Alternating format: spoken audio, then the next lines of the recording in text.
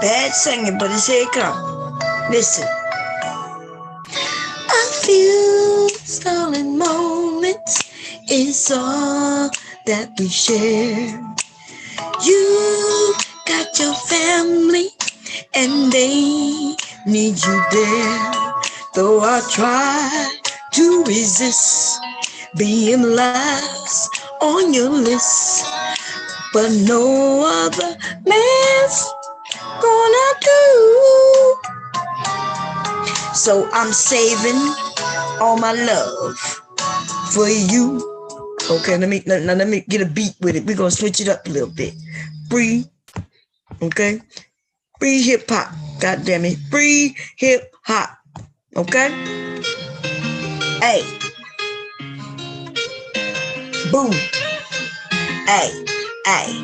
Late at night with the bomb squad. Woo.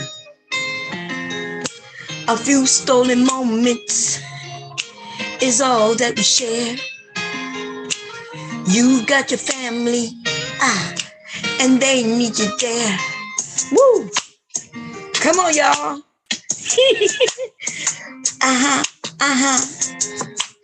Who killed Whitney?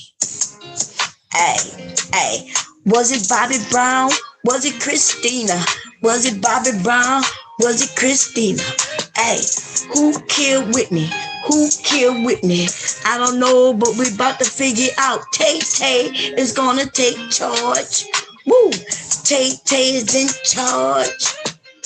Tay-Tay will reward the motherfucker who figures out who killed Whitney. Who killed Whitney? Who killed Whitney? Who killed Whitney? Who killed Whitney? Who killed Whitney? Crackhead Whitney Brown.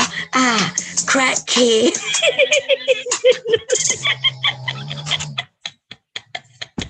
Was it Nick? Was it Chris? Let me grab the link, y'all. God damn, I'm crazy. Anyway, let me see. Hubby is snoring his butt off. Jeez. Y'all know why I don't get no sleep. Okay, I'm gonna get in bed. I'm gonna look at TV. Cool, y'all heard that one?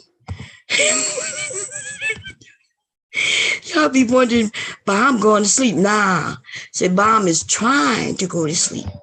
If she near Mr. Mark, she ain't getting no sleep. Not until he get up in the morning.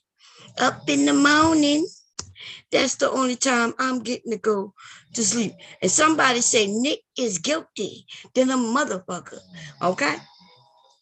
We're going to make that song. Now, remember, we're doing a Bomb Squad song.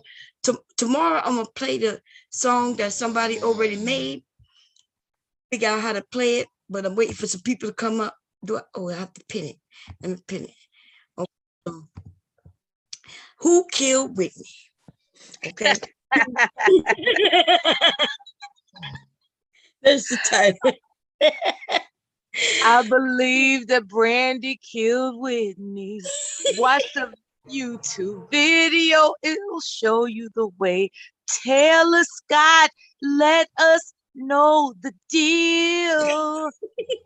She's always been for real to bring the conspiracies amongst the light. Let Taylor's wisdom show who killed Whitney. Let us hear how Brandy got that no slip to her and off Whitney. Yes. Wait a minute. I didn't help it. I don't mean that, y'all. I didn't mean it. I didn't mean that. I'm That was a just good playing. one. I'm just Oh playing. man.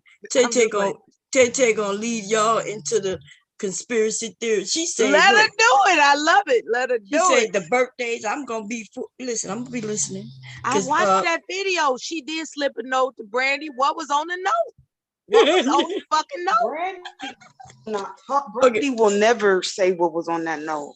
She'll never say it. But if you see when she slipped that note to her and she looked at it, do you see the horror in her face? But to see when the video happened, damn, I'm gonna see it tomorrow. Or Y'all make sure y'all could play be it. a different song. Okay, wait, I'm about to give devastating. Devastating, you got it right for the night. Yeah. Okay, and if let me pass this video on to y'all that Taylor shared with us, and no, I just looked it up. I didn't actually save it. Damn, it's in the previous live stream. Good night, everybody. Good night. Good night, Bomb. Good night, Bomb. Good night. I'll send it again. And don't y'all be emailing her for nothing. If y'all play videos, right? If y'all play videos, you know, play a little bit of it, then you gotta talk. Copyright, yeah. Okay, and also, if y'all want to see faces, just mute the sound. So if you want to see the reaction of somebody, you know what I mean? Y'all know how to do it. Y'all know how to do it. Okay, so I don't get no copyright. Yeah, Whitney Houston shit probably copywritten, you know, copy. Yeah, that's true. All of her shit is, yeah. Yeah, that's true. That's true. So Let's be very careful of that. Okay. Yeah. So see y'all later, y'all. I'm out. Sleep tight. Don't let the bed bugs bite. Bye. Bye, everybody in the chat. Good night, baby. Good night. Let's get reckless. We're not here to fight tonight, free to win. We're trying to break open a unsolved case. mystery. Goddamn. It's fucking Friday already. Let's go. I got my battle axe head wrap on. Shut your ass up. I got my battle axe. Miss Taylor, I got my battle axe head wrap on. I know you I'm gonna do. put it in the chat. You took your earrings off. Okay, hold on. You put your hair I just took my braids out because I'm getting it done again on the 26th. So I gotta let my hair breathe. Copy and paste it. And okay, I put it in the chat. It's 36 smoke. Good. All right. I wish somebody come up here with that smoke. I know you do. Make Devastated mad at me. Say I always want to get the last word. Yeah. Ooh. I think he likes you better than Trinity, if that means anything. Oh. Everybody should like me better than Trinity. What the fuck? I'm just saying. Well, Trinity's cool. She good people. No, Trinity accused me of being a pedo. Nothing's cool about that, and that's period. Oh, I didn't hear that. Yeah. When we had a dust off, she came on the panel and she was like, like she was gonna cuss me out. And I told her, bitch, I ain't scared of you. So we went word for word, and she basically said, like, I'm licking little boys. Like, I ain't got time for no bitch like that. Like, for real. Period. I'm done with her. There's nothing else I got to say to a person that accused a person of such degenerate behavior. I'm done with that. She hit the panel. I'm off. We gotta replay the video, Devastating, because in the now there's her daughter right there, but in the beginning is when she slipped the note to her. In the very she did it. Video. She did it kind of like quickly, like this is for you, and then she went back to Monica and Clyde. You see the horror in her face? Now she said, she said in the video that she nearly drowned twice today. And Clive kind of like ignored her in a way. But that's what she stated. Now, I don't fucking believe in these. Is too many goddamn coincidences. You understand me? She died. She died. And look at Monica. She said, "Why are you wet? Did you read her lips?" I read lips, goddammit. Monica was like, "Why are you wet?" Right. And Whitney was like, "I almost drowned twice today." Yeah. I'm sorry, but I don't understand what's going on. No, Taylor ain't crazy. That's what's going on.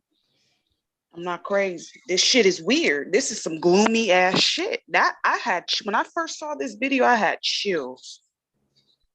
Okay, but Taylor, can you tell me what is it that you think you feel like you're seeing? I mean, I'm seeing the fact that this woman literally interrupted an entire interview. She's wet. She's low key kind of from. It was urgent. That's what clearly this matter was urgent enough to her that she interrupted the entire interview that was going on to pass Brandy a note. Yeah, this was an interview that was already happening when she walked in. They were already in motion. So Whitney interrupted them. This was not planned at all. So it's crazy that she did that. What if she felt like she was in danger? That's what we're trying to solve and figure out. I believe she was murdered. What was on that note? Like somebody's trying to kill me. And the reason why I say with the whole industry thing, we know that these people are playing with these demons and then made deals with the devil and whatnot. Now, there's always going to be a price to pay when you participate in these type of rituals and sacrifice people and different things like that. There's always going to be a price to pay. Now, I believe, and again, I don't have no proof of this, so don't ask me where the fuck is my proof. This is conspiracy theories.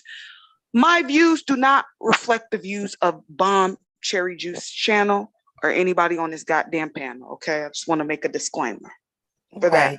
But I believe that in a way, in that note, Whitney is kind of telling Brandy, yeah, bitch, I know that you know what's getting ready to happen to me.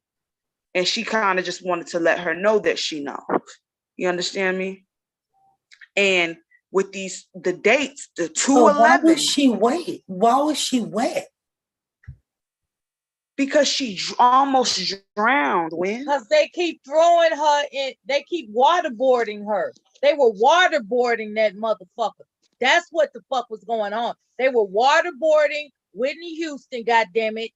Okay, I said it out loud. They were waterboarding her to get her to cooperate with the fucking system she was signed a contract with.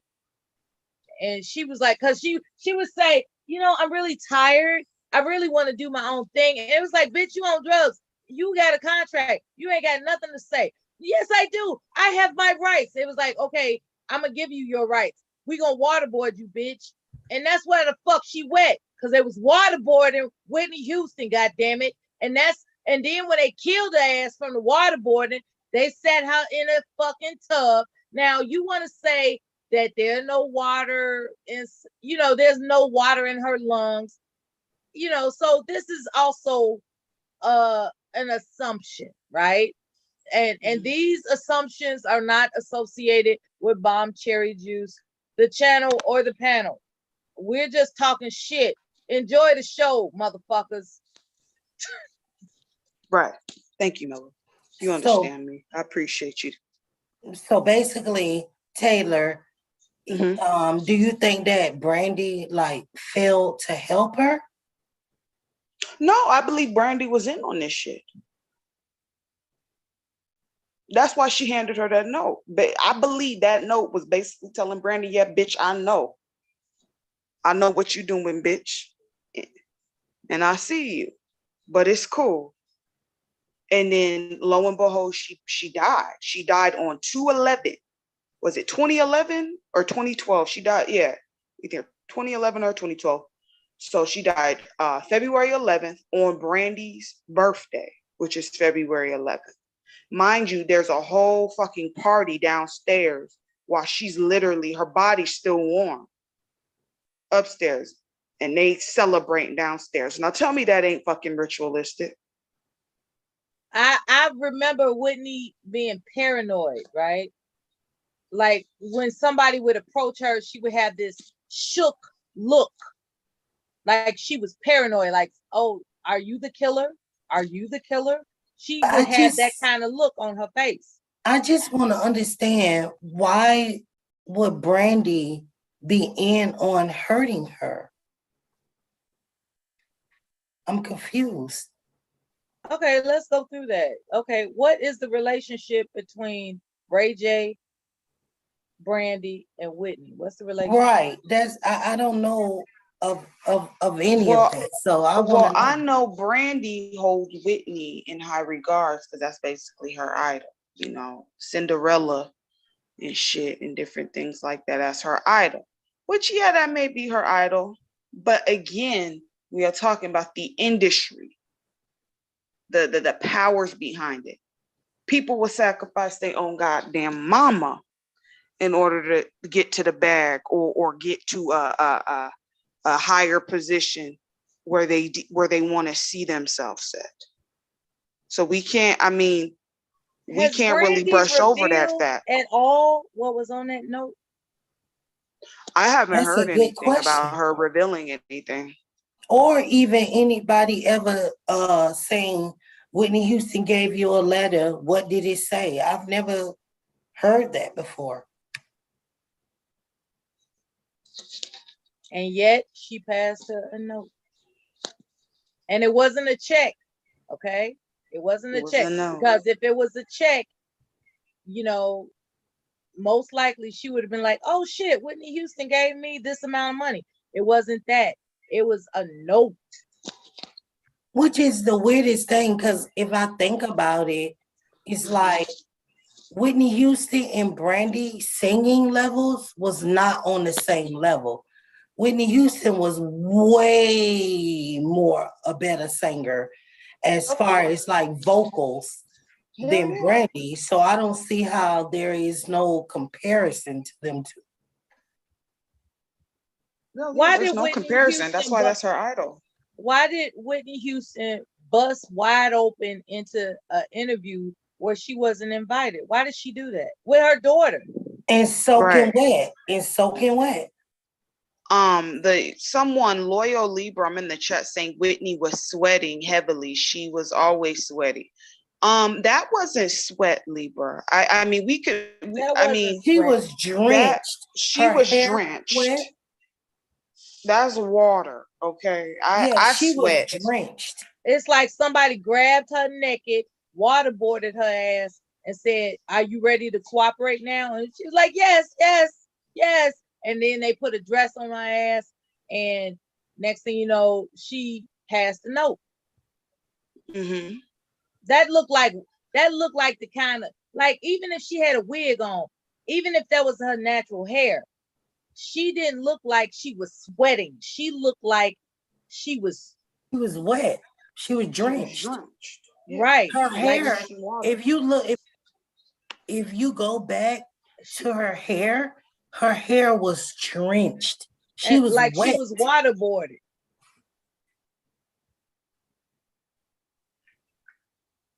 Think about it. You know, have you ever been? I still just don't understand the correlation with her and Brandy, though. I just don't understand. I don't know the Ray J and her. I think she used to, I think Ray J used to be her lover, and I don't know how that goes. I mean, Ray J was for everybody, so if he was messing around with Whitney, I'm not surprised. But that's not the point. Excuse me. That's not the point. We don't give a fuck about who Ray J fucking, okay? We care about Whitney and Brandy in this situation, you know. Again, I do not believe in fucking coincidences, okay? That shit is, listen. I just want to speculate on what that note said. The note, I mean, the note could say a lot of things.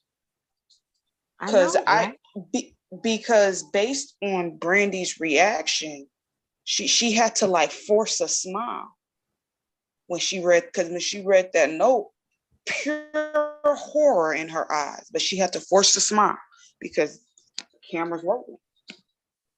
And Whitney was letting her know that, hey, bitch, I see you. And I know it was you. On some Godfather shit, I know it was you, straight up.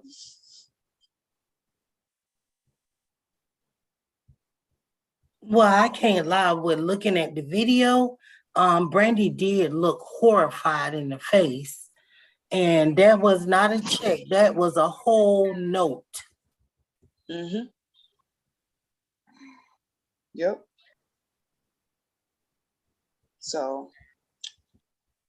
Oh shit! Don't tell me that bomb didn't pin. She didn't pin the link. Oh no, she did pin it. Yeah. It's pinned. Oh, she did. Okay. Yeah. Yes. Okay. Thank you. You're welcome. But at the end of the day, within these industries and whatnot, you got to be mindful. Like, these aren't regular people that we're dealing with. These aren't the everyday motherfucker that you'll see at your neighborhood Walmart or Costco or anybody anywhere like that. Like, these people are held in high regard. They're idolized by regular fucking people. Okay, they have access to certain things, and they're into some demonic ass shit. Okay, flat out, bottom line. They playing with them spirits. They're all playing with them spirits. But at the end of the day, the devil or the demonic deity that's coming to collect, there's always a price to pay when you make a deal like that. There's always a price to pay. And unfortunately, may God rest her soul, Whitney was a sacrifice of that. They sacrificed her.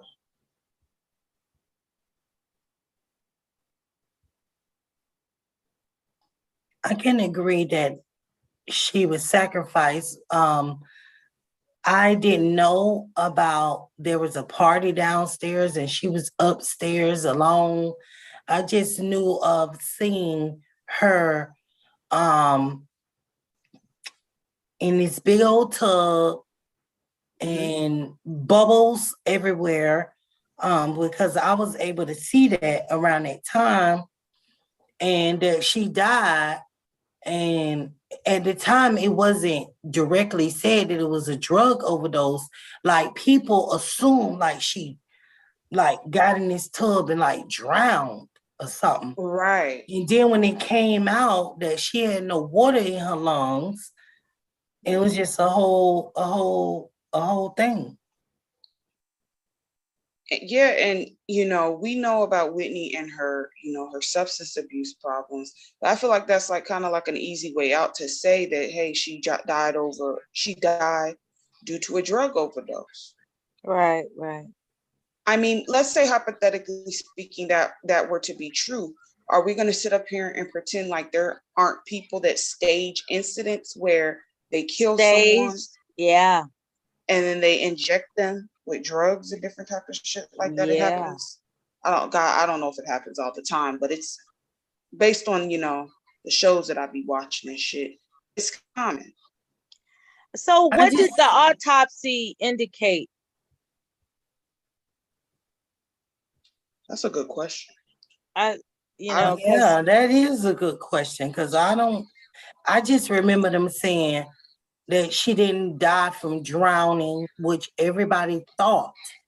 I can say I thought, can't say everybody. I thought from the things that I was watching and seeing, it was like she collapsed in some type of way in a tub. And then when I heard that's the spooky part, that her and her daughter were found in similar positions of their ending of life. And it would lead somebody to conceptualize that there is a such thing as staging. But then you got to look at the fact that nobody else is living. Nobody else is living but Bobby Brown. Well, that's what I'm saying. He's innocent, according to, he didn't do it. Nobody's living but him. Nobody. And that's a problem for me. I don't understand that. He's able to tell the stories.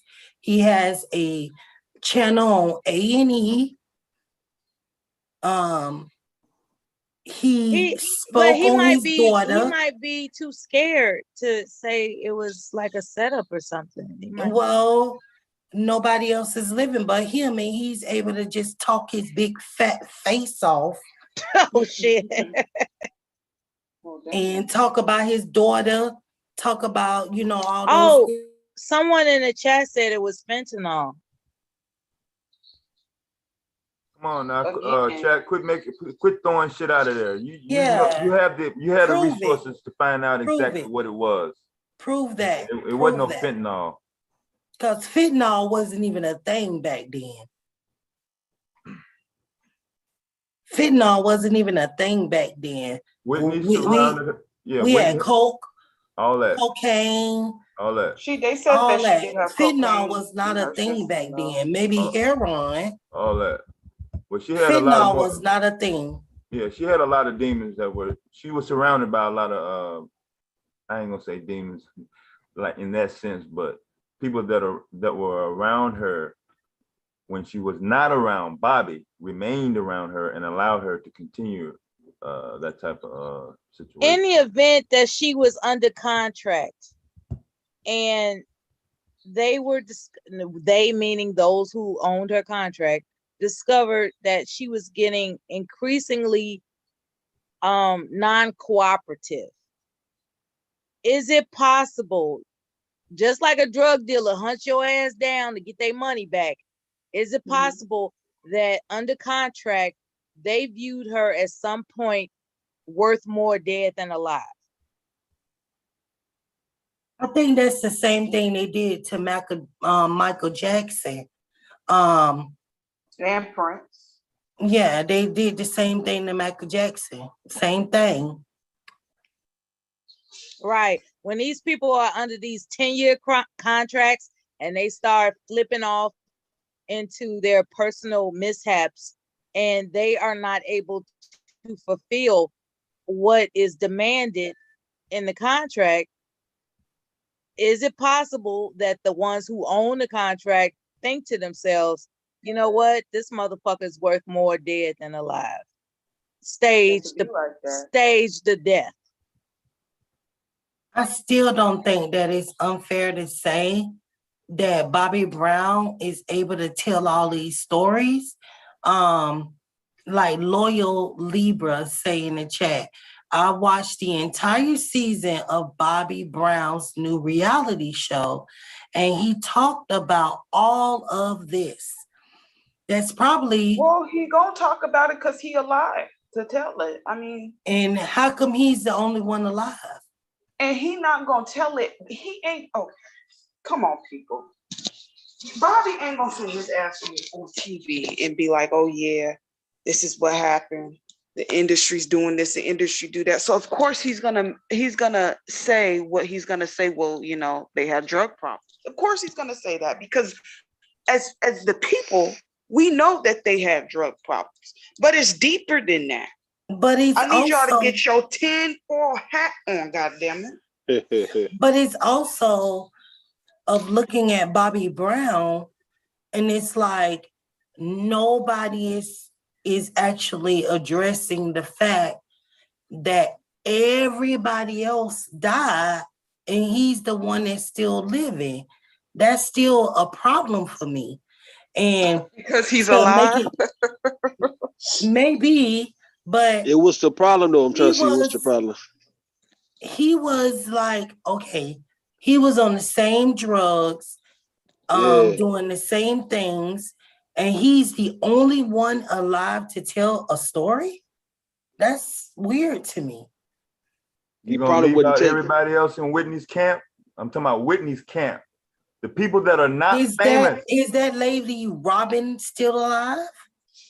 Yeah. Well, Robin wasn't in the industry like that. She was just the homie of Whitney's. They were sisters. But apparently, looking at what I was sent and I was looking at, if she was the one that got Whitney or was around Whitney and knew Whitney had did all of these drugs, nobody's questioning her. But here's the thing, though, when a civilian motherfucker can't sacrifice.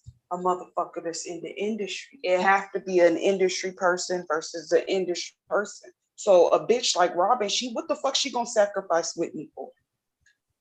What would be her purpose of that? Like, she can't sing, she can't, she's not anything of talent. So what is she gonna do that for? And then Bobby, his ass fell all the way the fuck off. That nigga is unrecognizable. Well, that's not really older. true, because he's making money off of his dead wife and dead daughter. Like literally, like right now to this day. Hey, can y'all hear me? Yeah, you good, bro. Yes. All right. Yeah, bro. Yeah, oh, your ass. Listen, Hate that nigga Bobby finessed the whole game, my nigga.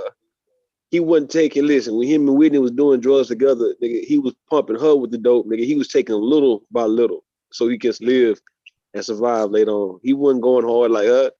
She was the one who had more to prove for some reason. Like, she wanted to show that she was down. That nigga been doing that shit. So you say she had more to prove, or the fact that she thought that they both were getting high together and he was giving her a harder dosage. Harder dosage than what he was taking. Kind of like when somebody he was taking.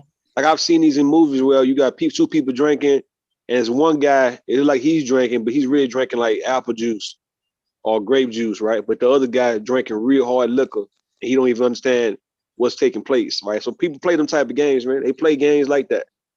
Mm-hmm. Yes, they do. And so let's is keep he innocent? Is he innocent? Keep in mind that Sony. Bro, is he innocent? Sony, hold on. Sony Records advanced Whitney $100 million. Okay, for a contract for I'm trying to remember how many years, but they advanced her the money. Okay, they advanced her the money, and from that point on, they just went fucking wild with it, to the point where her substance abuse wouldn't allow her to fulfill the obligations within her contract. Yeah. And as it turns out, her contract indicated that her death was worth more than what they advanced her. That's real talk. Anyway, y'all go ahead, talk. Go ahead.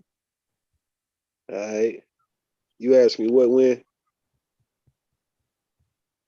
I was just saying, like, in that situation, why is it? I guess you asked me, was Bobby innocent? Yeah. Is he? How can we sit up here and act like he had no part of it? He's the only one alive. He lost his daughter, the daughter's boyfriend, Whitney. And then I thought it was just the strangest thing that her daughter, like, just was fucked up just like her mom, and it wasn't long after. And he's the only one able to tell the story. Nah, Bobby's not innocent at all, right? The thing is, he just got away. It doesn't mean he don't get away for long. He just got away out that situation. So like he's the one who's gonna be the last man living amongst that. But it doesn't mean his days are not numbered. Right. Like I'm not saying Bobby didn't have anything to do with it. It's just that, the way the coincidences are setting up, Brandy's just looking a little bit more suspect than Bobby. Bobby could be well known as far as what was getting ready to take place. Oh, hell yeah. But I don't agree with that, because it's still very unclear about the relationship between her and Brandy. I'm still unclear about that. Yo, you see the date on this interview right here. 2/9. 2/9, yeah. 2012. 2/9/2012. That's 48 hours before the bathtub. Yep, that's 48 hours before she died. Wow. Oh. Yeah. Brandy was 33 on here about to be 33, but yeah, That 33 number is very significant. Yeah, some people may not be familiar with that number. Very significant. Oh, I'm a Nimbus girl, and yep, I agree. Somebody asking why would Brandy kill Whitney? Why wouldn't she? Like, what you mean, man? Are y'all that silly? Like, why? The problem is that it's not of why Brandy would do it. Nobody understand the connection between them two. That's the part. Hold on. Time out. What Godmother, you mean? Wasn't it? Yeah, that was like they just started. Godmother. They just started in movies together. That whole Cinderella. Yeah. Cinderella. Look at Clive Davis, crazy looking ass. That little snake in the grass. He look like a damn reptile. Now hold on. You said like Brandy. So y'all think that what's her name over here? Good Lord, I should know this woman name. Good Lord. Who? Monica? The boy is Monica. Yeah, Monica, yeah. Mm-hmm. So she is oblivious to everything? Hell no, I think they all was in. None of them are oblivious. It was a video, man. If you type in, I don't know the name of the song, but it was a video that came out that same time, right? 2012. It was Brandy and Monica, and it was kind of like showing how they felt about Whitney Houston, even on that actual show. I mean, on the actual video. I don't know. I forgot. It was some shit belong to me. You belong to me. This belong to me. Some shit like that, right? I remember they came out like 10 years ago, and it had a scene to where I think Brandy Monica cut this guy tie. You talking about The Boy Is Mine? No, it wasn't The Boy Is Mine. It came out in 2012, right? It was. I don't know the song. Something you belong to me. Something belong. Not Boy Is Mine, but it's. I don't know, man. But yeah, they had a little track, man. And yeah, it kind of like showed that it was connected to whole Whitney and them getting rid of Whitney and all that kind of stuff, man. And yeah, that's what I was reading back in those days, man. Oh, I never saw that stuff. That's just crazy. If I'm gonna find a video, I'll put it in the actual chat room. Go ahead. So the Win, do you not believe as far as within the industry, like just because someone, oh, that's my godmother, oh, that's my brother, that's my sister, people still won't sacrifice they goddamn kids or relatives or family members like that anyways? Their own blood.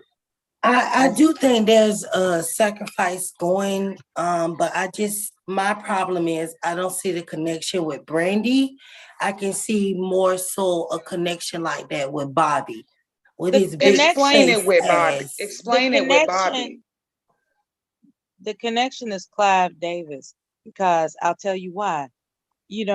When Whitney is out here making the record industry or the record contract that she's under look crazy as fuck because she can't control her substance abuse presence. It's like her substance abuse was becoming more relevant than her stage presence as a recording artist. And Clive Davis being in charge of that shit is starting to headhunt a replacement. So that's why those two women are sitting next. It's like, okay, instead of Whitney Houston, I'm going to replace her with two other bitches. And these are the bitches I choose. That's why they sitting next to me. And here come Whitney Houston, like, don't cancel me out yet, Clive. I know you've been waterboarding me, trying to get me together, but goddamn it, give me a chance. So I'm going to pass this note to somebody whose family I'm familiar with, otherwise known as Brandy and them. Like, please save me, because these motherfuckers are trying to cancel me out in a major way. What do y'all think about that? Am I tripping? No, it sounds like you was in on it, Mella. That's what it sounds like. I'm just speculating. And these opinions are not those of the Bomb Cherry Juice channel or fellow panelists. It's just my speculation. Yeah, we have to make disclaimers because people are just, take everything too hard. No, it's good. It's good. We good. We still good. It sounds like Mella in. She's on the inside, bro. I don't. Y'all niggas know I'm not going, man. Nah, man. Shit. Clive Davis had to. He had to make good on his investment. I listened to that song, Rule. That song never really honestly hit mainstream. Like that's why y'all think it never hit mainstream. It hit mainstream. It just wasn't a hit. It wasn't popular like that, but it hit mainstream. It was. Okay, so we know how. Yeah, that didn't hit, bro. We know how Michael Jackson signed that 10-year contract with Sony, or however many years with it, and he did not make good on it. The contract that Michael Jackson signed, Dangerous went off and the other one went off, but the other two, he did not make good on it on his contract. And Whitney Houston did the same thing on her contract. $100 million, I think Miss Mellon said. She came up short. Her tour dates were canceled. She was not able to attend. Robin left her in the middle of the tour on when she was in Europe. They gonna get their money one way or another. She came up short. But this is the thing. All of this information about this person named Robin, but this person named Robin wasn't never on the chopping block to understand what's going on. And it seems like this person would know a lot more. That's confusing to me. One thing that Whitney Houston could not stand is the idea of being replaced. And when Clive Davis has two lionesses sitting next to him, like these are going to be the next representatives of Black refinement women on our label, Whitney Houston was like, look, I'll act right. Brandy, by the way, here's a note. They trying to get me, girl. You know what I'm saying? Like, I want to know what's on that note. Like, what the fuck was on that note, baby? And that note is serious. Everybody knows that they were murdered, though. That's the thing. Everybody knows Whitney was murdered. Yeah, I don't think that's in dispute. Whitney brought her daughter into hugging Clive. So you know Whitney was like, hold on, give me a minute. I'm going to get it together. You know, here's my daughter. Like, I'm serious. I'm going to get it together. I'm going to fulfill the contract. And Clive was like, no, we already got two bitches to replace you. And didn't they frame that Nick Gordon dude as far as him being responsible? I mean, these narratives are in the interest of the topic, not necessarily fact. Y'all keep it rolling. Go ahead. Yeah, they said that I heard a lot of people think Nick Gordon was a part of murdering not only Bobby Christie, but I'm sorry, Tay-Tay. Well, who's Nick Gordon? Tay-Tay, who's Nick Gordon? Who's that? Well, Nick Gordon, if I'm not mistaken, I think he was Whitney's play son, and then that play son started dating her daughter. Damn. So yeah, that's is that the dude that died alongside not long ago after her daughter? Yeah. Yeah. Now tell me this shit ain't on some sacrificial shit. If they are dropping off like flies, like right on cue. Actually, yeah. It's disheartening. It really is. Like, so we get the biggest name stars, right? They die. Mega stars. Mega stars. We talking about from. Hold on, Win. We talking about from Michael Jackson. We can go back before Michael Jackson, but really we talking about like this modern century.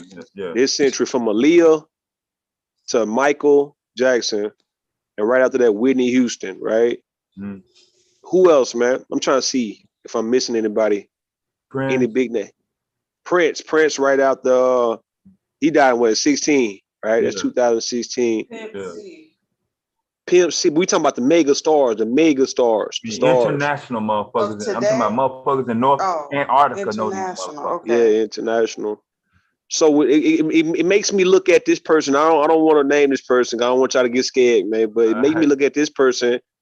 I want to know, is her days numbered, man? And you know what I'm talking about. What Beyonce? Person? Yeah, we talking about Beyonce. Is Beyonce? Is she next up? Beyonce playing with them spirits. Her and her husband. He's a warlock. Well, we already knew she was playing with them spirits when she came out and said that, you know, she get into Sasha Fierce. Yeah. So now what I'm asking, it's actually a way that when you're a performer or a person that you know what I mean, like you can adapt.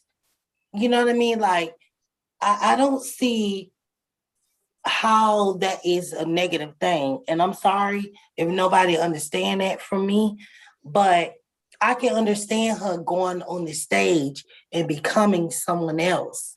Like I can understand that because you got to channel that energy. that's not what we talking about though, Free.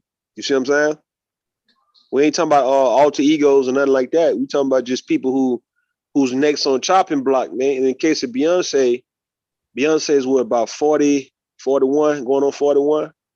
Mm-hmm. Would she make it to be 50? Because, you know, would she be on some Madonna shit to where she can be damn near 60 and still live, or would they try to get rid of her sometime in her 40s? Beyonce is exceptionally protected for life. She By is. who?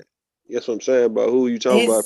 Well, I'll give you an example. She is, though. I'll give you an example, right? She married a man specifically because he knows how to protect his own. She became his own through marriage. Thereby, she is protected for life. What I will give an example to is Kim Kardashian. Remember when she was in Paris and she got accosted by these so-called robbers and shit? That was a demonstration of people can be got. Beyonce is in a position for life where she can't get got. The only thing that Beyonce could do is self-destruct. And because she has daughters, children to live for, she's not going to self-destruct. No, she raising her daughters up. She has children to live for, and she's well protected for life. Right. But I don't want to make it seem as if because she got with Jay-Z, that was the protection that she was given. Oh yeah, he's a protector. That nigga he's an extortionist, man. That nigga extorting the fuck out of Beyonce, man. That's what that's about. No, sure. Beyonce, Jay-Z is not the one that's giving her that protection. It's the spirits that she playing with. It's the spirits. It's the spirit. Well, if she gonna self-destruct by playing with the spirits, she not gonna self-destruct. She's not gonna be no self-destruct. Look at Blue Ivy. Look at Blue Ivy. When Blue Ivy first came out, everybody was saying, "Oh, she's not a pretty girl and stuff." But Blue Ivy is popping up everywhere. Beyonce is doing it right as far as generational wealth. She might be practicing that bullshit. Beyonce might have gone crazy to the point where she's practicing that witchcraft and or whatever it is she thinks is her power source. We can't do anything about that. All I'm saying is that nobody from the outside of their realm is going to come in after her. But I can't say when everything that I've researched. Everything that I researched about Beyonce don't fuck with the Kardashians on period. No matter how much they want to be in her circle, she don't fuck with them. I will not sit up here and say Jay-Z gave her that protection. It's just something about Beyonce that at this point is just untouchable. And I don't know what it is. As a matter of fact, I haven't seen any recent interviews where she is like showing her eye work. Because you can tell by somebody's eye work whether or not they straight the fuck down crazy, okay? I mean, but the thing with Beyonce though, Beyonce don't fuck with nobody. Like a lot of people will tell you that, like, if you meet Beyonce in person, that she's actually a bitch. Like she's very bitchy, she's very diva-ish. Like, don't look me in my eyeballs. That's not what Michelle Obama said. And it was also a big rumor going around that Beyonce had Michelle real Obama steak says breath. she's a sweetheart, so I don't understand. Why would you mention Michelle Obama compared to anybody else who would meet Beyonce? No, because if the rumor is that she's a bitch, and why would she ever be a bitch to Michelle Obama though? I'm asking nobody you, Mella. would be. Nobody's gonna be a bitch to most. Nobody's okay, gonna be a then. bitch So why to you her. using her then? Why you using her? Confused. But Motherfucker, you want to pick on me? Mella this question, motherfucker, you want to pick on me? I want I'm just asking a question. You just want to pick on me, nigga. I want to ask Mella this question about don't ask Mella shit, man. Mella good Michelle for the night, Obama. man. Michelle Mella Obama was on Sesame Street, and most of Michelle Obama's latest work is all to the LMNOP community, like legit. She was on Sesame Street, like promoting this rhetoric. Anybody want to talk on that? Because Michelle Obama was on Sesame Street promoting the LMNOP type of community. LMNOP, looking at listen. Well, I think that she had to. That's part of the agenda that's been accepted. Yeah, she had to keep her husband's agenda going. Yeah, there's nothing wrong with that in the mainstream. In the mainstream, promoting that to little children now is not normal. That's all I'm saying. She was on Sesame Street. It doesn't matter. Kindergarten kids are getting pamphlets and academia and curriculum on this shit. Kindergarten, right now. Not true. Not in. That is not true. In my I area. posted the information last week. What do you keep saying that kindergarten kids are not getting fed this information about this group? Maybe in different areas. Oh, I understand that. Okay, but it's but not don't say in they're all not getting areas. it. Though. Yeah, don't say they're not getting it. Okay, so Sesame I won't Street, say that. I won't say Sesame that they're Street, not getting Sesame it, but Street in certain areas, they're not getting that. Okay, so you're saying certain areas, so that does not mean that no kids are. So just know that Sesame Street is funded and supported. One of their sponsors is that community, and they're not going to say, "Oh, well, you sponsor us and you give us money, we're not going to have anybody on promoting our product." So that's why you are seeing that. It's strange to you. You don't like it. You don't agree with it. But the truth of the matter is, it is being sponsored financially, politically, and U.S. Supreme Court legally. That's it. Yeah. They got the big bucks. I can say genocracy. You could Google Michelle Obama on Sesame Street. Is actually a whole thing. She was on there. She was promoting the community. She did a whole spiel on that, and a lot of people was adverse to it. Like in my area, there was very adverse to it, and it was just like, what is she doing? Yeah. She's always been in favor of that. Now she might have talk about Michelle Obama. How can I put this? What?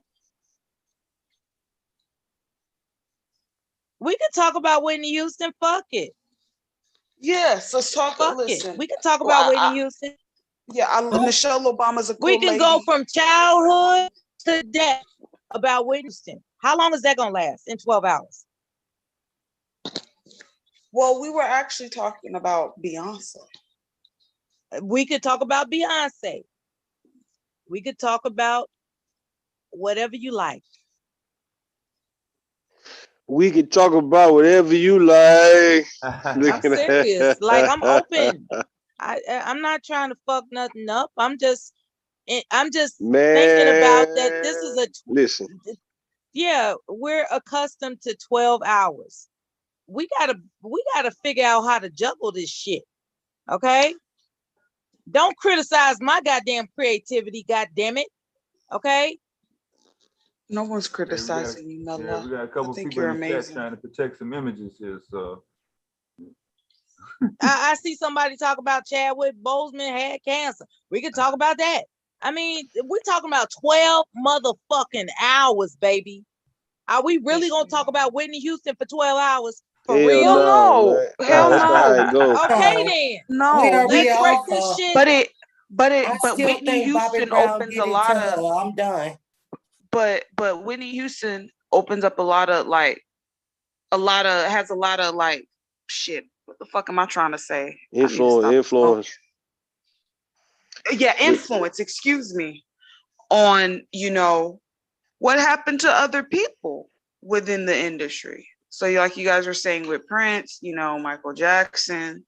Oh yeah.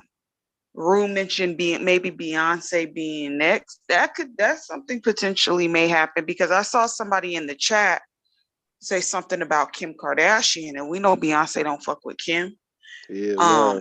And then Prince kind of dismissed Kim before he passed. He dismissed her, and then a few years later, he ended up dying.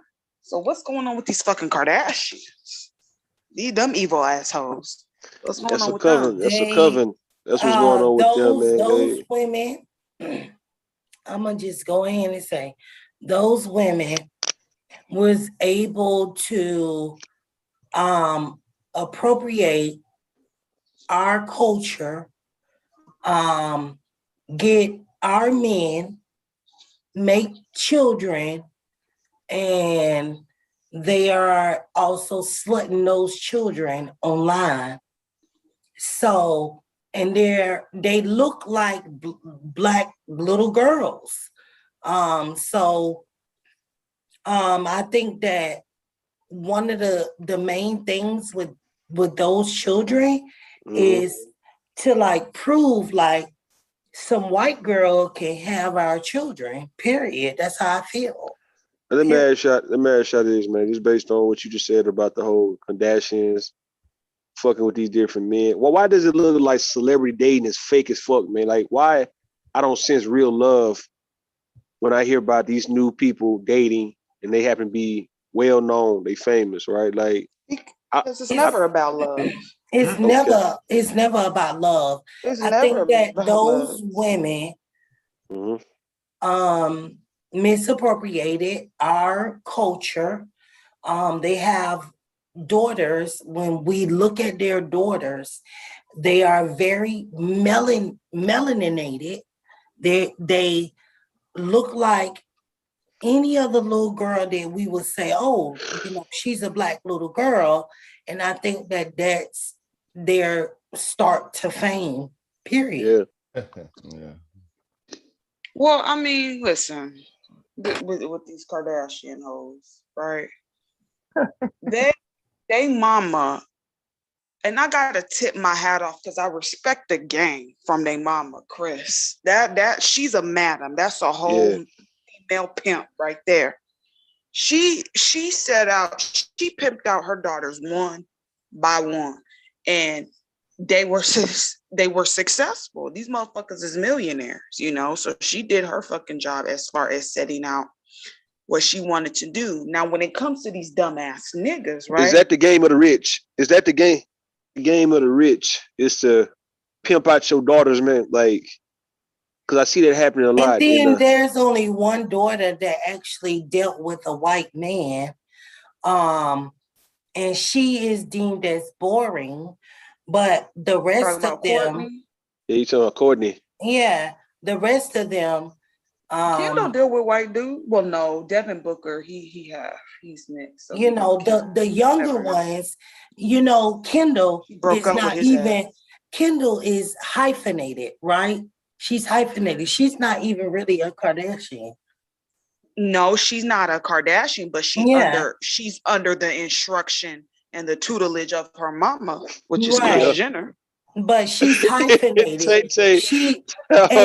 And then if you actually watch the show, if you actually I've seen the show a few times. Those daughters where their last name is hyphenated as Kardashian, they get the most like jokes and heckling, and but the fact it ain't that about they're the Kardashians, though. That's the other. They don't even look at them as Kardashians. But this is Chris's harem. That's what I'm trying to say. It's not really about the Kardashian because that's their daddy. Their daddy was kind of irrelevant to a certain degree. He was one of the lawyers of the of the dream team of OJ, but he really didn't do nothing. You know, that was Johnny Cochran did all the work. So did the other white dude. But anywho, no, that shit funny. That shit funny. That's funny. I tell you when you said they under the instructions. God damn, man. Man, that's some pimp shit. Yeah, some tutelage. They are under the instruction and the tutelage of their mama. She's a pimp. You know it is. Okay, she may be a pimp, but let us look at her husband. What happened to her husband when he done turned completely different? Well, we know. Well, their relationship was staged too. Mm-hmm. Chris didn't really like Jenner like that. Jenner was an old ass nigga when she got with him. I think he was already in his 50s at the time. He was an old nigga already. So I mean, that situation really wasn't about love. You could look at the nigga and see that he's fruity. I did not see that. He wanted that. I want to see a picture. I want to see a picture of y'all saying he already looked fruity. She wanted that triathlete. He went from a hard like a white man to a hardcore looking woman. Period. Listen. Bruce Jenner or Caitlyn Jenner, what the fuck that nigga's name is now? Nigga named Caitlyn. They call me Bruce. Yeah, man, he ain't been Bruce in 20 years. I feel sorry for him in a way because he had to live with them motherfucking whores up in that evil ass whores. So you think he couldn't beat him, he joined them. That's what he did, man. You know? I can't defend that, but I do know that the mom is like over like religious congregations and churches and shit like that. So who's mom? The Kardashians' mom. You talking about Kris Jenner? Wait, Kris Jenner no, I mean the Kardashians' mother. The mom. That's Kris Jenner. Oh, that sound like the man name. No, her name was Kris Jenner. It's Bruce Jenner, the man. Bruce Jenner is the dude. That's Kylie and Chris, Kendall's daddy. Because she has his last name. Okay, I get it. But Kris Jenner, if you like Google her, they have churches and shit. Like churches. Oh, religious organizations. That bitch is that bitch is a witch. Everybody knows that she's a fucking witch. And the thing is that they got these niggas under some type of siren spell. Cause every time a nigga gets involved with one of them women, it don't end well. You have poor Lamar in a goddamn brothel overdosing and shit. What kind of shit is that? Yeah. That Chris Humphries dude was smart enough to divorce that bitch 40 days later. Mm-hmm. She talking about Lamar Odom. And I don't know if y'all Odom been smoking crack for decades, though. He's been a junkie. I don't know if y'all people in the chat and they talking their rhetoric, but Google it.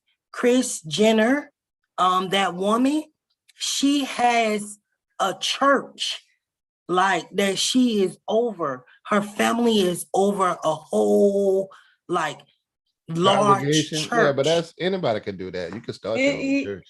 You know they got satanic churches, right? Where motherfuckers that worship Satan just go in there. Right. And open up another box. So I mean that really don't mean nothing. I mean it is their right. Yeah, I see that. I see that for Taylor, they were trying to put this. They were trying to protest putting a Satan statue up. They said, well, they got crosses up. Why we can't put up our Satan statue? They got rights. That's what made me think of that story they had with that. Now I see that in Beyonce future, man. Beyonce starting a religion and having a bunch of worshipers and followers and stuff like that. Because she got it. She actually can do that now. Like that's how people follow people, man. You know, them influencers, a lot of them people like Beyonce, Michael Jackson, they could start their religion. Folks would definitely worship. Hell, what if Tupac started one? Exactly. Yeah. He was trying to start his little movement. I just don't see I don't see The beehive will You don't come for see. your Put ass. some glasses on. Yeah, the beehive will fuck you up on Twitter. I'm telling you, they eat your Yeah. ass alive. But If you can't I see don't if you can't see free, put some glasses on, my nigga. Stop saying you know what I mean? Yeah, it's blind. But You say you can't see. I don't see. I said get some I glasses. was gonna say something else. I don't see how Beyonce is doing anything that is demonic. Like her Man, music stop. is sorcery at some points, but she prides herself on like privacy. I mean, you're not gonna see her do anything demonic. What you mean, like? You're not gonna see it. It's not gonna be out in the open. Her people always had money, though, right? I mean, her dad and them, how rude, they always had enough paper, so they were never really in the mainstream like wherever they America. They was on. They had paper. Yeah. Yeah, but Clue, Michael Jackson publicly got out of the Jehovah's Witnesses in 1983. And there were some rumors that he was part of the Nation of Islam, but I don't know. I don't see any documentation on that. Don't tell him what Joe had Mike and them doing. They daddy Joe. Don't tell him what they had Mike doing. But I got on the screen the Twitter response from Brandy. She says that Whitney Houston made her. She made Whitney a promise. A promise to do what? Yeah, not to say what was on that note, pretty much. I don't think it had nothing to do with the note. That woman ruined Bobby Brown's career. Oh, hell no, Mr. Kevin. You go. Yes, she did. Yes, she did. Yeah. Bobby Brown was at the top of his game before he started dating Whitney. And both careers started tanking after they hooked up. As soon as they hooked up, both of their music. They didn't belong together. They were a match made in hell. They were on the way up. Right. Before they got married, yeah, both of them was at the highest, I think, that they could toxicity that fit perfectly together. I think Whitney got better, you know, in the 90s, man. Like after she was fucking with Bobby. I'm after Bodyguard. After Bodyguard, after Bodyguard, I think she became a real star. No, after Bodyguard. No, but she always had that habit though. She was always junkie. No, she was always a crackhead. Now she could be a junkie. I'm saying I think Bobby. Roll the numbers. Roll the numbers. I think Bobby got her. Bobby the one who declined. I don't think Whitney declined. She was turned out. She turned Bobby out.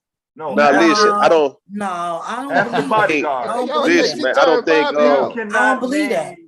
I don't think Whitney coddlers, and I think that y'all are neglecting the fact that everybody is dead around him and he's the only one to be able to tell a story. And I'm sorry, but I don't believe nothing. Yeah, but listen, Free. Listen, I don't believe everyone that's but listen, Free. He didn't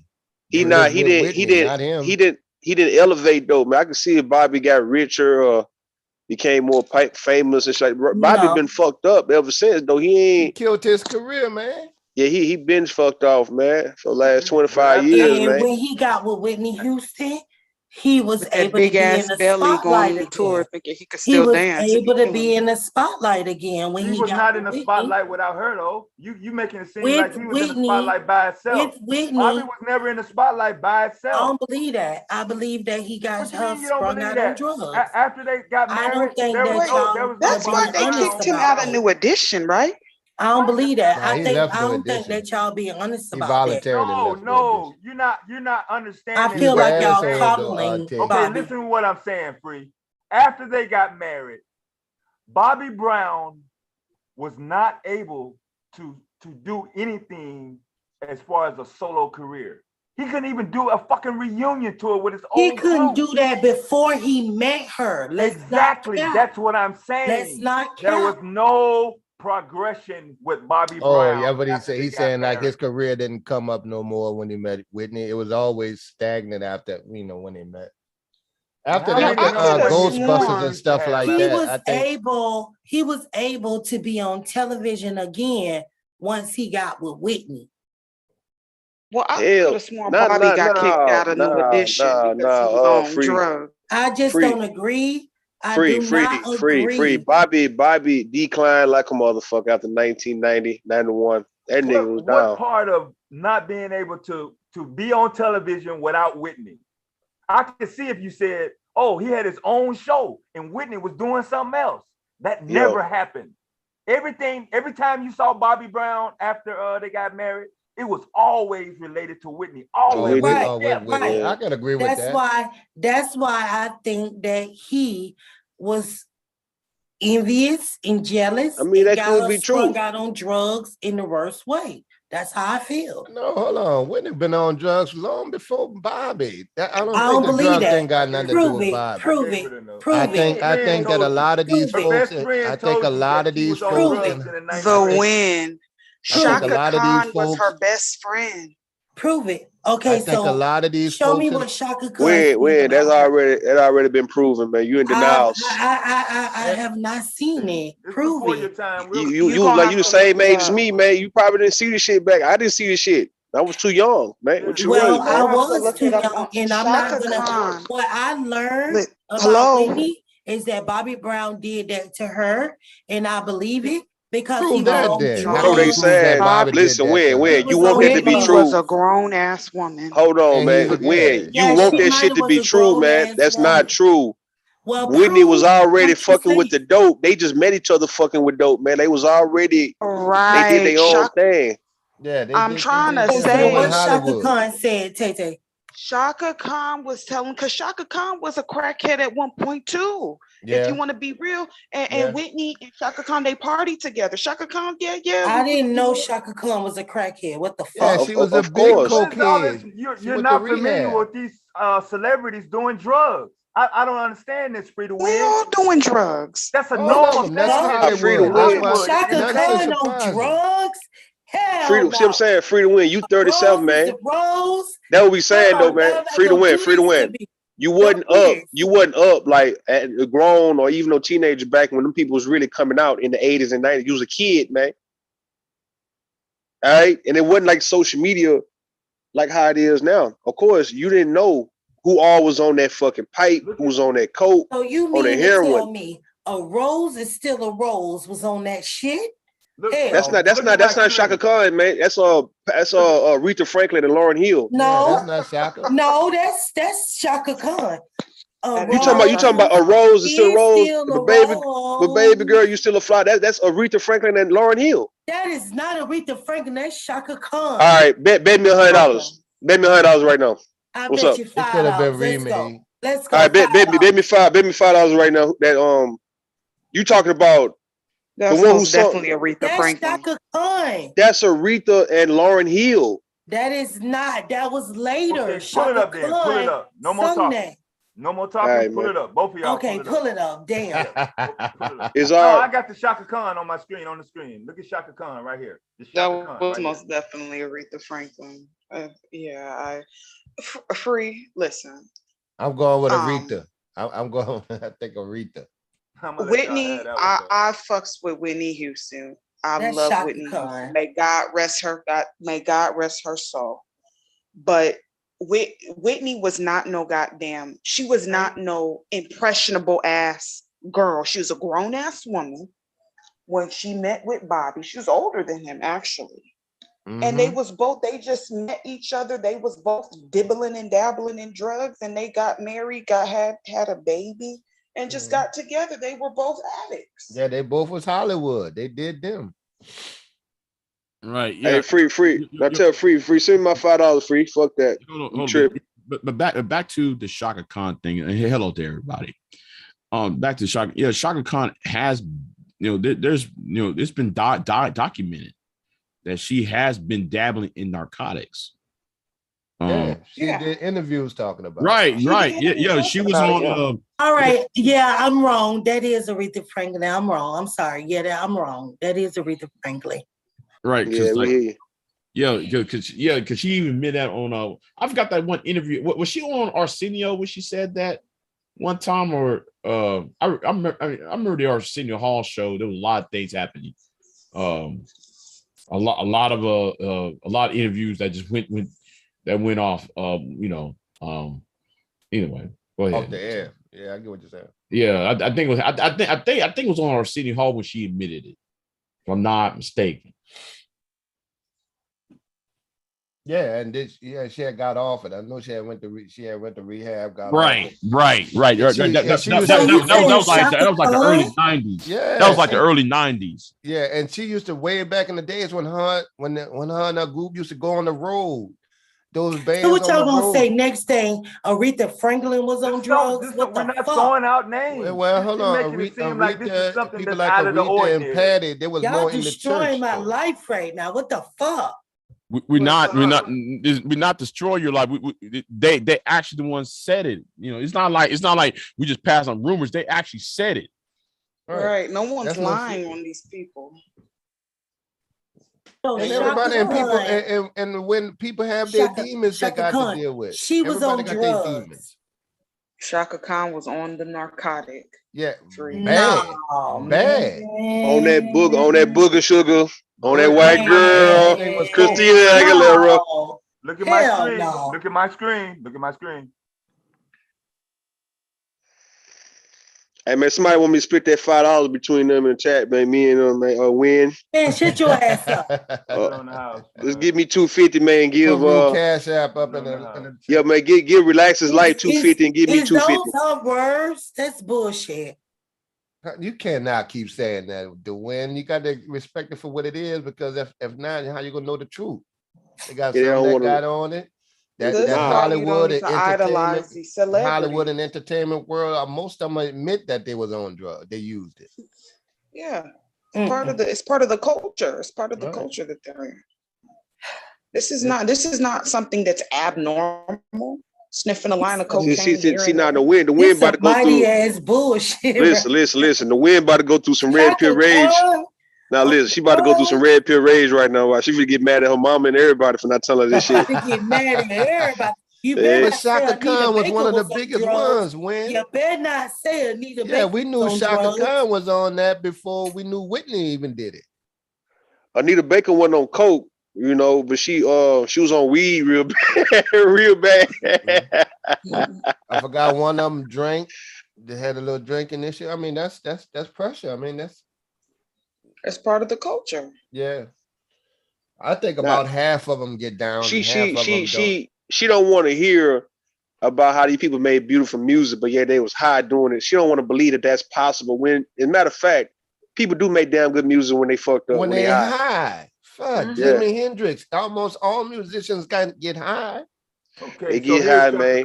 Here's Shaka Khan going expressing that her disgust over the fact that Clive Davis, that low down making grass bastard, went on with the party as planned the same night and the same goddamn building where Whitney Houston's body was found.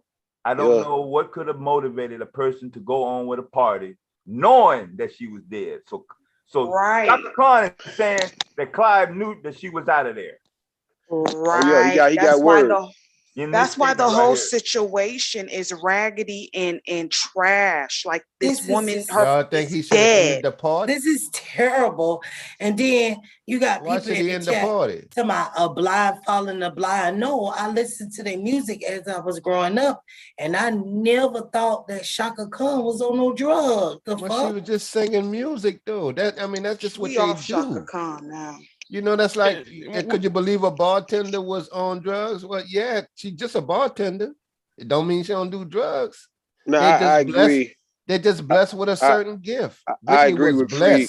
I agree with Free on this one. It's like you just don't want nobody distorting your view of people you looked out to, you idolized coming up. That's true. That's true. You know, like why it got to be? Now you can accept. Okay, well maybe a person got arrested. I fucking had tapes of these ladies, jamming these ladies. So let me ask y'all this though. Was Michael Jackson ever on drugs? Yeah. Your definition of Man, shit. If you are the son of Joe Jackson, I will be on drugs too. I'm saying we talking about coke. Joe Jackson. Hold on, BJ. Hold on, bitch. I'm talking about coke, pills, heroin. You know, crack. Shit like see, that, Rue, man. you calling out street drugs. That access man to was on anything on prescription planet drugs, Earth. which is another level. Yeah. He ain't need that. That's that bullshit you talking about. He was No. getting the needle. Yeah, that's And what you was know, on and that don't Propofol. forget he had that, you know, that addiction started after that Pepsi commercial and his hair caught on fire. Yeah, and with he the lost his hair. painkillers. His hair never grew So back. he'll never had to get no heroin. He was getting it straight from the source. Yeah, off the he press. was bald headed. He was really So y'all really bald-headed. think he had a skin disease? I think he had some mental issues from his childhood. I saw pictures of his leg. Well, we all saw him kick his leg up. Yeah, and they were spotty. Nah, Michael Jackson, that was just a case of him bleaching like a motherfucker. That's you all that talking is. about you saw him kick up his leg. What was on his leg? No. Well, I mean, like, you know, when he's I was joking, like when he dancing, you know. That's all. No. I'm making light of it. I don't take it. I don't believe he bleached his entire body, did he? Because I think so. That nigga bleaching, man. He No. one of the originators. No. When he died, somebody leaked out his autopsy photos out. Somebody leaked it. Yeah. So he is for like shit. the most. Yeah. I saw that shit. I'm like, what the fuck is this shit? I love for you to find it and let me That boy see. say leaking. Like, man, I'm not looking at that shit. I saw that shit, man. All you see is his body. You see a towel over where his privates are at. Yeah.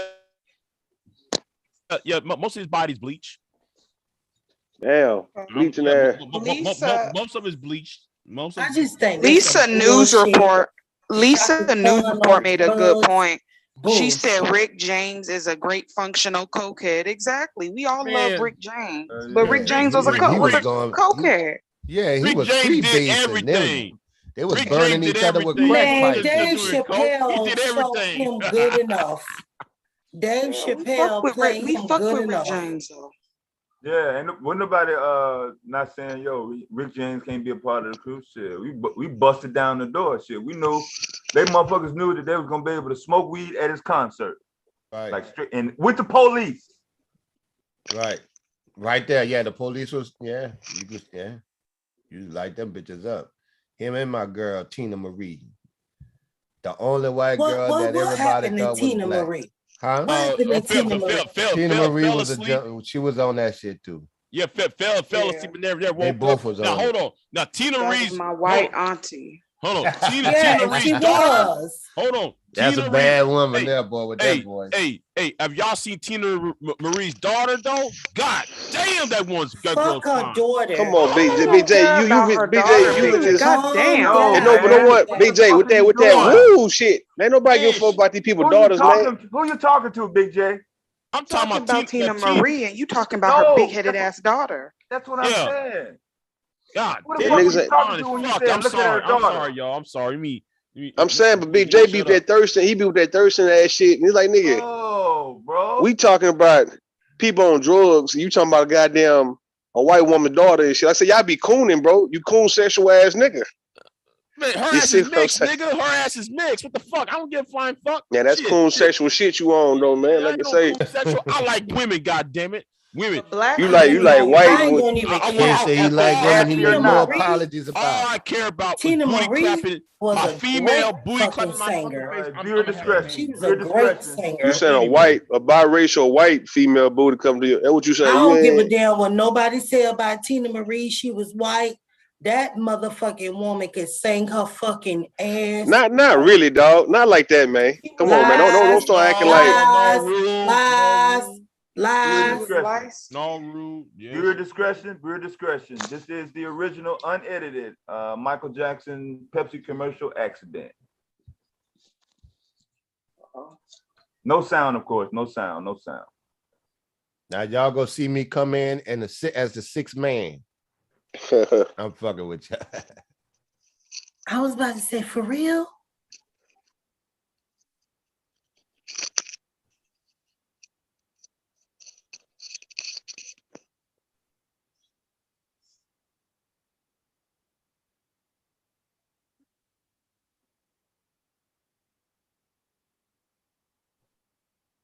Was Shaka Khan in any movies? Oh, his shit is on fire. Oh, I'm sorry. You playing a Michael Jackson video.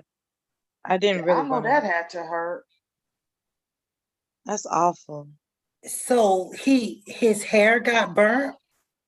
Yeah, burned half part of his scalp. He had a Jerry curl back then, and Jerry curl. You did not see that man's hair in flames? No, I slow it down for her. I slow it down for her. She didn't see it. He was injured severely. I wonder if Starbucks is open. I didn't even want to see it. I wanted to go back to Sucker. I can't see Michael Jackson get hurt. I think Starbucks open like 5 o'clock. Oh, what a man. That shouldn't have happened.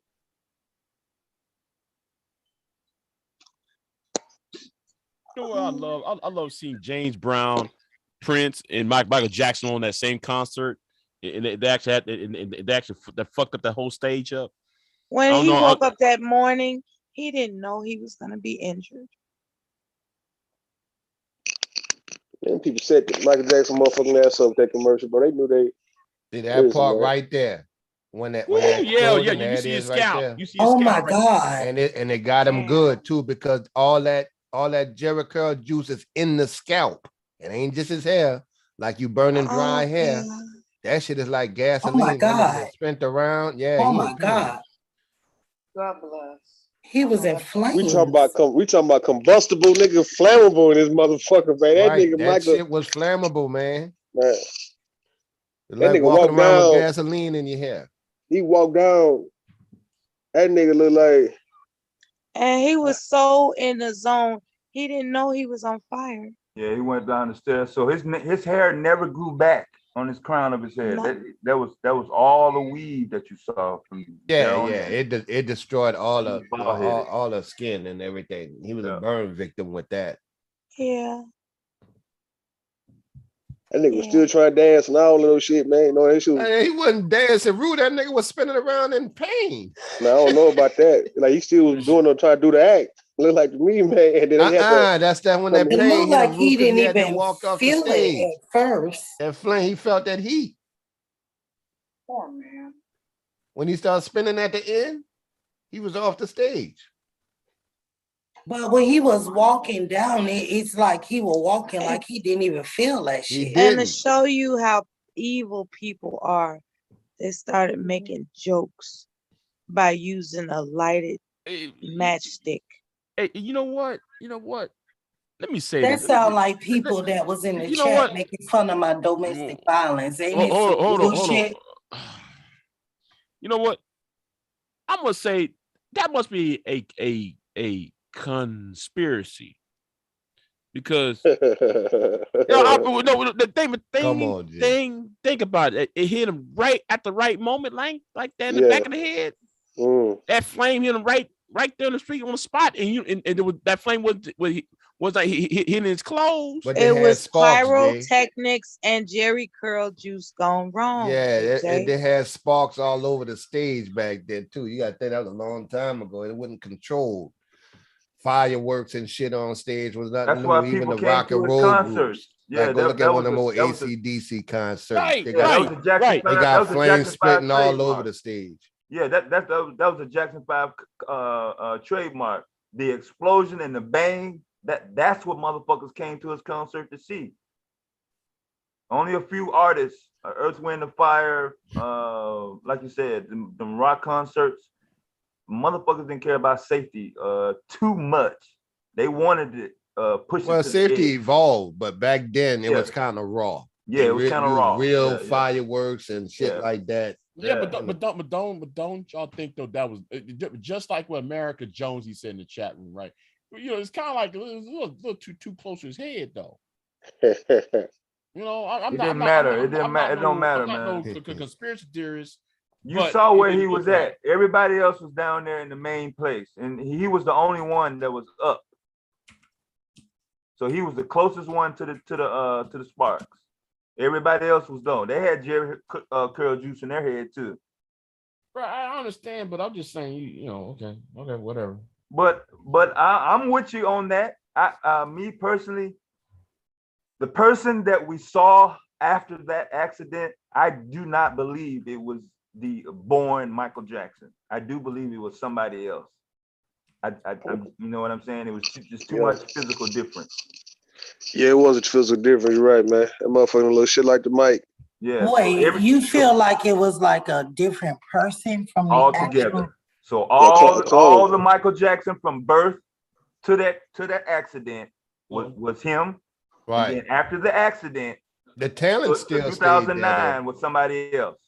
I think the talent I still can agree to it because Michael Jackson had some very black features, and then after, like, everything just looked weird. Well, he had surgery, cosmetic surgery, all this for years. My thing, I'd like to say, I think what Devastating saying, man, it was a Michael Jackson impersonator after that commercial, man. Like Elvis impersonators and all that, right? That motherfucker wasn't Mike. That wasn't the Mike that we know. The throwing the baby over the roof and shit like that. You know, he said throw the baby. Yeah, we talking about that. That's not 1979. Off the wall, Michael Jackson at all, man. No, but he been changing, man. I'm saying that wasn't even Thriller Mike, man. That's somebody else, man. He had cosmetic surgery before that that incident, if I'm not in mistaken, world, right? I don't know about all that. Everybody else looked the same, like Janet. Hey, Janet kept her looks. How about y'all look at his kids? Trauma. How about y'all look at his kids, the ones that's getting all the royalties from him, and got a spickle of black in them? Yeah, they not black. Right, because they were white kids carried by a white surrogate mother. They were carried by a white mother. He just adopted them and calls them his kids. They didn't come from him. Yeah, hell no, man. Yeah, that's not even his sperm. That's kid's name, Blanket, motherfucking name, Prince, and all that. That's how I know. Like, nigga, these ain't your kids, bro. These Uncle Jesse from Full House kids, nigga. Straight the fuck up. You get what I'm saying? Yeah. When you look at them, they ain't got an ounce of, even the way that Michael Jackson, quote unquote, may have been him, but I'm starting to think as well it wasn't him after that Coca-Cola commercial. But he was still inwardly black, no matter what color he was on the outside. And those children ain't got no black. None of the children have anything biological for him, baby. What? Yeah. No, hold on. No, there is one person who allegedly said she had sex with Michael and birthed a child. And I saw that video. Who? Billie Jean? No. Black woman. Billie Jean. Hold on. I'll tell you what. Crazy motherfucker. Hold on. Let me go on YouTube and find who I'm referring to, because y'all you might seen this dude before. Hold on. Hold on. Let me put myself on mute. No, Michael Jackson didn't go on mute. Hey, bud, look, after that Michael Jackson incident, Pepsi stock went down to $1.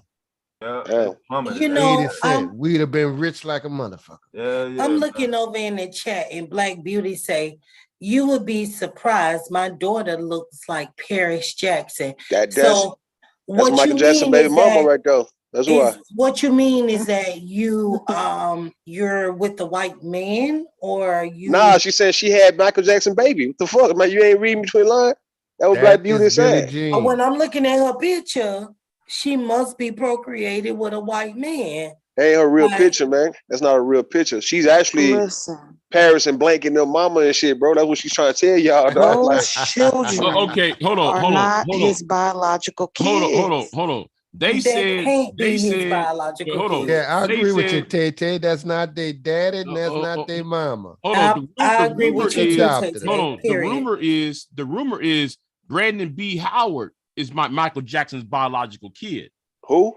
Brandon B. Howard. He's also a singer and R&B artist. That is. You need to share the screen and let me see this. Okay, hold on. I'll tell you what I do. Once you I'll tell you what I do. Rumor, hold on.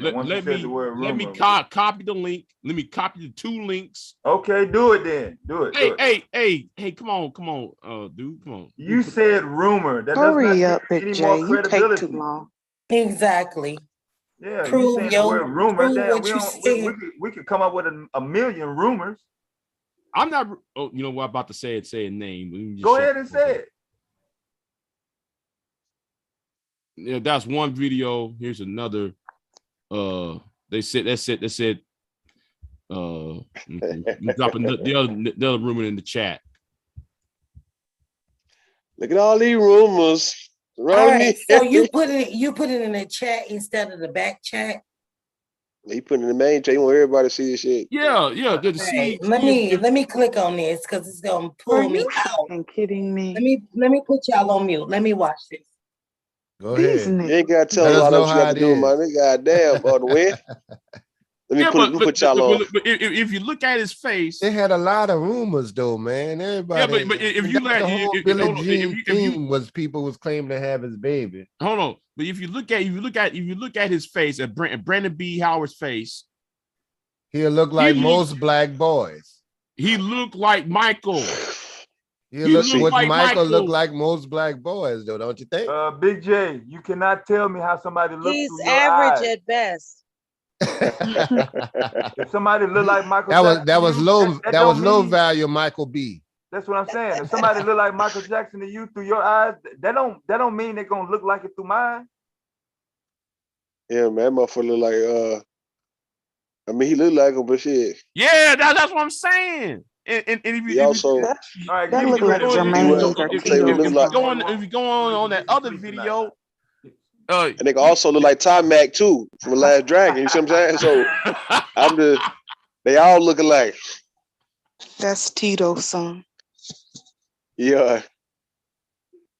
Damn, man, he looked like a fucking clone, man. One of the Jacksons, man. He looked like a damn Jackson, man. He is. What the you mean? Jacksons are white now. Listen, he is your Jackson. When I was looking at that boy just a minute ago, yeah, that could look like I'll give Prince. it that. That could look like Prince's son too, okay? Yeah, everybody, we got some people in favor of each other with facial features. They all that same narrow ass nose. Right. Wait, no, Michael Jackson nose was not narrow as a child.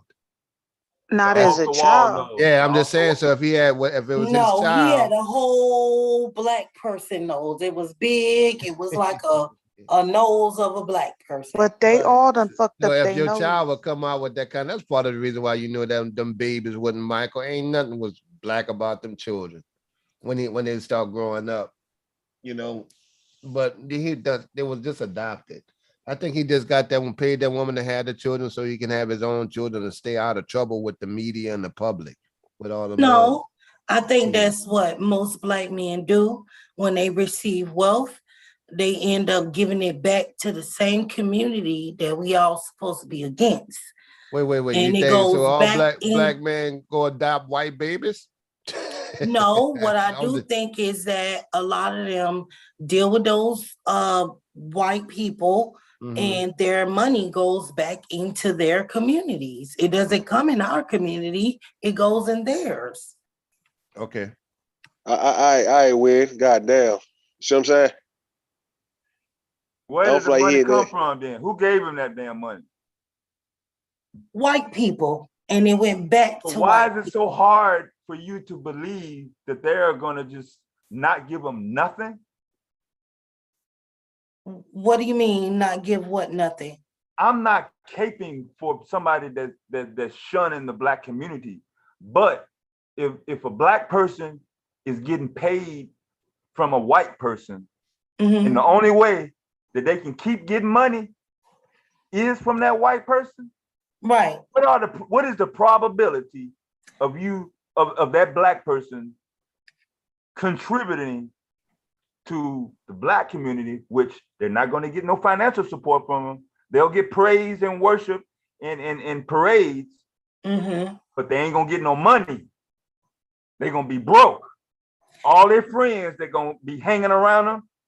After they suck up and smoke up all their money, they're gonna be broke. But if the black person contributes whatever the percentage is, whether it's 50%, 60, whatever the number is, as long as it's going to keep generating or getting support from the white community, the black people that are sucking up to that black person is going to still get high They're going to still keep leeching. And from a public standpoint, as long as the black people are getting from what they want, even though it may not be what you may feel that's supportive, ain't nobody gonna say nothing. I still feel that I understand where you're coming from, but I still feel that a lot of wealthy black men, when they get that pinnacle of wealth, they pretty much like sign themselves up to give that money back to the white community. And that's like a real big problem to me, because they never invest in their own community, which I understand what you were saying, devastating, as far as like, dealing with black people idolizing and praising this person. But at the end of the day, I do know that black people are the number one consumers. They're the number one consumers. No, it's more white people. It's more white people that are consuming. And you're talking about an entertainment or a celebrity standpoint.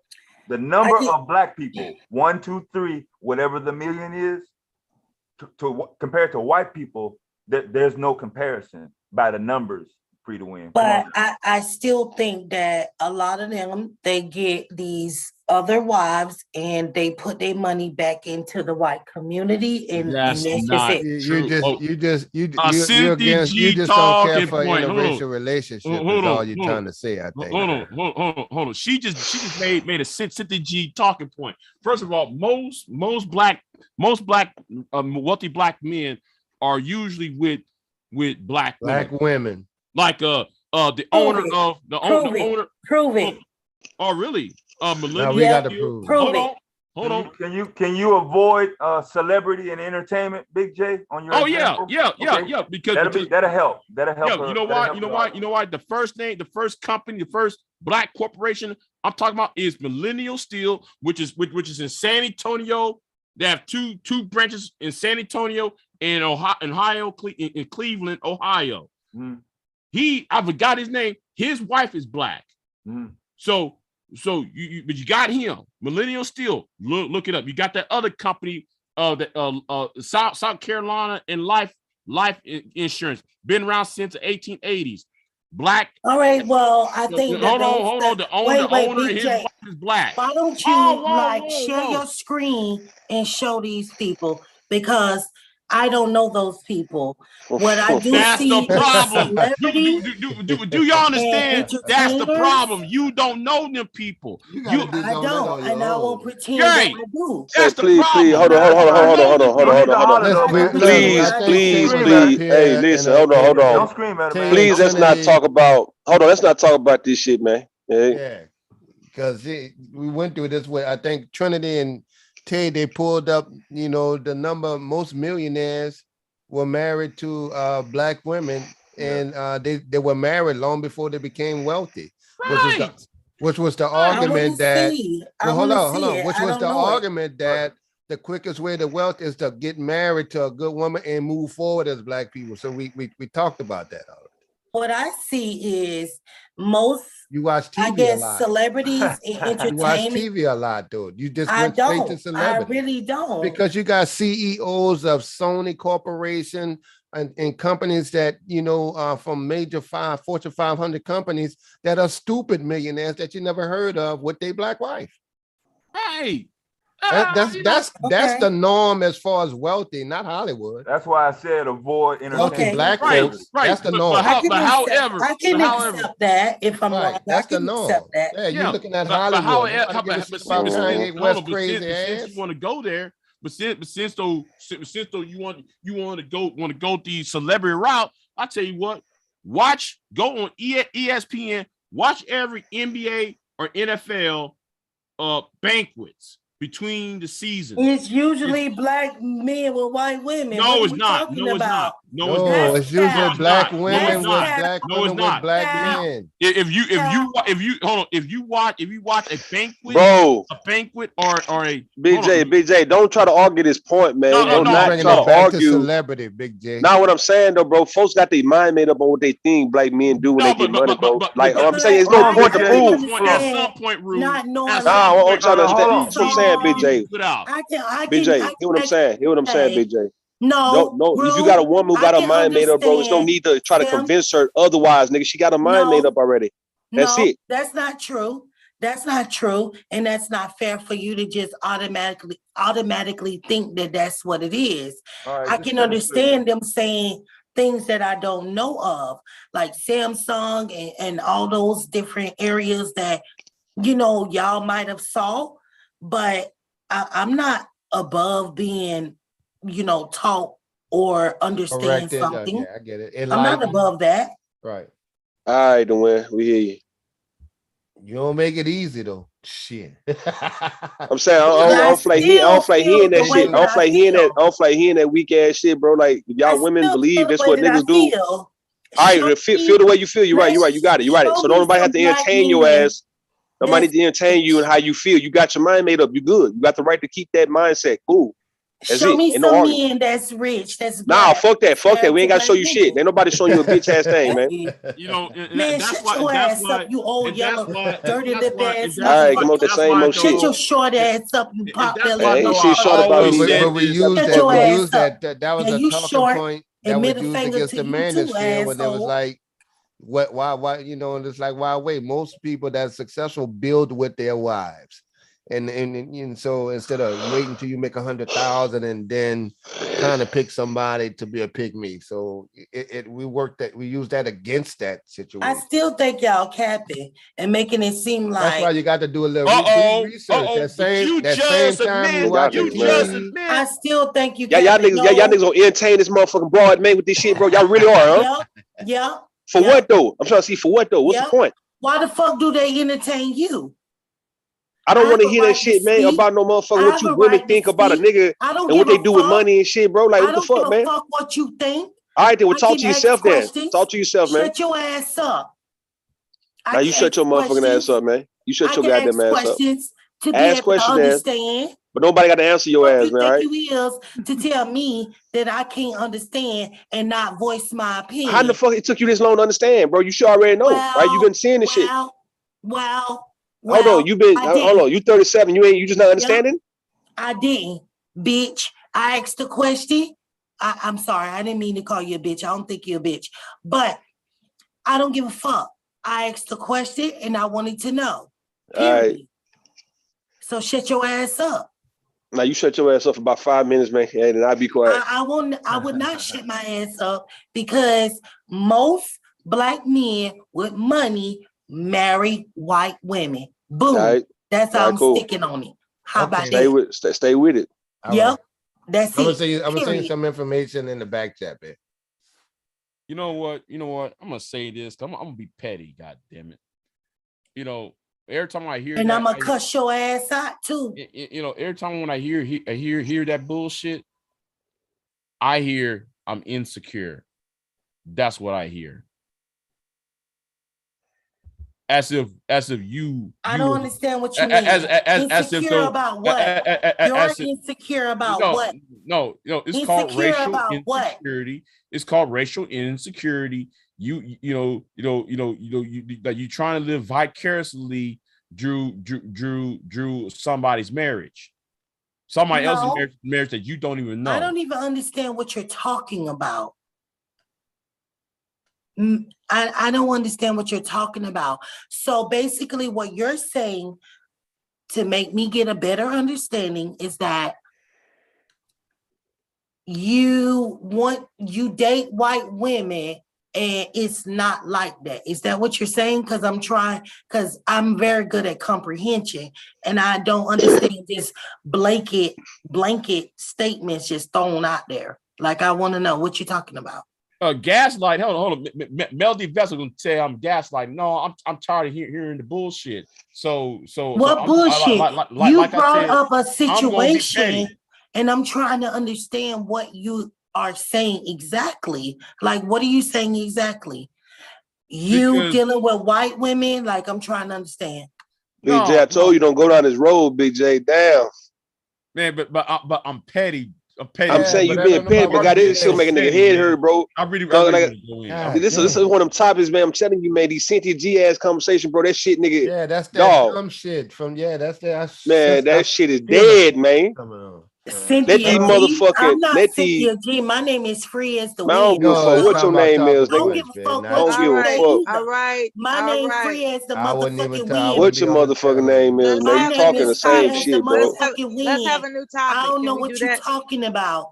Be clear. Don't just throw out their scenarios. Get off your and fucking not horse, say. Free to win. What? And let's have another topic. Because this shit ain't going now. What happened? What happened with Mike Green Eyes, man? What I'm hearing about Mike Green Eyes? Yeah. That's not the topic, goddammit. I know we don't know the topic though. It's not the topic. We don't know the topic. And you are not going to designate it.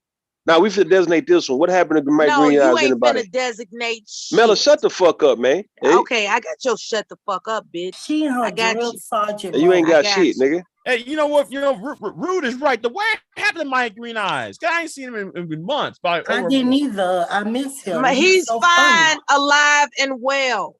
Oh, everybody. Now we gonna stick to the record industry or not? No. Whitney Houston is a recording artist. We should design the conversation around Black recording artists. Or we need to just really talk about nothing else. She on her drill sergeant shit. I cannot even stand her. Is that what you think about?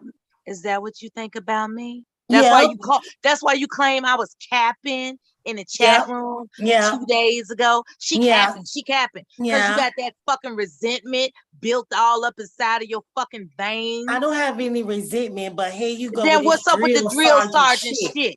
What's up with that? I ain't listening to you right now. I don't give a fuck.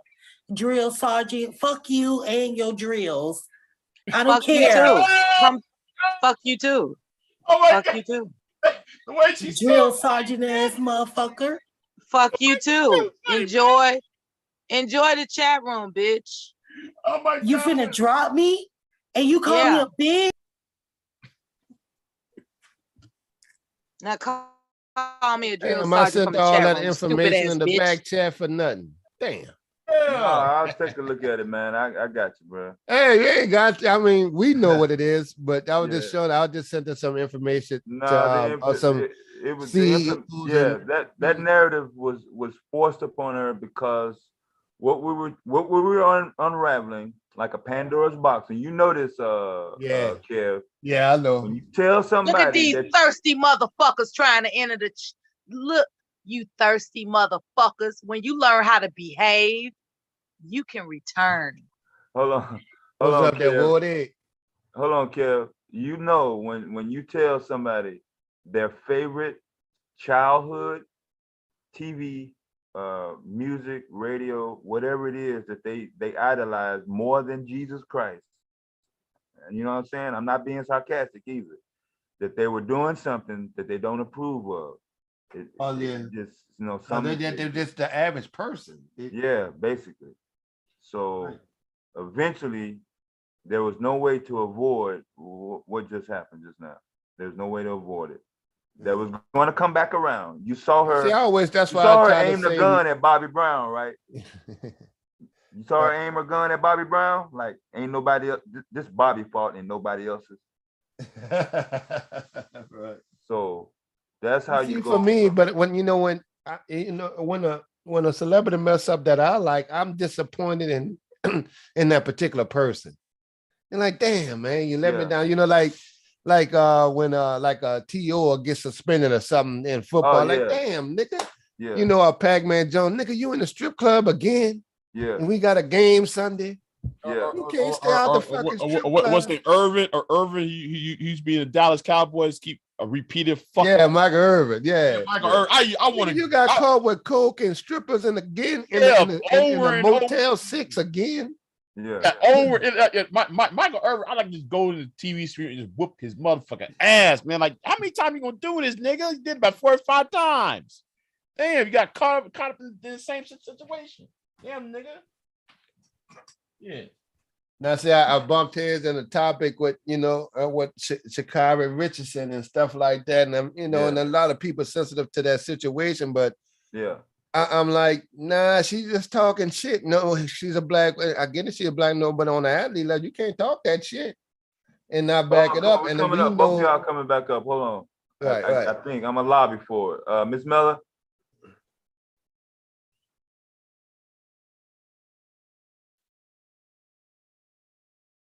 Miss Miller, are you there? You're on mute still. Oh, okay. Mel. I can't do it because she kicked you off. I just can't bring you back up right now. Right. But like, and I was explaining to somebody, no, it's not hating on Sha'Carri. We understood that she only blew that out the way for the qualifying run. Yeah. That's qualifying. We know she's not ready for them horses, but you're talking that noise if you know track and field. And it's like, Ocho Cinco talking that shit, wearing Hall of Fame jacket, like, man, you a bust, man. You can't talk shit and fail. Yeah. Ali talking shit and then getting his ass knocked down. That's different. I just look at it from an athlete standpoint. Yeah.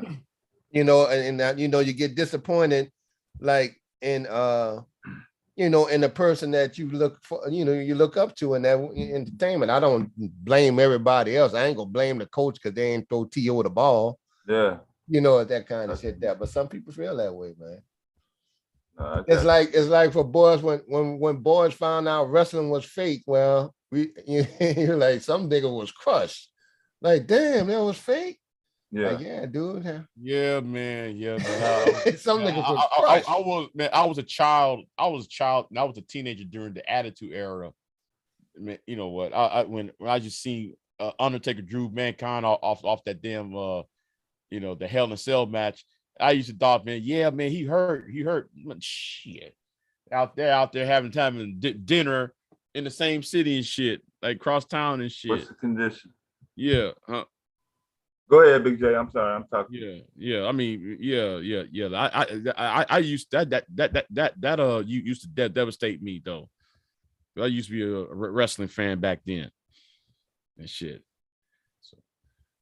I wasn't a big wrestler after Jerry Lawler. I'm an old school man. You back to when Ric Flair was doing that racist shit. Yeah.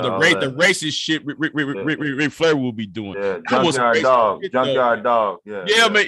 Even though you like Ric Flair, he was saying some racist shit though, man. Yeah, he was racist. I ain't gonna care. Yeah, him and R. Anderson. The Four Horsemen, that was a racist bunch of white boys. You know, like, damn, y'all some KKK motherfuckers over there. And shit.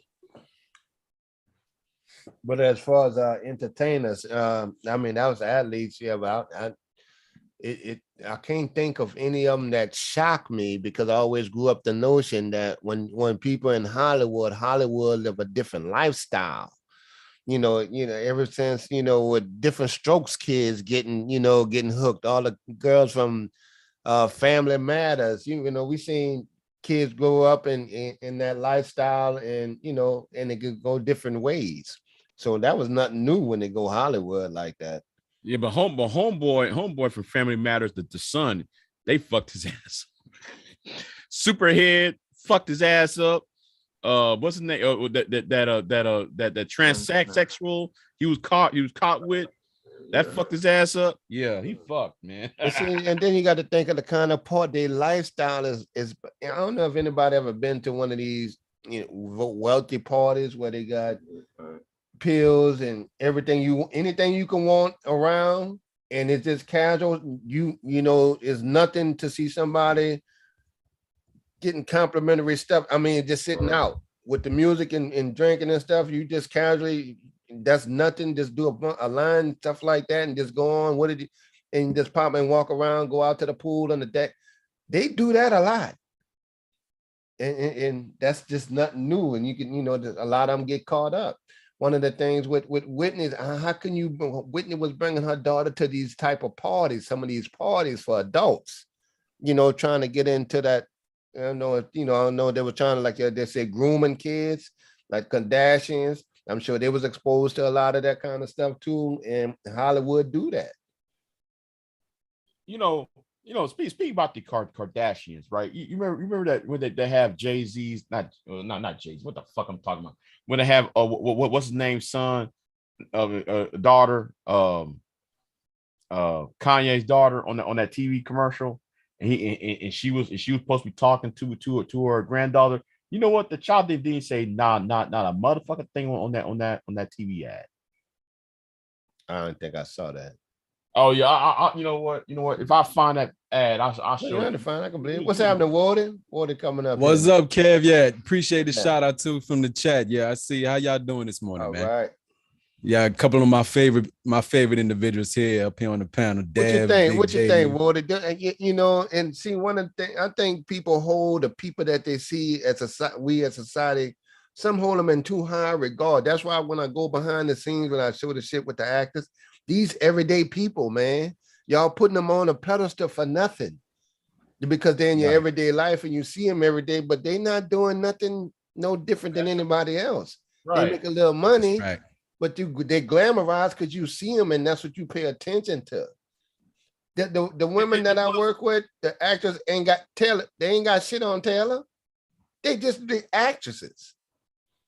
And plus, though, bad feet. Shit like that. They go step outside. Some people go step outside, smoke a cigarette. Good attitudes, bad attitudes. Some of them just come in there, say their lines, and do their shit, and go sit in their trailer. Literally. As far as it goes to them, I think it's just because they're putting their whole entire life on Front Street for the most part, right? And so even their dirty laundry gets aired out to the masses. So as far as like what our neighbors are doing and other people that we don't know what they do behind closed doors, you know what I'm saying? I think people look always at the celebrity for an example, because at least, you know what I mean, we can kind of track it almost like a journal. Whereas I don't know what my neighbor across the street, how they living inside their house, just only what they showing me out in the, you know what I mean, outside on the curb or in the real world. Right. I understand why people use that as an example, and it's well, it's just how sometimes it's a viable example, but you know what I think is a better example. But even still, unless you can show people, Dev does it a lot. When you show news clippings, that I think is like show people the news, right? Mm-hmm. Show people the news, local news, whatever the case may be, news stories. That is a good example of like looking at what people do. You know what I mean? If you want to use, for example, I know just not everybody's not up on top of everything, because everybody don't necessarily follow and watch the same type of shit. But that's, to me, that's why I think people act. Well, I'm gonna get off of here, and I wish Rude and when could get back up here. So you wouldn't ruin this. It'll be a better conversation for another time. Right. I'll see you next time. See, y'all go in a rabbit hole with that one, fella. All right, I'm out, y'all. Yeah. All right, Big J, bro. Yeah, man. And what brought me up though, y'all, you was talking when y'all just only for briefly, y'all touched on it, talking about that racist shit that them old wrestlers was doing. Like my boy, the Macho Man Randy Savage. Oh yeah, brother. And let me tell you something, brother. It's not that I didn't like black folks.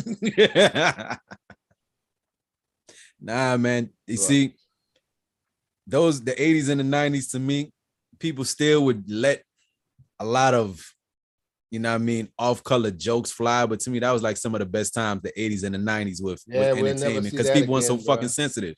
Yeah. We ain't gonna see so damn sensitive. Nothing was better than when Archie Bunker met up with George Jefferson. Oh, man. You see, even like shows like that, you can't do stuff like that. Remember that? I hurt somebody's feelings. Mm-hmm. I did. And then that's how you know. Okay, this is a segue into recording artists, right? Walona. She did the theme song for the Jeffersons, right? Walona actually did that? Yeah, moving on up. I didn't know that. Damn. Yeah. She wrote it or she sang it? She wrote sang it or it. she sang it? I could believe she could sing too, because she looked like she can blow. Yeah, I give it to her. Yeah. Yeah. Listen, when you listen to it, it's Walona from Good Times singing it. I like all I need to do is see the credits. All I got to do is see the credits and he's sung by. Matter of fact, we could Google that. Like while we playing games. Hold up. Yeah. While we playing games, what was that actress name that played with Lona? Hold up. Find that first. Find that first and then see theme song sung by. You know, Mella coming with the Jeopardy when knowledge. I see it. I'm about to find it for you. Yeah, Cast of the pull Jeffersons. it up. That's the thing. Oh yeah, I'm a whole. They swear that I got exclusive information. Mella, I just know how to Google shit good. And you would type Mella, in. When you think back on some of them, those sitcoms and films and stuff, and black actors, they was real good at what they did. Because they damn sure held our attention for many, many moons and the nation's attention for many, many moons with good acting and comedy. Here we go. I found it. Y'all will see it on my screen. Ain't even got it when I'm talking. Y'all see it. She almost reminded me of that lady that was the first from Fresh Prince of Bel-Air, the first wife. Yeah. She almost reminded me of her when I seen the Fresh Prince of Bel-Air for the first time. She had that kind of spirit. Y'all see my screen though too, right? That's what I mean right there, Mella. Right. Yeah. Marla Gibbs. Marla Gibbs is the name. No, Marla Gibbs was the maid. You said who you said sung it? The one that was in the interracial relationship. Marla Gibbs is the maid in the Jeffersons. Who sang the song, the theme song for the Jeffersons, is the one that played Winona in Good Times. Oh, I'm thinking you talking about the Jeffersons. I'm saying that the Jeffersons theme song was sang by who is better known as Winona from Good Times. Oh, yeah. Damn, what is that lady's name again? She was fine back in the day, boy. Yeah. Yes, the cast of Good Times. Type that in. Marsh. Yeah, find out the name of Walona and cross-reference that to who sang the Jeffersons theme song. Janet Dubois. That's her name, Janet Dubois. That's it. I knew it when I heard it. I just couldn't remember. Right, Dubois sound like you could sing. Miss Mella. Wow. Miss Mella. Hell shit. Even Bernadette Stan is too. Yeah. Let him in. Let him in. Okay. Let the good times roll.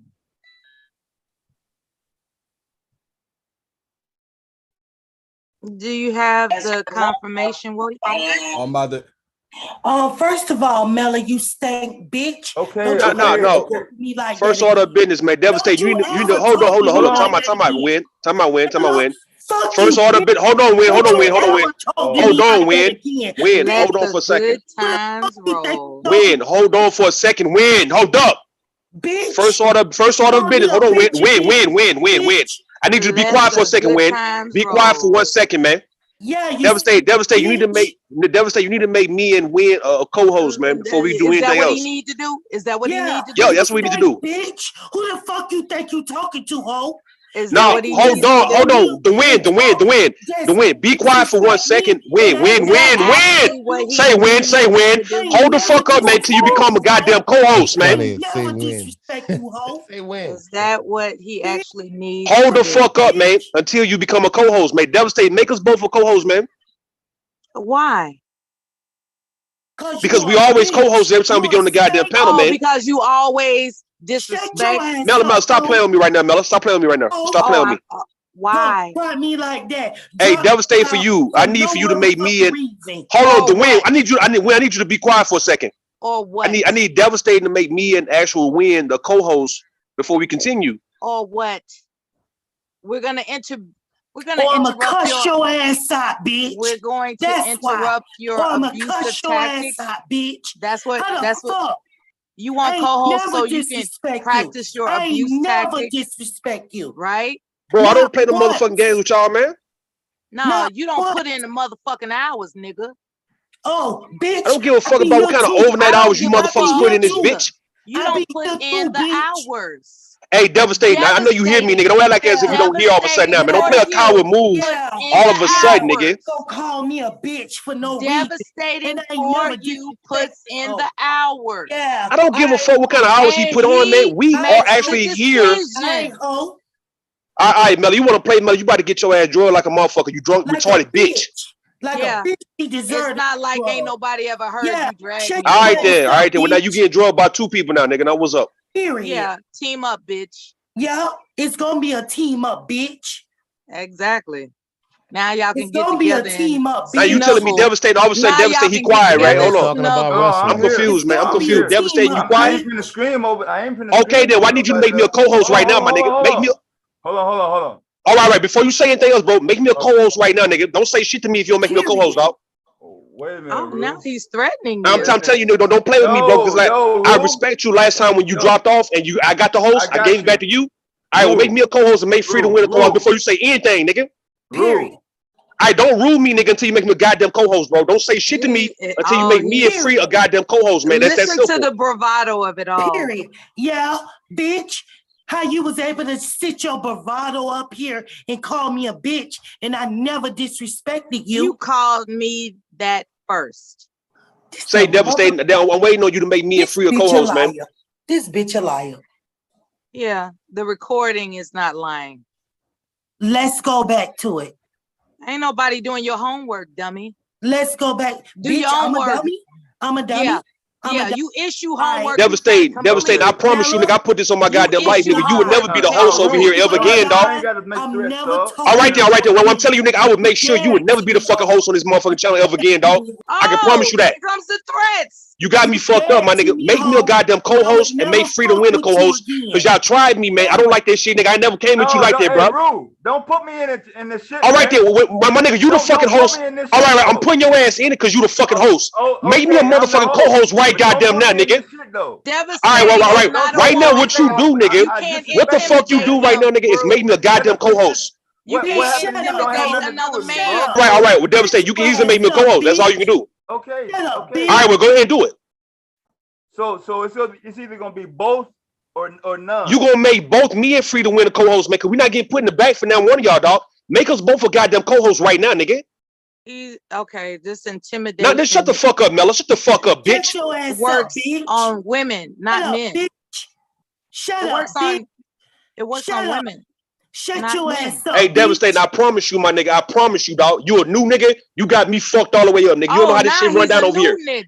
Yes, he's a new nigga. And Bomb done gave that nigga the whole side of respect that he's doing the right thing. But nigga, she not gonna like this shit, nigga, because I can hit her up right now and wake out her goddamn sleep. You gonna disturb Bomb in the middle of Mella, I would though. I would if I'm being disrespectful on her panel, nigga. You gonna do?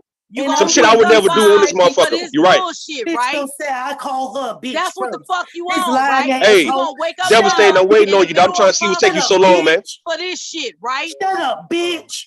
Hold on, I'm finna get Bomb in here. I'm finna wait. All right, well, get Bomb. Yeah, you goddamn right. You get Bomb in this motherfucker, man. You do that, nigga. Yeah, damn right.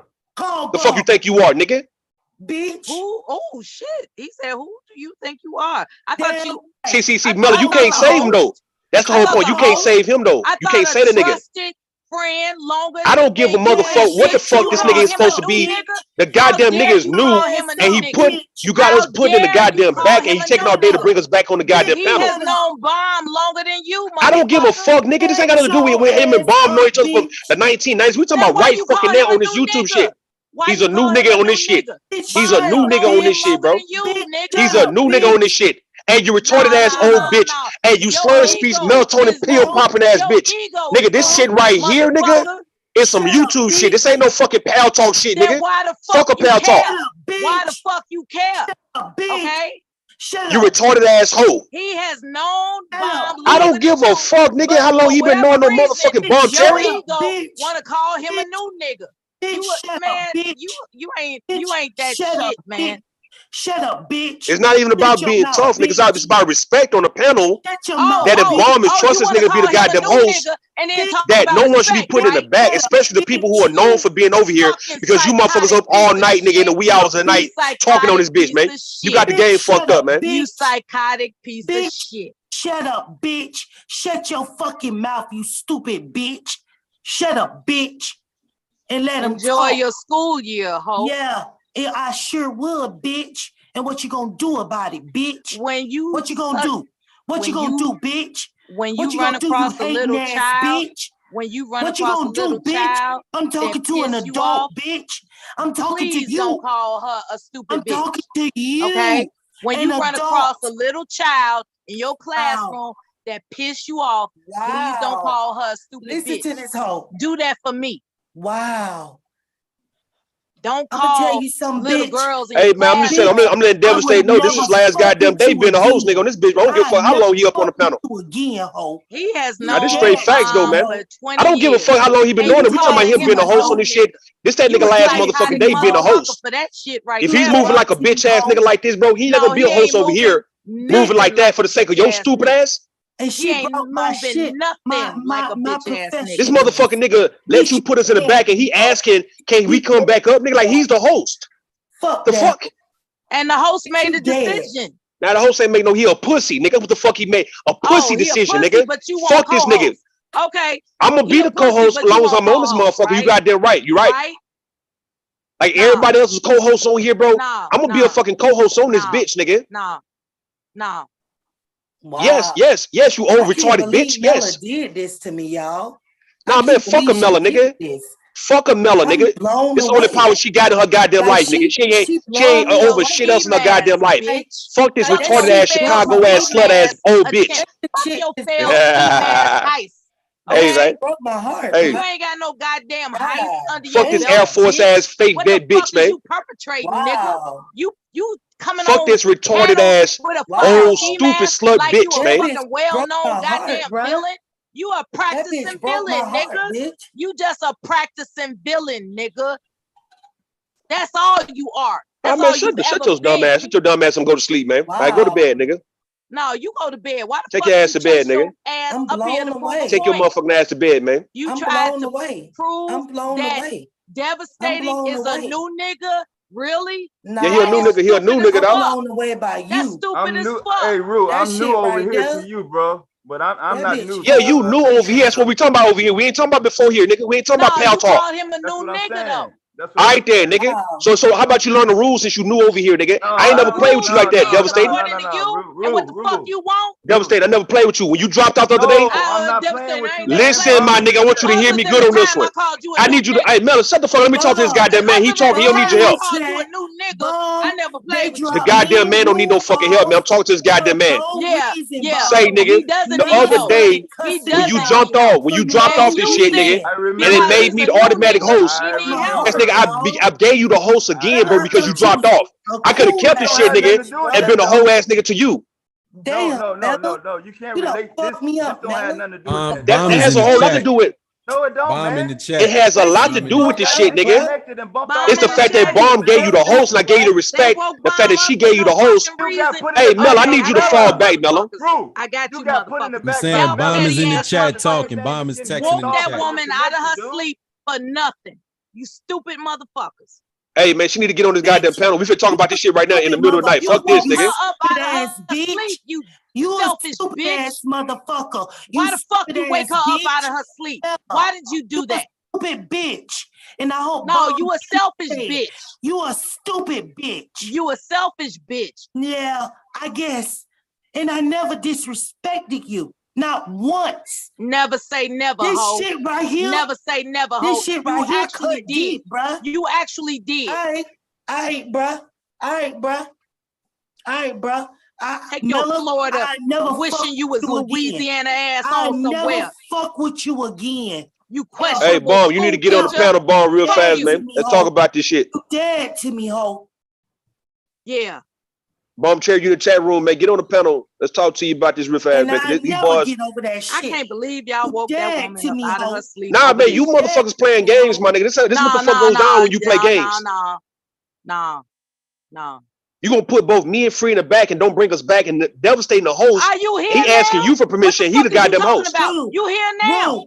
Why the fuck you wake Bomb and Bomb is here now too. You right? Now, bitch. Mella a bitch before she called me a bitch. I need for this motherfucking nigga to devastate to give me and Free a goddamn co-host, man. Yeah, you have a lot of needs. That's what the fuck the niggas need to goddamn. I'm trying to see why is he taking all day out of her sleep. Why is he taking all day to give us a goddamn co-host, man? I'm confused about that. You needed to wake Bomb up out of this. I'm trying to see what is devastating. What are you waiting on to give me an actual Free to win a co-host, man? How much do you care about Bomb to wake her up? I'll wake up. I will. As a matter of fact, Devastate woke up. I didn't wake up. For bitches like you, don't just get the right to just drop people down. You ain't Devastating. And Devastating said, oh, I can't let them back up because Mella tied them out for no reason. I wasn't even disrespectful. You little questionable hoe. You little questionable school teacher hoe. Ain't nobody worried about you. Wow.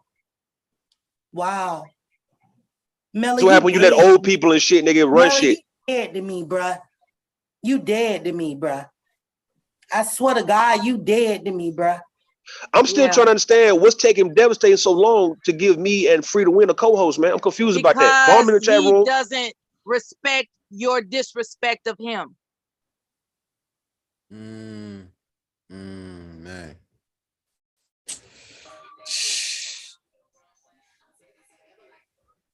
Wow, Rue, that shit fucked up as a motherfucker, ain't it? Ain't do shit wrong, but me and you both will drop down. Well, in that case, Bomb, in that case, Bomb, hold on, Free. In that case, Bomb, no one should have a co-host there in that case. He need to be the only one in this bitch with a goddamn host. You dead to me, ho. Ain't nobody respecting that nigga decision. He's not respecting your goddamn decision. Hold on, the nigga not respecting your decision is based on the other day when he dropped off and I became the host. I gave it back to him because you gave him the host. I could have kept the host and said, fuck him. That's why I have a problem with this shit this nigga doing right now. Because bitch ass nigga, I could have fucking. The same as getting put in that is the same shit. Hey, nigga, that say pussy. It's the same shit, bitch. No, it's you not. Dropped off. I became the host, nigga. You asked me for the host back again. I gave it to your motherfucking ass again, nigga. Out of respect, nigga. No, I got. Yes, nigga. Yes. What the fuck? Yes, nigga. You got put in the back by another. Everybody. All right there, bitch ass nigga. You the motherfucking host though, bitch. To show respect. You the fucking host though, you bitch ass nigga. Who give a fuck about if another bitch put me in the back, nigga? You the goddamn host. Okay, Rue, I can see if you had co-host before you got dropped, nigga. So all right, well, bitch ass nigga, you could have gave me the goddamn co-host like you did last time when I came up on the goddamn panel. Nigga, you talking about Mella put me in the back. You the fucking host, you pussy. You dead to me, bitch. You the fucking host, nigga, you weak ass nigga. Okay, Rue. Hey, man, you weak ass, you sorry ass fucking nigga. You the fucking host, bitch. No. You the fucking host though, nigga.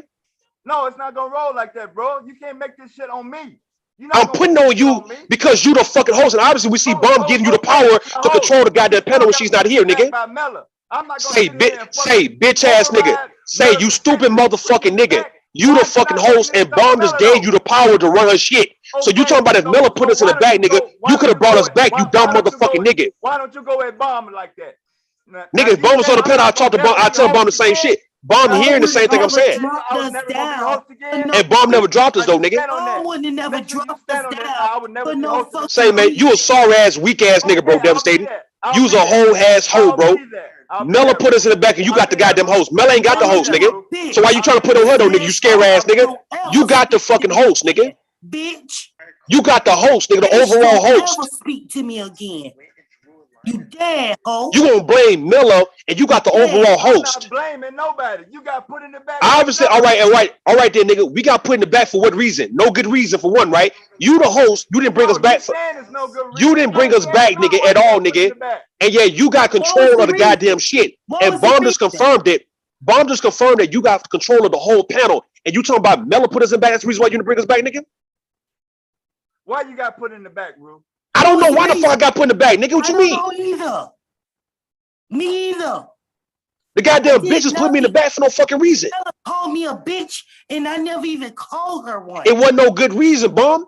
For why the bitch put us in the back. She just put me and Free in the back for no goddamn reason. No reason, Bomb. No reason. We was having a conversation, and then Hey man, you Mela knew got nigga. up and started talking real fugazi, and then she called me a bitch for no reason.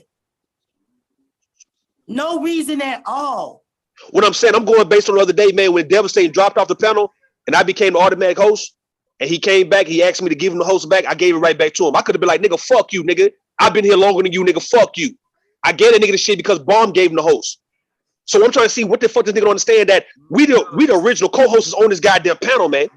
And even though nigga I ain't asking for no co-host until now, nigga, you let this bitch put me in the back, and when I'm trying to come back up, you didn't even let me come back up on this hole. Stop saying I let her put you in the back, nigga. All right, nigga, you let her put me in the back because when I'm coming back on the goddamn panel, you keep me in the fucking back and you the goddamn host, man. That's the problem I'm having with your ass right now.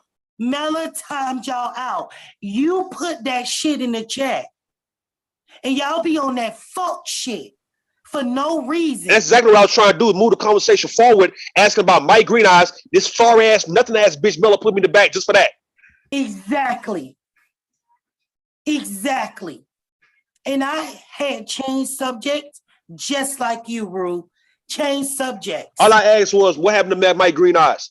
This motherfucker Mela say, this bitch Mela say, you ain't gonna change the conversation, nigga. And before you know, I'm in the back.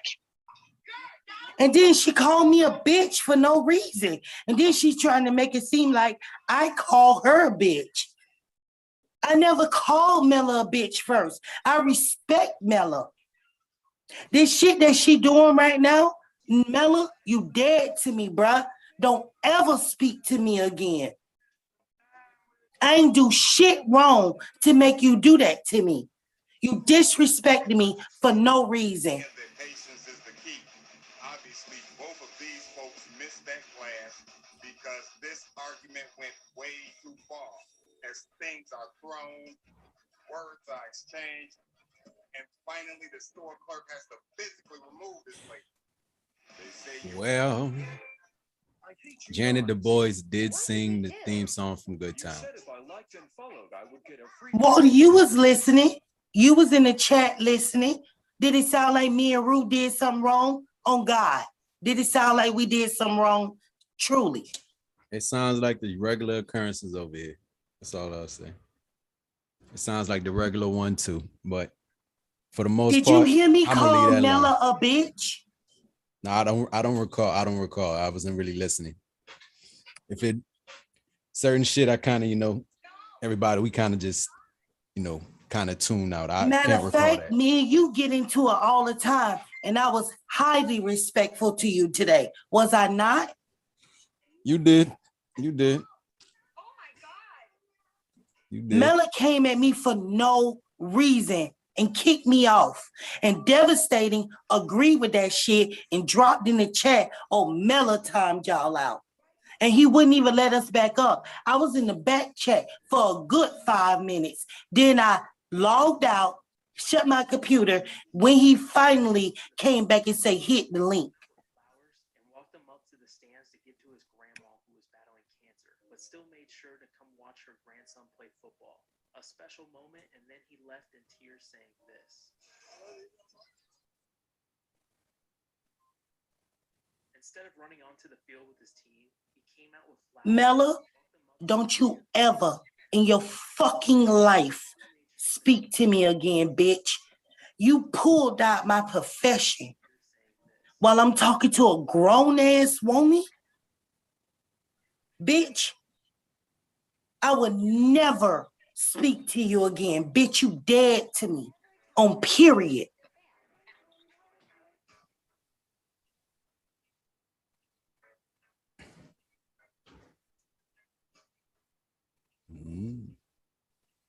Go take some Pepto-Bismol.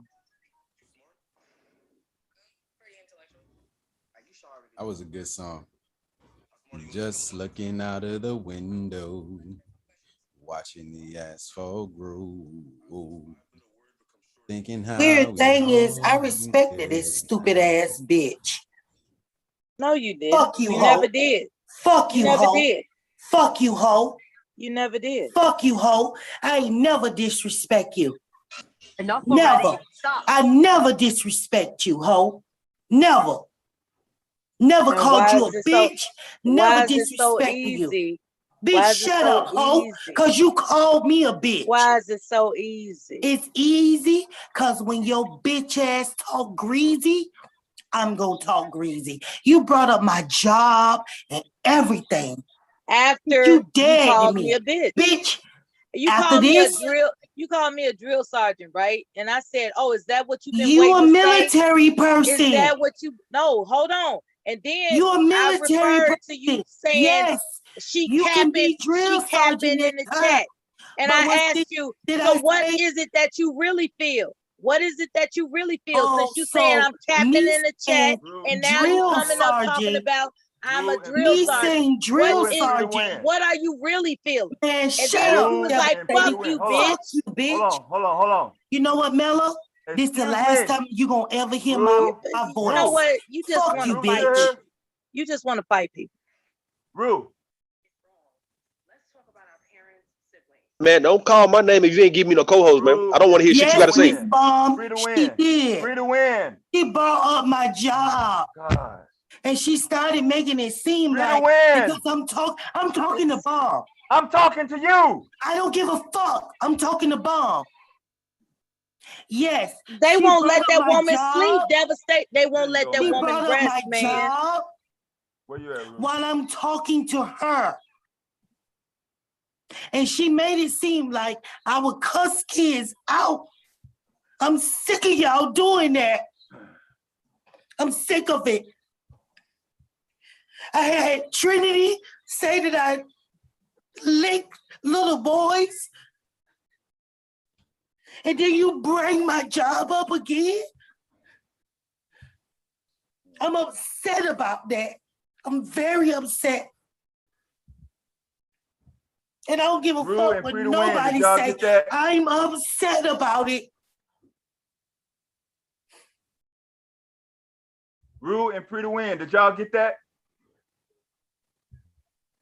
No, Bob, I'm not okay. I'm not okay because this is what they do to me. This is what they do. They bring up my job as if I can't have my own downtime. And that's not cool. And Rue, I respect you for stop doing that to me. I had Trinity say I lick boys' things. That shit ain't cool. This gonna make me log off everything and not come around no more. Because y'all get too low and dirty. Too low and dirty for no reason. I never called Mella a bitch. I never disrespected Mella. None of that.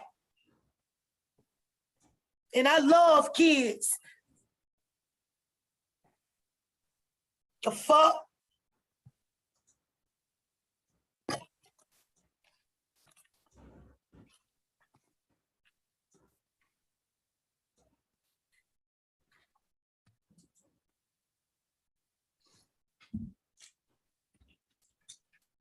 It's not serious to some of y'all, but it's serious to me. It's serious to me.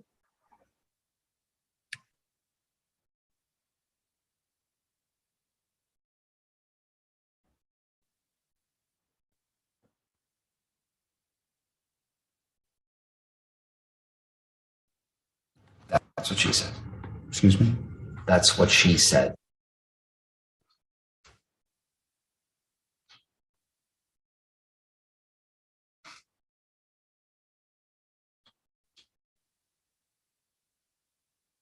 I guess I'm not allowed to have a vacation. I'm not allowed to have a voice because everybody just would throw up about those children that I take care of.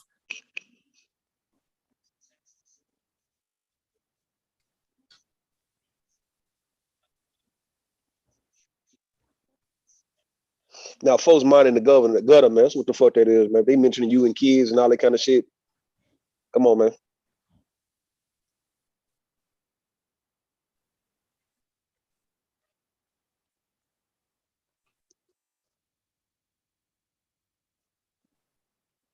You wonder why these men can't stand your ass.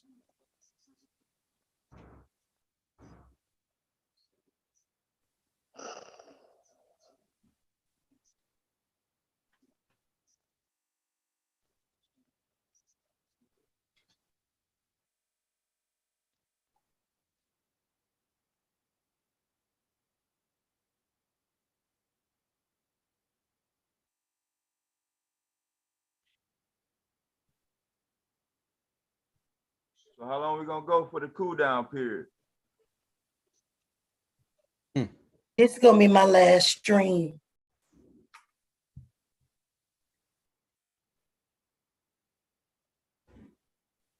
Who was that? Was that you, Woody? I was in the back. I wasn't at my keyboard. I heard somebody play a clip. Yeah, that's me. Okay. Yeah. Yeah. She don't want that. I guess that content. I know you're trying to lighten up the mood, man, but not like that. I guess not with that. I guess.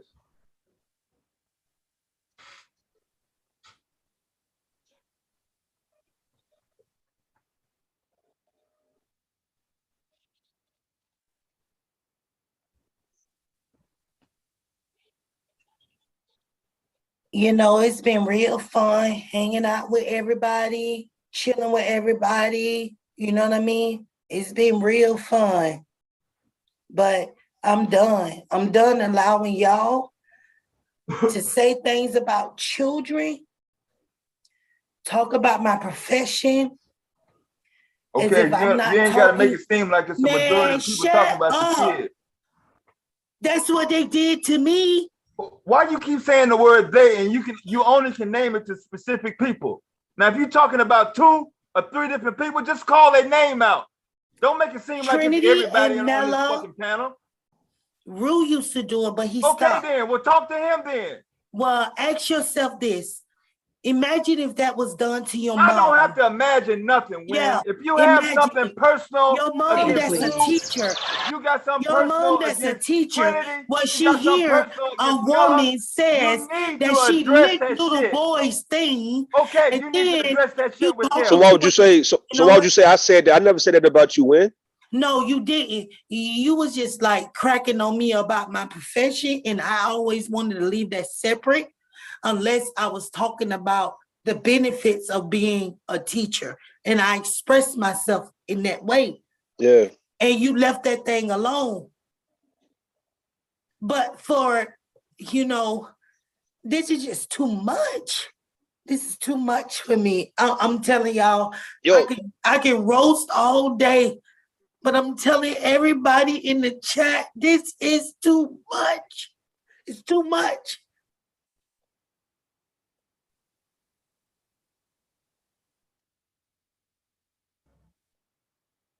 Don't worry about this bitch Mella, the Win, man. That's an old miserable bitch. You learning her. You learn everybody learning about this ragged ass old hoe, man. Don't nobody fuck with this bitch like that, man. They just put up with her. That's it. So don't let her nigga run you off. If you like coming over here and kicking it, cool. These motherfuckers about to, get up out of here real quick. People trying to run shit, don't know how to really just read the room and just have fun and kick it. They about to get up out this hoe, man. Like real shit, man. Like y'all gonna play that new game, man, play the new game the right way. But when you come on this motherfucker, act like you finna nigga take over some shit that people who been here ain't even try to take over, because that's not what we do over here. Now y'all niggas about to go. That is how it's going to have to be, man. Motherfucker being host and all that old shit. Y'all want to fight to be a host, nigga, we done been there and done that shit. But you got the original people in this motherfucker all the way fucked up, man. You really do. Ain't no regulating nobody who been in this bitch, nigga, for years, nigga. Put nobody in the goddamn back and shit, don't bring them back. Whole ass shit like that, man. Nah, we ain't playing them type of whole ass games, man. Fuck that. This it for me. This is it. I accepted Trinity calling me a pedo. This is it for me. This is it. This is it for me. This is it. This is it for me. I'm telling you, this is it for me. I'm done. I'm done. Win, just chill for a second, man. Just chill for a second, my nigga.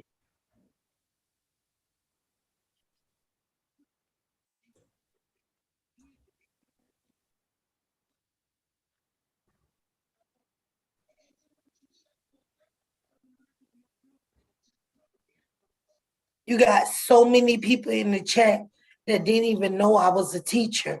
But over and over, this is what they do, as if, you know what I mean, I'm not allowed to have a voice and not allowed to be on vacation. I'm literally in my house making anchor charts for my class and all my students. And to do that, it's not okay. It's not okay. Because this could motivate anybody in the chat to locate me and say things about me. I don't like that. Hey, anybody could say what they want to say. This shit ain't okay with me. It's not okay. So Mela said something about you dealing with kids, like you messing with kids, or she just making fun of you? No, she didn't say like messing with kids, but she brought up I'm a teacher and the fact that I'm cussing. Oh, you gonna cuss at another child like that? And I already been fed up from what Trinity said. Trinity literally like took my breath away. She took my breath away. Yeah. She said me licking little boys.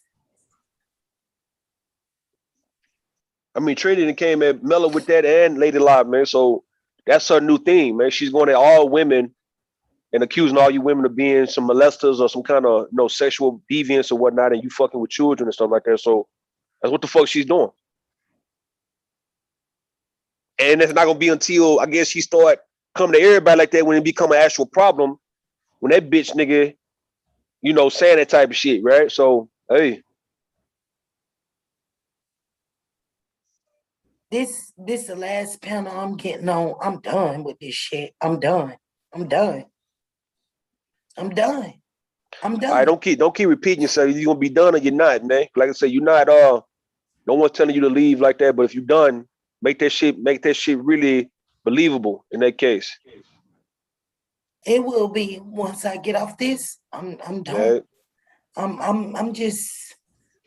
I'm depleted right now. I'm depleted. Nobody knows how it feels to be an advocate for children and then say you licking a boy's thing. You know what I mean? Nah, this is too much for me. Say, well, you gotta chill out with all this sharing them corny ass videos, bro. Like, ain't nobody even in the mood for that shit, nigga. Just chill the fuck out with all that, man. People talking, let people talk, man, with all this retarded shit you be on, my nigga, when you get on it, bro. That shit not funny, man. Ain't nobody laughing, nigga, with a damn dumbass cat spinning around in circle, bro. We tired of playing with you, Wody, for real, my nigga. Just chill the fuck out, nigga.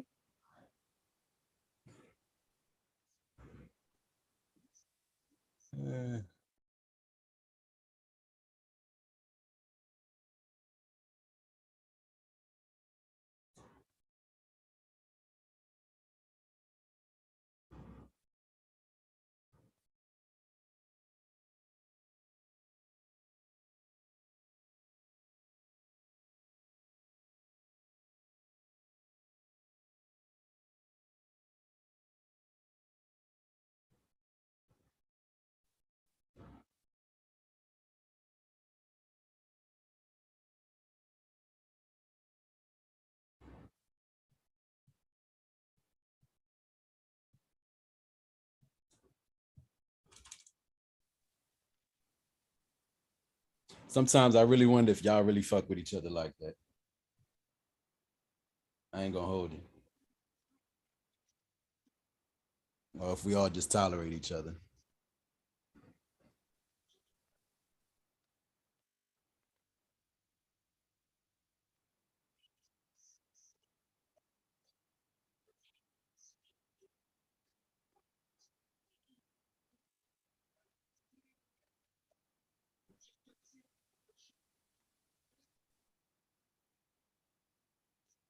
Say, well, damn. Shit. And that's what I mean right there. Wody. Yep. All right. So what do you think about the topic? Do you believe Whitney Houston was murdered, or was she just a drug addict that got caught up in her own situation? I think Whitney self-destructed in a similar way to how I see the conversation self-destructed tonight. Yeah.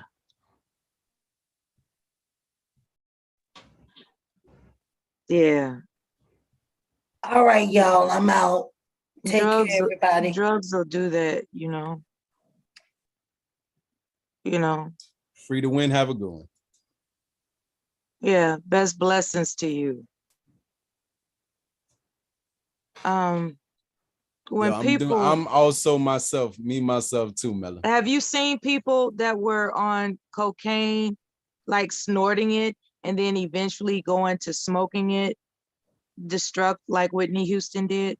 Because I think that's the order of her drug use. I think she was first introduced to snorting it, and then it evolved. Because she even said it on Oprah, where she would lace her weed joints with freebase cocaine, otherwise known as crack. Just because you are wealthy and fancy and you are actually freebasing, that doesn't mean it's not the same as what was sold on the street. Maybe some more additives to stretch it out and sell it for cheap, and make a profit. Maybe it's different on the streets, but when you get your hands on a kilo, or as in Whitney's instance, if she gets her hands on a kilo, she's able to freebase that pure the way Richard Pryor used to do, because he used to freebase. They called it crack, but initially it was considered among people with money as freebase, right? And I don't know what the recipe is for it, but apparently there's a process. And I'm just saying that she went from snorting it. Well, I'll break that process down for you. Okay. I'm just kidding. Oh, okay. Yeah, I thought you was in the know. So it went from freebasing to the pipe. Okay. Yeah, they use aluminum foil, cook it up under aluminum foil with a lighter, and inhale it like that. Hold on, let me get my notebook. Hold on. No, I'm just kidding. And then inhale it like that. So you got to remember, I used to watch those old shows on HBOs with the host roll and the drug users and stuff. Remember, they used to show you how they used to do all that stuff and be on the street. And then they'll go from that and then go to when crack came out. I thought it was just all for the crack. longest time baking soda was involved. I don't know. I guess you can sprinkle it on there. No. When they transfer. When they cook crack, yeah. When they cook it crack, and make it up into a little crack. baking soda. That's what I heard. Yeah, 1 out of 1, little 3 to 1 on the baking soda, or you could straight drop it, cook it up, and put it in the microwave on the stove. Makes it more potent. It's going to make it expand. That's why, even in rap lyrics, and especially when street lyrics, you could tell when certain people know what they're talking about when they don't. Because if you get a nice fish scale batch, you can turn something that would be 28 grams to almost 38. So you're getting that in a quarter. So allegedly. Yeah, of course. These formulations are not endorsed by the Bomb Cherry Juice channel. These formulations are not endorsed. Right. We're discussing a topic on YouTube, and we're discussing a topic. Right. That's all we're doing. That's general information. Hell, they even had it where they was showing them how to do it literally on YouTube. I bet. And they just giving the game away. Damn. That used to be. I like to say good morning to everybody, because technically, for the most part, it is morning. It's getting close to my bedtime. I enjoy each and every one of you, and in my own different way. You know what I mean? Thank you for tolerating me, just like I tolerate y'all. Thank you for verifying the Jefferson song in connection with Good Times. Walona, Janet Dubois. You know, she's the one that sang that song on the Jeffersons. Thanks for verifying it. Yeah, now I want to know who sung Good Times. Good Times. I don't know. That must be a know. duet, though. It's a duet. I don't know who sung Good Times. I just remember that trivia That go about your next project, Woody. Yeah, Well, I was. Until then, like Jesus said, peace be still. All right now. Oh, my mama said, sit your ass still. Yeah, so back to this Oprah interview she had with Whitney. She said, "Walk with me, Oprah. You take the roll-up papers, you sprinkle some weed on it, and then you sprinkle the crushed cocaine on it." But she said crushed cocaine. Yeah, and we know that's that still smoking crack. It's You pretty just much smoking what with it weed. is. Yeah. And that's what she was doing. She was that's what she was doing. So a pipe wasn't involved. So when you say it went from snorting to the pipe, according to her, what I mean she from was the pipe rolling it meaning up. from soft to hard. Oh, okay. Right. Yeah. So it's, I mean, you can people, you can smoke that in anything pretty much. You know, you got all kind of devices. People used to roll it up in aluminum foil and smoke it. It don't matter. As long as you get it lit, it was gone and you just inhale. Yeah, she made it seem like she wasn't smoking the pipe though. Yeah, that's why she was trying to make it seem, but that's still crack. Yeah, that's what confused me. It's right. like Then she came out when she made that statement, crack is whack. And we was all like, that's crack, baby. that is freebasing is crack for just people you that mix it don't with know. weed and put it in a Freebasing is blunt crack. or some rolling paper. No, that's still crack. It's just the only difference is the delivery. It's not the paraphernalia to smoke it is gone. Because you used to get arrested for residue on a crack pipe. You go to jail for that. That was a felony. They didn't have any crack evidence other than the residue, and they still arrested them? Yeah, that was a felony. That was the whole thing that people talk about. Y'all was arresting crackheads. Dudes was getting, if you ain't had the crack on, they had the pipe. And they, the pipe was used as evidence. How, and that's how they was locking up the people that needed treatment of the users, but it wasn't affecting their kids. Now it's the heroin epidemic, and now they not gonna criminalize it. Like, won't you criminalize some of the white kids who might have a little extra needle in their car or something like that? Do they always do? Or like the crystal thing, yeah. So that's what it was. It was getting hard time for being a crackhead. Like there was dealers. You got the same time, damn near. That's how they do. But I always go back to this. I know I make light of, we might talk about other people's situation, but everybody got their demons they got to fight. So I don't knock it, but she was on drugs for a long time. And, and according to everybody, it was the drugs that killed her. But there are people that believe that it was. I don't think it was the crack that killed her, though. They had all kind of prescriptions that them people have access to everything.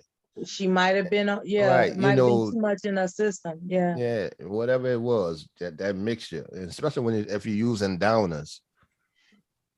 2 pills, 2 tabs can kill you. If you take one, it might get you started. Then you had X, then you had, people was rolling, all kind of stuff. I've been to those parties. And they had ecstasy and cocaine and alcohol. Everything in bowls, like Skittles. Mm-hmm. Pre-rolled. Yeah. Waiting at the door when you come on the in. On the table. Lay it out. Damn. Yeah, just lay it out. I mean, people would just get them a little pack and like it wasn't nothing right there in the middle of a conversation, drinking wine, DJ and everything, and just had a little straw. You want a little bit? Nah, you're all right. Kind of like when Cat Williams said, when you go to Hollywood, you'll be in front of one of these directors or something, and they'll be like, look, we got a little show we want you to do, and he'll be chopping up the coke in front of you, like, we got a show we want you to do, and we're gonna go and and Cat Williams like, man, I could see you. He said it tripped him out when he first got into Hollywood, because they'll do it in a regular meeting. You don't think that industry is booming, not because of black folks, because of white folks too. Don't forget, it was a rich social white drug for the longest time, and Hollywood had the money. That's right. So when the person that they have a contract with is tired, like, they're just showing up to the studio recording session tired, it's possible that they gave them a hit of cocaine, right? They take their own when they're working long in almost every aspect of every working industry. When they're working 10 to 12 hours, it gives them a pick-me-up. Why couldn't they just drink coffee, man? Because coffee just is limited caffeine. That's just their thing, man. I don't judge. That's on them. I've seen people functional and have no problem. I've seen people just destroy themselves with cigarettes or alcohol. I mean, to each his own. Some people can handle their shit. Some people can't. I've seen people self-destruct over a breakup shit, so. It depends on the person. Yeah. Yeah. And they got folks with addictive personalities. They got people that'll tell you, I ain't never had a problem with crack. I have a cousin that he been to jail 2 times, right? Mm-hmm. I'm not sure for what, but when he was released the first time, he went back to his residential area and he got back into the same bullshit that sent him to jail the second time. When he got out the second time, the family got together and said, you got to go to Texas, because obviously being in this neighborhood is what is triggering you to, to do the, revolving door syndrome. Well, a lot of people got to go through, for a lot of addicted people, rehab was going to jail. And nowadays, he's doing well. Yeah, nowadays they got a lot of stuff in jail, but changing the environment is definitely a key. Yeah, that change of environment. The problem with wealthy people with money on drugs, they have unlimited supply of money. They don't go broke. Yeah, that's true as well. So how do you escape? It's harder to get them off. I mean, the whole denial thing of saying, like that, walk with me, Oprah, and then try to minimize it's still crack. They got to come on terms of that on their own. That's like, what's the guy, the actor that used motherfucker all the time? The black dude. Samuel Jackson? Yeah. They asked Samuel Jackson, because he had a real big crack problem for decades. Yeah. And they asked him on, one of the, on a talk show, radio show, well, why'd he stop? He just said, it got old. He said, it got old and I just decided to put it down. No reason. Okay, so he did it without rehab. Yeah, he said it got old. You go to count the days, how many times how many days that you went without being high. His wife stayed with him. Yeah, she probably smoked too. Did he stay? He's married to the same woman, even though. Okay, I'm trying to figure out. Did he marry after he got off drugs, or he married her long before? They were married a long time. So she went through. She went through all that with him. Yeah, that don't mean it was horrible. He just smoked crack. That don't mean it was. No, I didn't say he was a bad husband. I'm saying that she was supportive. She was supportive. Like she did it with him. I mean, she was cool. Well, with it. Hopefully not, but most people that do drugs together with their as a couple. Well, they got off of it together, so I'm just saying we don't know. I'm just saying that I just think overall people get down together. Yeah, if that's the case, they. Oh, it don't even have to be the crack. I mean, she might do sip a glass of wine or something, or it just never affected the household where it became detrimental or abusive or toxic. Now, the only thing I know about Samuel Jackson as far as recording any singing is in his movies. He didn't really do much singing, right? No, not that I know of. Right. He would just make fun of a song and sing it in a line in a movie, but he wasn't necessarily anything other than an actor. I don't know how. I'm trying to formulate this question, right? What I can actually think about is how cocaine in that industry is prevalent, almost a requirement. Like it's almost a like when you talk about these It's in parties, every industry. right? It ain't just Hollywood. And so it's not Every. just right. I know dudes Okay. that used to sell to doctors and nurses because of the hours they were. Every lawyers, bankers. Mitch McConnell got caught with 90 kilos on his ship. The Senator Mitch McConnell. Right, Griselda Blanco, the cocaine queen of cocaine, funded the entire Republican Party. They got senators that were being caught with ounces of coke still in the Senate right now, and didn't get and just got probation right now, reelected. You know what? You got me thinking that Nancy Pelosi doing coke. Oh, she could use some. Hell, we need to get Biden some. He falling asleep and Oh my falling off God. the bed. Poor Biden.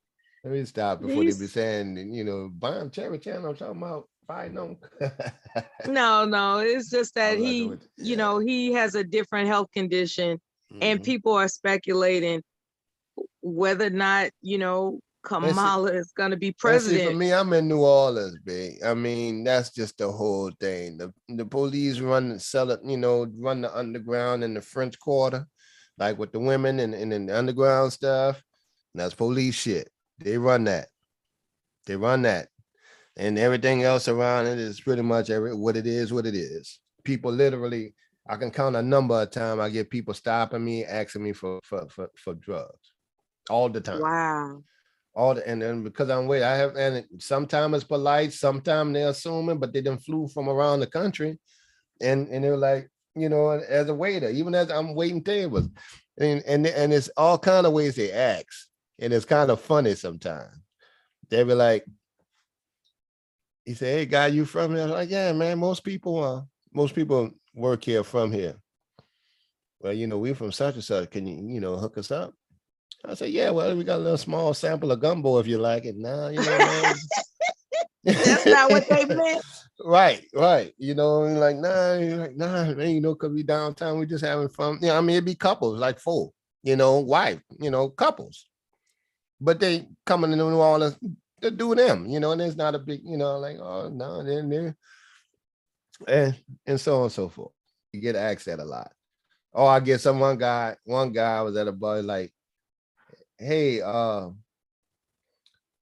me a frivolous question about the game or something. He talking, he like, "Hey man, I don't mean to be insulting or anything like that." It started off like that. That's when it's coming. Yeah, and I'm used to it. I don't mean to insult you, but I'm getting ready to insult you. Yeah, I'm about to ask one of the few black people, one of the few black people in this bar. You just happen to be one of the few black people, right? That kind of shit. Right. Or they asked about that or something like that.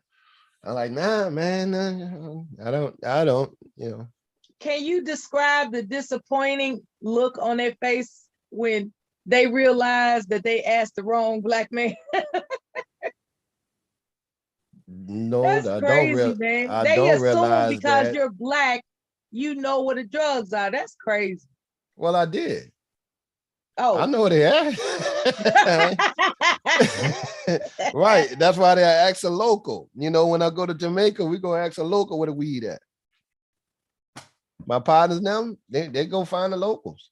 Or the guy, the cab driver, somebody on the ship, somebody, the janitor, somebody local. I have friends. I'm trying to figure out how I would handle that if somebody walked up to me asking me what some drugs are. That would crack me up. Right. Well, the first thing is for guys, first of all, in my environment, first of all, you're gonna think they're the police. It's a setup. Good point. Yeah, come on. I mean, for freedom is first. I ain't survived making all these years, for nothing. But yeah, you think that the police and they targeting you because you're a black dude. And so on and so forth. Oh But they man. figure if you don't know, you'll know somebody. But then again, wise folks that used to hustle back then, that was in the similar situations allegedly like I was in, they could take that opportunity. One, you can read people, especially if you've been in a tourist environment. Two, you done seen these people drinking and stuff already. Four, if they hit the weed, you know they ain't the police. Five, police don't usually come in. They may come in couples, but they won't come in sets of four. And then two, you're a waiter, so you can hear the conversation, stuff like that. You can tell if shit is genuine or not. And five, if they give you their debit card, usually it goes with the ID. And if it's out of town, it goes along with their story. Okay. So if you wanted to say, let's just say allegedly you wanted to do that, and it's just the old tourist hustle. Every city is different. You wanted to go ahead and, make it do your thing or whatever. Well, you can always say something similar to, well, no, man, I don't know anybody. I got some personal if you want to try that. I let you take a bump or something. And they were like, all right, well, they'll take that. And then you can see them take the bump. Now you're not the police. Then in the bathroom, no cameras, you can go ahead on and make your transaction. Now that can lead to a lot of things. One thing it can lead to is that, first of all, they go come back. They're gonna keep coming back, right? Well, not because of addiction, because they're on vacation. Second of all, whenever they come to New Orleans, they got the hookup, man. Just call me when you come in. Cool, man. Hey, one of the friends from my friend from New York coming. Can I give them your number? Sure. They're coming down for a second line wedding in New Orleans. All right. And that's how they, create a network. Yeah. To each his own. I guess, all is well until you get caught, I guess.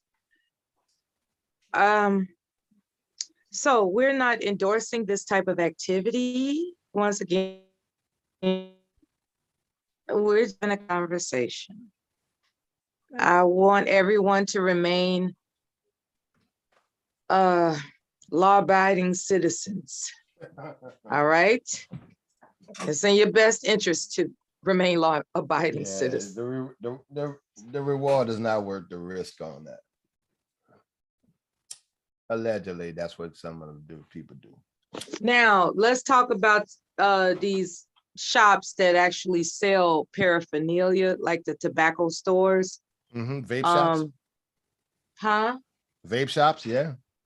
Yeah. Now, when it comes to invest, right? Is it a wise investment to invest in a company that make the vape shop stuff? Yeah, to a degree, but it's hard to find out who does that because a lot of people can blow glass, to make the pipes and stuff like that. So you may have a lot of little warehouse companies that do it that may not be on the stock market, right? But then if you get something like they got a couple places out in California, not only do they provide the CBD oil, the pre-rolled cannabis, with the THC content, all natural type of thing, but they also have the products to sell too. So you want to ride, if they on the stock market, you want to ride with a business like that because they got a variety of products and ways to make money, which they consider what they call a wide moat. Meaning if something else ain't making money, whether sales on the cannabis, the sales on a lot of other products, so they'll make that too. And so and you think about how business goes, if they get big enough with selling the cannabis, they'll buy the smaller companies that make the vape machine, the vapes and stuff. Okay. Yeah. It's like that big bank, like you can have a small boutique and then Neiman Marcus want to come and buy your boutique dresses. Neiman Marcus. Right. You know what I'm saying? So they'll have your dresses, but then they put them in their store. You're just a subsidiary. And they take over your store, yeah. Companies do that all the time. All right. Okay. I'm gonna pick your brain about this, right? It's still related to Whitney Houston, believe it or not. Mm. I had mentioned that she got like $100 million contract with Sony. Mm-hmm. For whatever reason, they gave her the money up front. You know, they didn't distribute it. I don't know how long it was, maybe 10 years or something, but like as anybody in that entertainment industry, right? Why is it that they think signing a contract to advance them that amount of money for a 10-year, for a decade, right? It's like, we're going to give you this amount of money. By the way, we got this kind of life insurance policy that's worth more than the goddamn contract and advancement we're paying you. You know, I don't even get it. I was listening to one of the dudes and it's still the music industry, but he was talking about the rap industry and he was talking about how it's set up to be a trap, right? He says it's not made for the artist to win. That's why you see so many people becoming independent. But in Whitney Houston case, and I think the rap game is a little more gutter on trying to, exploit the people and keep them under contract. But Sony and them, that's major corporation. They probably that $100 million ain't nothing to them. But the dude was saying the problem with the music industry and the rap game is that they'll give you, in the smaller amounts, they'll give you 100,000, but you owe them 100,000 worth of sales. And a lot of dudes spend that money, then their records don't sell. But now in Whitney case, 100 million ain't shit for 10 years. You're gonna make your money back.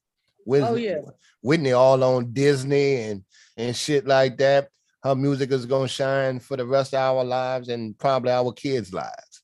So they can always make money. Kind of like with the show Queen Sugar.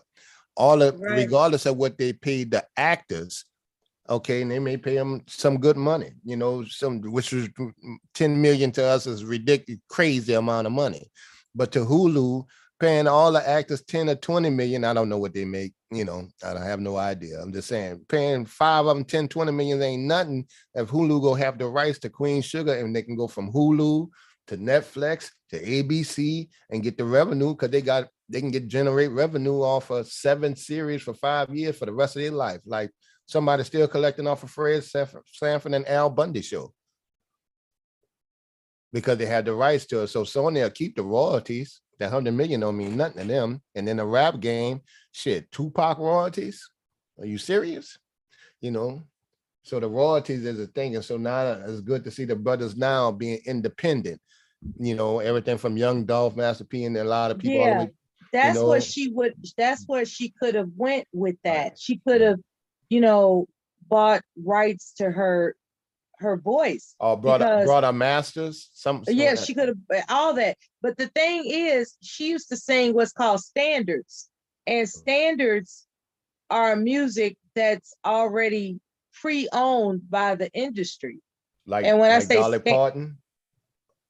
Like I Always Love You was that's a pre-owned standard. Yeah, she paid Dolly Parton for that. Yeah, that's a probably Sony did. We'll take that. She won't sing it. When you're on that level, you can just say what you want and they gonna go get it. Yeah. So they use her even voice. if as an entertainer, she could have did that, but she wasn't. She was a performer, right, not necessarily looking to be CEOs of her own business and stuff like that. But that's right. She wasn't business on minded. her level, 100 million, the dudes in the rap game trying to get there. So they need to do that. I know she wasn't complaining about it. I'm just saying. Put her time in. Yeah. Would you consider I never heard of her getting a shady deal on by no means. She always got the best deals. Oh, yeah. Would you consider her a legend? And if so, absolutely. Absolutely. A tragic end to like we see in a lot of performers. A tragic end at a young age from the Beatles on up. Some great performers that die young. Jimi Hendrix, you know, all before their time. And a lot of it was related to drugs. I tell you right now, Mela, I don't expect Lil Wayne to make it. He been That's on a good he point. he been on drugs since he was 12. That's a good point. Right. You know, 12. And I mean, he been in that lifestyle, and then I think he may have he might be a diabetic too or something like that. And you know, he had to put the syrup down. He was drinking codeine. That's his admission, you know. And you know, and listen to his rap, he said he had to put that down for a second, you know, but that's how they roll.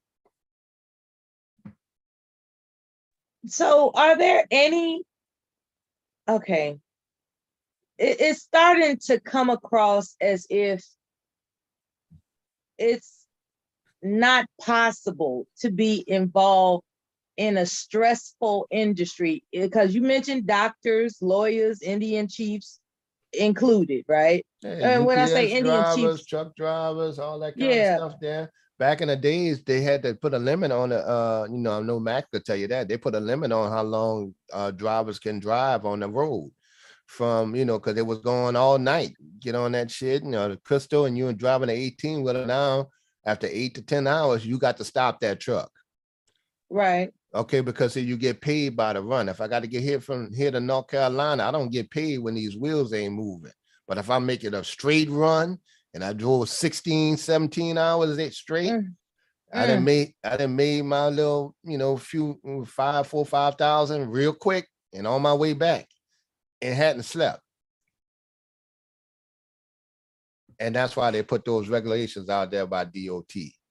And the thing with the 18 wheelers, if you get caught, they held to a high standard with that. If you have marijuana in your system, you probably would never get another job as a driver.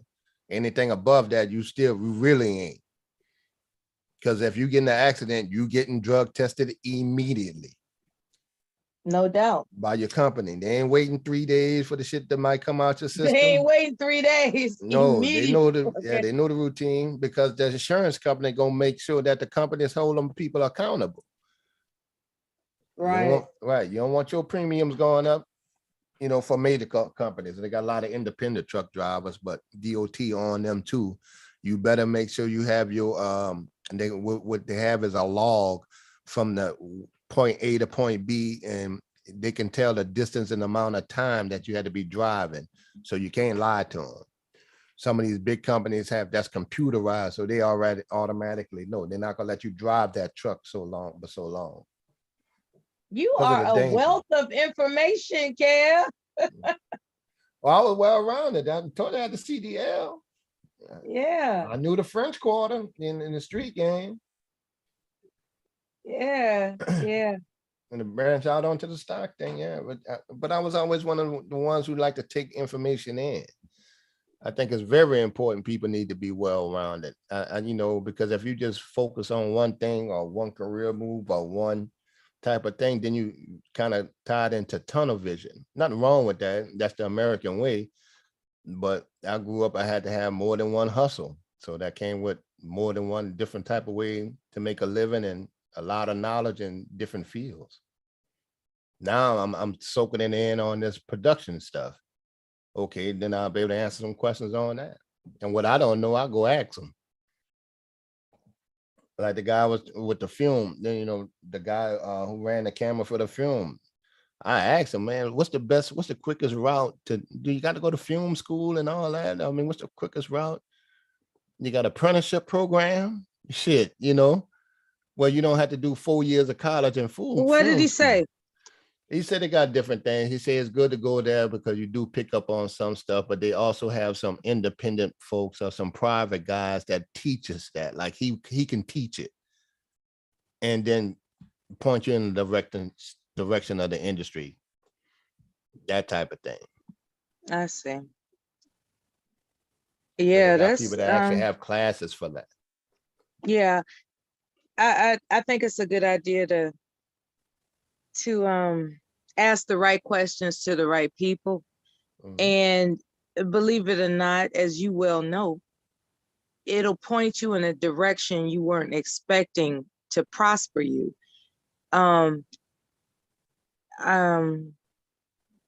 You know, I can't claim, you know, I used to say it was luck. When I really think about it, it was me asking the right questions as to how things turned out for me. Because, you know, my life was planned out by my family.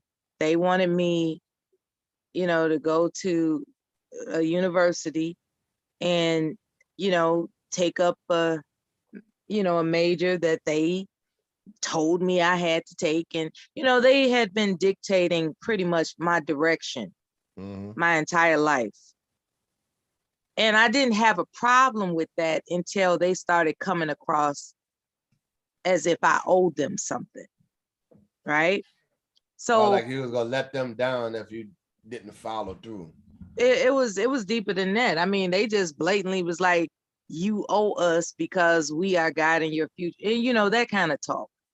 And I mean, what is it? I mean, I've seen people, and I know that's probably wasn't your family. I'm not saying that. I've seen people feel like they owe them something in the form of finances or helping them out, you know, when you make it type of thing, which I had to tell one of the kids I raised because they, I mean, he was real smart and that's the one that went to NYU, and it was like, when you make it, you could come back and help me, and don't forget who helped you. And I like, and I hated that sentiment because I was like, look, man, you work for this yourself, right? You don't owe nobody nothing, man. You worked it for yourself. Right. You did this yourself, man. You don't know about anybody that feel that kind of way, because I can hear the language with some of the adults around them, his aunts and stuff. If anybody that, you know, who give you that kind of vibe, that's people that's, you know, waiting on your success. Exactly. It's like leeches and shit. Like when they tell you, when they come across as if you owe them something, and you actually know that what you have is your own, but for whatever reason, they want to convince or persuade or, you know, just fucking Jedi mind trick you into thinking that you owe them something. And I just, you know, happened. And then I seen parents like that, you know, like they was gonna be ashamed if you didn't, you know, like it's for their own then the guilt trip, bragging the guilt trip. you know. You know, Timmy, a doctor, you know, oh girl, congratulations, you did good. That kind of shit, you know, which is ain't as sexy as saying, you know, Michael a mechanic. He got his own mechanic shop, but Michael might make more. Yeah, I've had that. I remember that experience when, what are we supposed to tell people if you don't do what we say? You get where I'm coming from? Yeah, I know what you're saying. That type of stuff. Like my friend, he grew up in a wealthy family. He was telling me like, well, we weren't wealthy. It's that my friend did, and he was like, and his families did that. He said, you don't understand, man. That you know, they'll try to hold everything over my, well, you're gonna be poor if you don't do it. You know, go to the college we say, oh, we go cut you off type thing, you know. And he's like, that shit was miserable, man. I wind up, you know, doing what they say for a while, worked in the corporate office, and then just decided I wanted to do my own thing. But I never liked my job. I didn't even like my profession. I know, right? So do you, as a father, can you describe can you describe what it takes to guide a child into a proper direction without making them feel resentful that you're guiding them? As a parent, all you can do is guide them. They're gonna be resentful of something regardless of what happened. The first judgment of a child is of their parents. Yeah, my son, for instance, when 18, that's their little testing ground, right? To go into adult America playing with me. Like, you can, but oh yeah, I ain't the one. Just, you know, to set the standard. I ran across that with my son, where the red carpet is laid out for him, and I'll tell you what he made the decision to do. He decided he didn't want to be quote unquote mommied. That was his whole protest. He did not want to be mommied. And I asked him what he meant by that. He said, you all are taking care of everything for me instead of letting me figure things out for myself. And so he wanted to just, move across the country. And fortunately, hey, you either did too much or you didn't do enough. It's one or the other. Yeah, but fortunately, he was smart enough to move to where his father's sister lives. She has accommodations, so that's what, when he was acting like that, that's what scared me. Like, it's like, I'm just gonna leave and go across the country. I was like, what the fuck is you talking about? But as it turns out, he was already in talks with his aunt welcoming him to her home. And so he was able to get a foundation started to where he could move into his own place. Like, that's what she did. She had him set up to where he was going to school. That's kind of backhanded, though. No, I know. I mean, it's a long story. But what occurred is that she provided the residents an opportunity for him to go to school in that area, as well as get a part-time job and save up, because he already had the veterans benefits for going to school. So he didn't have to pay for school. He just wanted a job to save up enough money to get his own place. He wanted to know what it was like to live on his own. And surprisingly enough, he actually did the shit. Yeah, he actually that's a good did thing. He's supposed to. Yeah. It surprised the hell out of me. I was like, damn. You. That's him going into being independent in manhood. It just comes different ways for the boys. Yeah, and he's just better than ever at this point, I would hope. It's a small sense of accomplishment. Yeah. And you got to have that under your belt. I mean, I could count. My first step was getting a diploma after everything I've been through. And the next one was getting my own place. I had a bed, a dresser, a TV, and a space heater, and a radio. And I was happy as all I thought it was mine. He got a car and he moved into a 1-bedroom, and he is, just mingling like young people do. And I'm surprised because he made a good point about being mommy, right? It was like, I guess the way he explained it really recently is that it came across as if we didn't trust him to be responsible for himself. That's the way he explained it. Because he never did, like bear down 2 years ago. Like, what do you mean, mommy? Like, we're trying to look out for you. What do you mean, mommy? And as it turns out, he explained it over the past holiday that it came across like we didn't trust him to be responsible for himself. And that's what made him feel mommy, And I was like, what do you think about that? Mothers worry and stuff like that. And I don't know, man. I still think it's bullshit. It's the way they did that is said. He didn't have to move all the way across the fucking country to prove himself to be a man. You know what I'm saying? It ain't. No, I mean, what if he would have moved to the next city? It wouldn't have made a difference. He wanted to move far away enough for me to have to take a lot of effort to come see him, because you think I'm not gonna lie. Mella? Say what? You think he did that consciously? That he moved that far? I think he talked to his aunt, and his aunt said, "Hey, why don't you come out here and live with me until you figure out what you want to do?" I think that's what happened. And as a matter of fact, he said that's what happened. That's what he said. He said that he talked to, I was going to say her name, Lord have mercy. Anyway, he talked to his aunt, and she was like, well, why don't you come out here and live with me until you figure out what you want to do? And he just rolled with that, and he's doing fine. Mm-hmm. I'm just glad that because the way he put it when he was getting ready to just leave the school he was enrolled in I mean, just leave. This was a gorgeous campus. I was like, what do you mean you're leaving? He made it seem like he was gonna be like Samuel Jackson in Pulp Fiction. I'm just gonna walk the earth. Yeah, that's the way he made it sound. You Right. know, And I was find scared. myself Man, listen, I was hitchhiking some scared. damn well. I was scared. I was like, what the But a lot wait a of minute. mothers go through that. You know, my ex went the same one. I went to. She thought New York was too far, and was telling Yeah. me he couldn't go on a full scholarship to NYU. Damn, that's like less than 2 or 3% that they give that kind of scholarship to.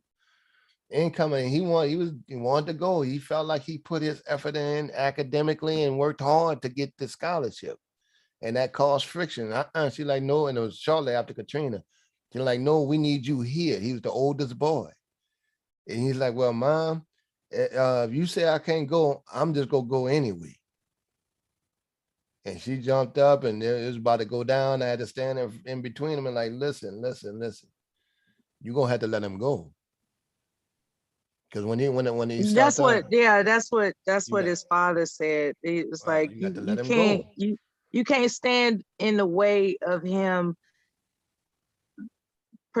You can't stand in his way. That's what my husband told me. You can't stand in his way.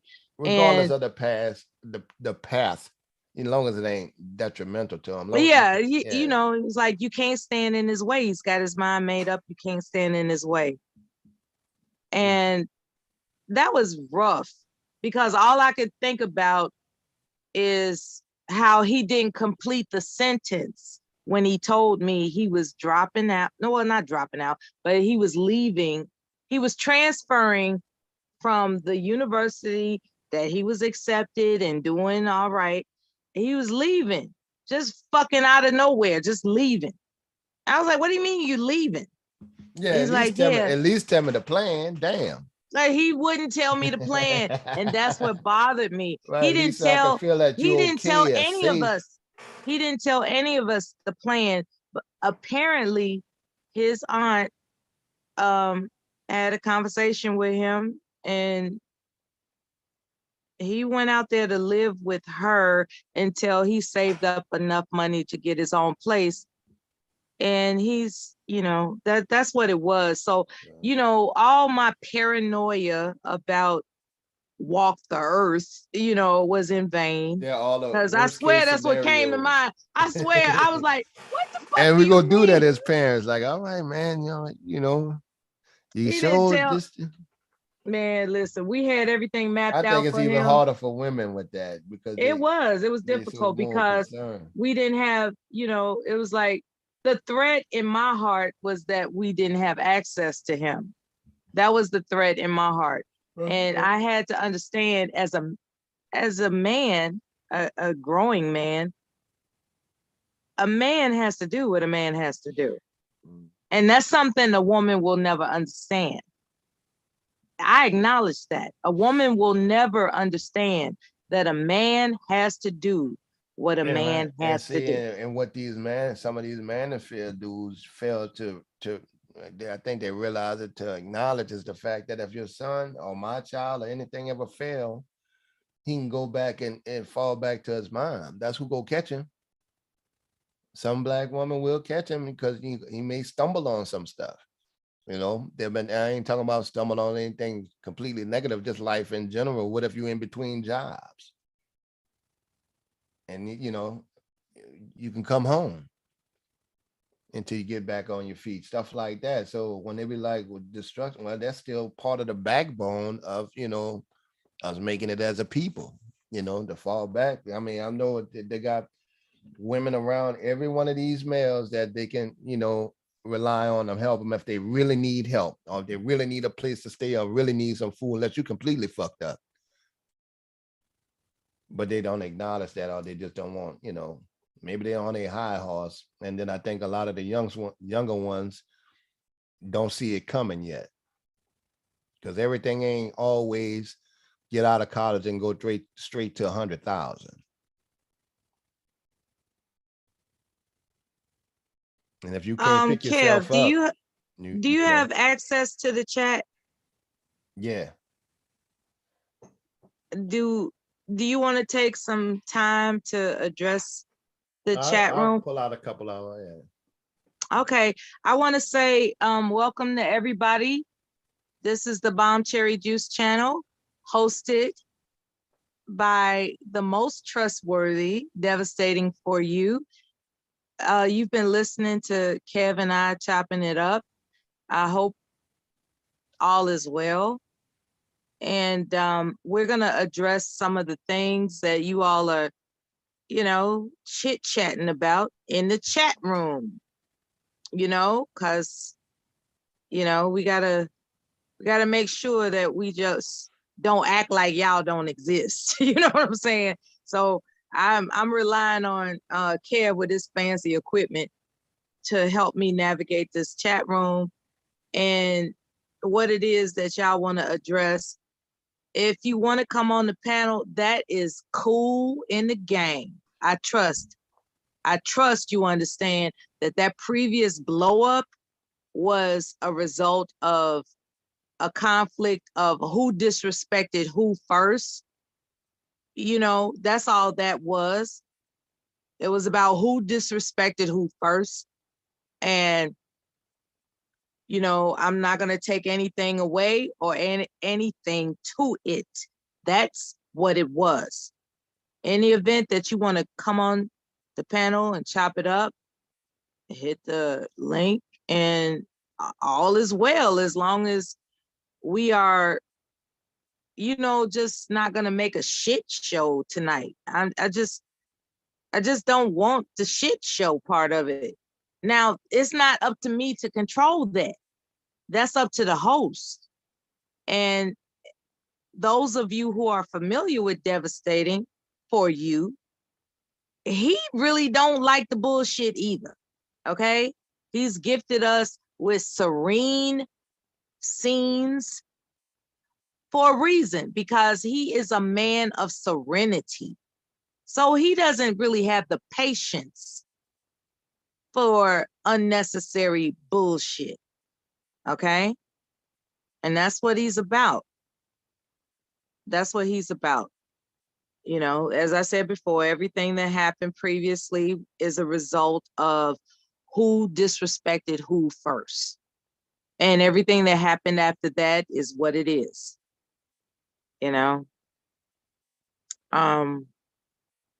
So anyway, let's see. I'm gonna go from the top to the bottom. I see Books for Moses deleted a message. Let me see if I can read that.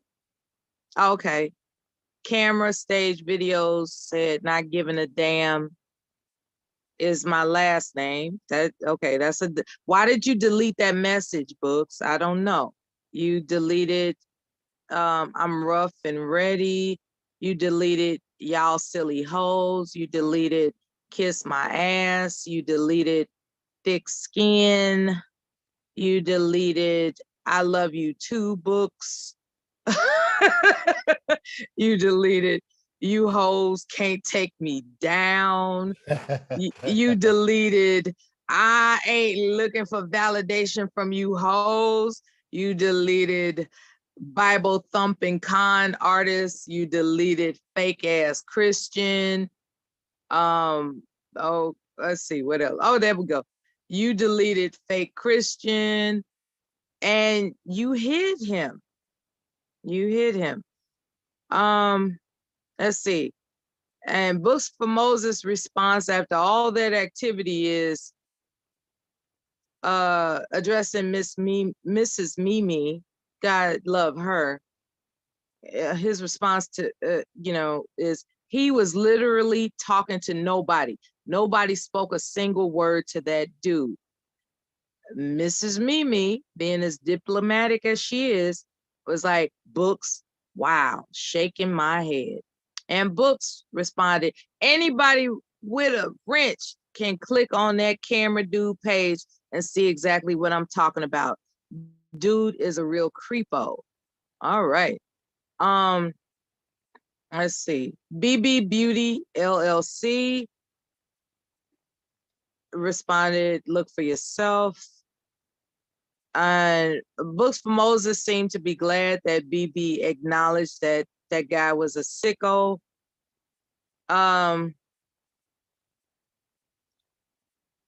Loyal Libra, I see your comment as well. The world is sick and I wouldn't want to have kids in this day and age. What day and age would he rather? Yeah, when was it ever good? When was it ever perfect to live in the world? Okay. Devastating for You showed up in the chat room. Responded to hey, Bunny. Responding to how books was excessive. Let's see. Said Book's been drinking. I think Book smokes weed. I don't think he drinks. I think he smokes weed. Like I said, I'm going from the top down. So we have Gigi. She's acknowledging Mrs. Mimi. And let's see if we can find something. Okay, they're arguing. BB and stuff. And let's see, they're saying that somebody's a troll. They're Joe John, he's got an upside down face. That's kind of weird.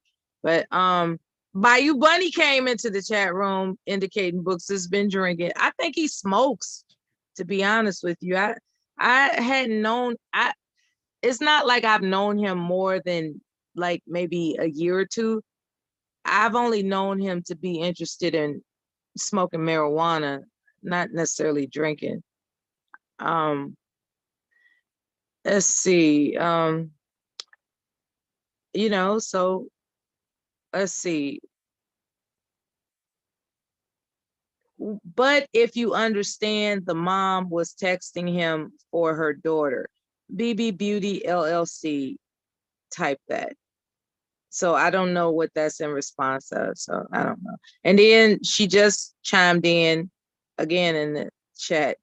I never said R. Kelly was sick. Okay. So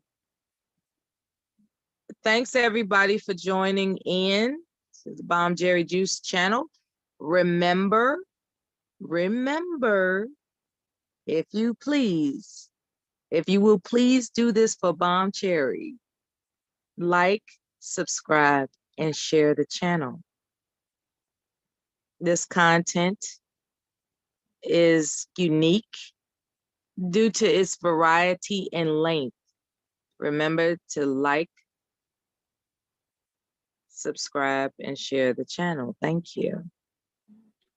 Do we have a new panelist or no? Good morning, everybody. Hey, Mrs. Mimi, what's popping, baby? Hey, good morning. I wanted to know if you guys wanted to practice a mindfulness technique that I learned in my class. Of course. After this morning, so we can get back to our center. So, who wants to do it? Everybody can participate. Do you have something to drink next to you? It could be a glass of water or something. Oh, hold on, I'm gonna get some coffee. Y'all go ahead. I got a bottle of water. Okay. Okay, so so let me know when you guys are ready. Oh, go ahead. I'm listening. I'm moving around. Go ahead. Okay. So or maybe I could do it on one person first.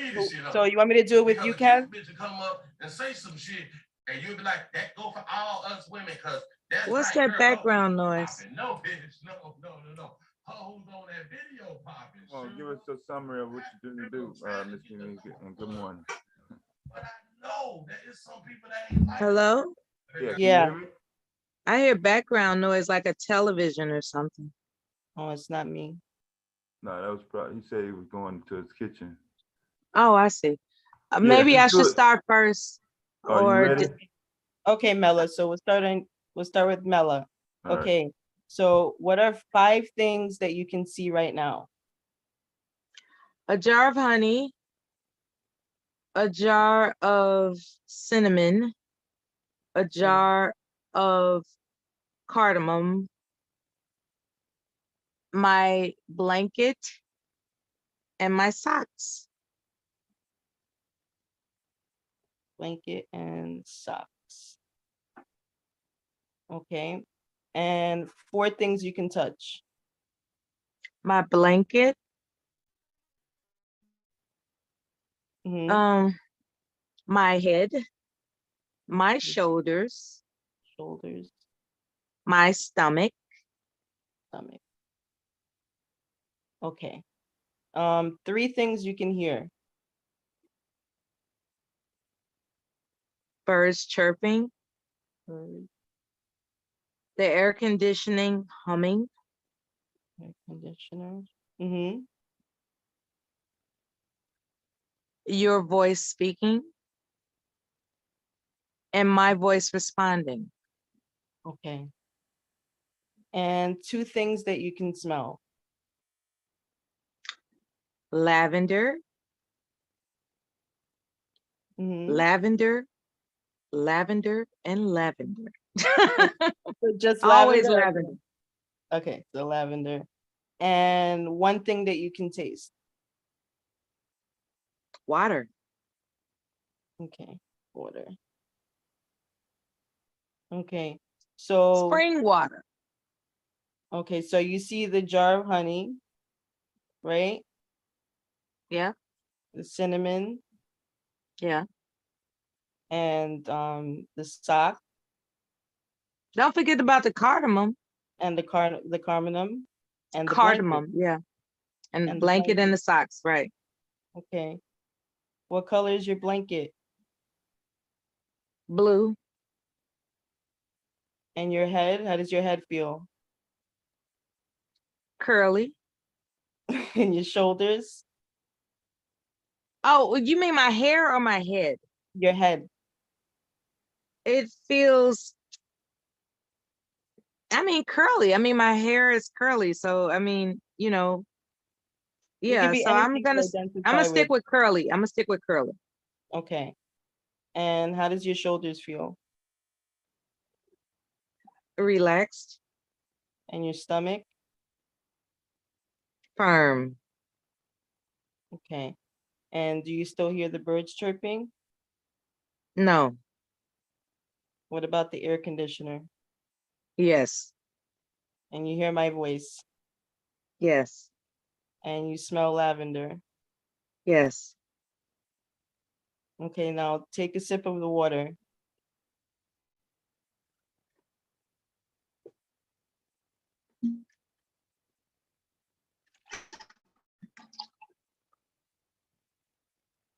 All right. I just did. Okay, Yes. is it cold? Is it lukewarm?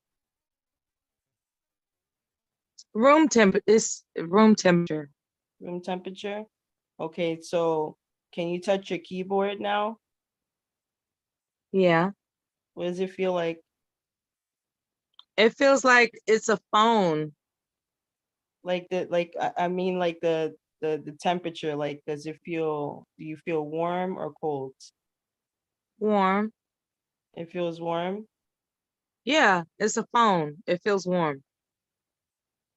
Did you notice that before? No. So that means that you're back to your center of where you're supposed to be. That's like a mindfulness technique. Oh, Of thank you.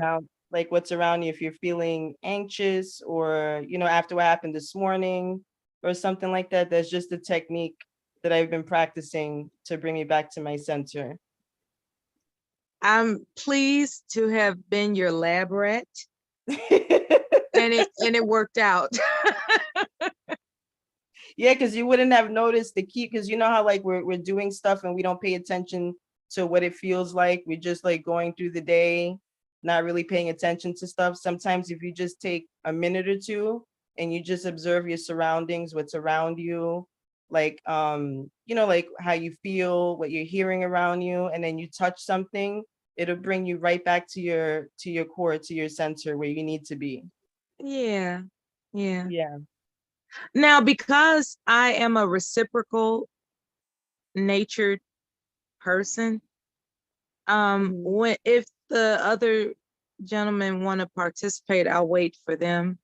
I have in mind for you what I'm reading to cross train your brain. That's exactly what that's what it indicates.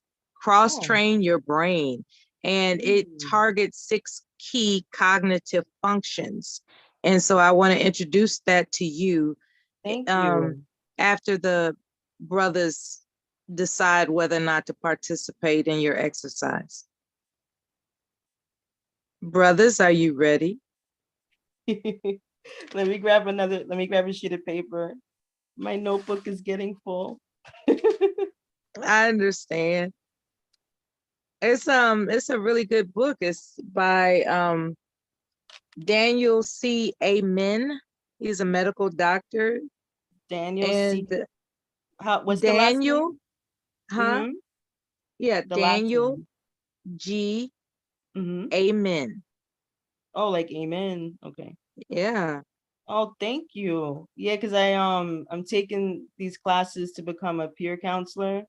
It's like the middleman between a therapist and a psychiatrist. Oh So yeah, you'll love him. Yeah. yeah, so I've just been learning different techniques and stuff like that. It's pretty cool. Yeah. What's happening with these 6 keys of cognitive functions that he's featuring in this book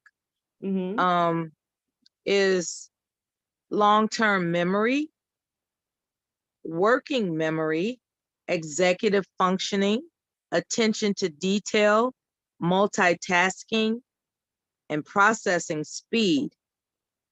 And of course there let's see, it's about a 300-page book, and it's fascinating with all types of games, puzzles, trivia challenges, and specially designed things of that nature to keep your brain young. That's what he promises, Oh, and on the that's cover of it, it has the figure of a human head with different sections identifying those 6 details I had mentioned, which I'll repeat again if you would like. Yeah, Number cross-train 1, your long-term memory. Yeah, long-term no, the memory. type, actually, shit. It's 399. Oh God. Anyway, the author is, because the way he put this book together, it's like you have to correlate stuff. It's like, it's really, he makes you think even to pick up the damn book. It doesn't have a specific title. It's just describing what the book is, Right. But I do notice on the back cover that his standout sentence is cross-train your brain. I can't confidently state that that's what the title of the book is. So I'm just going to emphasize that Daniel G. Amen /MD has a book referencing cross-train your brain that targets 6 key cognitive functions. I promise you it's engaging if you really want to put yourself through the trivia challenges, the puzzles and games that keep your brain young. Just how people are into like crossword puzzles. It's bigger than that. It's bigger than that. It's like there's stuff that's informative and challenges you about what it is you think and so if you're the type of person that likes to discover how well you can make a decision, how well you can remember something, how well you can process your brain to examine something in detail, this is a good book for all ages, in my humble opinion. I'll you know? definitely check it out. I love stuff like that. And then I'll recommend it too to my class. That's pretty cool. Thank you. Yeah, I appreciate your exercise as well. I'm a reciprocal type of person. Like I don't believe in receiving something without giving something back. And unfortunately that turns out to be including insults. Any event I receive an insult, sometimes I just might give it back, you know. So I have to be grateful about any opportunity to be above ground, living and breathing. And I don't take it to that depth. Like, there's only conflict, there's no threat. And when you when you recognize it for what it is, it's a lot more tranquil. Like, okay, I'm not saying that I'm not beyond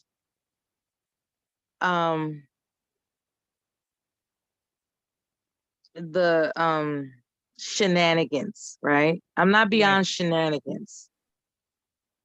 I'm not claiming to be perfect. What I'm saying is that every day above ground is a good day. And I try to keep that perspective no matter what conflicts I encounter, unless it is a threat where I actually have to do something about it, you know? And when I say threat, I'm not talking about online. I'm talking about, being accosted or something of that, like the serious stuff, like this online back and forth. This is, and I know it's disturbing for some people because I have actually experienced psychological abuse as a, basic trainee. I didn't know that, that these people were supposed to talk to you crazy and you were supposed to let them do it. Right. I didn't know that I was going to have my life in danger. I didn't sign up for that. I didn't sign up for a war, but it happened. And my life on a daily basis was not only in danger from the job at hand, but also those who would be my crew members. So it was a very difficult process to navigate a sense of tranquility and understand that when it comes down to the nitty gritty, every day above ground is a grateful day. Okay. And that's the way I look at life. So I didn't know what you were going to present with your, what you offered. I had no idea. All I knew was that I'm willing to participate in something that may or may not be embarrassing.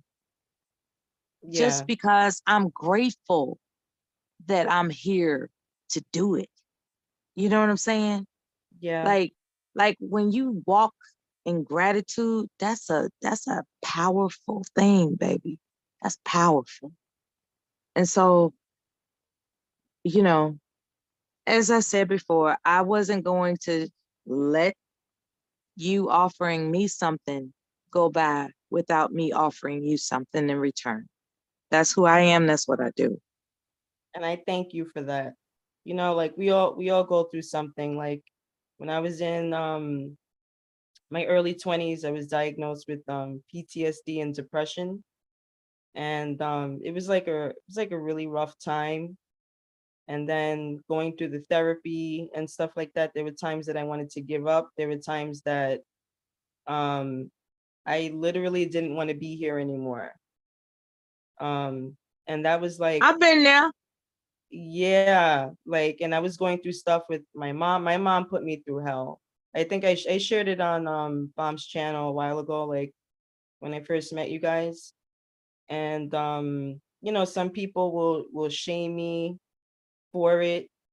I've had family members say that I was crazy because of my diagnosis rather than trying to understand it. But thank God my husband understands it. He knows, like, there are times that, you know, like some people don't get that when you're going through depression or when you're having a PTSD episode, there's nothing that they can do but just be there to be supportive. And it just happens. Sometimes it just happens. You could wake up one morning and it's just there. But there's things that we can do for ourselves that'll help us feel better and get out of that mode. Like, you know, when people go, oh, just snap out of it. I'm like, that's not the way it works. That's not the way it works at all. That's right. It's insulting, really. It's when I say insulting, I mean, like, how dare you practice a stereotype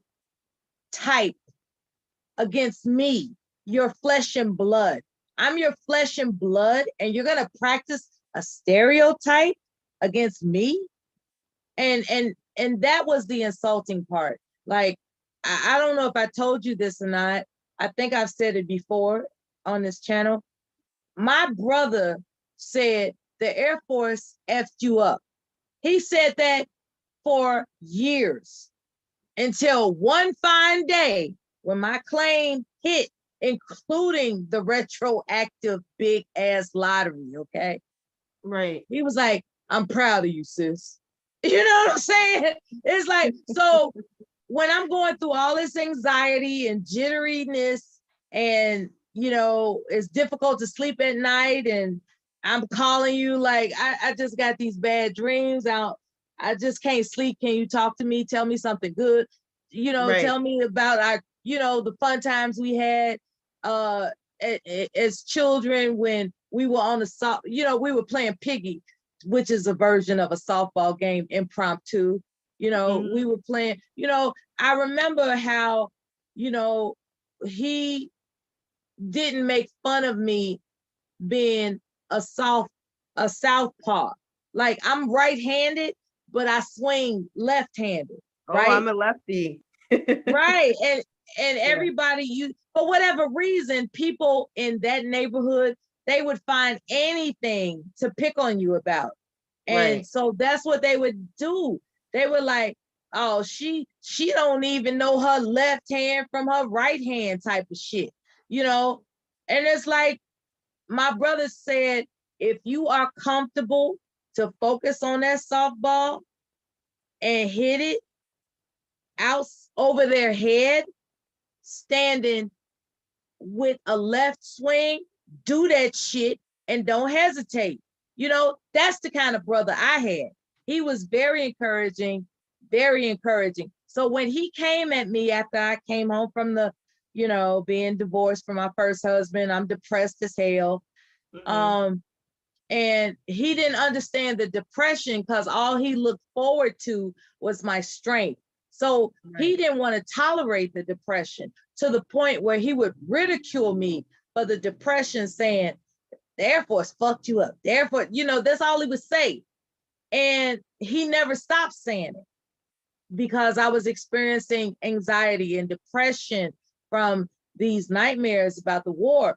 And next thing I know, I get encouraged by somebody to file my claim. It's like, wait a minute, you was in the war? You got all these certificates and the wars? File your fucking claim. I filed the claim. It took a long time. Eventually it hit with the retroactive pay on top of that. Right. And, you know, he was like, well, goddamn, I'm proud of you, sister. You know, and I was like, oh, that's what it takes? That's what it takes for you not to ridicule me.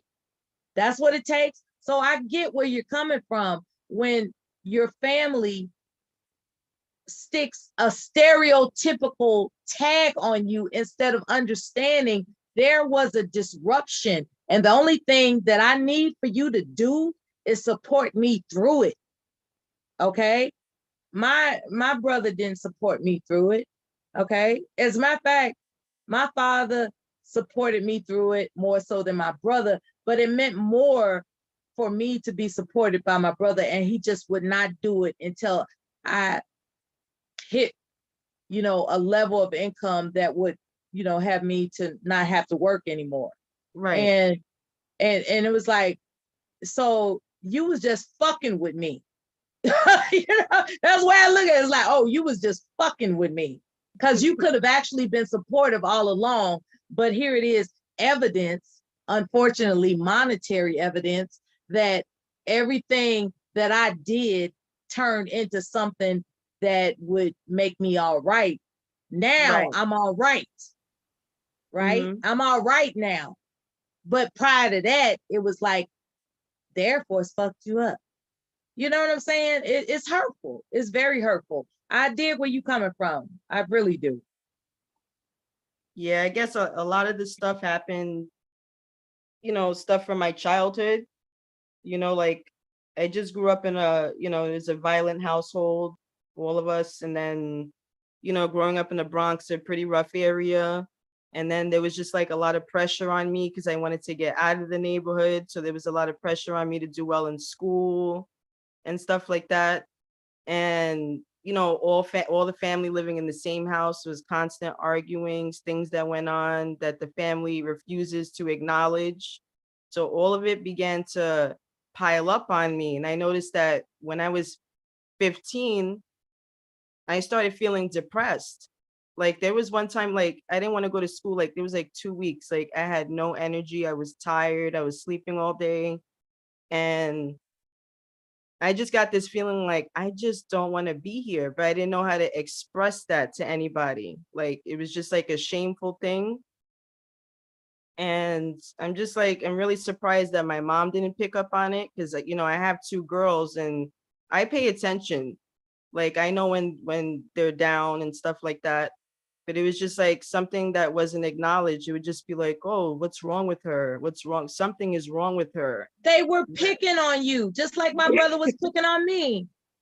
But I also had, and then I was also very quiet. But then when I couldn't take it anymore, I would lash out and I had a bad temper, and I would get into fights with, especially my older sister. We used to get into some fist fights when my mom wasn't home, because she was very bossy and she thought she was the mom and she just had this air about her, like she was just better than everybody. So when she was in a bad mood, she would take it out on me.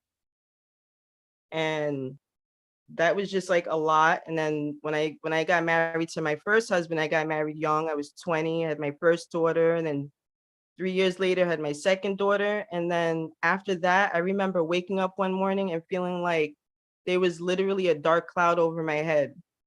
And I was like, what is going on? Like, I remember being at work. I just remember just being there, but I'm like feeling like, am I here type of feeling? And I started getting anxiety. Then I had to take some time off from work.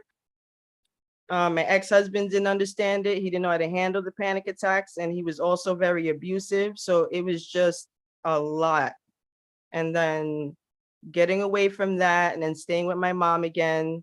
And she would watch my kids when I would go to work. And then I started to notice a change with my older daughter. My oldest daughter would ask me, oh, do you love me? Like it would just be out of nowhere. And I'm like, yeah, of course I love you. And she's like, well, Granny says that you don't love us. Like my mom was literally telling my children, she was literally telling my kids that she was really their mom and that I didn't love them.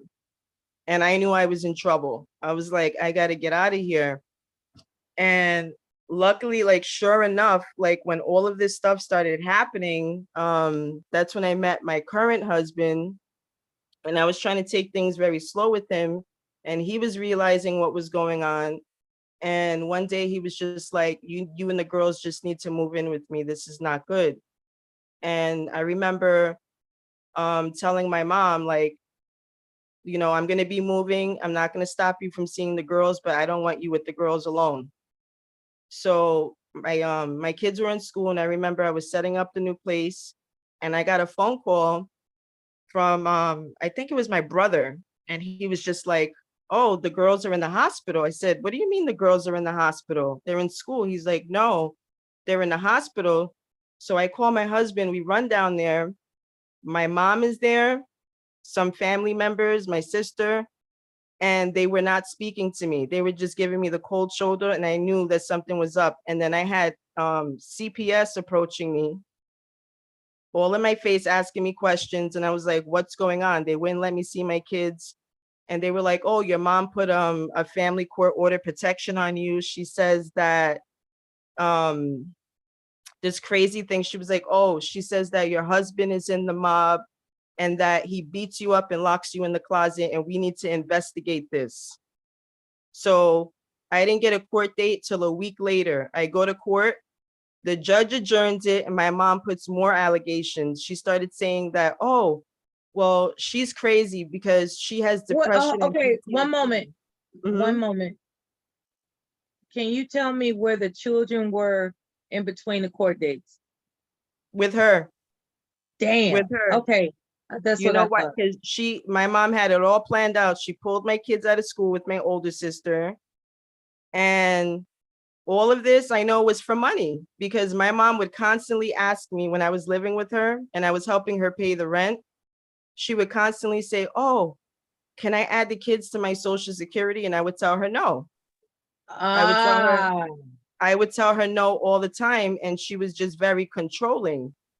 So I remember when I went to court, then there was another allegation that she put in. She just kept putting in so much allegations. Then I had to go to my therapist. I had to go to a psychiatrist so that, they had to do a report to let them know that I'm fine. I'm in therapy and all of this stuff. That wasn't even enough. Then she said that I was a drug addict. Then I had to start getting drug tests. She kept playing this game.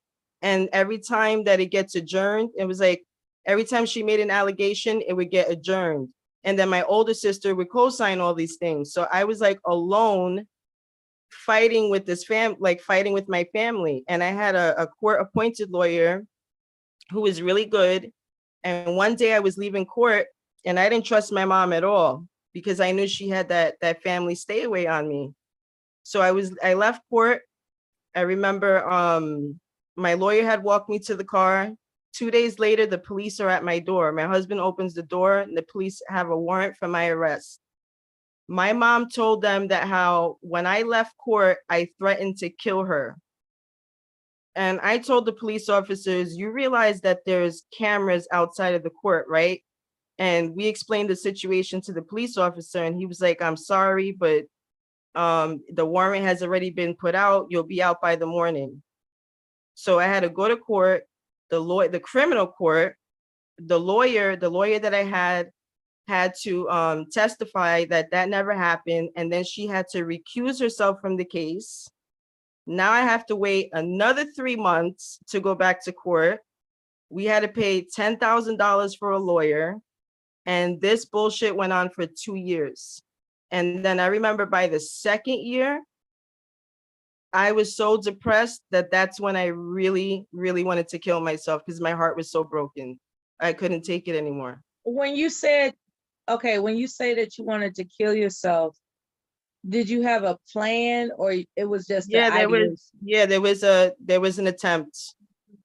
Okay, I'm sorry to hear that. Okay, go on. Yeah, there was an attempt, and then my husband was there.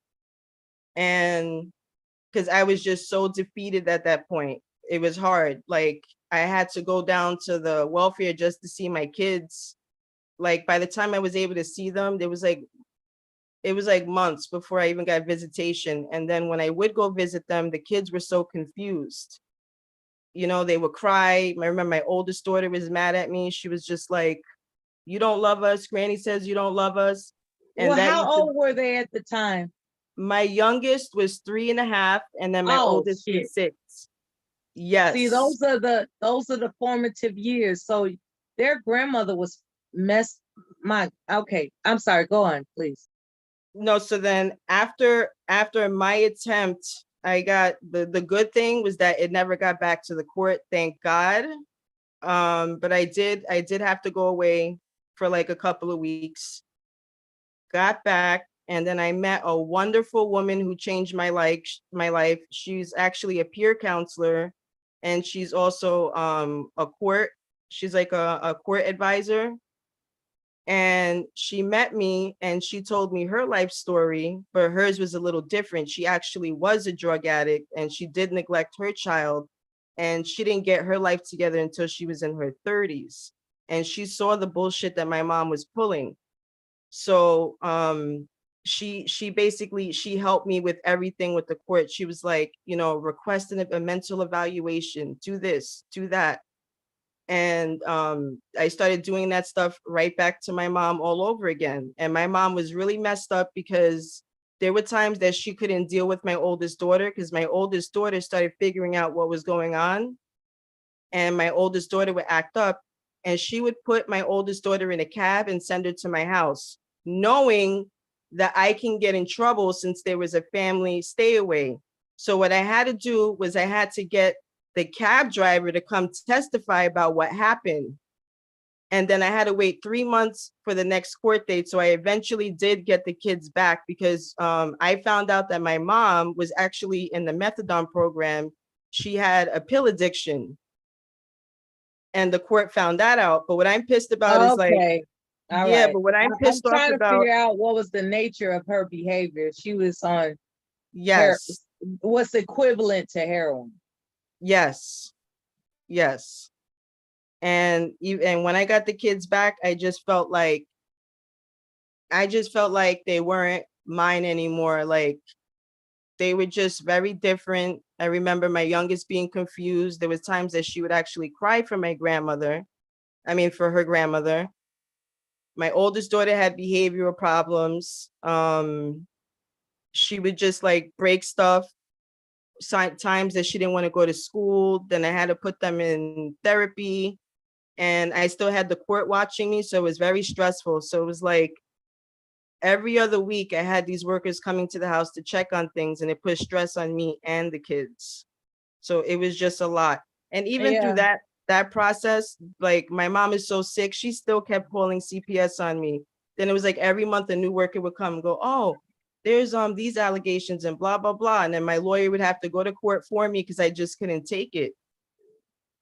It was just a lot. Yeah, you've been through what most people haven't. Congratulations on your survival.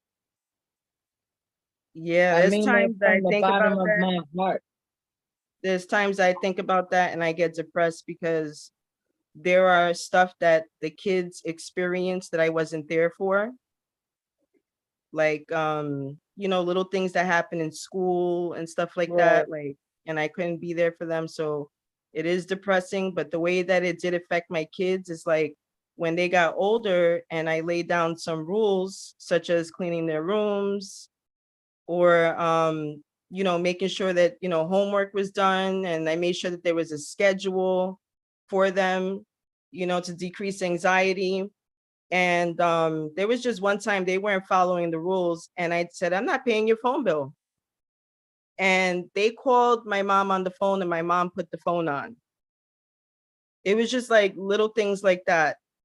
And then what was hurtful was like, I remember a couple of years ago, like they would just give me a hard time. And they were like, we don't want to live here anymore. We want to go live with Granny, because they knew that when they lived with my mom, they could do whatever they wanted to do. And I remember okay, let's understand that she entombed them during their formative years. Those formative years are what is causing their I can't trust you behavior. It's not about you. It's about what your mother did to quote unquote program them against you. And I think what can happen is because I'm not a specialist. I think what can happen in this book that I just recommended to you is in a book of virtues. That's something that's useful, but forget the virtues. I'm talking about doing things together that they find intriguing enough to connect with you about. Do they know how to play chess? They do. They have different, like my youngest daughter, she wants to get into How old are they? Now. My youngest is 15 and my oldest is 18. They'd have never been around their grandma. I'd have never let them out. I'm just talking about me in general. I got the same issue. I know. Yeah, I'm sorry. I have some similar issues with my daughter, grandma, and I know I can't leave her around her because I know that's the first thing she's gonna try to do is manipulate the child and try to relive their own personal damn motherhood by spiting their own children as parents. Yes, I've seen that shit a bunch of times, and it's fucking sad. You know, I'm not talking about you. I'm just talking about in general stuff I've seen like that. Yeah. And to this day, I still got the grandma calling the police and sending them to my house. And this day and time, with all the walk-in shooting of police of black men, and don't give a shit. Don't care about the children's well-being other than what they feel about the children at the time.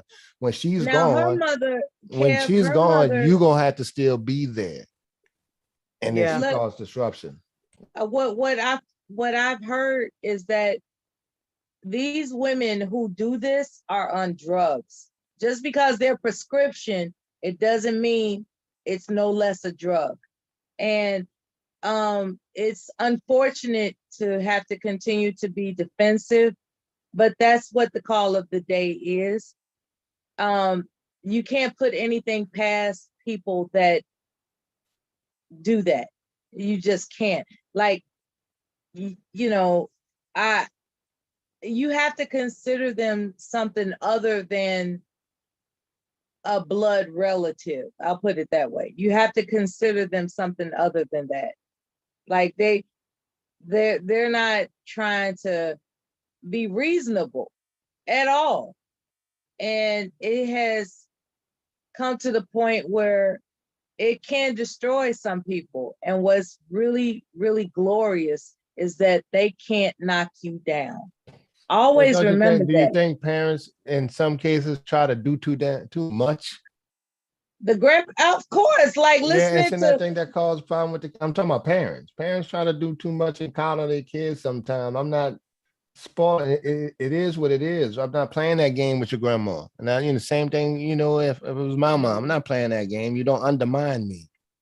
Exactly. And if you're gonna undermine me, then you don't need to be around them. Exactly.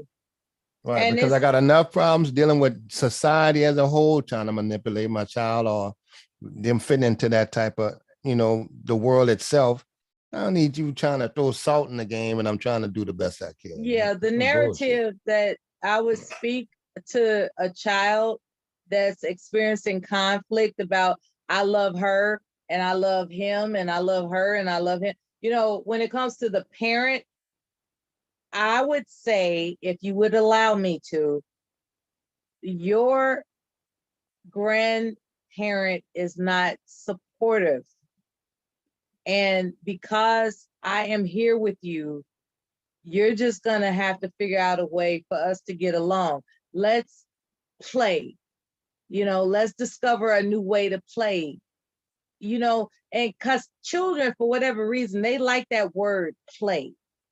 That's why immature men like the term player, because the word play is very stimulating to a child's mind. And when you introduce, let's find a new way to play, because your grandparents aren't supportive. It's just you and me. It's just us. So we have to find a new way to play so we can forget about how bad things have been. We have to find a new way to play so we can forget about how bad things have ingrained. Been. It is, especially those formative years when those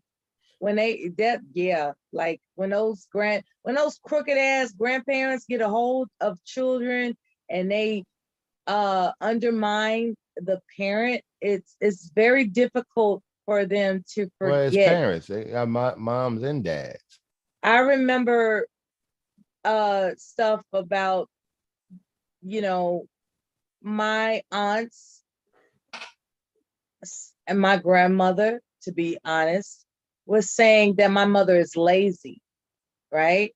They kept saying that around me, around us. I'm talking about my siblings. They just was like, well, you know your mama lazy. You know your mama lazy. That type of shit, right? And as children, we had to listen to that. Okay. And what eventually occurred was my cognitive ability to assess, how dare you talk crazy about my mother, you know? But at the same time, I wasn't allowed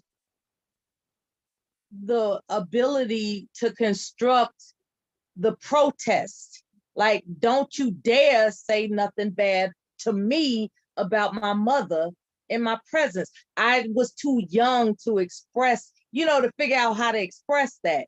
And so as time goes on, I'm remembering all the things that my mother didn't do perfectly. I'll put it that way.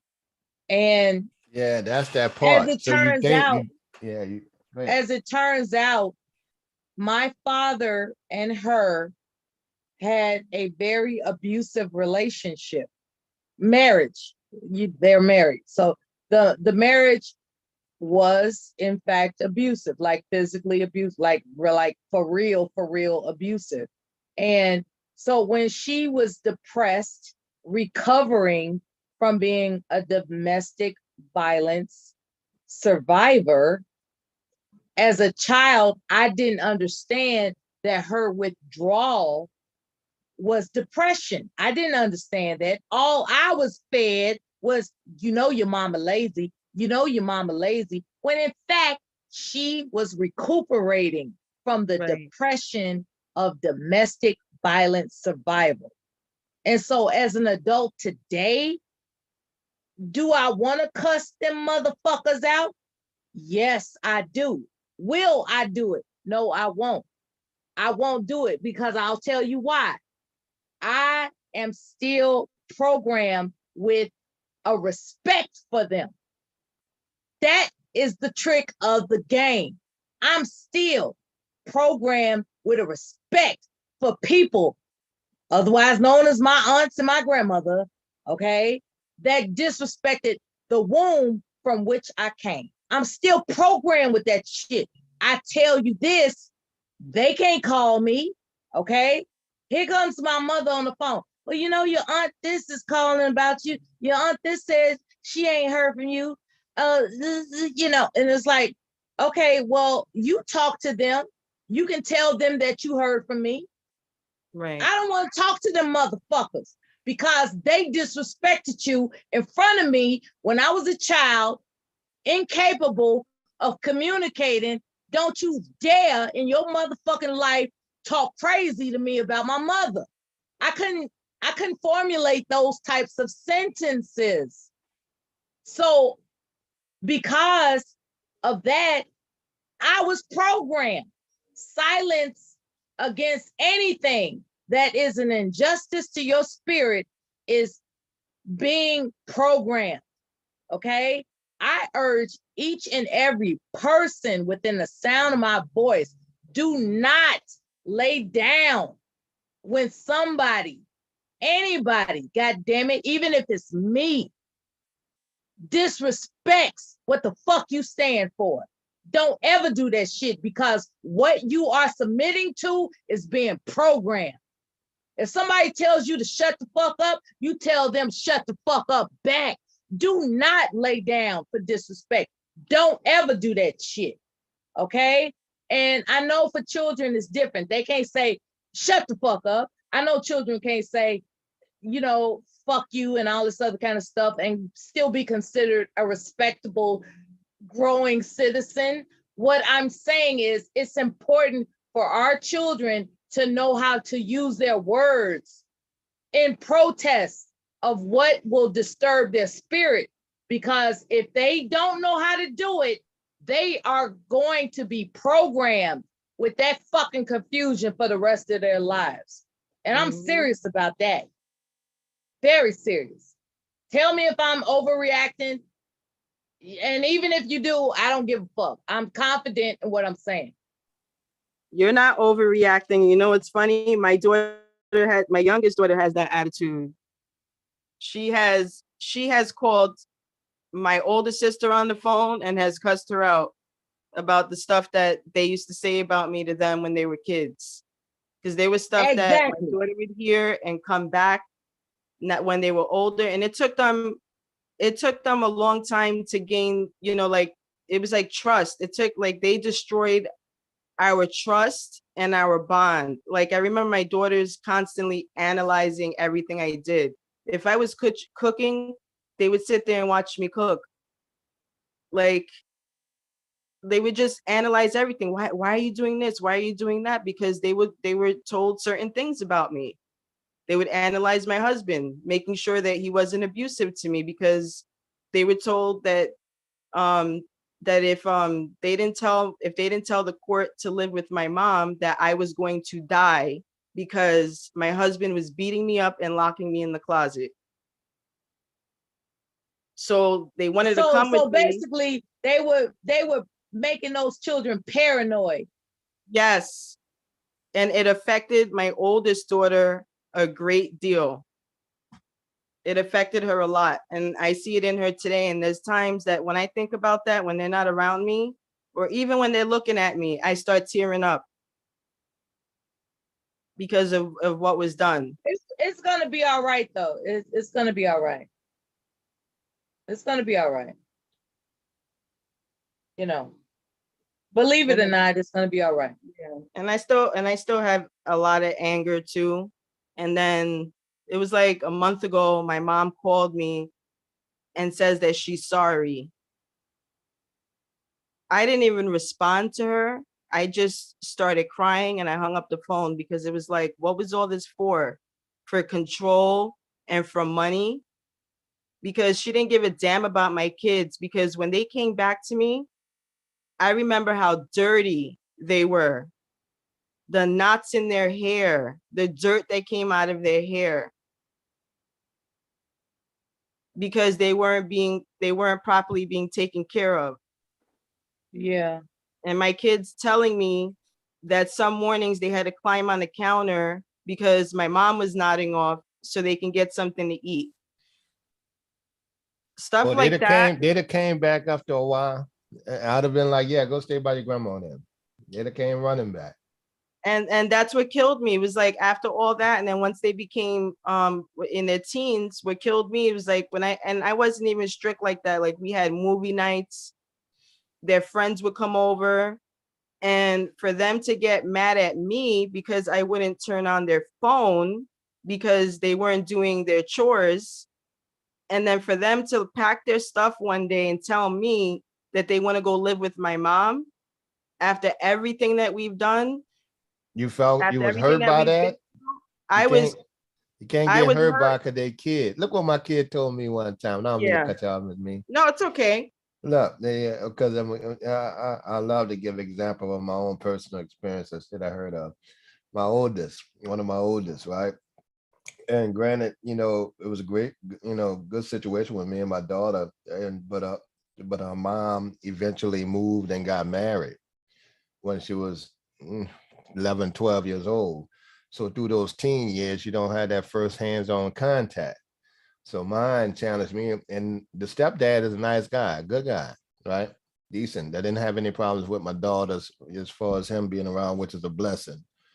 And she wound up saying, and try to give me the guilt trip. I don't let them play that guilt trip shit, you know, because something that she wanted, I needed to do. And she was like, you gonna let another man come in as a man and raise your child? And see, I don't play that game right there, you know, even though the distance and you know, if you step back, she felt some kind of way because she was used to me being around. And to have to rely on someone else, she felt some kind of way about it, because if she was more about, and you know, call my daddy, or I won't go by my daddy, but you know, she grew into that, you know, that little vitriol against me. But eventually it kind of wore off as time went by, and we got to talk a little bit, because, you know, other than that, it was gonna get to the point that I was like, okay, well, look, before we get disrespectful, and I had to text, and I don't do the texting. And because people take it the wrong way, that you don't know how it sounds when people saying, I say, okay, well, look, before we get disrespectful, let's just not go on and talk to each other at all. Because if we go down that road, ain't no coming back. I learned in relationships before, once people start throwing the negative words around and stuff like that, the disrespectful words, then that leads into more stuff. So we cut it short, and she came back around, and it took a little minute, with her mama work, but they go judge you like that. Even felt some kind of way that I actually helped raise some other kids, Mella. Like, you raised other kids and you can't come get me. I'm like, okay, well, see, here we go with that. It was gonna be a judgment on it, even though she grew up with those same people, same kids like siblings. But they come back around. But they ain't gonna make me feel some kind of way. I don't know. That's you're not gonna put no guilt trip on me. My thing as a parent is to make sure that you had, you were protected, had a roof over your head, well educated, and got some good moral values. And I can help guide you to what you want to do in your life as far as a career, what you want to do. That's it. No more, no less. And to give you a better start than I had, or me and your mom had. Other than that, I'm fine with it. So you can't put a guilt trip on me with that. And I All right. All right. Okay. Because this is too deep for me to dive into, I'm gonna revert back to the topic, right? Okay. Do you both think I thought you were going back to Whitney. Yeah. Do you both think that because Whitney Houston was on drugs, that more likely than not, she was an abusive parent? I would say yes, because I wouldn't say physically, but abuse as in like being neglectful. Because when you're on drugs, you're not fully aware. How can you? I mean, even the situation with my mom, like nodding off right at the dinner table, the kids trying to feed themselves, or her leaving the kids in the house to go get what she needed to get. Anything could have happened to my kids, and when I think about it, I get angry. But yeah, as far as her, yeah, I would say that is abusive, and somebody should have, in her camp, should have definitely stepped in. Right. Well, yeah, with that, and of course we didn't know how she was raised, but one, whatever allegedly or whatever it is, I don't believe in bringing children to adult parties, especially like Hollywood style parties. And I don't agree with putting kids on prescription drugs that young.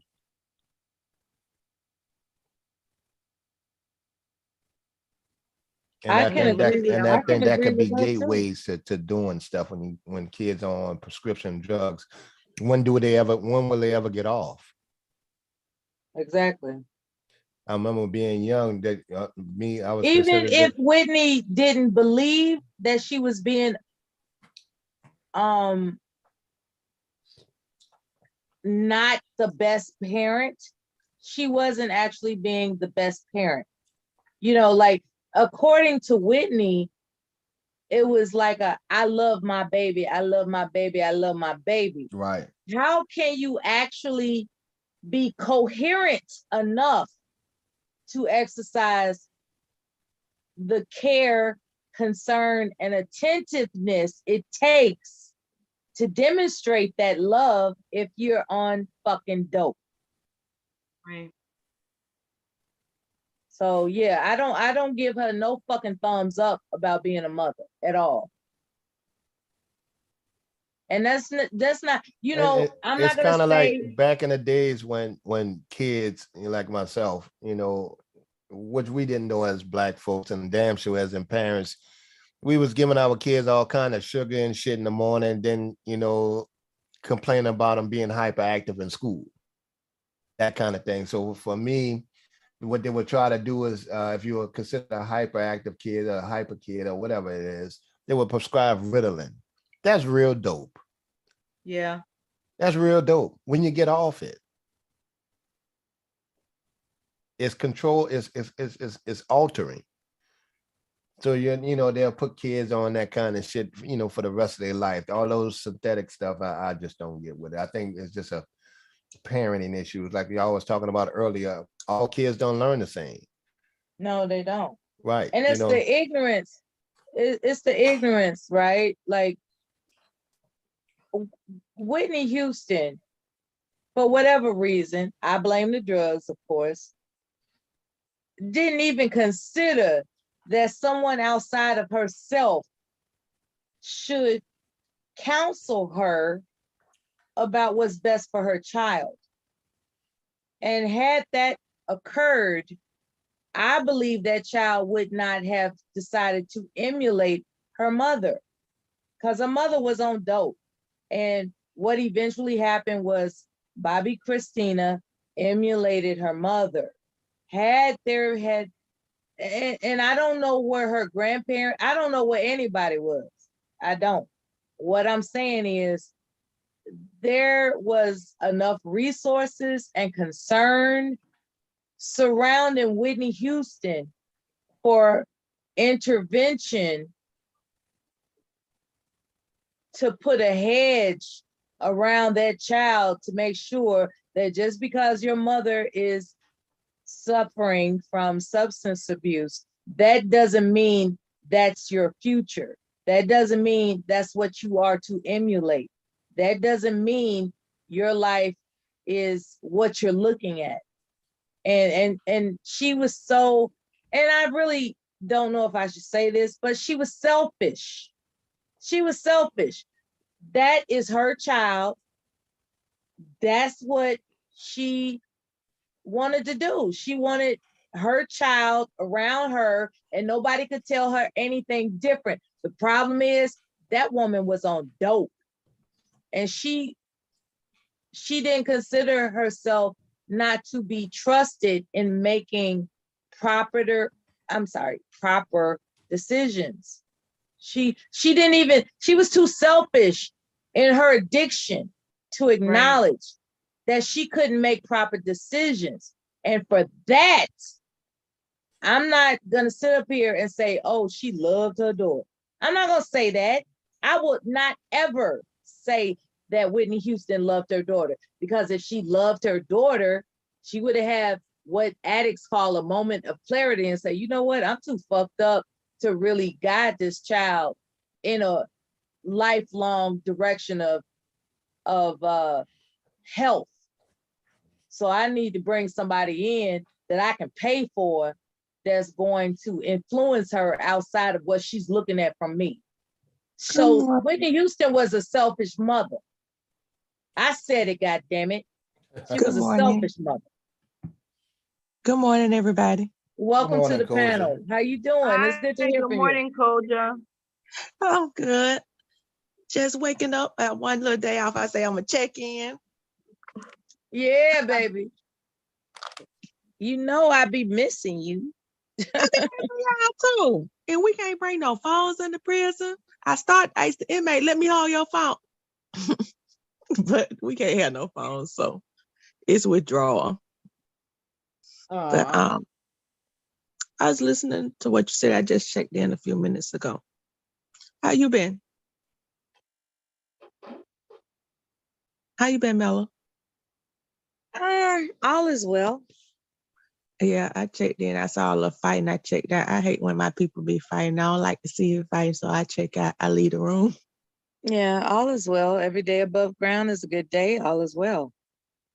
Yeah, but I think we suffer under a fallacy that money equals happiness, and it doesn't. You know, we think people got the resources that the money to have the resources to do better, and we think they should, but they may have the money, but they don't have the mindset and stuff that go with that money. I don't know. I think sometimes we try to simplify stuff on some things too much, and we like, well, they got the money, they should do better. But mentally, you can have money and still be really, really messed up in the head. And I think when you have money and like on their level, it affords you to have less people that will interact with you because they bought. They by surrounded by yes men. Because of the money, it could be Yeah, a crutch. yeah. I got you. Yeah, that makes sense. Okay, if you got yes men around you, who gonna tell you, look, you need to do something with this child? I mean, like Mel, like if you was Whitney friend, look, you're not doing right. You're getting high. This child around here, you run around here with Bobby. That she been with the maid for 2 weeks. Ain't nobody gonna tell her that. But even on that show, and that's not to say that happened. I'll be forgetting. I'm talking. They got an audience. That's not to say I ever heard that happen. I'm just giving a scenario. It did. You ever saw that show? No, I never saw the show. I was just guessing. I saw the show, and the little girl had, for my instance, a little flip mouth then, and I definitely think it was some division about how Whitney felt. But Whitney was slick mouth. She was. I mean, not ain't that to her daughter. I'm not saying to her daughter, but she had that. Oh, I'm gonna set you straight type disposition. And it could have been the crack. It could have been the crack. But I just remember one episode. You remember them Von Dutch hats? Von Dutch brand. Yeah. It was an expensive brand. And how the little girl went in there, I think she picked up one in every color, but she was kind of flipping about it and how she did it and stuff. And it just looked like, because I remember Bobby Christina being a heavy set little girl. She slimmed down as she got older. And I just think that was because Whitney wasn't really paying attention to that girl and just giving her what she want. As a kid, I just think it was food, and that's just my assessment. But when I saw her as a teenager, she had slimmed up. Because, Bobby had other kids, too. And it's like Whitney made a comment about Bobby kids. And Bobby say, basically, bitch, just because I'm high over here, whatever, don't talk about my kids. He got her straight real quick on that, about his other kids. But I think, I don't think Whitney had protection. I don't think her mother did. And we don't really realize how much we got education now, but we don't realize how much our parents, me saying parents, and great-grandparents literally raised themselves. They had no structure like we have today. And some of them got scars that they never tell us about or discuss. And we know we hold them responsible and accountable. We got more tools nowadays than actually they had back then. So when they was raising us, I would say grandparents to great-grandparents, they had a lot of, I can just use this word because I can't think of no toxicity, that it wasn't their fault they had. Because they literally was kids raising kids. Okay, I understand the compassion angle. At the same time, I'm not going to absolve any wrongdoing that a grandparent does just because they was fucked up. No, I'm not saying absolve them. You got some that was worse than us. You got some that was literally just abusive. I'm not that part. And the parents do. It's this kind of sibling rivalry dynamics that take place in families that we don't talk about. Like, we all got that messy ass auntie that always keeps shit going in the family, and they have their sibling rivalry. And because they sibling rivalry that they had as kids, they come and they older but not more mature, and they come and do that stuff through the children. They keep repeating these patterns. That's what they are. They are patterns. Koja, they made it seem like they were disappointed in my mother for not being strong enough to overcome domestic violence. And for that, for all those years of saying she's lazy, when in fact she was recuperating from domestic violence, is atrocious to me. People don't understand. They have a real lack of understanding for things they don't experience themselves. In addition to, we got some real messed up views that we done got down. And it's hard to even unlearn them now with the stuff that we know. It's hard, but they got some real messed up views. Like everybody got that auntie. She was fun as a child, but as we grew up, we don't fuck with her as adult because she's still childish like that. but they'll keep, and they'll still keep mess going. So everybody just kind of don't fuck with her no more. They be like, hey, auntie, but they don't have that I many have an aunt conversations. like that too. Yeah. And these I mean, are like to the point, Koja, nobody in the family. I literally, my brother did time. And it had something to do with, with with the estate, my mama estate, and she had a part in that. Literally had to stop my brother from physically handling this woman, and he had just got out of jail. That nigga was really gonna go back. And nigga said, I did all my time. If I get out of now, I ain't nothing but a misdemeanor, So I got one of them dirty ass aunts. Yeah.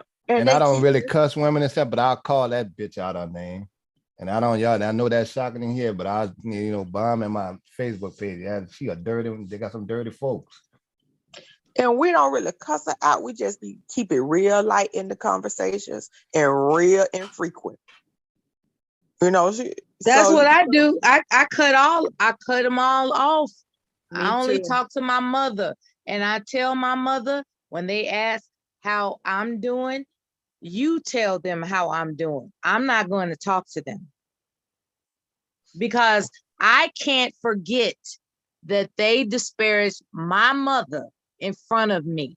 They tried to make me believe that she is something that she's not.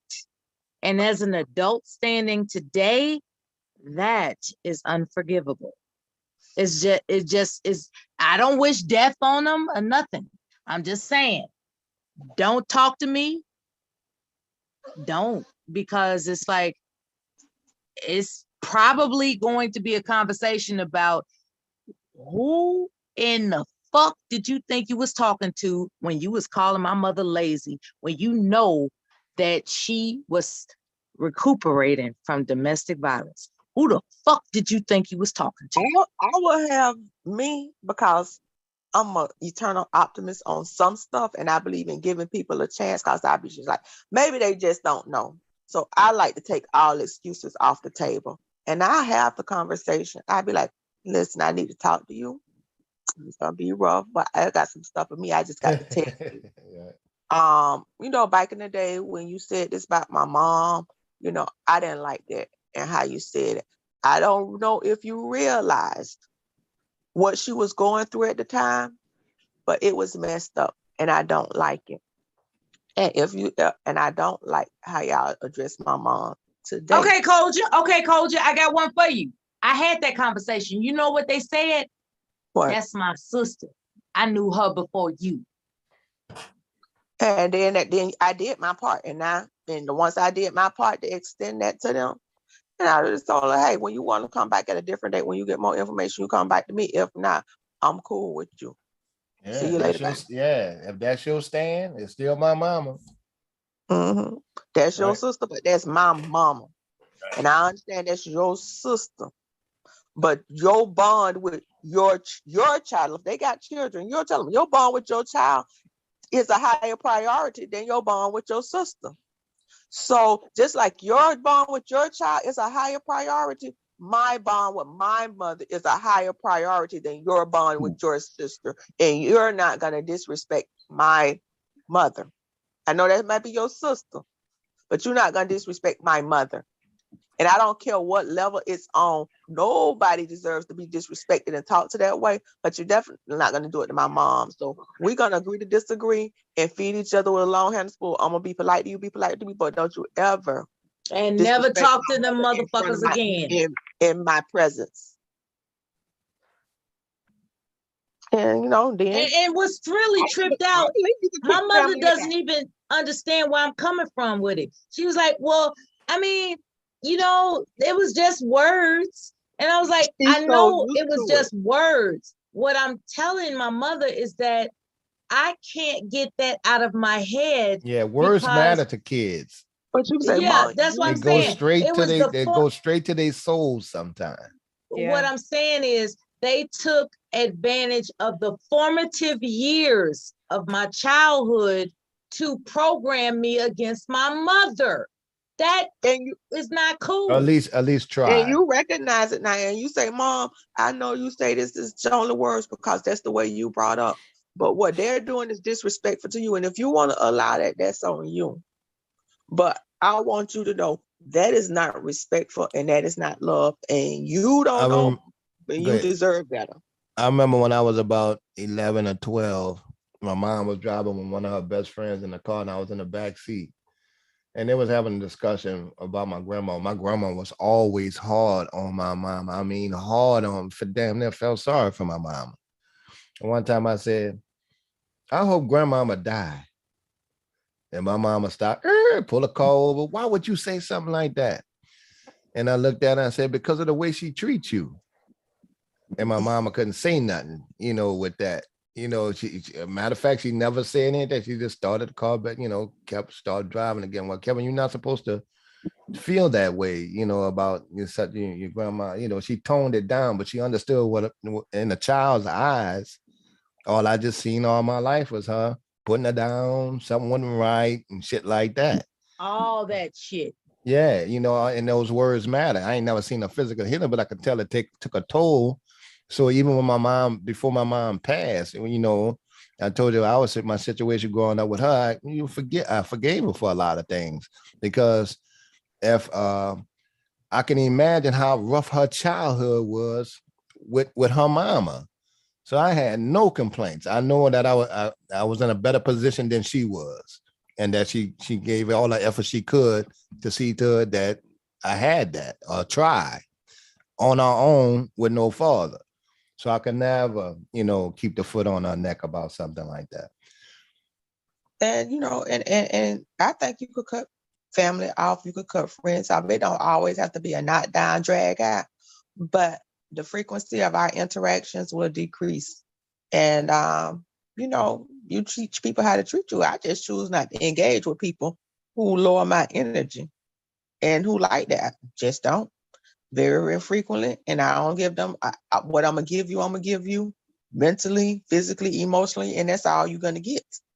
And you not take what I choose to give. And people who be like me like that, I might not cut them off. I just don't deal with them that much. Because sometimes I'm it's with you just with more that, worth Cole. I more just don't put them in my having an circle. argument. Yeah, And it's having an sometimes you argument. can have friends that are closer to you than your family, and you know your family will be the ones that was always secretly hating on you. Yeah. You know, so I just handle people as individuals. I seen Miss Mimi, and she was saying that I think that was her about how they triangulated her kids against her. Yes. Yes. And people, sibling rivalry is real. Sibling rivalry, toxicity in families is real. So they would definitely try to get through you through what will hurt you the most, which is your kids. And it's hard to not want to not be hurt when your kids do stuff like that. Like I said, I ain't always mature. Sometimes I'm a petty bitch. And it's hard sometimes not to be hurt by that stuff and then expect more of them. But, you know, hopefully things work out in the end. And then sometimes too much damage be done. And when you want to give, they don't want to give. And when they don't want to give, you don't want to give. But you hope that everybody will sort it out in the end. Yeah. Yeah. I want to read the chat room for a moment to make sure Hey, everybody's Silent, what's up, included. Silent? I forgot Silent was up here. Hi, Silent. Welcome to the panel. Silent. Give me a moment to read the chat room. Trinity Time Travel Show. I'm going from the bottom up for a few comments and text in the chat room. So Libra just typed in. Laurel Libra. I know a mother who has an adult daughter that suffers from depression, bipolar, anxiety, and PTSD. The mother expressed that nothing is wrong with her and that she's just possessed by demons.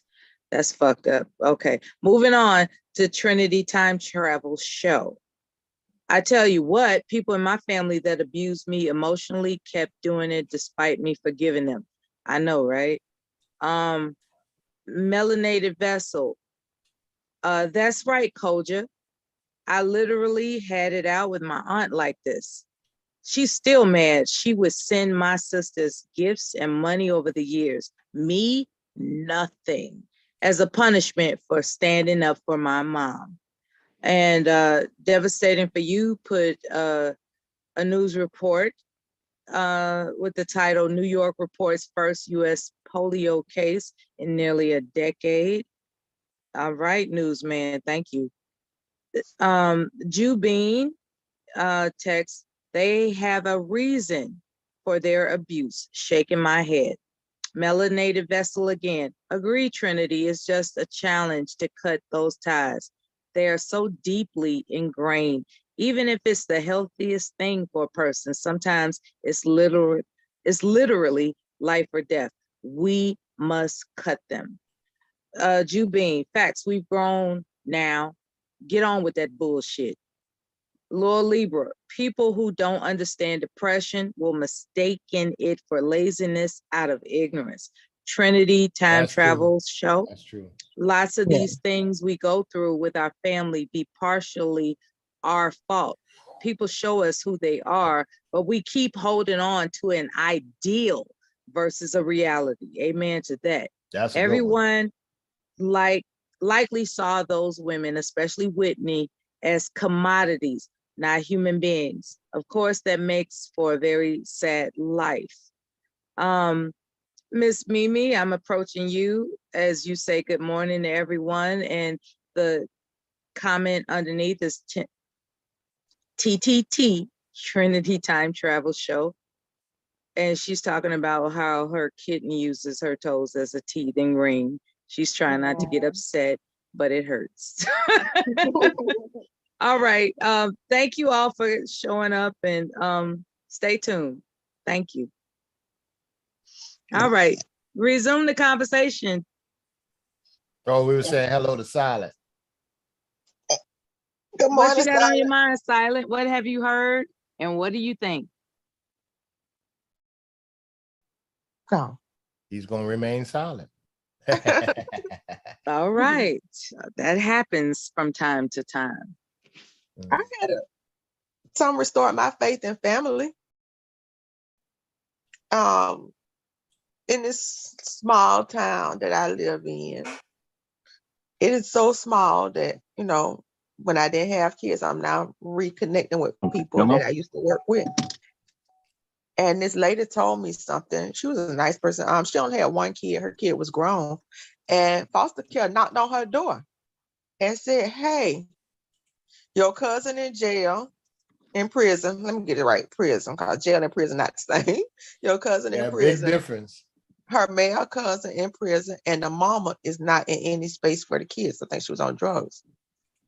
Will you take these kids? She took in, I want to say, a 4-year-old or something, and a 7-year-old or something like that. And she been raising them since. I was like, wow, that reminded me of family. Because I don't know if I would have took in those cousin children that she wasn't even close to. But that's how families did back in the days. And she been raising them. And she was supposed to keep them till they never, mama never got it together. And she been raising them and she adopted them. Okay, adoption is good. Initially, she didn't. She was just going to keep them till the mama got their act together. And when the daddy got out of jail, he stopped and saw him. And he did something else and went back. But he never, you know. But that reminds me of the Bernie Mac show, where he took in his sister's children. Yeah. For those who are familiar with the Bernie Mac Yeah, I show. remember that. Yeah, I like that show. Mm-hmm. And he was like, you Yana, you talking about like separate as in divide? On the stand that when he was talking about getting his kid, his nephew now. Like, we're gonna have to separate the children. No, you mean separate as in divide? Well, I can't have that, Yana. I'll take him on. That's how you wind up on the show. I think it was a spinoff from his stand-up with the kid. Yeah. That was funny though. And sometime in the YouTube spaces, I had forgot about things. Because you hear so much, fuck them kids and know this and this. Right. It reminded me of, so I don't connected with people before. And it's just like all these conversations that we had on YouTube. I said, I'm gonna share a little bit of it. I connected with one white person.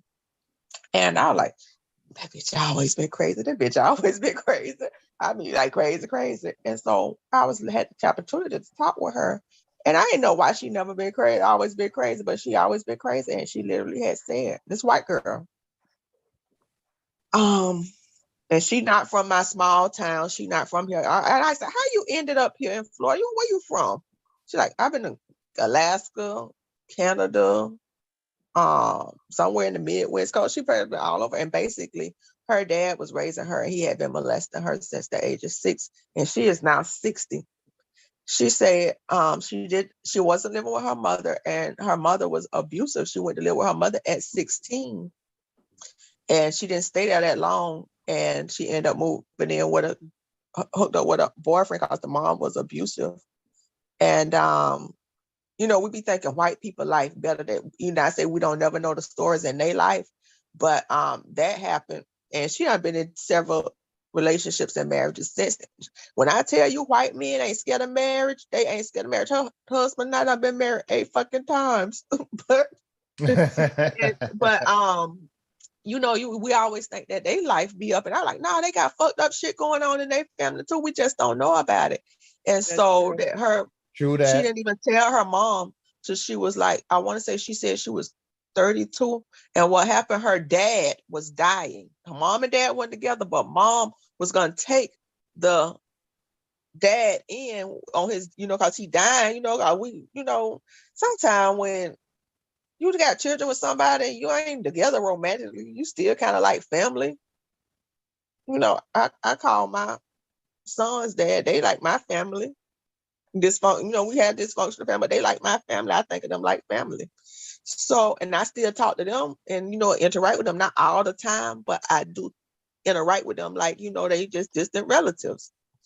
So when the mom she told her mom, don't take them into your house, because I guess she had 2 girls in the house. I don't know if they were her grandchildren or whatever, the mom's grandchildren. And she didn't tell the mom what happened.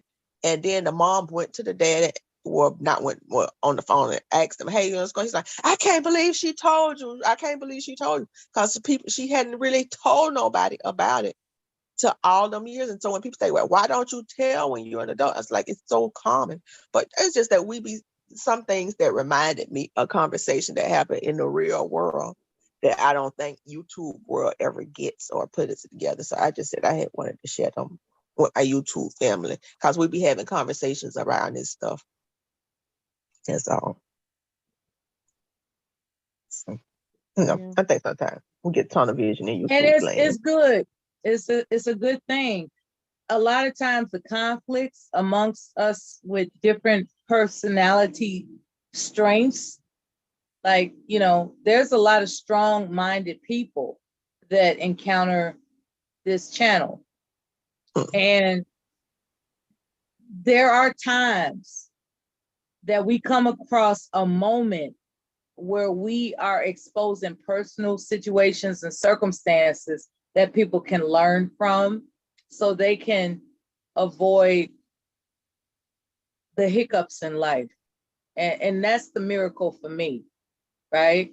Like, it's not the battling, it's not the, F you this and F you that. It's not that. The miracle for me is when we encounter those moments where someone is edified. That's the miracle for me. So, yeah. But at the same time, people want to be entertained with that bullshit. Bullshit be fun. Apparently it is. Apparently. Yeah, we're all guilty of that in some way, whether it's something we watch on TV. For me, it was watching Love and Hip Hop, Housewives of Atlanta, or just going back and forth with somebody in the chat room, So I think of it as intermittent stimulation. Hello? Hey, Silent, what's going on? Hey. Hey, Good what's morning. up there, bro? Good morning, Silent. Good morning. I made you some cinnamon rolls. Well, that sounds nice. Okay. Yeah, I'm I was jealous. I talking didn't earlier, get but I any. guess I was on mute. I thought you would like it. Oh yeah. Tell me that. Oh, tell me Okay, how what you you want them said to be. earlier? Tell me how you want them out hot out the oven. Do you want them to be buttered or frosted? Frosted. Yes, sir. I'm on the job. Can I put See, in a request? Silent I is need a some Marine. nuts. Hold We need on. nuts. Silent is a Marine. So, you know, you got to cater to a Marine. They did the most for this country. So you got to We need cater to a nuts. Marine. We need nuts because I can't have all that mushy in my mouth. I need some texture. So you gotta throw some nuts on them things, you know, make it like I've been making Cinnabon. him steak and eggs all damn week. I'm just saying, can I get some nuts on the, you know, on And the, now, 'cause we yeah, need texture. hazelnut, real chopped hazelnuts. That sounds good. Pecans, because I'm trying to say it in my non-southern voice, pecans, because you know I want to say pecans. Okay, I'll just go ahead and make sure that these pecans, hazelnuts. I don't want to do almonds. Do y'all want almonds? We want pecans. We want pecans. Okay, We got to stick to traditional. Okay, so let's talk about what's inside these cinnamon rolls, right? We're going to talk about how they're not the type of cinnamon rolls where all this stuff is dripping down your hands. We talking about the type of cinnamon rolls that's just got the right amount of brown sugar, okay? Brown sugar mixed in when you roll it up. We're not talking about this like just this gulp of stuff. We're talking about damn near biscuits type of cinnamon rolls, okay? That And thing got to be bigger than a Whopper Junior. What's really gonna make it fucking snap is the nuts that you all are suggesting to be inside of the cinnamon roll, as well as on top of the cinnamon roll, and then it's drizzled with the cream cheese frosting. And that's how that shit is going down. And that's what the fuck is going on. All that depends on Silent. Do you want nuts on your cinnamon roll, Silent, or not? Oh yeah. Okay, so I gotta make 3 different versions. I gotta see, y'all working me. I gotta make 3 different versions of cinnamon rolls out here. Okay. That's how you gonna do me, right? Okay. I like it all. So. I know you do, baby. That's why I love you. I'm real funny about what I put in my mouth. I need some texture. I can't take all that. But yeah, my dad's a serial marrier. He's on his 8th wife. Yeah. That's a lot of wives. That's like King Henry shit, right? Well, she ain't say they did though. No, they're not. No, I mean, like, I'm talking about the amount of wives, not the violence. Yeah, I know. But he was a police, so who knows? They might be a couple. Oh shit! Stop it, Cody. Stop it. We're not going to accuse the man of crazy aunts and uncles. Yeah, but 8 wives. That's like, is that even legal? God no, damn. I mean, he's on the 8th wife. So he's been married 8 times. Married, divorced, married, divorced, married, How divorced. does he get away with that? And then what's so crazy? The last 3. He must be fine. They may not been friends, but they was associates. He must be slinging some serious zucchini out there. He's white. They white. So I don't know. Maybe it must be the money. Maybe it's the money. No, he black. My dad black. Yeah. Hey, devastating. That's a good article, man. With the Bo Jackson, devastating. Put the article. Bo Jackson is paying for the funerals for all of Uvalde victims. Yeah, he always a good dude, man. He looking out. Yeah. Oh yeah. Ooh, man, I had all them cards. I had.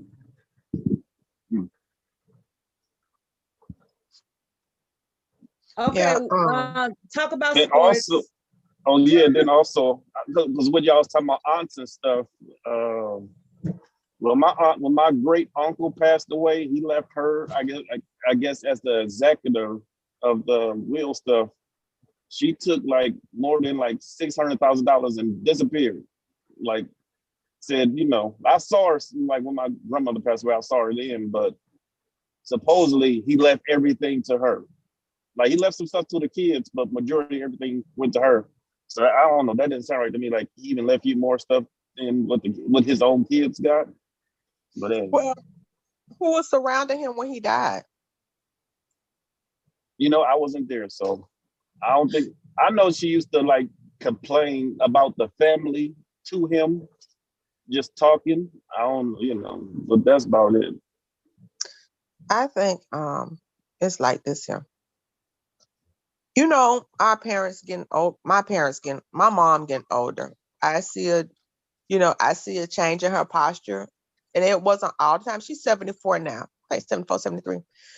And I see a change in her posture. She move a little bit slower now. My mom was working up until 70, but she's still going, doing everything. She's still taking people here and there, and she's still going. You know, she just came from Georgia, her friend. You know, she's not at the end yet.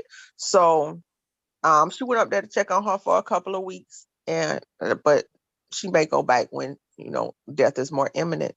It could be how cancer is, you know, you could be up and doing good today, then all of a sudden just like boom, it can't if you're not gonna. So, but she's moving slow and stuff. And I noticed that when she got one knee replacement and she did really excellent, but I saw how my sisters were not coming. And they were supposed to be assisting me because I work Friday, Saturday, and Sunday. So they were supposed to check in on Friday, Saturday, and Sunday. And I do Monday, Tuesday, Wednesday, and Thursday. And they didn't. So that was a test run if I outlive my mama, because you know she's so strong. She made out that good old stuff. You know how them new cars made out of that fiberglass, but them old cars, you lean on them and they don't bend. My mama is that old car that when you lean on it, it don't bend because you just still. Yeah.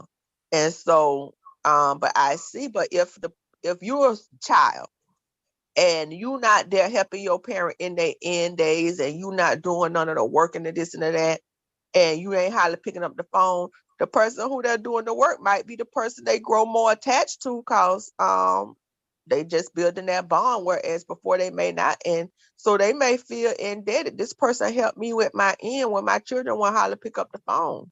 So, you know, sometimes it end up differently. And you have to say, She must what got a part did I mouthpiece play? because I know she couldn't move around that much. I know she can't move around that much, so she must have been talking her ass off. But was she just not talking? Was she the one who was going to the grocery store making sure she ate? No. She need people to go to the grocery store for her. she big.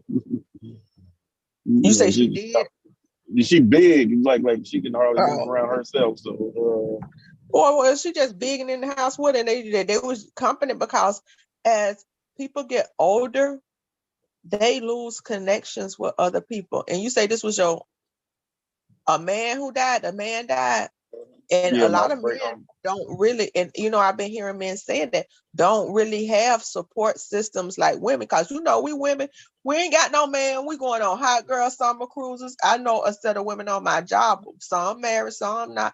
They travel, you know, even in a small country, they don't went to Africa. They more adventurous than me, but they are old. They've been friends for over 30 years. They travel, they go to lunch, they do things together. So the other one husband died, and she like in her 50s. Yeah, like women naturally build their support system. That's a natural thing for women. So even though her husband died, she still got a support system, whereas I don't think men have that support system of people who they go wide and they do things with and keep going. And so he might have been vulnerable to whoever was available. You know, so like I said, I think that man's name was Rodzilla on YouTube, and he really talked about, you know, life in his, I want to say it sounded like an over 55 community. And over 55 community, don't nobody really be 55, but he talked about it, how men don't really build support systems with people who they interact with and stuff. So maybe he was just desperate for attention, and the person who was there was the person who imprinted on him and he left their money to. Yeah. All right. Half hour interval to address the chat room because they are participants as well. Starting this time from the top as my reach can expand to the bottom. Here we go. Trinity Time Travel Show expresses what a bum. Trinity also expresses when they show signs of jealousy, you got to cut them off completely. She also includes you can sue her for police tort, emotional disturbance, and legal fees. Loyal Libra has the prayer hands up. Trinity Time Travel Show expresses people will stay around because people clearly trying to destroy them just because they family. BB Beauty LLC expresses FOH. Look, FOH means fuck out of here, in case people were wondering. If you didn't know, now you know. FOH means fuck out of here. But anyway, fuck out of here, Laura Libra. You mad at R. Kelly and you don't have a clue. Trinity expresses, she turned your kids against you. What a bozo. Care 504. Damn, they had phones. Sugar bum. I'm in this. When I said that, I was like, damn, kids have phones. I still ain't That was get about there a yet. half. Yeah, that was about a half hour, maybe 40 minutes ago. Yeah. So I got a lot of reading to do. Give me a moment. And see, they ain't gonna appreciate it. They had fun. We ain't have shit. Yeah, but damn thing growing up. We had that long ass form in the kitchen that stretched all the way to the living room with that long You ass can't do it like that though. You got to understand their sense of needfulness. Okay. But then again, it is a useful tool of punishment to take it away from them, unless you have the unfortunate circumstance where someone's mother thinks. So it's a drop kick. Yeah, it's just, I'm reminded about Mimi's circumstances. I don't even want to comment on it because it's so despicable what she went through unnecessarily. So I'm trying to keep it lighthearted so I don't get sad, if that's okay. Oh, I'm sorry. I didn't mean to make you No, sad. no. It's important. It's important. Mimi, you look like Shira a little bit. Oh yeah, she's hot. Shira. Yeah. Pretty. She's hot. She's very hot. Trinity Time Travel Show. Speaking of people who are hot looking, Trinity Time Travel Show indicates you should have physically took the phones. That's Okay. true. But they snuck and took it. Oh. They snuck and took it. Ain't no snuck out. I told them I got that shit from them. Yeah, they would wake up in the middle of the night and do stuff. And I got in all honesty, I got to watch mine with this damn tablet, Miss Minnie, because she like to get on, and I had to take it from her and get her to do some regular activity. They'll sit on it all day if you don't let them. Right. Go ahead, Mel. Yeah. Sugar Bum types not bringing up the shooting of Black men, and there are emojis that are laughing. Okay. Trinity enters. Sometimes you got to move to another state. Bums usually don't travel far. Leave them to rot in their city. BB Beauty LLC indicates, I'm not mad at you, at Loyal Libra. Trinity states, completely cut access. Don't give the kids access. They can't call the police if they don't know where you're at. Bayou Bunny greets with, hey, TTT, with a heart and a lovey face. Trinity acknowledges hello in return. And Bayou Bunny is, giving a lovey face to Sugar Bomb. Trinity expresses, it's hard when your own people trying to destroy you. BB Beauty LLC expresses, I just came to visit. Thanks for having me. I wish you all well. Stay blessed. You stay blessed too, darling.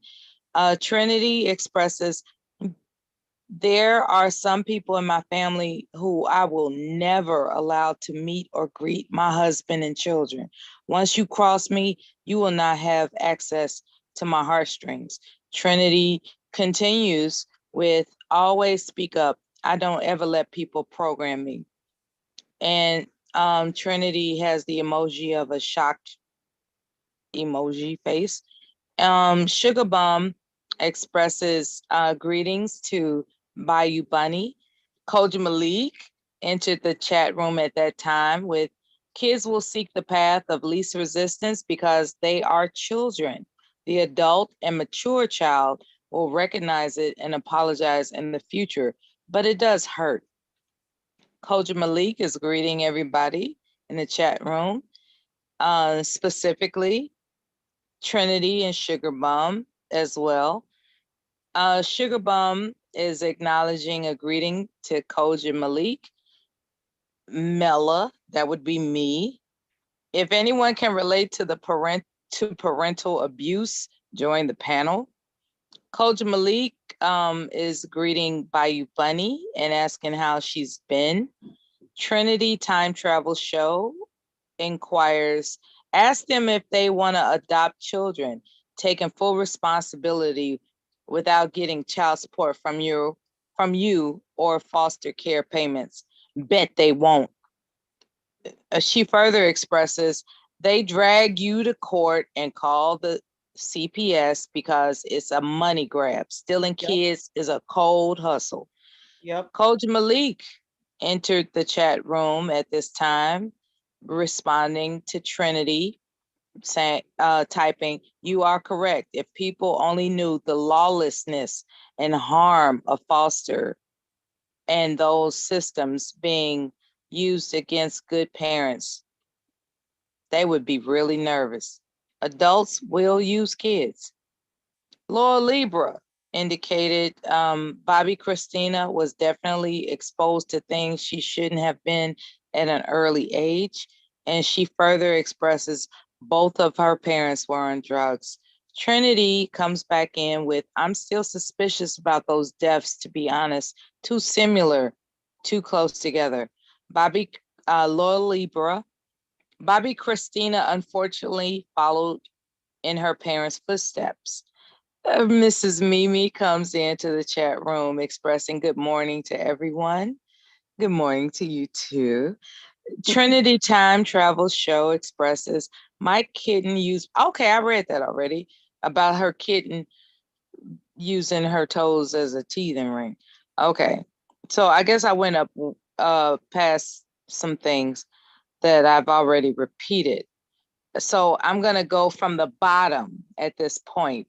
Forgive me if I've missed anyone as I scroll down. And I'm going from the bottom to the top. And Trinity Time Travel Show say, hey, Koja, devastating for you. He's greeting Sakpase and Black Dahlia. Is that how you pronounce that? She's expressing something to Loyal Libra about mental illness is hereditary, so I wouldn't doubt it. Being around my mom triggers me too. She's mean as fuck. She used to call me and talk bad to me for hours about how I ain't shit. Damn, that's fucked up. I'm sorry to hear that or read that. Sock Passe coming into the chat room, greeting devastating. Sock Passe is greeting Mrs. Mimi. Mrs. Mimi is greeting Sock Passe. Black Dahlia. How you pronounce it? Dahlia. Dahlia is she added MV, which is most likely melanated vessel. And she expresses, I wish I could be as optimistic, but it's not looking good. He's 13 now and getting into trouble for attention. I'm sure he feels unwanted with how much he's been passed around. It's sad as fuck. Devastating. He left a very pertinent report about a man saves 5 kids from house fire. and escapes through second floor window while parents are out partying. Lord have mercy. Sock Passe comes in greeting the chat room, expressing good morning to the panel in the chat. Good morning to you too, darling. Laura Libra expresses at Black Dahlia. The mother also accuses her daughter and granddaughter of doing things falsely, and it triggers them so they have to keep their distance. I think the mother also suffers from delusions. Melanated Vessel, what's up, sister? She expresses, BD. Okay, what would BD? That would be Black Dahlia. Black Dahlia. Hopefully his dad has grown up and realizes the importance of loving and raising your children. I bet he can feel you as well if you had him in those very important development years. Woo, this is a lot of reading. Okay. Sugar Bum expresses, these kids be wondering where their daddies are and why they can't see them. It's trauma. Black Dahlia expresses to Loyal Libra, yes, I do. I went through a lot of abuse as a child. I'm a super empath. So that shit almost broke me. Okay, wait a minute. Let me reread that correctly. I went through a lot of abuse as a child. I'm a super empath, so that shit almost broke me. I've spent the last year crying for that little girl and healing. Trinity deleted, or rather retracted, a message. It may be in, to respond in a different way. So Sugar Bum expresses why we never talk about the mental abuse these kids suffer from having no active father. Lots of question marks behind that one. Trinity expresses eighth. Damn, I'm sure that's in that's regarding Silent and his father having 8 wives. Trinity says y'all nasty. Black Dahlia says he lives with his dad now. I had his son for 3 years and never met him. So I don't think he's much better. I pray for him all the time. I can feel his sadness.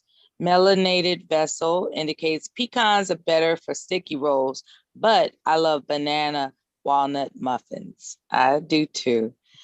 Loyal Libra expresses to Black Dahlia, do you suffer from mental illness? I'm sorry to hear that. Is your mother not supportive of your illness? Her mother thinks she's possessed by demons and that nothing is wrong with her. Trinity expresses no almonds and frosted and cinnamon rolls are gooey. So this is the segment where we were talking about cinnamon rolls, everybody. Melanated Vessel text in the chat room. His chance is tied to her, unfortunately. She's not putting his life first. Black Dahlia expressed to Loyal Libra, I go through the same with my moms. She says I'm the devil and tried to get me locked away in the psych ward. I haven't talked to her in over a year, and it's been the most peaceful of my life. Devastating for you, put in, always and forever, another pertinent news report titled Mistrust Lingers in Black Communities Amid 988 Phone Launch. Melanated Vessel text, sorry to hear that, Black Dahlia. Hope things get better for the mom. And she wakes up so that he'll have a better chance out there. Sad. And so I'm gonna stop at this point. I just want to acknowledge Books for Moses chiming in at the last minute in the chat room as I read this, that Sugar Bomb, you're gonna wash that same leggings you wear every day. So Books for Moses got jokes. Thank God. Okay. Resume the conversation, everybody. I need to know if Books did what he need to do to be teaching. Is he ready to start school this in a couple weeks? Because he was supposed to be going getting his certifications your or volume whatever. is too low to roast him properly. Come on, bring your volume up. Can you hear me? There you go. Get his ass, girl. Get his ass. I just need to know, Moses, are you ready to go in and get your lesson plans done for the new year? Because you were supposed to be getting on your teaching stuff. And I told you, if you ain't got it, you could probably come to Florida. They'll give you time to get it. And I was shout out you to a good old country State girl. chiming in the chat room. Okay, go ahead, baby. Get his ass. Get his ass. And the girls the teachers at Glade Central, they was stilettos to work. So you're gonna be out there. You know, you're gonna be new meat on the compound at the high school. So you need to come on down here if you ain't got your stuff ready for teaching. Florida will take you and give you time to get it ready. But, yeah. So yeah, Moses, what hit the is he link, waiting Moses. for? What is he waiting for? Hit the link, Moses. Come up here and explain yourself, brother. I'm calling you to the front of the class. Is it the weed, brother? Is it the weed? They don't even drug test teachers, I don't think. They don't even drug test. Come on, man. They don't drug test. I don't think they drug test teachers. I don't think nobody who work in government, like for the government, do they test like that? I can't say about police officers, but I think it's some type of rule. Hell, you'll get a drug test for working at Taco Bell faster than you'll get one for being a teacher. Only if you have you fall. Like, I worked at I'm in the private prison now, I had to go take a drug test. But when I worked in the state prison system, I didn't. Only kind of if you fall or get a job injury, the first thing they want to do is drug test you because they don't want to pay for that shit. They want to say you was high or drunk. Mm-hmm. Even though the shit could be old. That's what they want to say. But they don't drug test you. Yeah, so it's nothing standing in the way of a new opportunity. Books for Moses. And you know how to get around them drug tests, because evidently there's a way to get around them. I don't know what they be doing, but people be doing them. Yeah, you too cute to be figuring out, like at this stage, man, you got to make that move right now, baby. And how old Books is? Books, you 30 yet? He's so young. Make that move fast right now, baby. Yeah, what's the name? Devastating. Time passed fast. Go around once in a lifetime. Make that move right now, baby. Come on, Books. You can do it. Time passed fast. He don't know, one day you just trying to get to 21. The next thing you know, 25, 30. And then it's like, I'm fucking 50. So Books, time waits for no man. Yeah, time is going faster now than it did back in the day. Y'all so right, because I'll be 40 this year. Yeah. Time it takes to go from 12 o'clock to 12 o'clock is at least 6 seconds. It's at least 6 minutes. Baby. It's at least 6 minutes faster in the year 20. I may do a trip to Vegas. Make that move right now, baby. Can you hear me? Let's be Shalimar up here. Let's be Shalimar. Can you hear me, Mella? No, I didn't hear you. I'm sorry. I got outside traffic going through my window. I'm sorry. What happened? Zoned out. What did I do? I'm sorry. The time it takes from 12 o'clock to 12 o'clock is at least 6 minutes faster this year than it was during 9/11. Why is that? The way everything is constructed. Okay. Yeah. Like legislatively or No, astronomically? no. It's just the way everything was already made up and ain't got nothing to do with politics. It's science. Now, It's you science. know what's scaring me when you say that Yeah. is I'm wondering if the sun is starting to, never mind. I don't even want to speak that out loud, to be honest with you, because I saw a movie called Awakening where the sun just was doing its thing and it had a burst that destroyed the earth and everything in it. Yeah, Well, it's not I going. do It's be not worried going. about. It's not going in a perfect circle. If that's what you're asking, it's not a perfect circle. Yeah, it sounds like if they slipping on some damn previously orchestrated, constructed time, it sounds like something is wrong with the way the earth is orbiting. Is that correct? I'm telling you, I was reading about these worms. They say it's in, I want to say they say it was in the Arctic or whatever. Arctic, Antarctic, and the Arctic and the Antarctic is different. I forgot what the difference was, but they not the same. I didn't know they weren't the same. I thought they was all the same, but they not.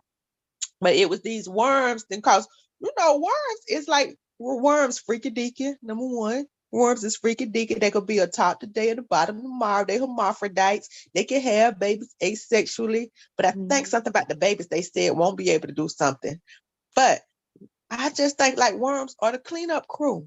I think worms is the cleanup crew when humans done fucked up shit and God say, come on, clean this shit up and reset it. Go on and eat all this dead shit up, re-poop, put the shit down, because the poop is what grows, the trees and stuff to start life over. And there was an article about that, and I was like, and then in my brain, I was wondering, these just the crazy random thoughts that run through my mind. Don't judge me. I was thinking, like, what if we got solar? Where we get to the point where we use so much solar that it sucked the energy from the sun and the sun collapsed. It is just the random things. It ain't got no scientific basis. This just shit I put together in my mind. Don't judge me. I know we all have random thoughts about shit, but yeah. And when I hear about the worms in the Arctic, and because they go dormant. Worms could go dormant. They don't like die. They just, I guess, I've seen them go dormant. Doesn't it take like 7 minutes for the sun rays to get to the earth or something like that? I don't know nothing about that. That's above my pay grade. And the worm eggs go dormant like the seeds.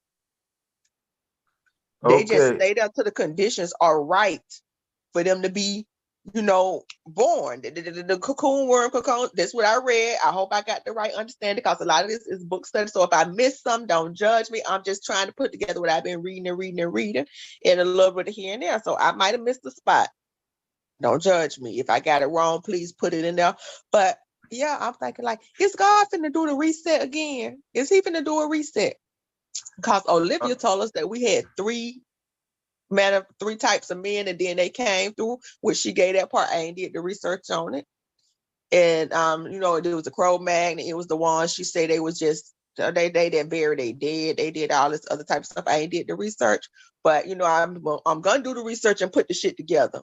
But yeah, it made Who me did nervous. that research? I said I ain't did all the research. She was saying it was 3 stages of man. The one stage she said like they was just nasty. They was eating each other. They were having sex with each other. God came, he started over, and then it was the Cro-Magnon, and it was some other one. But I ain't did all that. But in my brain, when I'm putting it together, and they saying got no science, this is just what I put together in my brain. Don't judge me. Everybody put their shit together how they want to, and that's what I came up with. Is God finna do a reset? And the worms get ready and waking up for the reset. You know what somebody told me, asked me the other day? We was talking about the Bible. They say, name one white person in the Bible. Satan. That's the first answer that sounds damn near reasonable. I'm like, God damn, y'all are mean. Yeah. Well, that's what they say. Name one white person in the Bible. Y'all just mean. What makes you think Satan is white? That was just a joke, though. It was just a joke. Okay. I'm a stereotype. That was a joke, man. That was a good guess, though.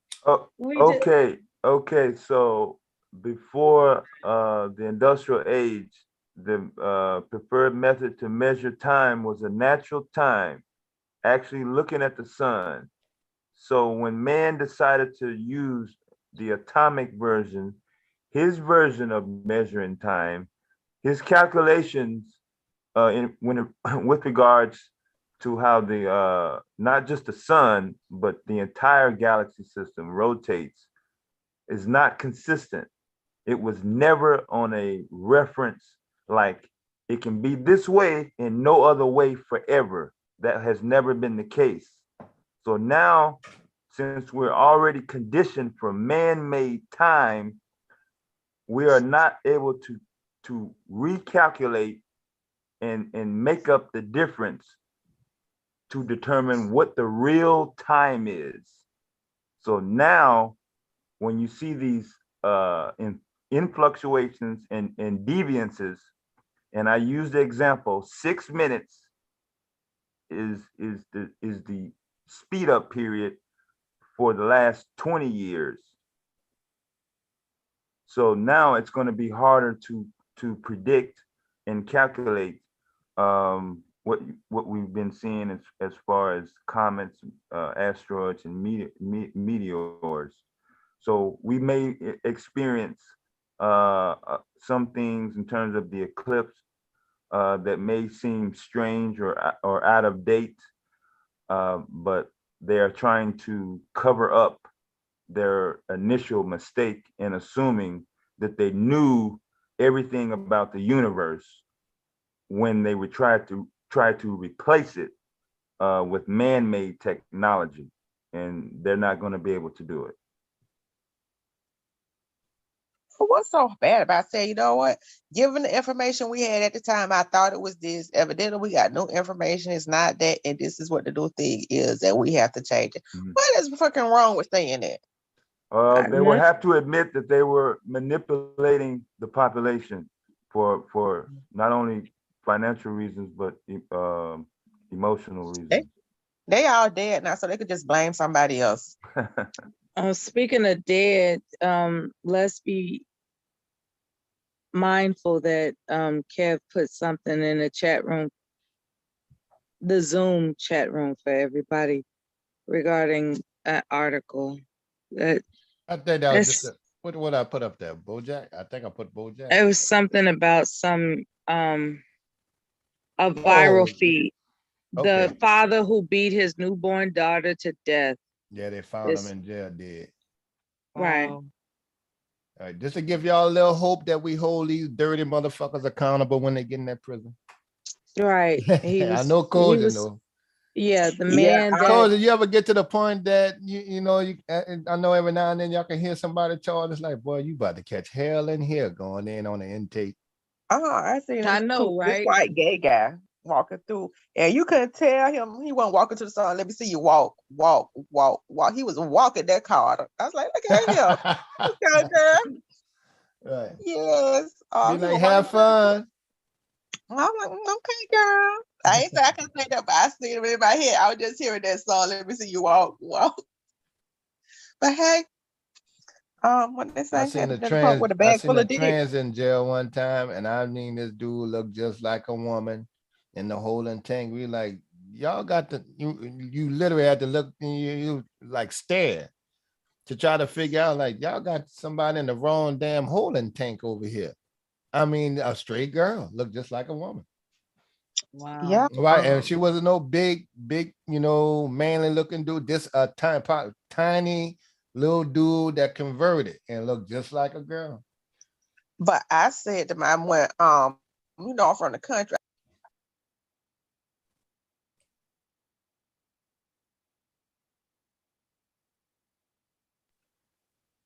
Hello? Oh, I think Cozy? she's muted. Yeah, I think she went in and out. I can hear you. She probably muted right quick. All right. Well, the police chief of the Uvalde incident, they're going to vote on his termination tomorrow.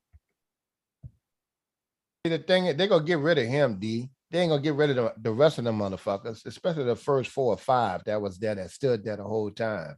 The one with the stripes looking at the phone. Yeah. The one that pretend like he got shot, the 2 running back and all that shit. Yeah. All of them need to be fired because they broke the rules of engagement. There's an active shooter. And anybody that was in that hallway while this dude was still mowing down kids, and they can hear the kids screaming. Oh my God. Hear the kids screaming while getting shot. They just muffled it out. But you can imagine that. Kids screaming in the school while they're getting shot in a classroom, several classrooms. Sorry about that.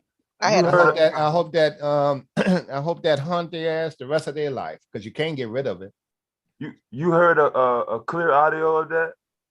No, they ain't gonna make a clear audio. When I was looking at one of the news broadcasts, yeah, and you can hear the gunshots, and you can hear kind of muffled. They said they blotted that part out, the sounds. Oh, okay. Of the kids, the one above in the hallway. Yeah, you can hear the kids all through the hallway screaming, I'm sure. Yeah. And I can imagine how that must have been. Terrified children while getting shot. Hell, adults are screaming. Yeah. Women, shit, niggas are screaming. I scream, nigga, while getting mowed down. The police department is not like the military. The military ain't even got no draft. They're not drafted for those jobs. And it's some shit that when going in. Like, I know at any moment the inmates could take over the prison. They give you a little bit of extra money. Not they don't give you too much, but that going in, when you take these police get hazard pay, which they mean they get early retirement and stuff. Because they know you signed up for that shit. It's a lot of people who wanted to sign up, and they done made it so that they only hire who they want to hire. It's a lot of nepotism in that. Yeah, and you should not be able to quit on the job like that. You done sucked up all these benefits of this job for all these years, and then when it's time for you to do what you was trained to do, say, "Oh, I'm out." Because you can let somebody who was going to do the job. They got a lock on them jobs to make sure only certain colors or races of people dominate them jobs. And then you get to say, I'm not going to do the fucking job. Cause I know some female police officers that would have went in there and handled that shit. They wouldn't have been standing out there. Yeah, I know some cops that would have went in that waited on that kind of situation, and they pissed with them. And I ain't built for that type of life. That's why I ain't no police officer. But if you go into that and you suck up that and whatever, because police officers get raises. Well, I'm gonna say sheriff officers in our state get 2 to 3 raises a year in our county. Teachers don't hardly get shit, baby, nothing. They go stop all you ain't that. gonna find no teacher making $100,000 unless she got. Go ahead, Cole. Getting inside the sheriff is about who you know. I know when I applied for it, I passed all the tests and everything.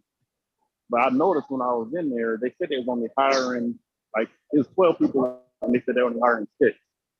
But it was people there hey, how the kids, how this, they all know each other. I was I ain't gonna get this job, because they in there already.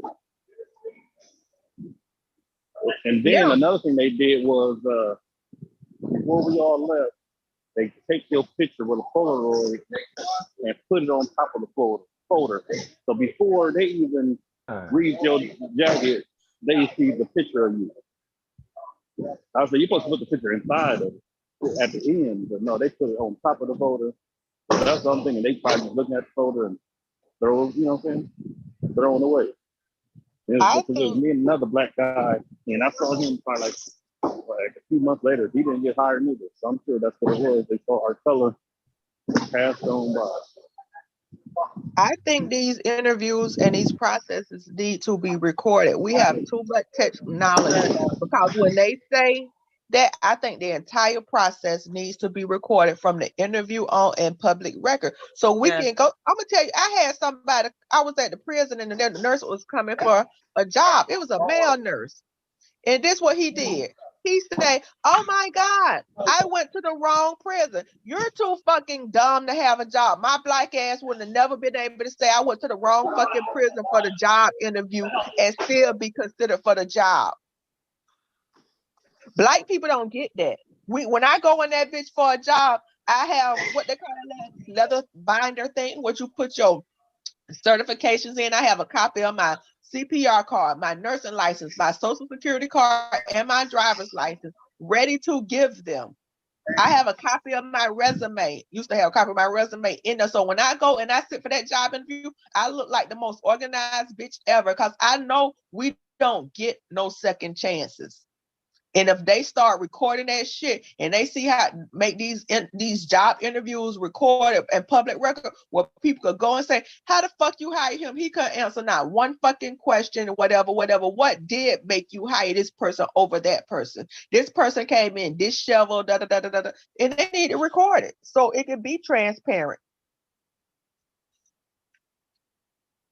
Well, I remember where I was on Easter Sunday, April 11, 1993.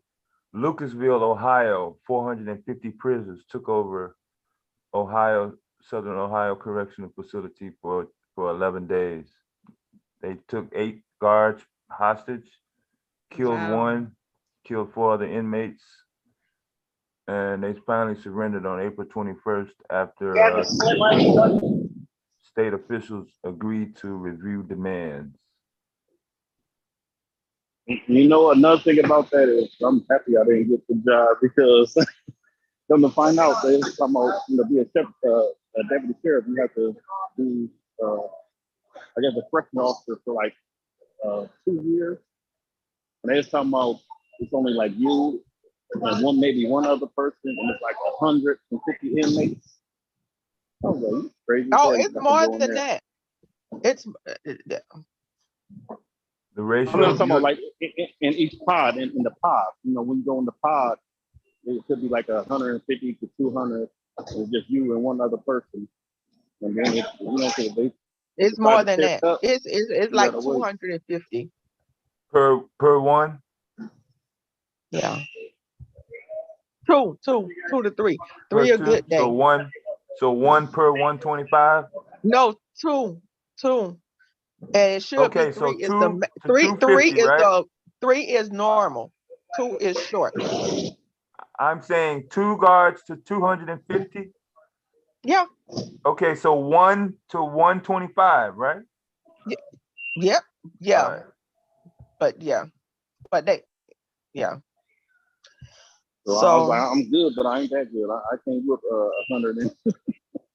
And actually, correctional officers are the lowest on the totem pole, and you'll probably see more Black people in correctional officer position because it was one time when Black people couldn't even get on the BS. So there is even a social hierarchy within law enforcement. You see the police and the sheriff tend to be white, but the correctional officers will be more Black people in those positions. And then when you go over to the county jails, it's getting somewhat better with Black people being over there, but that's still considered, and it's a higher pay. But corrections officers don't have no weapons. You don't have no weapons inside of prison. So when I hear police saying, "Oh, we don't know what they was going for and this and that," and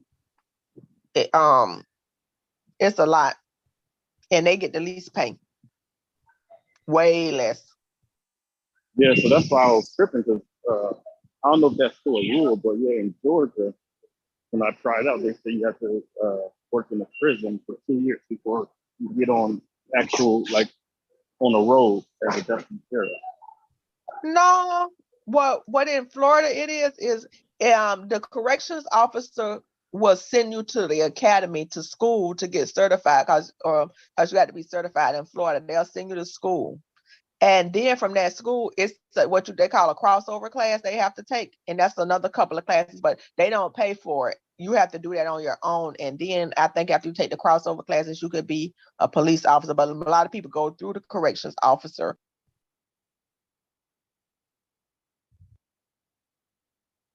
Is Miss Mimi here? If they don't get hired straight on the road, because you got to be, know somebody or whatever to go like that way. Hi, I listened to everything. That's a very riveting story. I hope you get through that well. Let me know if you need anything. Oh, thank you. Yeah. Yeah, that's why I got into taking those classes because I hope to advocate for families in court. Oh, good. Help them out. Yeah. I've been seeing some protests in Puerto Rico regarding the electrical grid situation. Apparently, the after the they hired, I guess, a new contractor called Luma Energy, and the customers are complaining of rolling blackouts, along with frequent rate hikes. They're actually posted up outside the governor's mansion as we speak. Wow. Yeah, I'll put an article in the chat, but I didn't know that after all they've been through, they still can't get any type of level of normalcy. I mean, geez. You know what that was? You know that's the money grab and the politics of that. What went by what Trump said? Let them eat paper towels. Yeah. After talking about what happened after the hurricane down there, right? Yeah. And it ain't never got back straight. And you had them companies that came in. This was that pay for play. You get the contract or whatever, and they go in. They didn't do shit. They ate up all them federal government monies. And they gave them people shit. And that's how politics work. I'm gonna donate to your campaign. I'm gonna give my friend my whatever this contract, and that's how they're gonna get paid. And they ain't gonna do the fucking job. Like the wall didn't get built, but it's a lot of motherfuckers got paid off that wall. And then we see the monies that they got now. To us, it ain't in the trillions, but it's fucking in the billions. And you think about what them billions could have did to one state for their school system and this and that. And I know they're gonna say this, but that's what happened in politics. Pay for play. So, I mean, we still count their votes in our primaries, even though they don't count any type of electoral votes. Yeah. But yeah, they don't like them people that I know, but they sure don't. You know what was funny?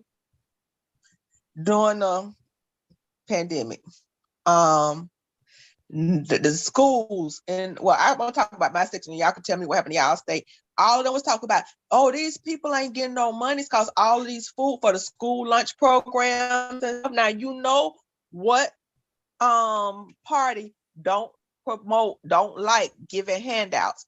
But see, a lot of them people who say they don't like handouts get federal contracts and monies from providing those handouts. So when school had stopped during the initial beginning phase and they wasn't getting that money for that milk, because kids get 2 milks a day for free lunch, and everybody in the state of Florida get 1 milk a day. So now they ain't got that money being spent for that milk no more. And that's probably some red voting people who don't like free lunch, but they like the fucking money that come from the free lunches that they get paid to provide. And they was talking about, and that's when you seen a lot of these farmers, they were giving those free food away in Florida. It's because they make that so they could get paid in money because they weren't using that food in the school system. So now I got all this shit up here that ain't getting sold, ain't making my money, but I'm a red voting party and I don't support free lunches, but you seen them redirect that money to get them paid. And that's why you had them free government give outs. A lot of that was for them farmers and stuff and people who weren't getting paid for providing stuff to the school systems and the other systems that were put on hold.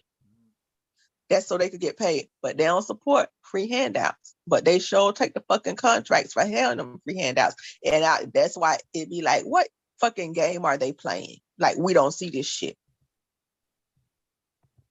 Yeah, they like handouts. They don't like handouts to the people who actually need the handouts, but they like getting paid for them. Yeah.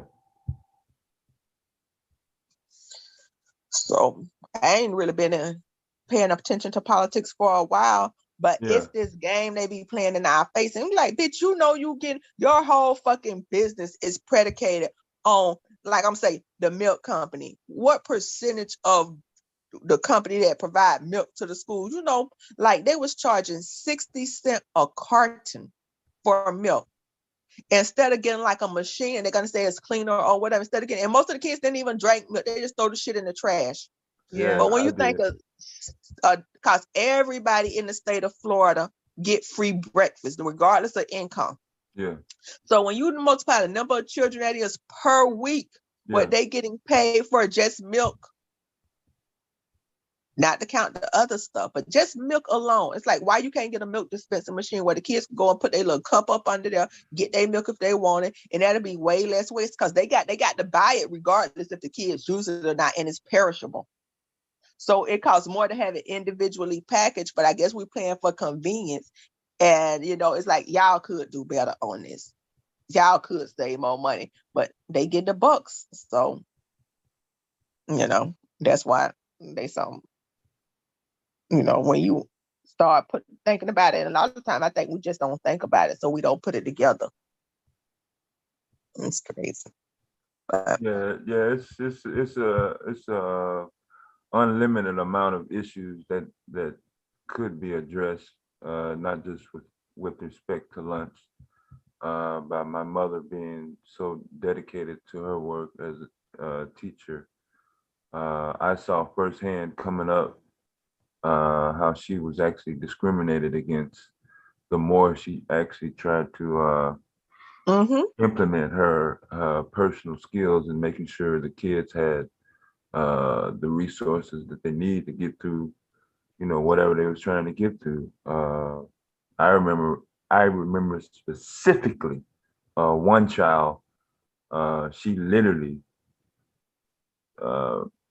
used to have kids that would come in worn pants or torn shirt or something simple like that, and I had old clothes, stuff that I wasn't wearing, and I didn't mind, you know what I mean, just that, to make sure that kid didn't go back home with you know what I'm saying, the same shit he had on all week. That wasn't a big thing with me, but my mother got fired for things like that at her school. That's sad. Yes. That's really sad. And you can't do stuff like that. And I'm in a small town, so we may get away with things a little more. I had a kid, and he came in. He was saying, like he didn't have no money. Yeah. And I'm not gonna give a child money. What I told him, he lived where I lived. I say, you come and watch my car, even though I got sons. I say, you watch my car, and I'll pay you for watching my car. And I was gonna pay him over and beyond. But I just wouldn't give money to somebody. And I was like, oh shit, that could have got. I'm so glad he didn't come. Because I'm gonna give him like $40 for watching the car, just because I don't want to, but I like to see people earn. And I'm so glad because that could have been taken all kind of misconstrued and stuff in this day and time. Yeah. So, I wouldn't give it to him because but I would let them earn because I just think everybody should earn. And I was like, why you don't try to get a job at such and such and such and such and such and such. But he was just gaming me because he ain't doing shit now. He whole grown and everything. And he walking around town still not doing nothing. He didn't. Whatever. But, but let me get up here. I got to get up and get up out of here. I'm so happy to talk to you all. I'm gonna listen to y'all from the road. It might pop in, and I'll catch y'all later. All right, have a good one. Be careful. Bye, Mella. Bye, Mimi. Bye, Silent. Bye, Devastating. Y'all have a good one. I'll talk with y'all later. Bye-bye. Let me get out of here the right way. There it is. Yeah, Devastating. Yeah. That power company is owned by a Canadian company in Puerto Rico. Yeah. It's actually it's Canadian American private. Yeah. A private company. You familiar with the backstory of them? No. I gotta look into them, but there has been, since 2017, since Hurricane Maria. Right. There's been lots of power outages. Yeah, that happened a couple of times when I was over there just visiting. Oh, so you experienced it firsthand? Yeah. So I remember my dad I remember he was always like maybe every other day he was at the supermarket just stocking up on stuff just in case, getting water. Yeah. And necessities and stuff like that. Yeah. I don't know, for some reason as a kid, I used to always think Puerto Rico was a little bit closer. I didn't know that it was kind of not so close. So to have that isolation and be totally dependent on this one company for your fate, and then, you can't even really get decent service. Plus, you're charging them, you're increasing their rates and charging them more. It just I don't see how. Well, I do see how, but apparently the citizens down there now are fed up, and like I say, I hope they rectify that situation. But I don't want to see another company come in and for 3 months or 6 months do the right thing and revert back to the same thing. It's just like a revolving door of corruption. Yeah. Yeah. Yeah, they were already given, what am I looking at here? They were given like 12 billion federal aid. Holy crap. Yeah, the federal government gave them, 12 billion in federal aid toward revamping Puerto Rico's energy sector. Oh my gosh. Yes. I And didn't then know. there's to replace like outdated breakers. They Right. catch on fire at times. It's a lot. Yeah, that storm and that earthquake, really, I mean, the infrastructure, I don't know. It's not a patch job deal. I'm not sure if somebody was trying to cut corners or anything, but I mean, you really have to do your homework when you're talking about infrastructure for an electrical grid or any type of communications type of setup through the natural disasters, specifically earthquakes and major hurricanes like that. I got one question I had seen y'all talking about that. Why the fuck we got to have electric company anyway? Why? Cause to be honest, with that, what they tried to do in Florida, they tried to backdoor some shit so you pay to get your solar equipment. But why the fuck I can't have, how we have sheds on our property? Yeah. Because the only thing they doing is harvesting the electricity and they distributing it to us. Yeah. So with solar, we harvest our own electricity. Why I can't have me my own little thing in my yard to store my own electricity, and it go directly from my little storage setup, my batteries or however they build it. And it could be something like I say, if I can have a fucking shed on my property, why the hell I can't have my own little small individual the generator type of deal? Yeah. Goes well, you know the direct answer to that, Coach. Like your boy told me, now you're messing with the money. You're messing with their money now, Coach. Yep. Well, God damn it, what's wrong with you? I find out how to backdoor my shit. I know. And look, it was even sad. It was even worse than that. Is the motherfuckers in California and Vegas can't even harvest their own, get their own water.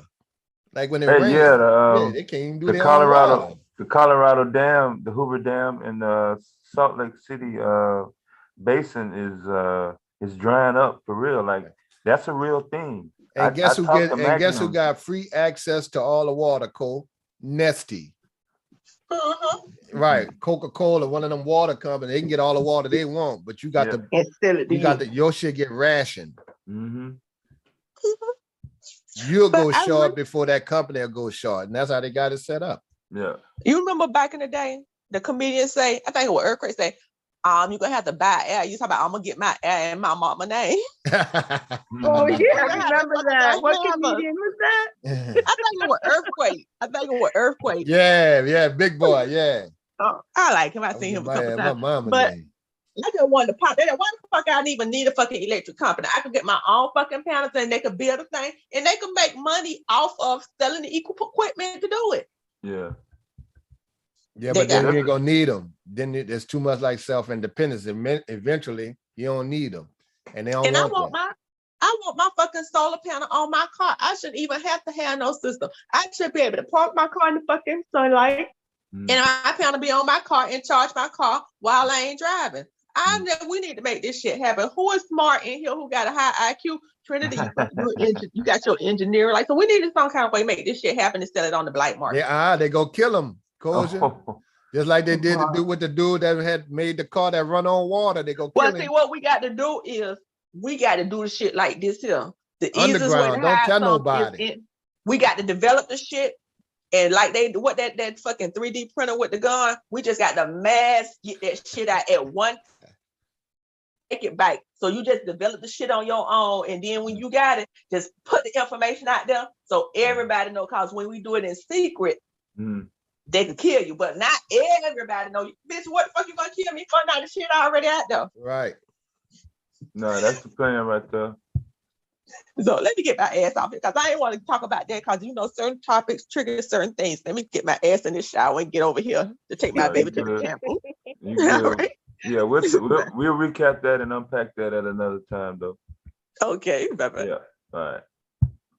Did you guys ever hear about there's a company in Scottsdale, Arizona, where they freeze the brains and the bodies, and apparently it's like with frozen liquid nitrogen, and the goal is being revived one day. What do you guys think about that? Freezing the entire body? Yeah, they've even they'll even freeze your brain, or they could freeze your body with the goal of bringing you back one day. Yeah, they've been trying to just do like that the movie. forever. Let their cool ass stay in there. They from they Vikings anyway, so fuck it. Just like the movie though, thaw you out. Which movie? Just like the movie. I can't remember. There's a couple of movies like that. But I can tell you one. The one with Wesley Snipes and Sylvester Stallone. Yeah, that one. When Wesley Snipes had the gold hair. Yeah. Blonde hair. I keep saying gold. Yeah, I know what you're talking about. Yeah. Demolition Man. Yeah, that was it. Oh yeah. Remember they was in the cryostasis. That's what they call it. Cryostasis. Yeah. Yeah, I was watching a special on that a couple of months ago, and I was like, I wonder if that's possible. And the price tag is like 80,000. I'll take that. I'll start that as a business with no guarantees. 80,000 to 200,000. Yeah, give me your 80,000 to 200 before you die. I don't know, man. Yeah, but would you want to be brought back to life though? I don't know, man. What are we talking, man? A generation? He can't get a refund. No, I mean, yeah, the money's out. Yeah, no refund. But what are we talking? A generation, 20, 50, 100? I mean, what's the dynamics? I'm not sure. I actually caught that special a couple of months ago. I caught it in the middle. But they're still working on it, and they actually like showed like some bodies and heads that were in these freezers, and they keep it at a certain temperature. Right. So I'm just going back not even that far. I know exactly what I was doing in 1998. And so it's no way that I can account, even by me having a cell phone in my hand on a regular basis for me in 1998. There was no way that I could determine what 2020 would look like back then. Right. You know what I mean? And yeah. I kind of had an idea what it'd be like. But, I remember in seventh grade. So seventh grade, 1982 for me. So in 82, me and all of my friends swore up and down by 2000 that passenger cars would be flying on highways. That what? Yeah, we would have flying cars by 2000. We got flying cars. I'm saying we were targeting. Yeah, but like the production, yeah. Yeah, 2000. Yeah. Now it would have happened if it was, I don't know on that scale, because I grew up around your time watching the Jetsons. Right. So I was waiting on the damn flying car. Right. A lot of things took off a lot sooner, like Tesla and not needing gas after, like we said, these oil companies was buying out these damn patents. Well, remember, the original Henry Ford Model T was electric. There was no gas when he first rolled it off. Yeah, they stopped that shit. Right, they stopped that shit, man. Like you're messing with the money, man. What's wrong with y'all? You can do what you want. I put a link in the back chat. Dr. Rashad put up another video, man. Yeah, it's pretty good. I saw, it's another one of these police things, running down a little young dude doing 10 miles over the speed limit, ran through his house, beat him. Mm-hmm. And his mom was recording it, it slammed down. You could see him stomping on his head and snatched the phone out. 4 cops ran into this lady house, no warrant, no nothing, no damn traffic ticket. And see, my thing is when I talk to the youngsters, I told you my partner's a high school football coach, and we'll go talk to them. We just try to tell them, listen, man, regardless of what it is, if it's a minor and traffic infraction, just pull over, bro. Yeah. Don't argue with them, don't fight with them, even if they try to antagonize you. And we go to scenarios when the police was trying to fuck with us to get a rise out of us. Yeah. That's what they want, because they got a quota on putting y'all in jail to get pats on the back for that shit. And they're waiting for the least little thing. So don't run, don't hit the gas. Because then they're going to swear to God you tried to run over. Yeah, it's always been set up like that. But the little dude panicked and took off and didn't try to run into the house. Yeah. And the motherfucker came through the whole house. The only charge was traffic violations. Beat the shit out of him now. He was dirty. He had some in the car though? Just traffic stop. Yeah, no gun, no nothing. He young. I mean, he ain't hood young. I mean, he's suburb young. Yeah. He panicked. That's what it was. I think it was more of a panic thing. He ain't got that. Yeah, it's about reflex shit now. with him, right? He panicked and ran in the house, and then everything after Rodney King is accelerated emotional acceleration. And I think that was in Oakland. Now here's my thing, and I go to the T's and the other content creators in Cali and all that, and even to get down to politics, considering that California is one of the most liberal places in the country, y'all can't get a handle on the fucking racist police force. Maxine Waters and all that liberal love y'all got over there. They still cannot handle the racists that's on LAPD and Oakland Police Force. Just flat out racist. Gang members on the force, and they know that. Yeah, active actually. And not just like on the street. I'm talking about police chief, administrators. I mean, in upper administrative positions. So even if somebody, drops a dime, there's another level. You know what I mean? Right. Yeah. So that what happens in New Orleans too.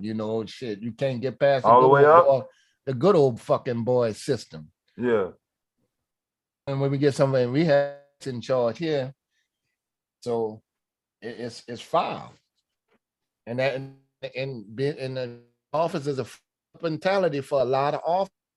And it's uncalled for. So the biggest movement for me in the country is to stop these police, get these police under control, and then go after sex trafficking victims.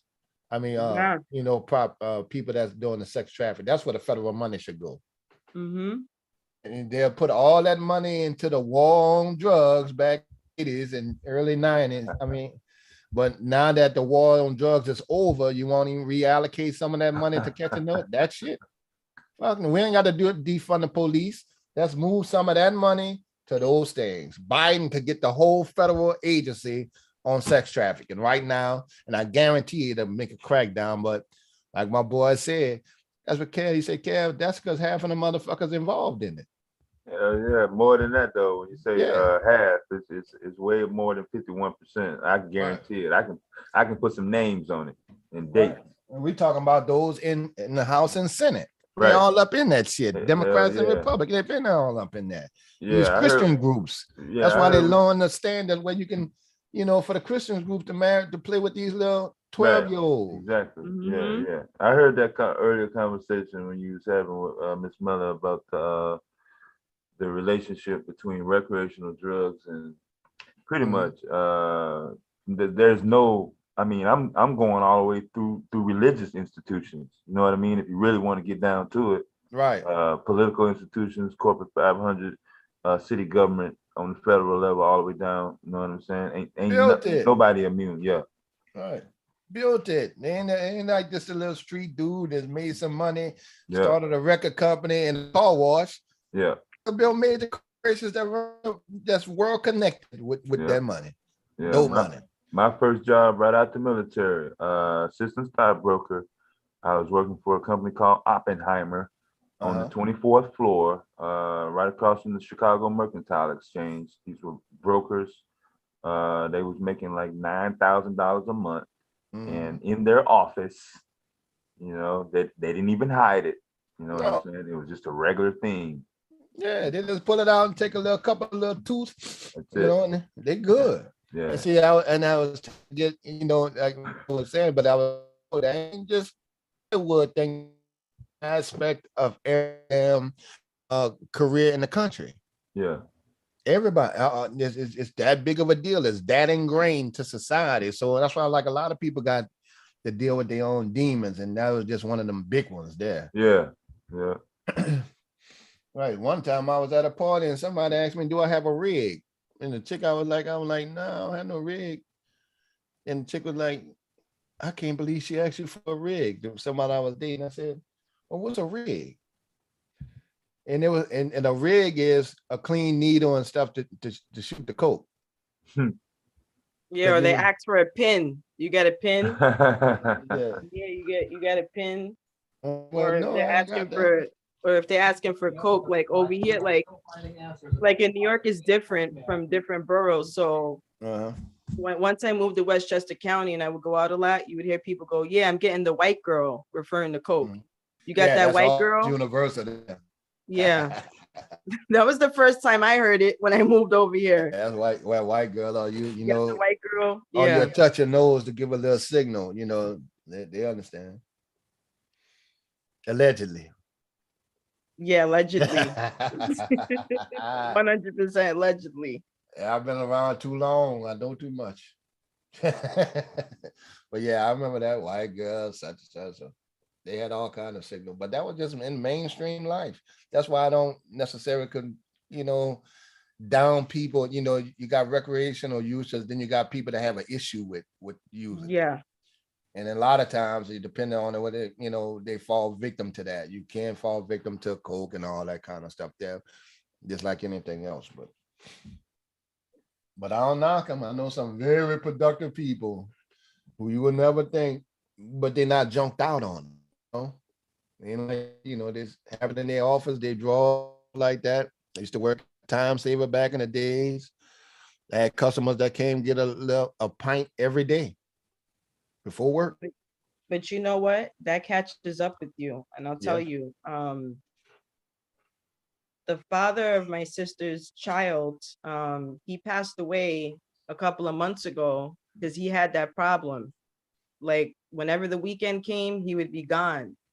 And it was right before 2 days before Christmas, the police knocked on my sister's door and they had to let my sister know that her boyfriend passed away. They found him in the parking lot of the casino. He ended up having a heart attack because he had been doing that since he was a teenager, for a long time. Right. And drinking a lot of times go hand in hand with the white girl, because it brings you off of being tipsy and you can continue drinking and stuff like that. So you won't get that wooziness feeling.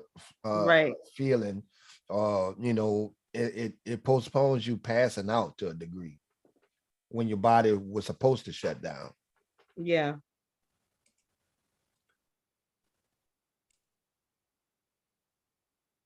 Yeah, this drug stuff, this fentanyl, heroin, all that stuff. It's a huge epidemic right now. Right. Ain't got nothing, don't have nothing on the pharmaceutical companies. Ain't got nothing on them motherfuckers there. Everybody's strung out. It's a business. It's a business because they get you hooked to this drug. Yeah. You know, they start prescribing these medications to you. And you know, you're taking it and you think it's safe because you're like, oh, you know, a doctor's giving this to me. Yeah. Next thing you know, you're hooked. Then the doctors get nervous because they know they're not supposed to prescribe that for too long. Yeah. And then now the person is buying it from the street. And then eventually they turn to heroin. Now you got to go to rehab and a detox. And then you end up in the methadone clinic, and then the cycle repeats itself. Or jail. Or that too. or that too. Yeah. Yeah, it's a cycle. Yeah. Yeah, I heard y'all talking earlier about pushing the shit on the kids. So yeah, definitely a cycle issue. But yeah, on that link on that Pillsbury brutality, I saw the word Oakland, and by me having personal ties with Oakland, California, I thought it was California, but yeah, this is Oakland, Tennessee. I know where Oakland, Tennessee is. Oh yeah, I know that Oakland, Tennessee. We just assumed Cali. Yeah. So I'm not going to run any sound, but just to run the video here, it looks like somebody had some footage. That's the stop sign that he ran right there. Not a busy corner, look like. Yeah, something simple. Yeah, it was a simple little corner, man. And they run all through the house on a traffic stop. Look.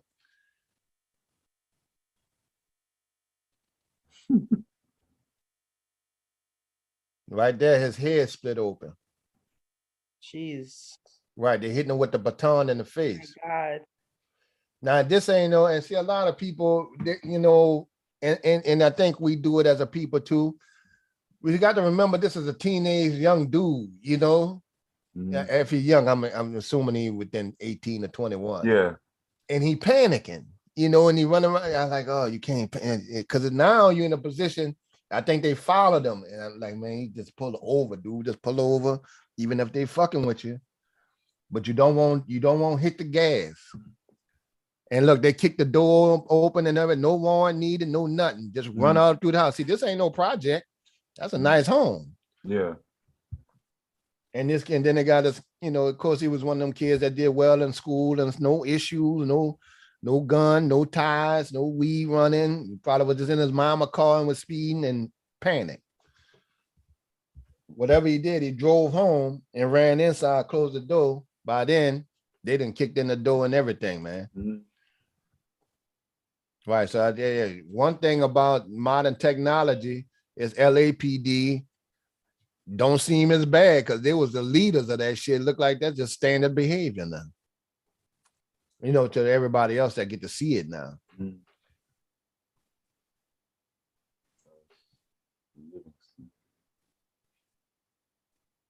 Damn.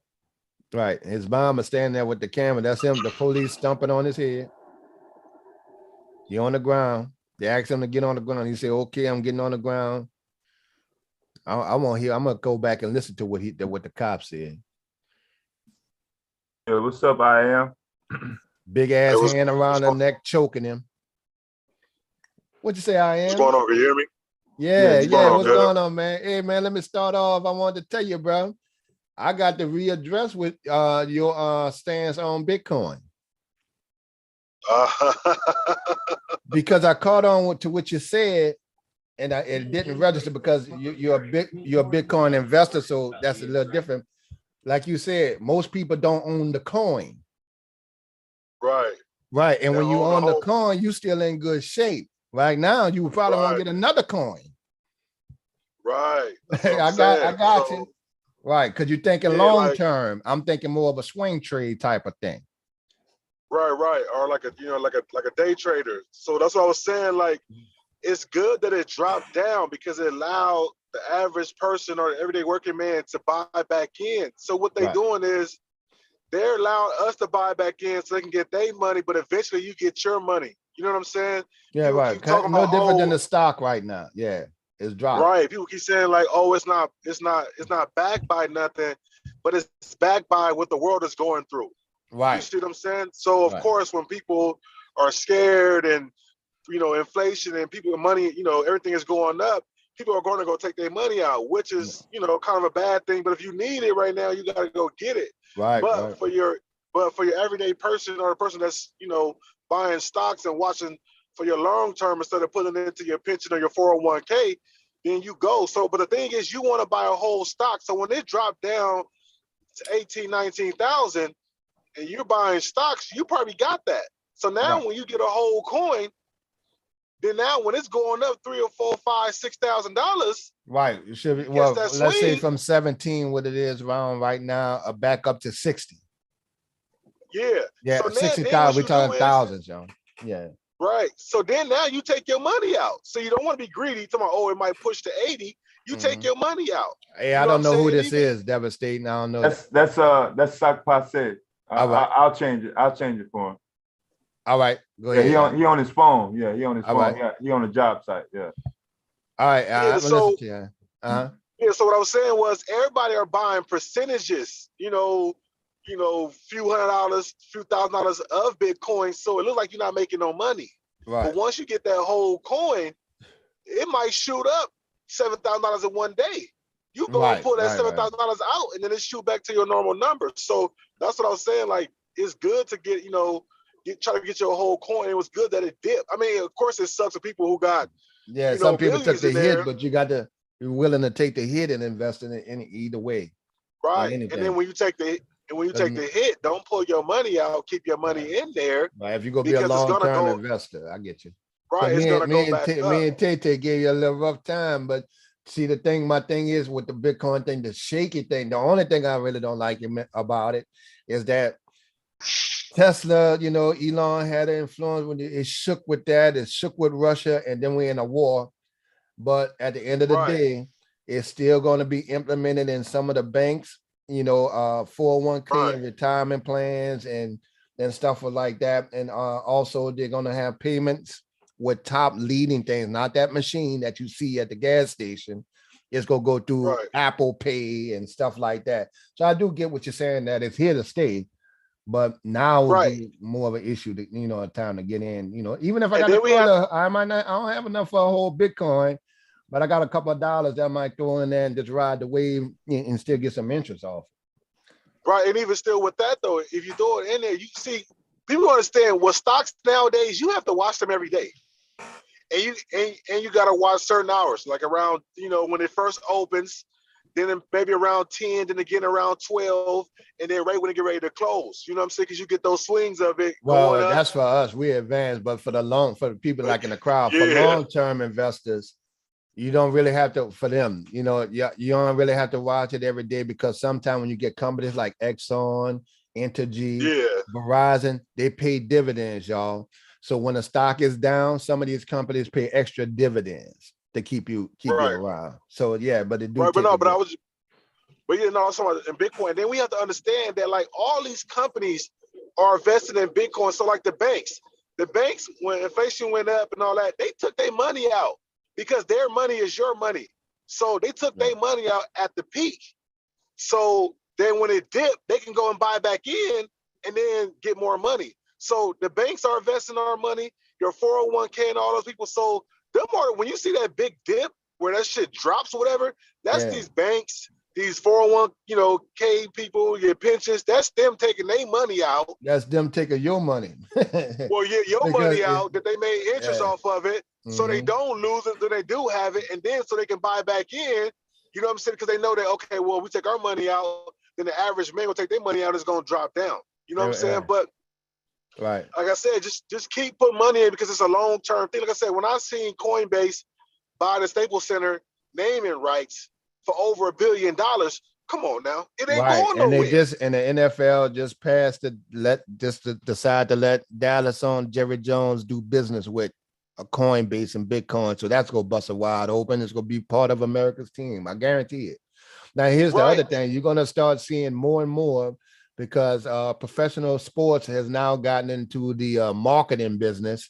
Damn near like NASCAR. You're gonna start seeing Verizon on, one team logo, Verizon logo on one team. Then you're gonna see Caesar's Pizza on another team logo by the Nike sign, and you're gonna wind up seeing Bitcoin on one of these jerseys. We talking about on the jersey, like football team.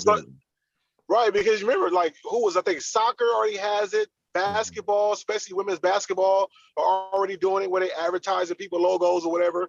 Like I said, Coinbase bought the naming right to the Staples Center where the Lakers play. So you know what I'm saying. So you're gonna start. Like I said, when I seen Bitcoin cash machines at 7-Eleven, I'm like, oh, this shit ain't going nowhere. No, dude, they got them at the liquor store. No, they at the. That's what I'm saying. They in the hood. Yeah, I'm in Chicago. They in the hood now. They're in the store corner, and they're at the gas stations in Louisiana too. I asked one of the Arabs at the gas station, how you use this? He said, I don't know.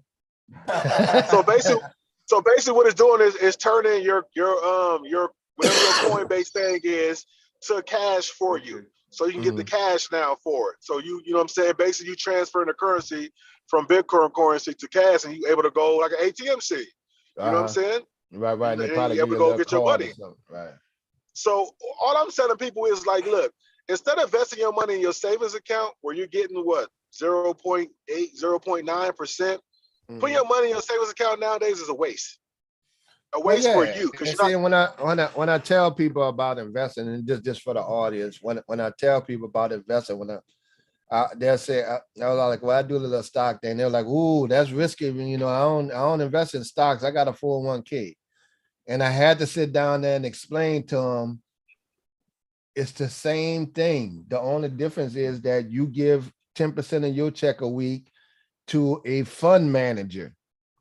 Right. You put your money in a fund, and in those funds, you have the same companies that you can pick the stocks in on your own. Like what mine was UPS.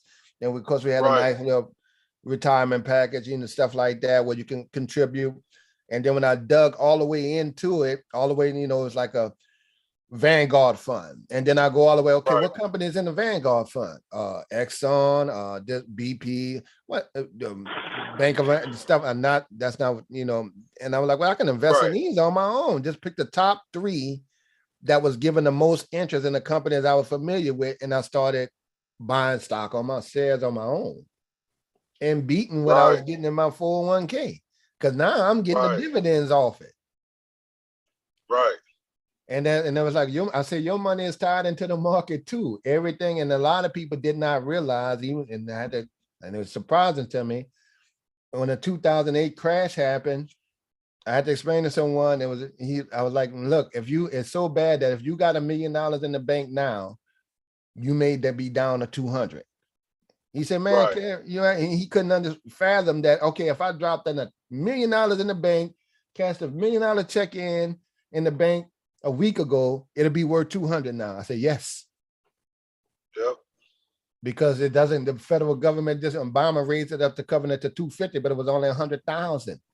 And they take your money and invest and blew it in the market for the most part. So you can buy some of your stock on your own and learn to do that's it what people, that's what you understand. And then plus with your 401k and your pension, all that, your shit is locked in for damn near what, 10, 15 years, maybe even 20. It's locked in. What I mean by that is like, if you go get your money, they're going to charge you. They're going to charge you double for taking it out. Then you're going to be charged by your state if they, I can tell you about that. Katrina hit. I had to go. Charge you. Yeah, I had Katrina hit. Katrina hit in 05. I'm working at UPS, so I'm at about 50,000, 55,000 in salary, which was good down here.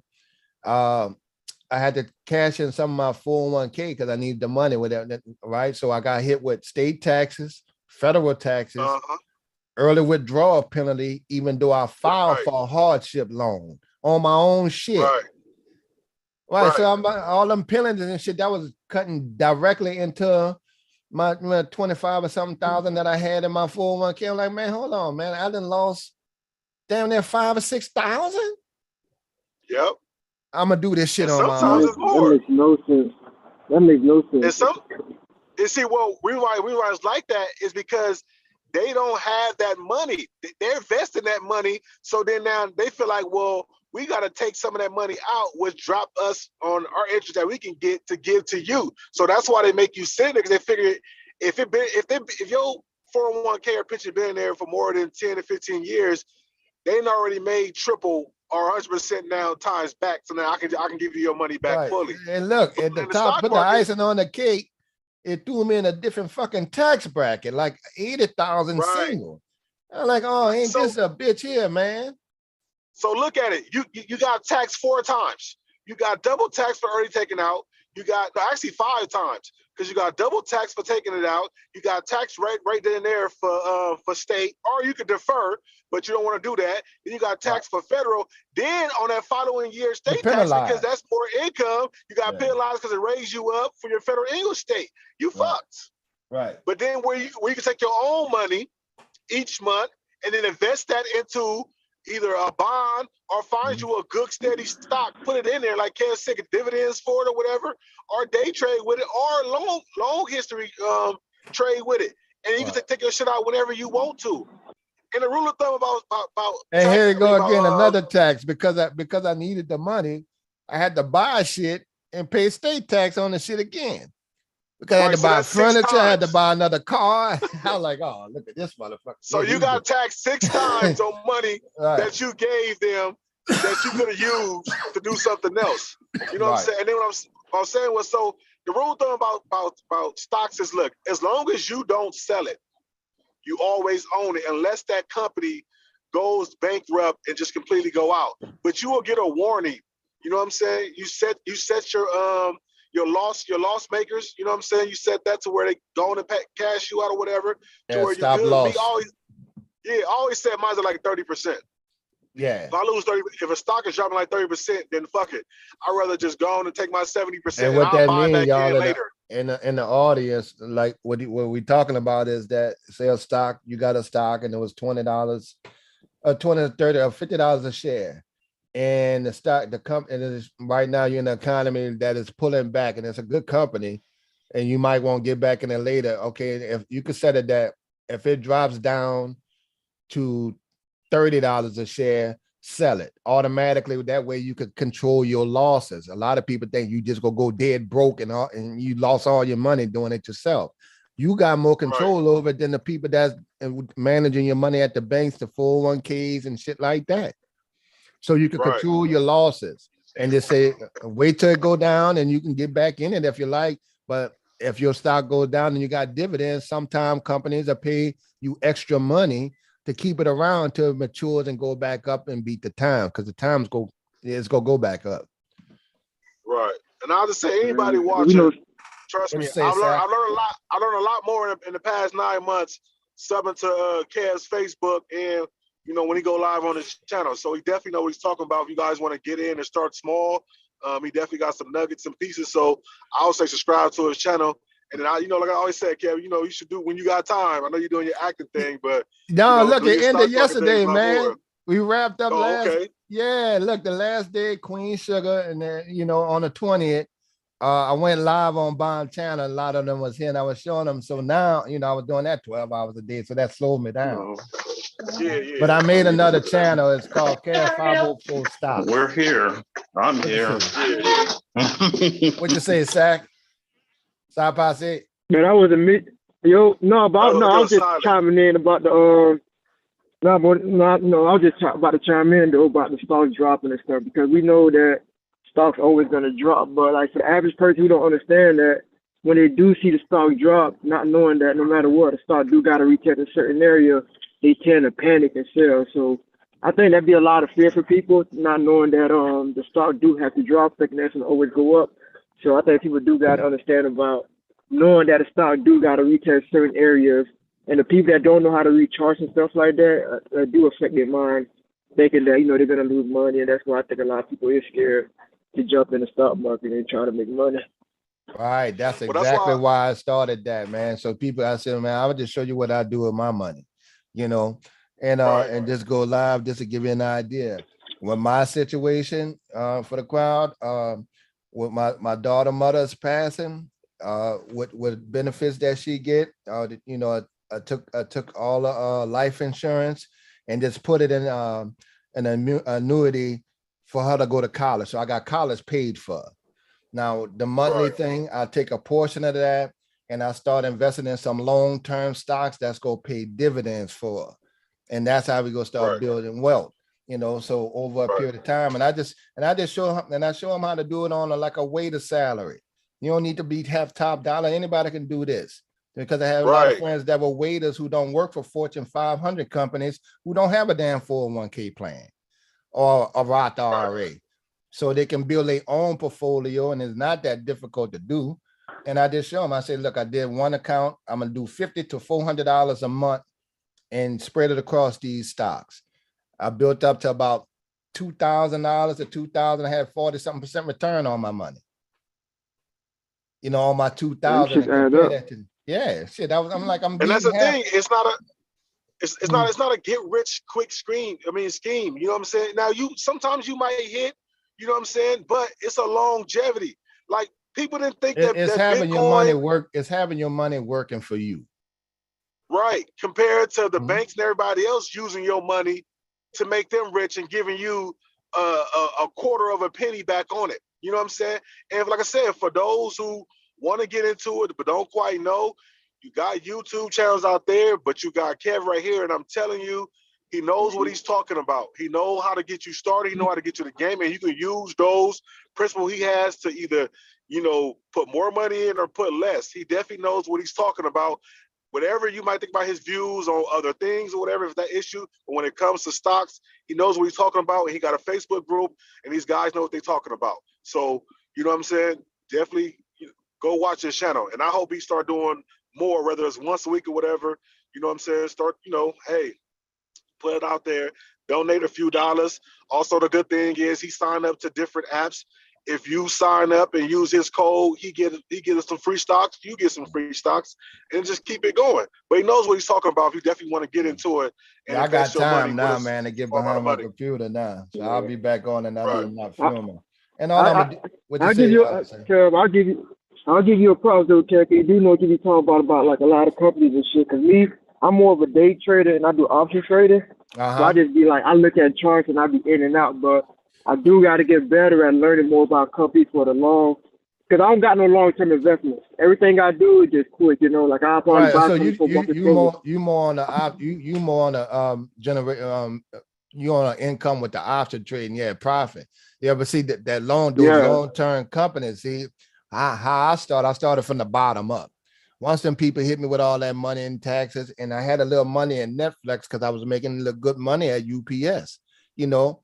So I had Netflix, and back then you could not get partial shares.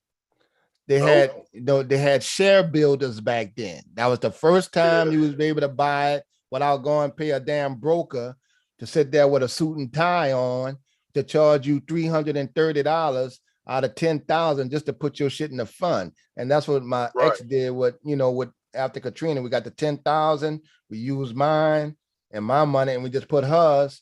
This man put it in the fund and charged 300. I'm like, damn, this motherfucker charged $330 just to hit a button. Right. And that was at Chase Bank. So then, the money I put, the couple of stocks I did have, Netflix at the time, because, a couple other little startup companies I had. Was that the right link? I'm sorry, Kev. Did you drop?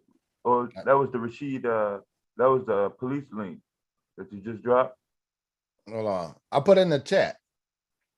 That's what I'm saying. You said it was your new channel, but that was hold on, I ain't even said. Let me check it out. Yeah, I might have put the wrong link in there. Yeah, that's the wrong link. I'm gonna put mine in there. Well, yeah, but then you can do it. And this here's the thing though, Sass. You don't have we're a little more deep into it because you started from charting. I worked my way from long-term investing and investing in good companies, the Peter Lynch way, all the way up, and then I got into the charting and I learned everything from every candlestick to every moving average, and then read probability, which took me forever to understand half a little piece of that shit, but you go get a little bit out of that to go along with your investing, but you don't need it. And then I went to option trading, learning how to swing trade, then option trading. So, and then I learned to charge 50, and 75% of your investment when to get in and out is charting, regardless of the company. It's the charts. Yep. And those charts don't lie. Mm-hmm. Once you learn how to read them, that's when your money gonna start really coming in, or you're gonna be able to save and protect your money. So, I'll definitely say if you got time to read and you're a good reader and you're a good understander, start watching either YouTube videos. They got books out there on how to chart and how to read the charts. You know what I'm saying? So I'm still learning. That's how I learned though, man, on YouTube. Reading charts and shit, man. Like I started off looking at charts and having all the indicators and all that shit, but once I removed them, I got better when I started doing naked charts. Like only thing that be on my screen when on my chart setups is like a support and resistance in the trend line. Like that's all I be needing. And from there on, that's when the indicators can't fuck with you a bit. The moving average is straight because the moving average kind of like a trend line within itself. Well, let me tell you what I do with the moving average, Si. when the 20-day crosses the 10 or the 50, that's my entry point, right? Okay. That's right. And see, and it just across the point, because of course it's not exact, but you get an idea. Now you don't need the MACD and stuff like that because it's delayed. But when it crosses it, it just strengthens my confidence in my decision. And I let you need some type of confirmation. Right. I'll let my long-term stocks, I won't be concerned about them unless they drop down and touch the 200-day moving average. Okay, that's a problem. Right. They still got good companies right now that haven't dropped that far. But my alerts go off when they drop down to the 50-day moving average. Or if it's coming above the 50-day moving average. Like now I'm waiting on a lot. My option trading, I'm waiting for them to come above the 10 and cross the 20-day. That'll be my entry point, depending on the month and the hourly chart. That'll be my entry point, and then I'll just use that 50-day as a pattern in a guideline. That way I don't have to worry about it day to day. As long as it don't drop past that 20-day moving average, I can roll with it. Or the 50, whatever one I decide. For long-term dividends, I don't really worry about it till it touches or comes to a double bottom near the 200-day moving average. And if it get there, all I'm gonna do with the good long-term is just add more money in it, double down. Right. So, I'm gonna, maybe we should talk to Bomb. Maybe, once a month, you know what I'm saying? Because who else is good at this too, though? Like I said, I don't care about people talking points on other shit, but when it comes to a particular topic, is Rule too. You know what I'm saying? I don't know if Rule want to share his knowledge though, but yeah, Rule on he on the candlesticks, he know penny stocks. You got JW. He got background in right. Yeah, so I'll probably talk to Bond and maybe, once a month, you know what I'm saying? People come on there and explain, I call it, stocks for dummies, people who don't really, know, but I think that we should definitely get into it and figure it out. So, maybe that's why I named that first sample portfolio the Dusty Man's portfolio. All right. And I was like, on YouTube, they're like, if a man ain't making 100,000, he a Dusty. Okay, well, this for the fellas and everybody else in the real world to try to build some generational wealth and have their money work for you, Right. You might not and be even able if you ain't to trying afford to do it for you, do it for your kids, because you can make, on Robinhood, they got stocks where you can do it for your kids. And then, you get them in some dividend stocks or get them in some long-term stocks. By the time they get up in age, them stocks will be worth some money. You know what I'm saying? The stock market is not going nowhere. Look, and yes, look it got at the screen, man. Look at my daughter's desk. This is in my office. We already on that. She sit down, we have reading time and stuff like that, and they got a little program, so she knows how to get on my computer and say, okay, we go get a couple shares of Disney stock. And when maybe not even a share, we go put $20 in Disney stock so she can see it. And I let her do it on a little laptop in front of, and she has her own little portfolio. So I teach them how to manage it now. And then let me say this too, like you just seen how, well, I'm a little upset, but it is what it is, how they just split Amazon, got that 20-for-1 split or whatever. Right. But start looking, doing your research on 20-for-1? got 20-for-1. On your but the stock went down to $100-some. You made a little bit of change off of it, but it's hovering around 90 and 100. Now if that shit shoot back up to the 3,000 it was at before it split, then yeah. But anyway, start looking into electrical vehicles and not just Tesla. Because I got you already, man. I'm on it. Yeah, because California, you got NIO. That's big in China. Tesla only have 25% of the Chinese market on EVs. Now the thing about NIO is they got the backing of the Chinese government. And now they're making stylish cars, but they're just set up just like Tesla.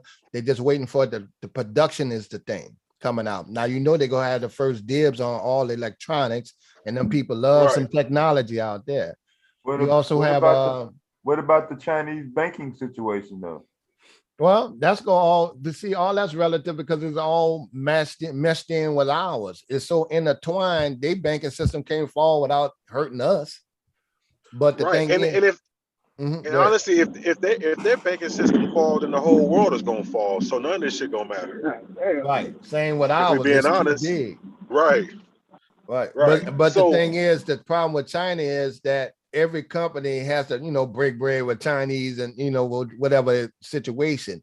And they want to right. compete with America. So they go put the money behind it. They got the blessing, and then that goes to EV charging, which is the charging companies. I was talking to Cole about ChargePort, Beam. You got 3 top charging companies.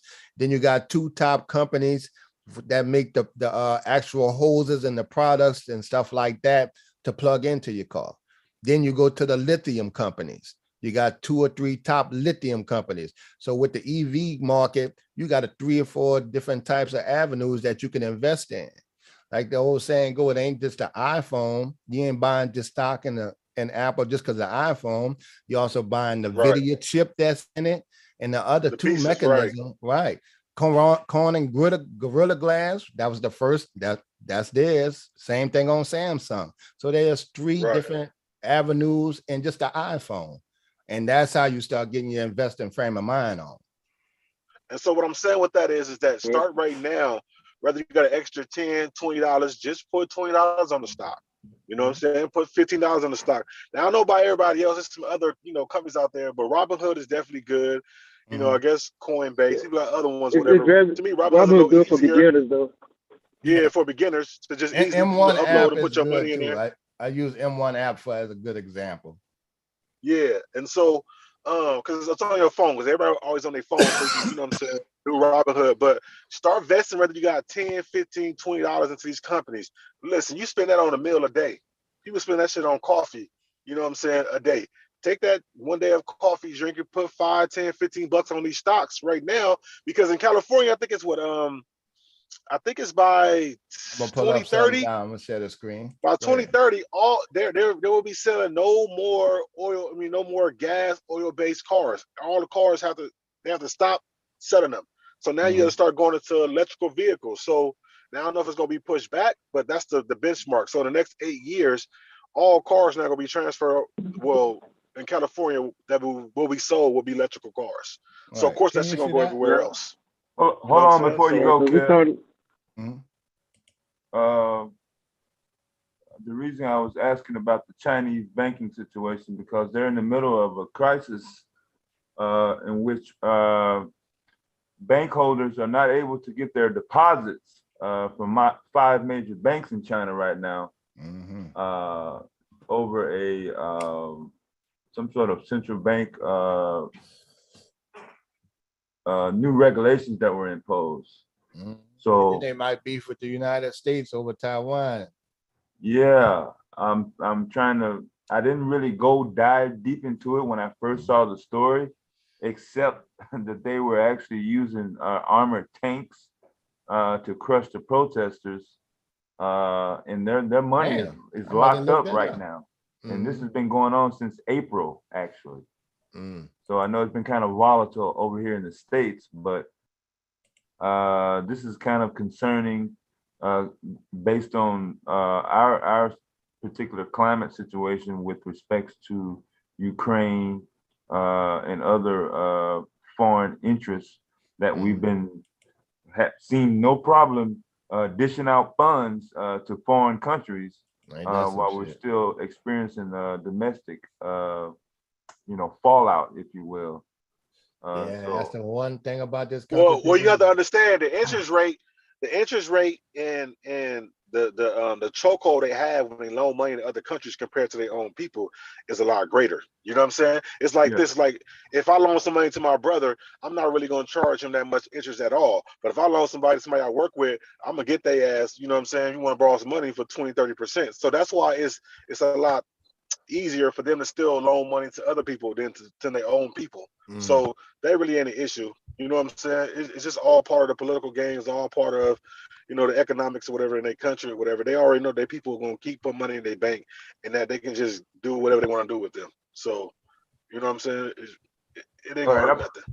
I posted a link in the chat for the latest update on the Chinese banking situation in the chat.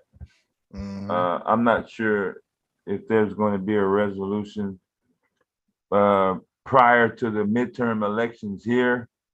But I'll try to keep an eye on it to see in terms of the scaling of it. Because I do know with this port situation out west, where the truck drivers have actually shut down the Oakland port and the Los Angeles port. I'm hoping that won't reflect in terms of what we're already experiencing in inflation in our retail markets. So I'll keep an eye on that. But go ahead though, run it.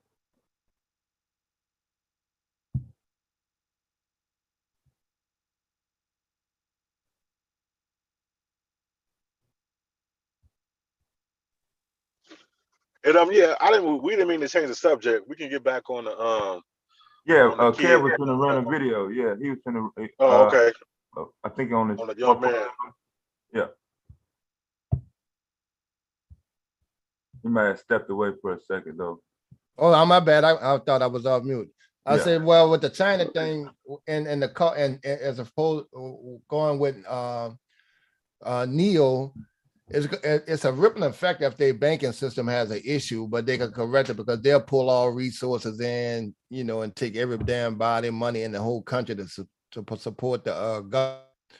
But they to avoid a total debacle. Right. But I think they're still so committed to being first in line with tech and clean energy, and I agree. Yeah. So I think they committed to that. So that's gonna always be on the forefront for them. Yeah. That's just gonna go along with everything else. Just gonna be part of the thing. Yeah, I wrote down also, and then you can keep it going here. Amazon is rolling out their self-driving car and hopes to import it into like a Uber or a taxi, which actually receives 5 stars from the National Highway Traffic and Safety Administration. That's pretty good for a debut product. That'll work. This was a copy that the portfolio that I was just doing like 50 to 150 and wound up having about 44% return and like a little long, and this is M1 app. And you're gonna see why it's easy for M1 because you can set up your own portfolio, right? The way you want it. And I had built up to about 1,000. And this one that I had set up for like long-term dividend stocks. And then it tells me that's how much interest I made. We talking about in the course of like a year. Yeah. Right. And my little $2,000 working for me. And then I will compare that to the interest your savings account giving you. 0.04 cent on the dollar. Yeah. Your 2,000 would have made what, 40? 40, less than that, maybe a little around that. So, and then there's dividend stocks. So what I did, and so I wound up cashing out. I cashed this account out when I was just using that example too. Hurricane Ida hit. Shit. And I needed my little change. Hold off to the last second, Yeah. But I had cashed it out before the market had dropped and everything else. But I was just giving people an example how to grow a small account for just everyday person, no more than $100 every month. And what you could do with M1 app, and this is that old portfolio, I just was going to restart it and show people again. You can pick whatever. These are the companies I picked. You could pick Google, Amazon, Apple, PayPal, BP, Corn and Gorilla Glass. And if I put $100 in this particular pie, it was spread evenly across all of these stocks. Yeah. Like 6% will go across, 6% of whatever you put in will go across evenly. And these pay dividends like Lamar Advertising. Yeah. And Lamar Advertising pay 4% dividends. Yeah. And that's the ones where you see the signs, on the interstate, and now they converted to digital signs. Right. So now they're getting 10, 20 times the value that they did before, and they manufacture the damn thing. And they, and then since I'm down in the South, I pay attention to up north. These are the same people that's probably making all that shit you see in New York with all the lights and shit. Yeah, that let me see that one billboard I used to show on the can that it actually curved in the corner of the building. Right. Yeah. And then you got your regular old good companies that you know. So when you read some Warren Waste Buffett management, books and everybody know the garbage company, yeah. right, Peter Lynch, Waste Management, which is a company that does their real estate, but Yeah. they rent to all the damn Walgreens in the country. Yeah, commercial real estate, yeah. Right. So they're like, and they paying 4% dividends. I'm like, Yeah. okay, well, shit. I'm looking for this is my dividend account. This was long term. Yeah. So if I had extra 1,000, I'll build it up. Yeah. So instead of putting my money, my 6,000 that I would put into my 401k, I'll put it across these paying all dividends. You know, and then I can manage it myself. And this is like a long-term growth if you didn't have a company that can give you a 401k. Right. You got Home Depot. And this is just quick research. They give you quick research. We can go into detail, 3%. Yeah. It gives you updates on the latest news. Right. What's going on that affecting the money. In whatever stock, you automatically have a news thing for whichever in that industry. I saw Exxon and then everything related to oil. Well, yeah, when you start investing, I mean, the alerts is going to come, it's going to be about the company that you investing in or interested in. Okay. It's not that bullshit you go see on TV. Yeah, no CNBC shit. Right, real news that affect the company. Yeah. You know, they lay off 200 employees. Okay. Yeah. That kind of stuff that don't make the news. Yeah. You got Hancock Whitney, which is dominating down here. All right, pull back 2% interest, you know, and then I'll just tie it in sci-fi with the charting. Yeah. Right. You got Exxon, 3%. Like I said, I just showing people how to grow a little, you know, develop their energy. They own a little dividend account for the long term. And so I put all those Dollar General and stuff like that, PayPal. Google doesn't pay dividends, but it's a growth. That's my little growth one in there that don't pay dividend because you can like Google. Okay. You know, and so if I put 1,000 in here, it'll spread it evenly, and I can control how much I want to put in each one.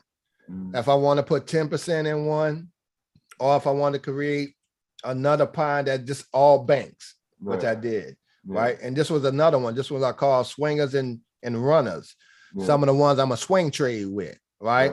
And here go your tech stocks, digital turbine. That's when you see in a lot of video games and in your phone, right? Here's Neo here. Well, I ain't got this old. I got to get the numbers up there, but Neo here. And if I just put $100 across, it'll be $20 across each. Each time I put 100 in, I can do it all at the same time and upload software. These are some of the names, and you got Square. A lot of people use that. So I can do that, and then I could create another one. I had the banks. Let's say you want to invest by sector. I could just put all the banks that's paying good dividends, Bank of America, JP Morgan, all the banks. So when the banker sector rebound, I could hit them all at once. Yeah. I could just put $100 and it go spread across evenly across however I want. Some 10%, and you can control how much you want. Right. Same thing with these banks, they paying dividends. You giving them money to make, you might as well get the dividends from the damn bank. Yeah, the dividends instead of getting that Yeah. bullshit interest off the savings. Yeah. So that's the concept of, you know, that I tell people, no, it's easy now, but the reason why people couldn't do it before, that, like if I'd have known that then, you know, I'd have been made. I said no, because, you know, Peter Lynch said in his book, we had to pay thousands of dollars a month for this information that's free now. Yeah, and you needed just a for broker. the information. We ain't even got to the damn stock yet. Right. It was totally a different market. Yeah. Right. And he was like, you don't have to pay a broker, you know, so we had to pay Right. tons of money. Y'all couldn't afford to get this information. Cut out the middleman. Yeah. Right. So now you can learn this shit on your own. Yeah. So whenever I want to get this geared up again, I can fine tune it, take one of the companies out that I want, edit the pie, right? Go in here and I can change how much I say I want to put 10% in Apple. Right. 10% of whatever I put it in Apple, then you can readjust at the bottom because you know you got to, if you raise it 3, you got to drop it 3 somewhere else to make it 100, which you can see right up here. Right. Right. And I can add that to it and change the whole thing, or I can take one out, take out Home Depot. Yeah, you have flexible options there. Right. And then I could do it the way I want and set up a whole nother thing. Yeah.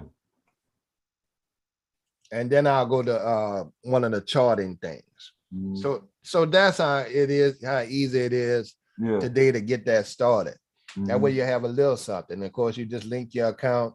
You can draft, and then I also made a video how you could do it on what Cash App. Same thing. But the thing you want to do is get a plan and an idea. Just don't throw your money in there because you like the company. You might like a company, but that has nothing to do with the, the stock performance. Yeah, if it's not making you no money, hey, right. Yeah, you gotta separate.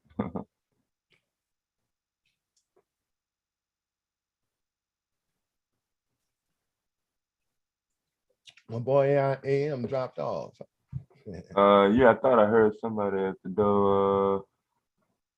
Oh, okay, yeah, he might have dropped off. He'll be back if he can get back in. Yeah, so now, like he was saying, I got a little time now because they've been on me in my Facebook group.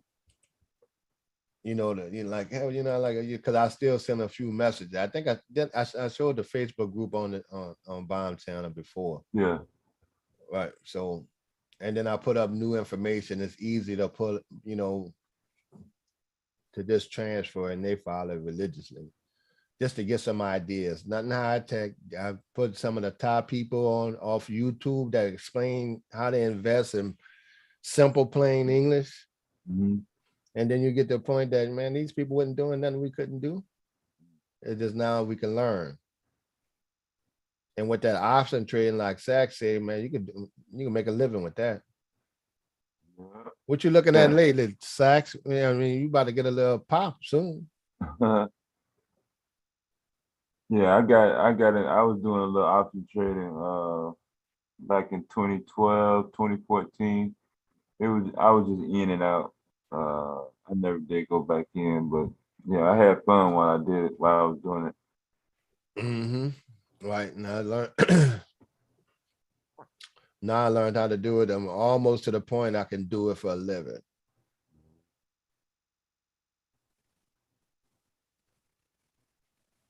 And like I was explaining to my partner, you know what, most of the thing is people fail with the option trading thing. Is you got to go in with a plan and exit with that same plan.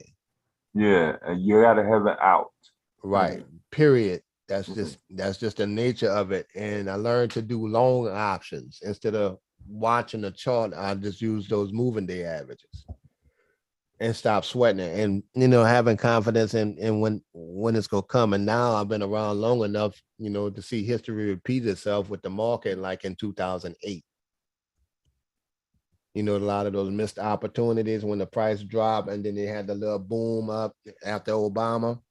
And then, Trump tried to ride that wave with the money. Man, get your ass out here. You're going to have that again.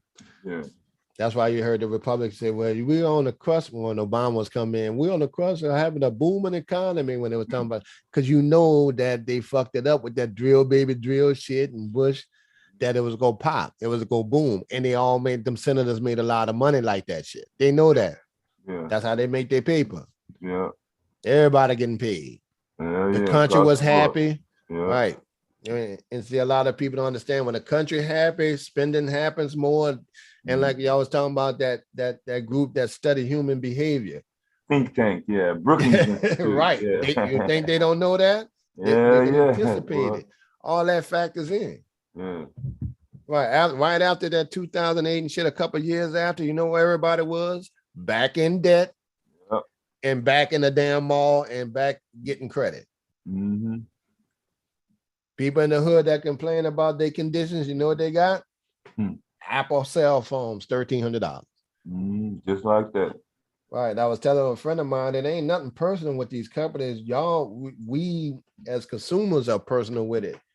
All they do is they're not around us. They look at the paper and say, okay, it's an impoverished area with the highest rate of $1,300 damn Apple cell phones.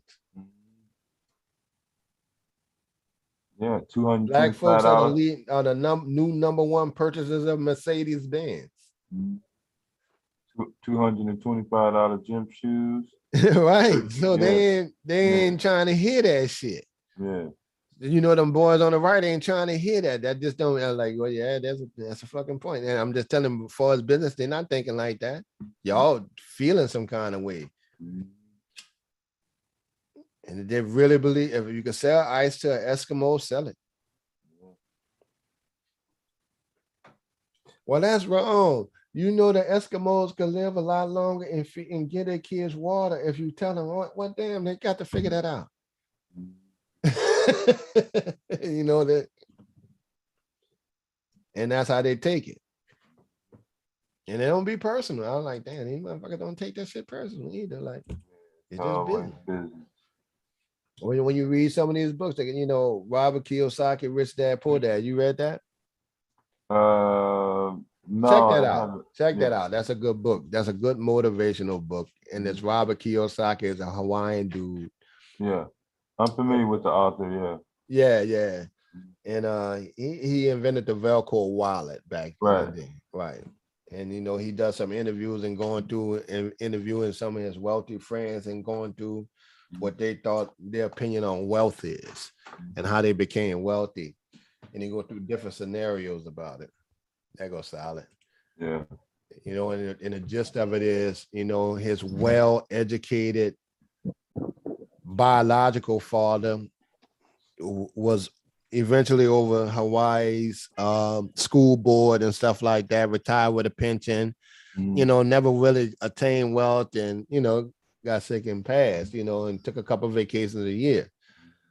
Even though he was well educated, his what he called his rich dad was his partner, his good friend's father, who owned a chain of grocery stores and was always thinking of something new, who only graduated from high school. But the difference is the dad who was rich understood cash flow and people. While the dad just had tunnel vision on go to school, get a job, get a retirement, invest, get a house, try to pay it off, but you locked into the government till you die and then after. That's not freedom to him to that. Now, the one that was wealthy, they decided to ask the dad that was wealthy, his friend's dad, to teach him how to be rich.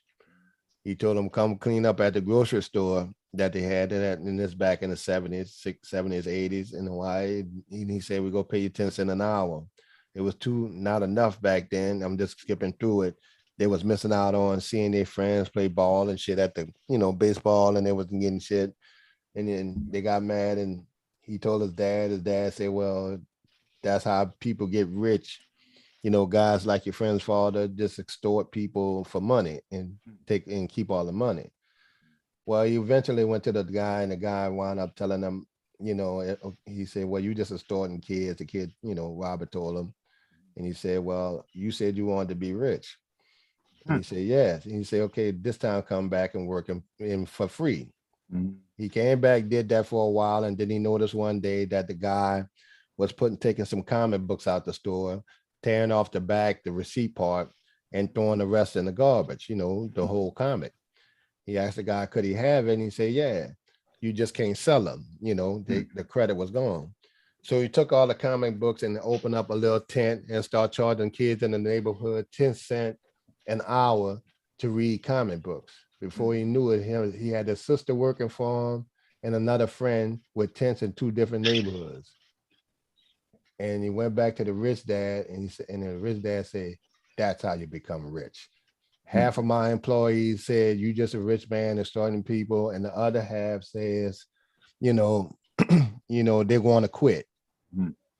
And said, but when you do your most creative thinking, like Black folks, when you have to figure something out, and then that the opportunity was all around you. So then he figured out that's how you do it.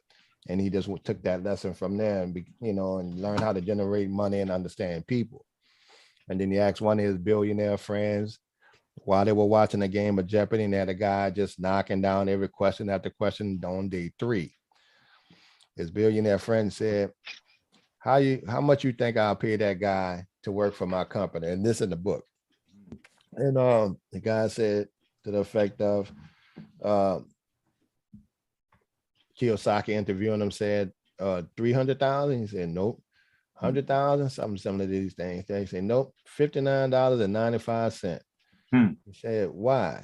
He said, because that's how much it costs for a good set of encyclopedia. So you could be well educated and recite everything. I have guys like that in my office. If I need to refer to them, or my sales reps need to refer to them, they give them a report, and my sales reps make the money because they know how to interact with people. Yeah.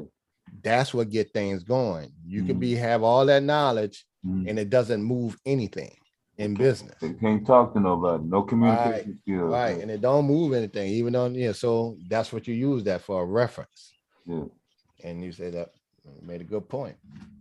Yeah, we did a segment on that, one of our Tech Talk Tuesdays, about people, not just Black people, but in the tech industry, period, that their inability to work a customer service and actually communicate with the common consumer when with respects to something as simple as helping them boot up a computer, let alone the real technical stuff. That so most of them are so in tune with their work that they're just not around that environment long enough. Right. By the time they get done with Starbucks or at the water cooler, maybe the gas station, they're not really around people to have a conversation. They don't watch ball games. They don't go to parades or, a lot of activities with respects to churches and school functions. They're deep involved into tech and trying to keep up with the bar. You know what I mean? Mm-hmm. Hello? Yo, hey, what's up there, Sally? Welcome back, Sally. Hey, I'm back. Yeah. So I know y'all was talking about the 401k earlier. So, quick question. So, okay, I know if you withdraw the money, it's like a paycheck, and it increases the amount you brought in for the year. Now, if you take a loan out on the money and you pay the money back, do that still count as like an income check? What do you say? If you buy So like if your 401, if you if cash you out your take- 401k? I know if you cash it out, that's you got to file that on your taxes if you Right. cash that out. Uh-huh. But if you took a loan out on the money and you got to put the money back in, like you take the loan out and then they take the money out your check, so you pay that off. That don't show up as income, does it? Well, I took out a hardship loan and it showed up as income, and that threw me in a different tax bracket. A taxable income? Yeah, it becomes Even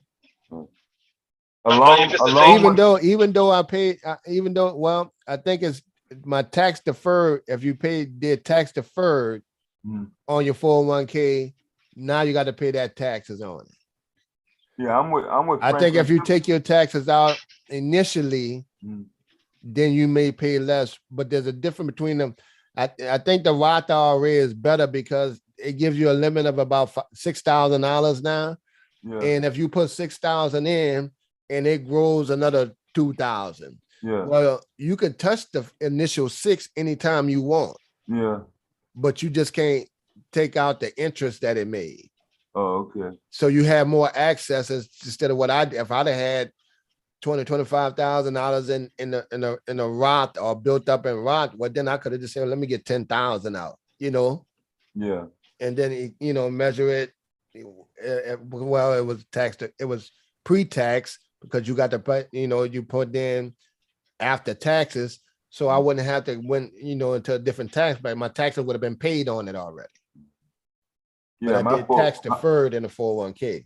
Yeah, my 401k is with Franklin Templeton, and it's a certain amount where they actually hit me with a fee plus taxable interest if I cash out early. So I don't touch it at all. my question was if you did the general loan and you still work for the company and you gotta put the money back, is that still taxable income if you get that check? Or I think that's just a loan. okay, Yeah. that's what I thought. Now, see, I had a union at UPS, so we can go to the union and take out up to about 5 or 10,000, but it was still just considered a loan. Okay. Right. Yeah, you should have some. You should have your disclaimer under your terms of agreement when you first signed up. It should be in there somewhere if you're not able to find it. Because I know I'm the company I'm with now. We go through Vanguard. Right, that's what I'm saying. Vanguard should give you some info when you first signed up with it, if you haven't received it already. Oh yeah, I probably just gotta go through my paperwork and stuff. Yeah. Because everything kind of got thrown off because the place I had, 2-bedroom. Yeah. So I had a 2-bedroom, or I have a 2-bedroom house. Yeah. So my spare room was my office. Well, like my nephew, needed a place to stay and some man lessons. So I let him move in with me. So I had to put all my office inside my room now. So it kind of, we go off how I have everything was organized in my place, like I have my guns locked up now, all that type of stuff. Yeah. So not saying that he would, do anything with my guns, but just as a precaution.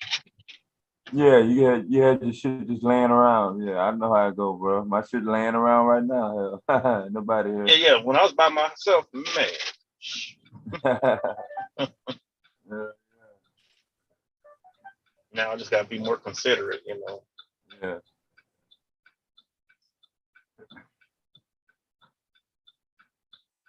But yeah, I'm planning on, or I think you have been on the panel before. You know about the Blue Label program, don't you, for veterans? I heard of it. Or are you into Glocks? Nah, I'm not a gun guy, man. Okay. Yeah, I'm not a gun guy. I just keep it simple, man.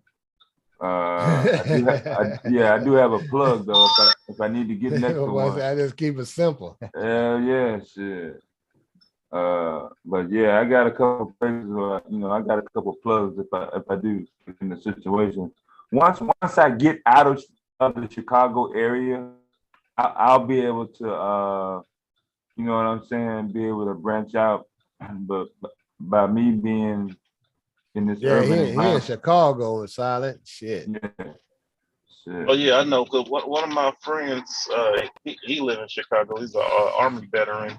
Cause he was telling me, how y'all not allowed to have like AR-15s and stuff like that. You think Chicago go open it up, D, like New York did, or still ain't no damn chance of that? From what I heard though, I mean, I'm not in the city limits, but shit, they conceal and carry right now, actually. Mm-hmm. Yeah. I mean, they don't. I'm talking about you don't need a permit. Right, that's what I'm saying. I'm not sure if they're still enforcing it. I mean, I haven't heard any backlash. You know what I'm saying? I'm pretty sure motherfuckers just can't go off the street right now. But if you ain't got no, you know what I'm saying, your shit is, you know what I'm saying, relatively clean. About this stuff I don't think they're enforcing it though. Because I'm thinking it got to be some type of a catch, you know what I'm saying, for them to, we're so used to it being restricted. I understand, but believe me, the motherfuckers up here, they don't give a damn what the law is. They gonna get their guns up here. They run over to Indiana, to the gun shows. Well, you talking about the criminal. I'm talking about the average. Let's think about the average motherfucker now is doing it. Fuck all they that. Don't mind, they don't mind giving the criminal extra. And then if how you go prosecute them people, like, man, look, I had to get a gun. I ain't never had no criminal record. Yeah. And it's dangerous. Fuck. Right. You gonna still get that man a year in jail? Yeah. That's like New York. I don't know if y'all remember the rapper Old Dirty Bastard. Yeah. But he got locked up for having a bulletproof vest. And I was like, damn, for trying to protect your life, right? They can lock you up for that. Yeah, I remember that. Because how they gonna lock you up for trying to protect your life? Oh, you ain't have a bulletproof vest. What? And that's some shit. That's crazy, bro. Here down, I'll be looking at the game spitter on YouTube. You ever watch that, D? Your boy be going over the street stuff. He be like, man, y'all got to get you. He be talking to the rappers and stuff, man. All that money y'all got, you in Atlanta. You can get a level 3 vest. You got all that money, man. You ain't get your car bulletproof. That's 200,000. Y'all still. And he started talking about it. He's like, man, you can even get the face mask in the South. You're not in Chicago. You're talking about one of the Dirk and them partners. You're not in Chicago, man. You can get all that. How you still riding like that? But he goes to the show, he's like, you can buy this in this state. You can buy the level 3. You can buy the bulletproof backpack. You can buy the bulletproof t-shirt, all that. Umbrella. And then ship that to your house.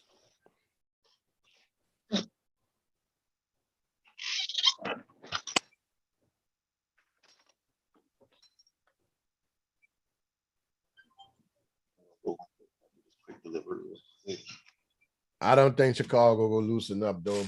And one of the reasons is they get too many victims by each shooting in Chicago. It's just the victim, with that. They got problems with the like you were just talking about silent with that Glock. They got problems with the switches up there in Chicago, that fully automatic switch.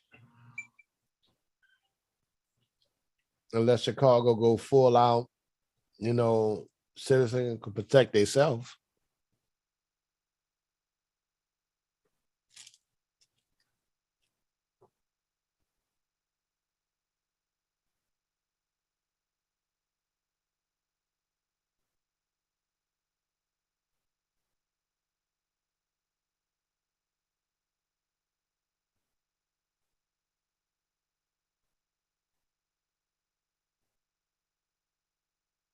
Oh, my bad. I'm working on a text. They got like 3 people texting me at the same time and shit. Damn, this early? Damn, it is. Man, it's Friday, boy. You know how it is.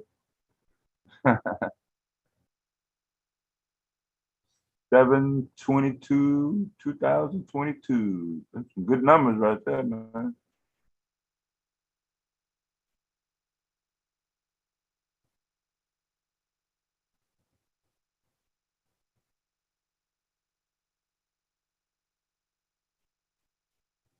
Three people damn near text me at the same time from 3 different parts of the country and shit.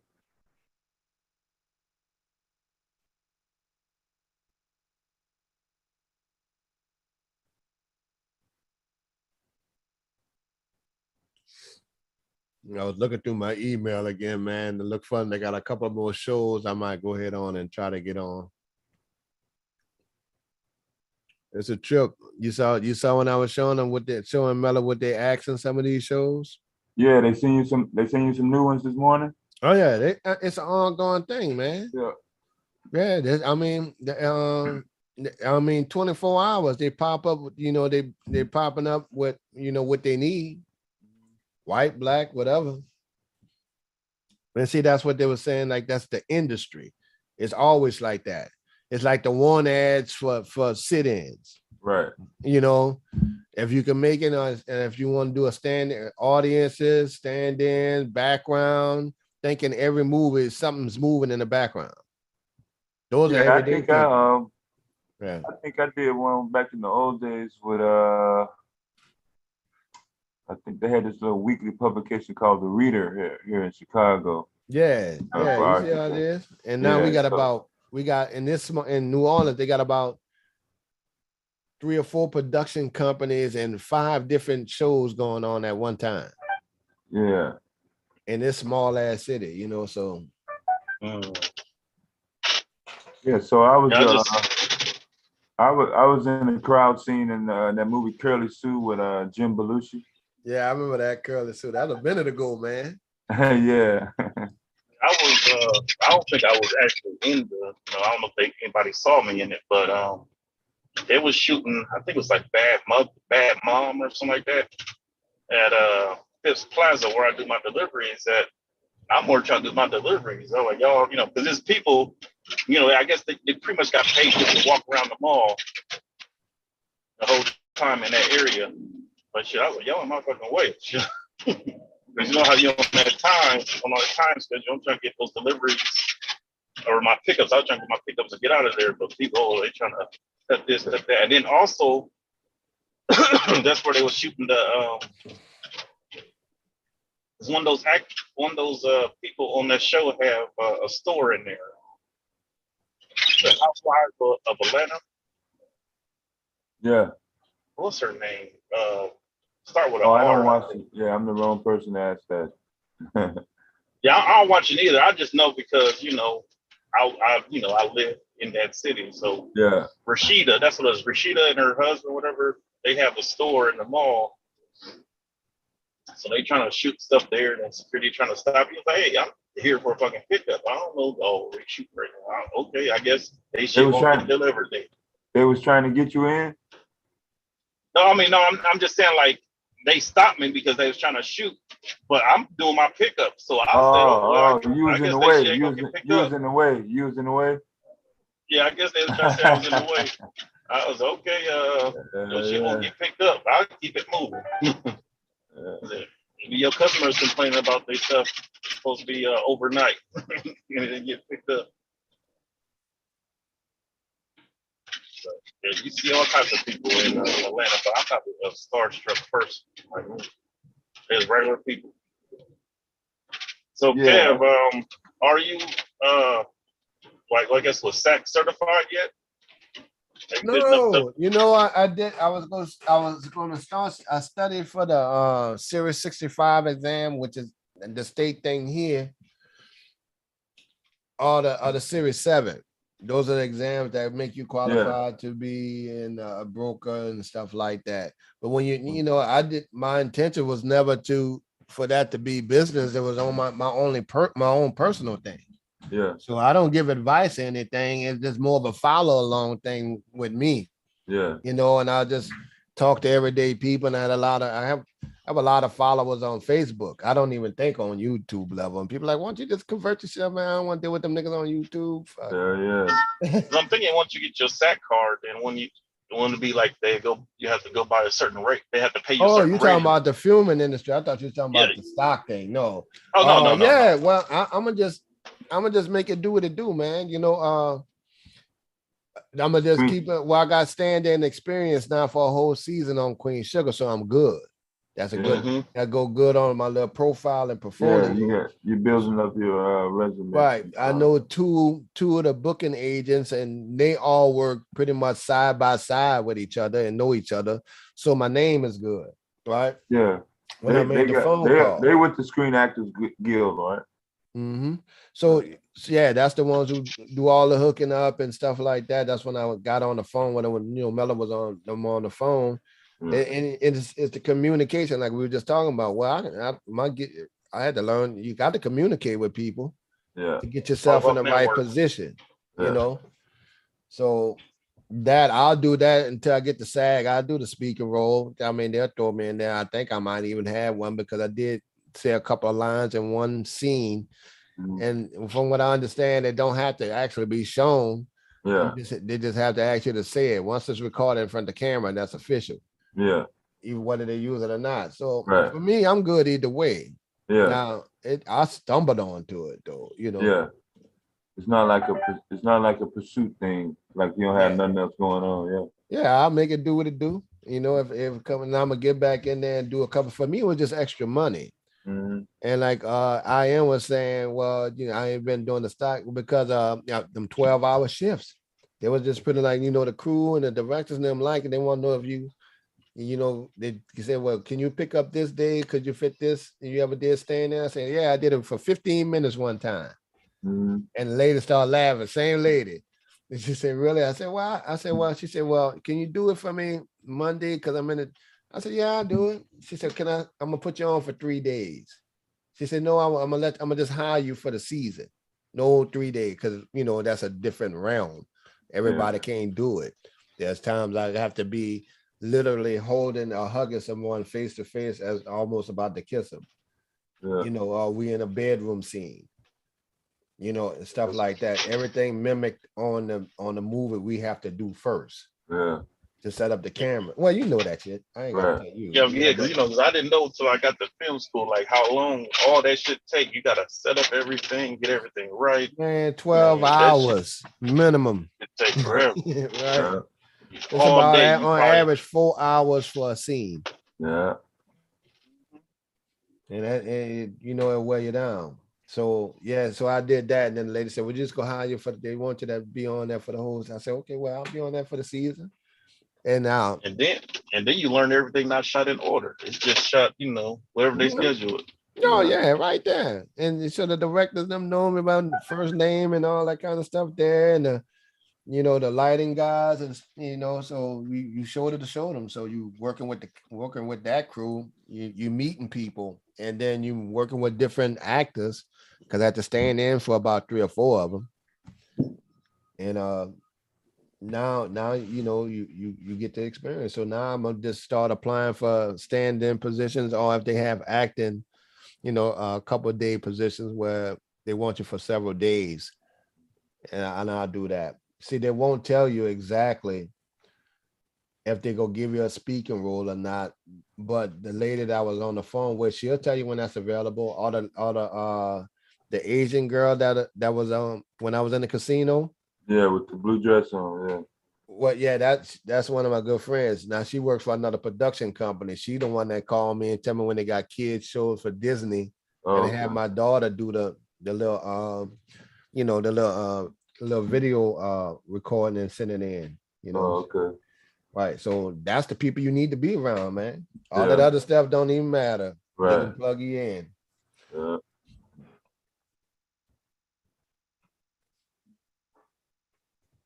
You ain't gonna learn much if you ain't communicating.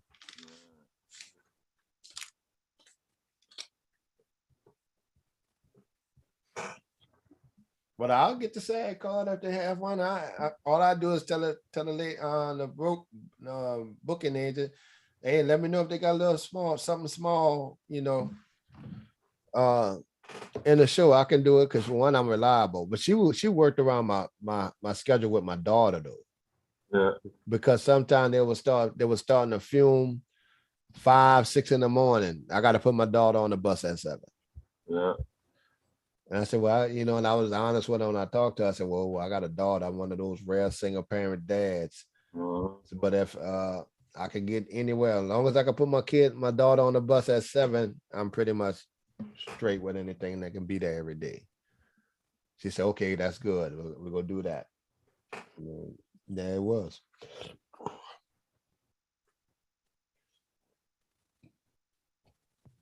And for some, the backgrounds, it was like, oh man, you got it good. I said, we only get a few more extra dollars than they do, but you get it every day.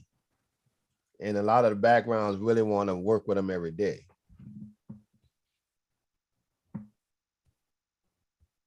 This came out this morning.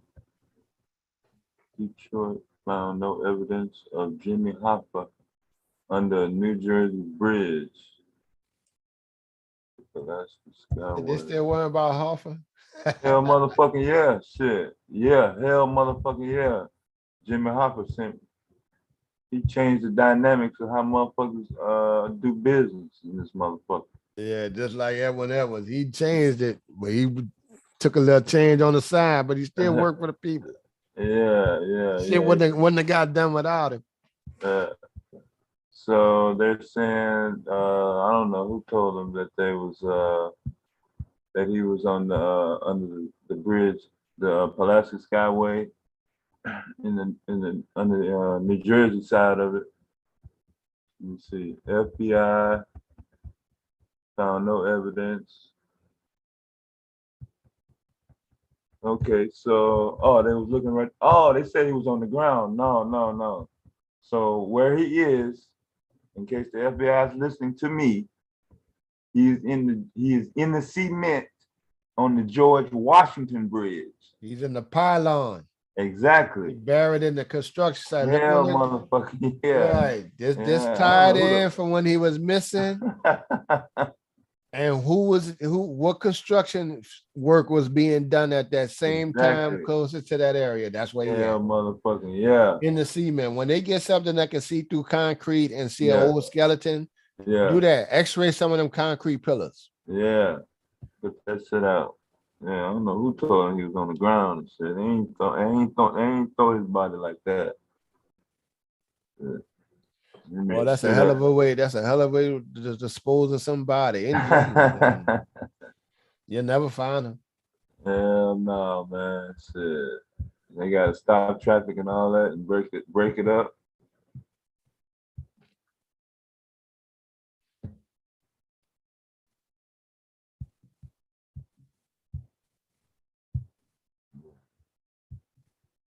Hospital was a motherfucker world. I was watching on live. What is it, Jimmy the Bull, the old mafia dude? Yeah, I was watching that. Jimmy? Yeah. Yeah, I was like, that man. He's like, nah, the shit started. And look, you could tell he was a spunky little sharp motherfucker. He still sound like he probably did back then. Old ass, right? You like, it started over the broad. As soon as such and such died, I would go to the house, to my friend's house, and I'm like, what you doing here? He ain't even dead yet. You know? I was like, but something else. Motherfuckers started looking at that time, boy. That motherfucker started singing like goddamn Michael Jackson, boy. Mm-hmm. Right. Now they got some love, man. How, you know. Gotti's one of Gotti's daughters got a YouTube page though. I can believe that. She went live the other day. I clicked it by mistake. I was like, damn. Yeah, you remember his son was on the news for a while and stuff like that too. I like when, you know, a lot of people, because times have changed and a lot of black gangsters and black gangs pop up. I'm talking about the legitimate ones that really go to war. Like Brooklyn and Chicago really go to war. Yeah. You're like, what's going on in this country? I said, they've been shooting like that in Chicago. Fuck, that ain't nothing new. Yeah. When the How y'all forget that? It's like, because they black, like it's a new history in Chicago. No, it ain't. They ain't shooting like that. The word gun shooting in Chicago, they had never been. That's always been like that. Yeah, gun shooting, dope, murder, prostitution, corruption. Whether it's a drill rapper or a goddamn politician. But they like society like to think, oh, just no, man. They've been swinging on that. They've been swinging, shooting downtown like that. That ain't the first time. With the FBG duck thing. Ain't the first time they went in high profile areas and killed shot somebody up in Chicago. It's just been a minute. Maybe not on that block, but you get the idea that of high profile areas like that. Yeah, that's where my grandmama grew up at, 62nd and Everhart, right there.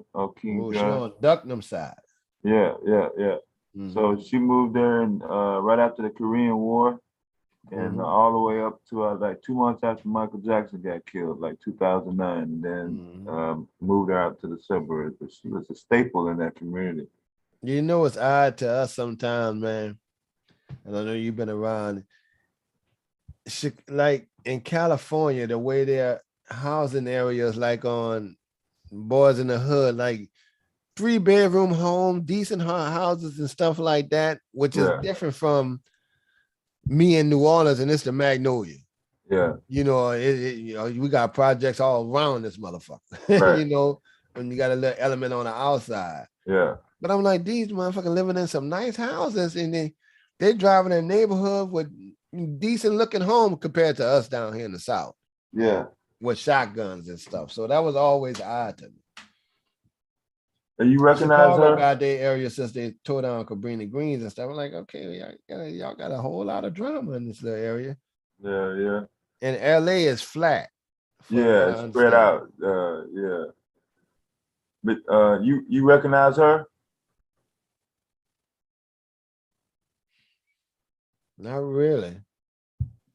I guess the movie Elvis. Okay, I ain't see her in it, but she looked a little different. What happened? She died? Shanka Dakura. She was found dead in her apartment in Nashville last night. They said why?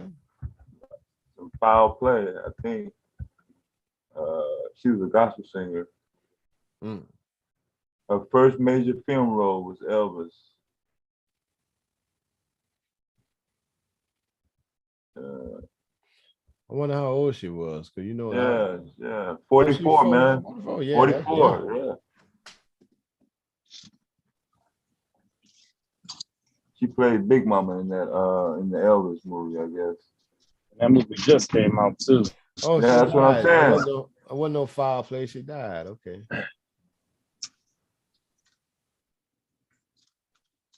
Oh, I don't know. Maybe not.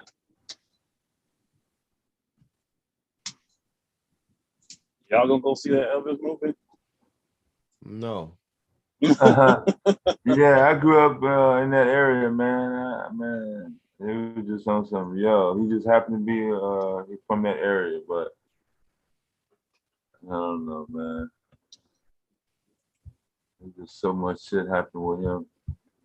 I didn't see anything beneficial to me for trying to keep up with his story. I put the link.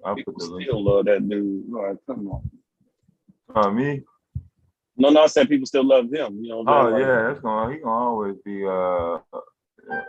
worshipped as a legend.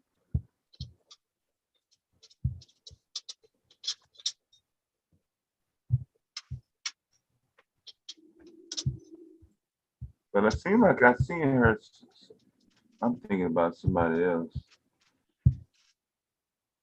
But her face looks familiar though.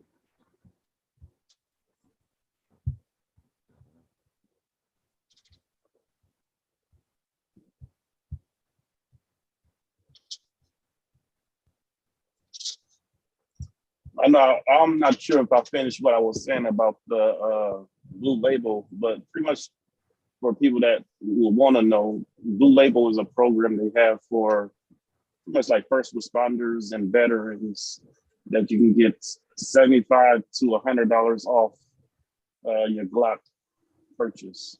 Oh, okay. Yeah, that is good info though. I'm actually thinking about sponsoring for women's self-defense. I think I had texted my mom about a couple of weeks ago. She was in the Remington store. Yeah, boy. So I know Springfield has something Remington's too. still around? Man, shit. She's back. She's near. She down in Little Rock is still where the plant is. Ain't that something? Yeah. Yeah. So she get the place where she goes. She gets like a whole case of that shit. Right. I remember Remington was the thing, boy, for America. Yeah, Remington, boy. Whirlpool. That green box. Not a good investment is always going to be John Deere. Yeah, man. Oh shit! There they go. The house. I'm supposed to start showing my some of my sisters and everybody now. Everybody coming to me want some lessons on shooting. So.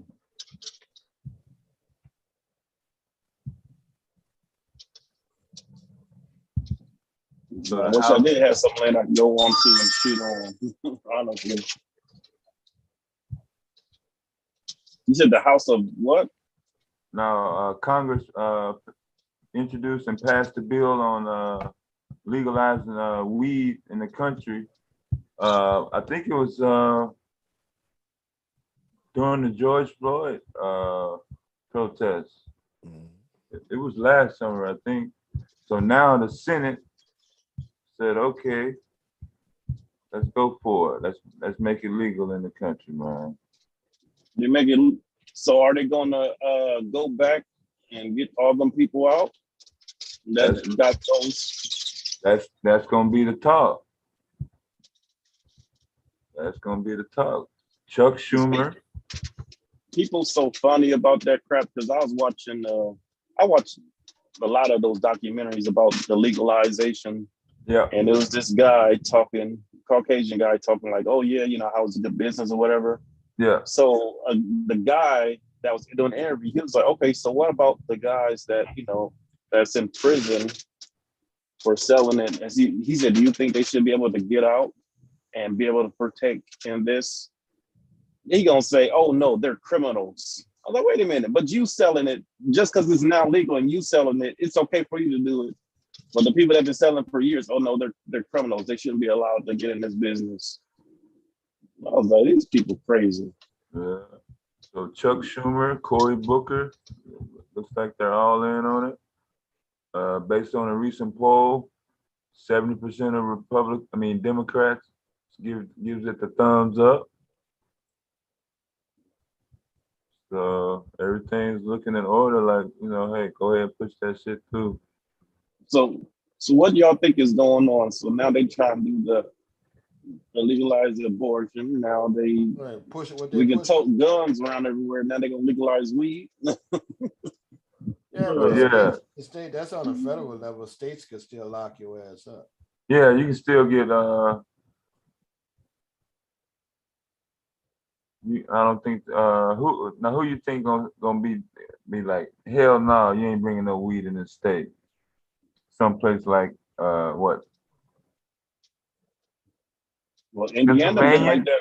No, I'll tell you right now, Bible Belt states. Carolina? Yeah. Maryland? Because see, this is the thing. All those states ain't gonna be growing it. Mm. It's gonna have to be some kind of tax or trafficking. Yeah. And damn well if it ain't coming in an 18-wheeler or something, anybody in the vehicle got a problem. If they allow that. Yeah. They may tax them to bring it through their state. Yeah. It depends on how some of these states can be, man. Yeah. Now California go bust it wide open. I don't know what Texas go do. They already got the Delta, little spots and stuff like that. Yeah. But is it legal in Ohio? Not on the medical deal though. Medical is legal. Yeah. Okay. And see, you might still say federal legal. We got to think state. Yeah. And see, now it's not legal in Louisiana. They just don't enforce it. Yeah. Well, because I know it's legal. I think it's legal in Chicago. Yeah, all of Illinois. All of Illinois. So it's legal in Illinois. It's illegal in Michigan. Yeah. Well, it's medical in Ohio. Yeah. But Indiana haven't budged. So I'm surrounded by states where it's either legal or medical. Yeah. But Indiana, I guess, now they're trying to, if I'm not mistaken, I think they got a device that could detect or trying to take you. Remember they were trying to take blood for alcohol to see if it's in your system. Yeah. For a traffic stop. Yeah. They go in there with it. You don't have to have it in your car if they think you are. Yeah. And marijuana stays in your system up to 30 days. Yeah, Mississippi is medical, right? I think so. Yeah. It could be, but it depends how they you still can't just damn near probably walk around and smoke. I guess you got to have a prescription. I mean, where would you get it from if they don't have distributors for it though? No, shit. They made it medical. Man, I seen the signs when I was in Mississippi. Oh, they got medical marijuana? Yeah. Oklahoma is medical. Missouri is medical. Yeah, see, we ain't got it yet. Now, up around here, New Orleans and Medicare, they got the CBD oil, and they got the Delta. They ain't got it where you can get the card. Yeah. And then Louisiana just waiting. Well, Louisiana waiting. The idea was they was gonna have one grower. They was gonna order from several growers and have 5 distributors. Yeah. And that's gonna be hand picked. So the average person ain't gonna be able to get in on that. Yeah. And they go get rich because we so. And you know what? And I think that's what's taking it so long for it to get legalized because they trying to get all their stuff together. So once they legalize it, they're gonna be pumping it. Whoever trying to legalize it, they got their hand in the growing, distribution, what you all call that him stuff. the guy in Florida, Matt Gaetz was for it, So I think the Republicans lining up, to try to invest in. So I'll be looking for some of those companies that they loving on, that is good with the Republican Party. Yeah. If they got a company like that, because if they open it up, it's gonna be tied into some money. Yeah. On a market for whatever company does it. Now I know Curaleaf is leading the charge in the CBD oil. And so they getting a little foot under their belt, and those still are considered penny stock because I know they're under $10, probably under $5 or $3. But the CBD oil market is already in place, But then so if they did like just legalize it across the board, but if you work for a private company could still not hire you and or fire you because of that, right? Mm-hmm. Well, I can tell you what's going on. In my opinion, what's going on. Certain jobs, of course, they go always test. I'm sure in the medical and health field, but UPS didn't test you unless you drive the 18-wheelers. Every restaurant I worked at, there was no drug test, even in the production industry. In which, imagine them taking everybody out to take a drug test in the movie industry. No movie to get done. But the thing is, it excuses liability on the company. Yeah. They be like, okay, well, you at your own risk. If you get hurt, if seriously hurt, they're gonna actually take a drug test. Yeah. That's all. So they're not liable. So that works good for them.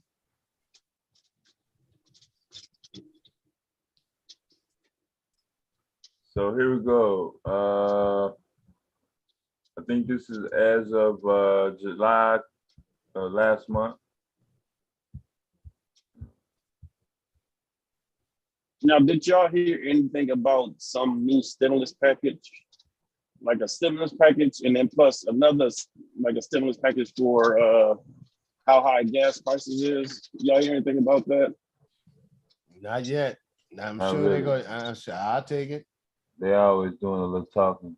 Mm-hmm. Yeah, I heard some stuff about 1,200 for a stimulus package, and then another 400 for the gas price raise. But I don't know.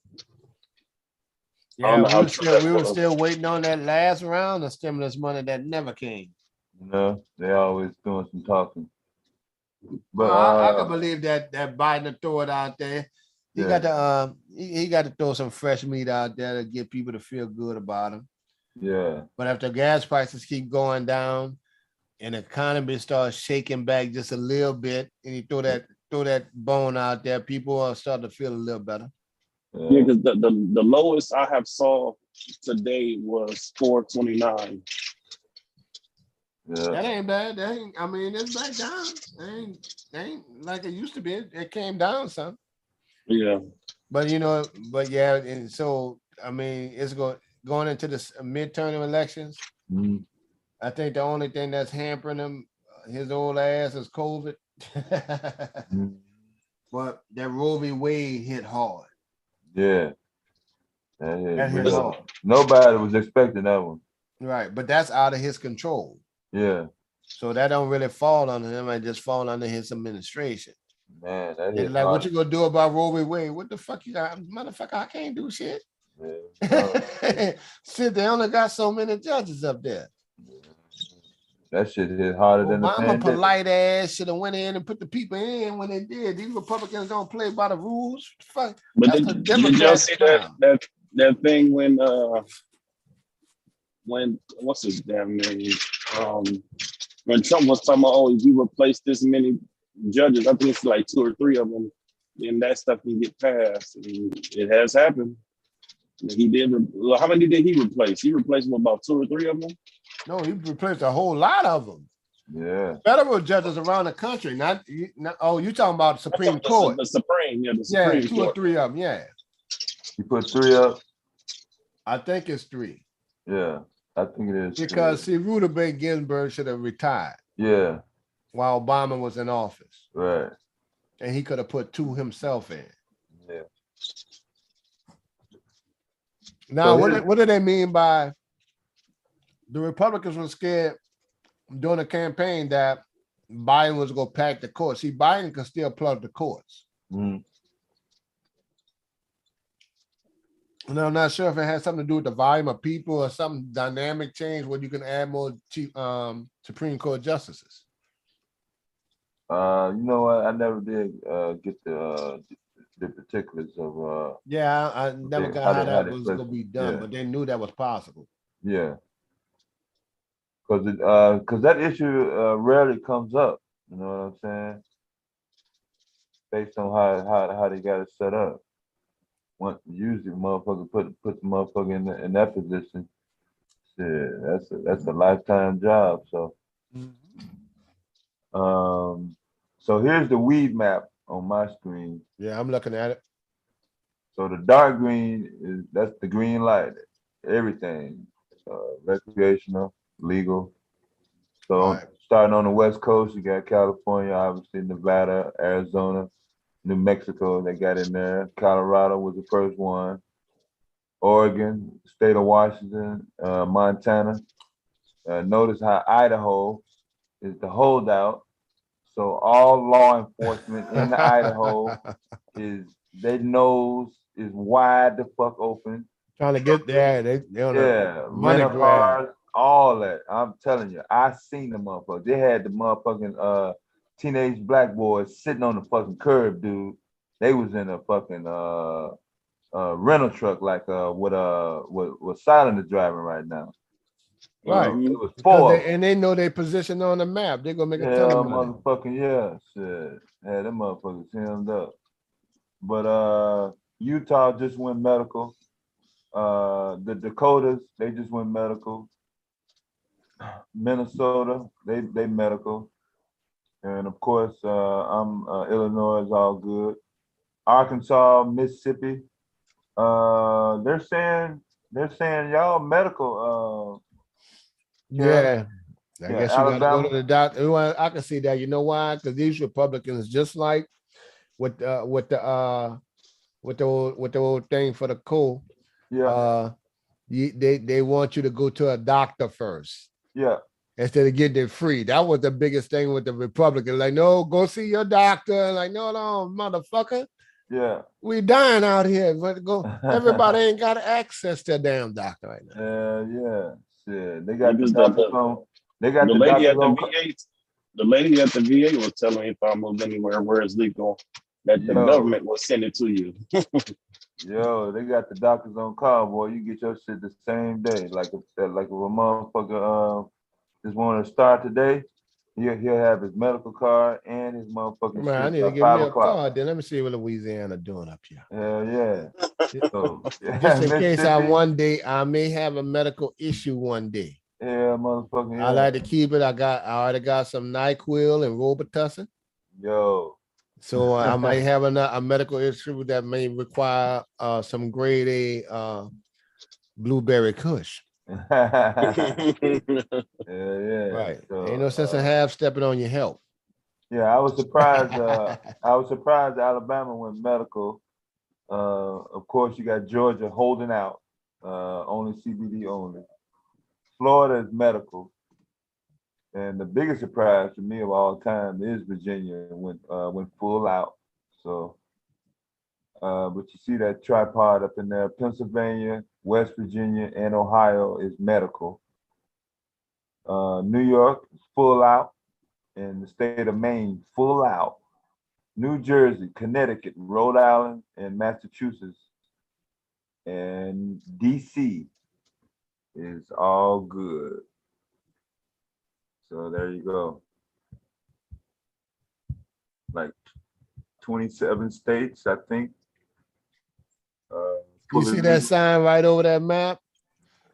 And then the green spots that's not wide open. That's exactly the reason. State regulated. They gonna figure out the money how to maximize. Oh yeah. That's those kind of states right there. Yeah, right. yeah. That Bible Belt, man. That's why I put the map shit, up. Yeah. That shit I just told you, the Bible Belt. Yeah. These church stumpers. Yeah. Go to church and then light up after church. You couldn't read it, Sugar Bomb? You wanted to see where you fit in there? Hold on. Trying to see if you can get a good deal in. All right, hold on.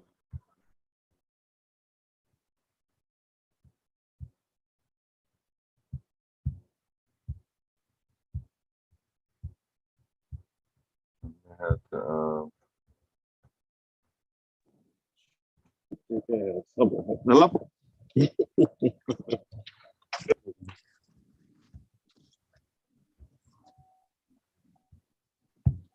Hold on, let me get it. Let me cut it another way. Hold on, Sugar Bomb. I got you.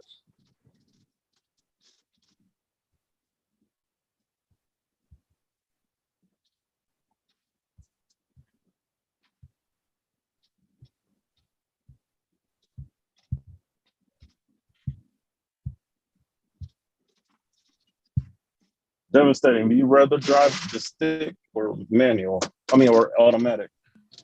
Depends on the vehicle. Nah, depending on where I'm driving. If I got stop signs and you forcing me to drive when school buses in the daytime, and automatic. But over the road, you got me going coast to coast where I can have the open stretches in the mountains. Stick shift all the way, man, especially in the mountains. I got better gas mileage. I can work my torque and not ruin my transmission. Because the automatic transmission is not going to give you your correct ratios going down a hill, and I'm not going to always be braking according to my weight. I'm gonna be braking according to what the fuck is in front of me. You know what I mean? So I'm gonna put more strain on my transmission in an automatic versus if I can just pop it out real quick, put it in neutral, or I have the selection of putting it in the gear when I'm downshifting. But for me, the most fun is the stick shift for me. Mm-hmm. Hell yeah. Well, stick shift, you know you're driving when you're driving a stick, even if it's just second nature. Yeah. And it definitely make you pay more attention. Yeah.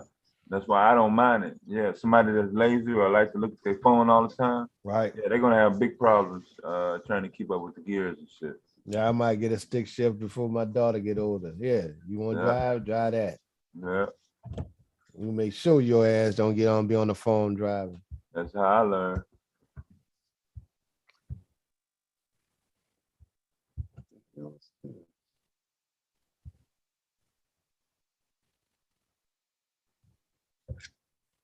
There you go.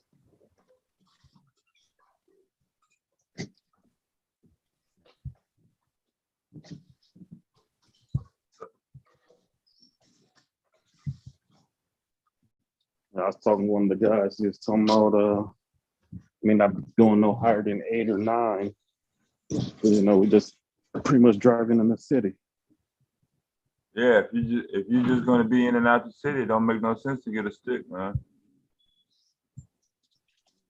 The company that's being cheap, keeping all these old ass stick shifts.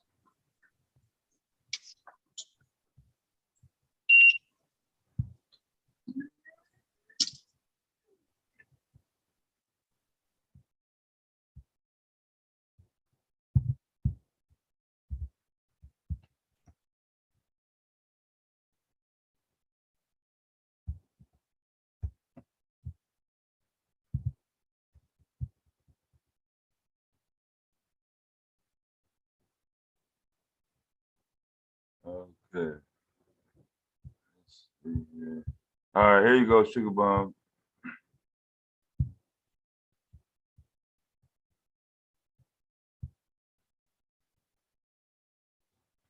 So the dark green is all good on both sides. That mid shade green is medical only. The light green is CBD only, and then the gray, you better not bring nothing at all in that motherfucker. Basically, Kansas, Nebraska, Idaho, them the only 3 states that don't do shit.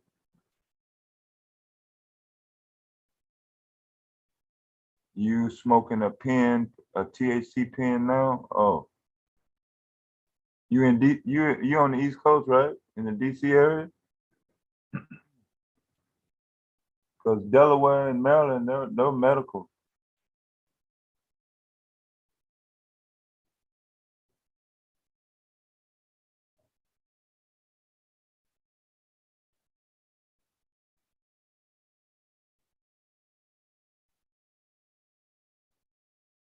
You collect bottles along the interstate.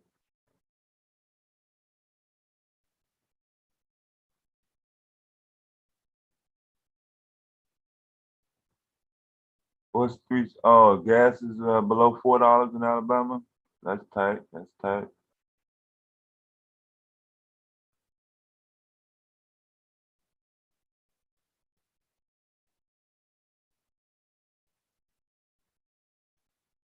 Hmm.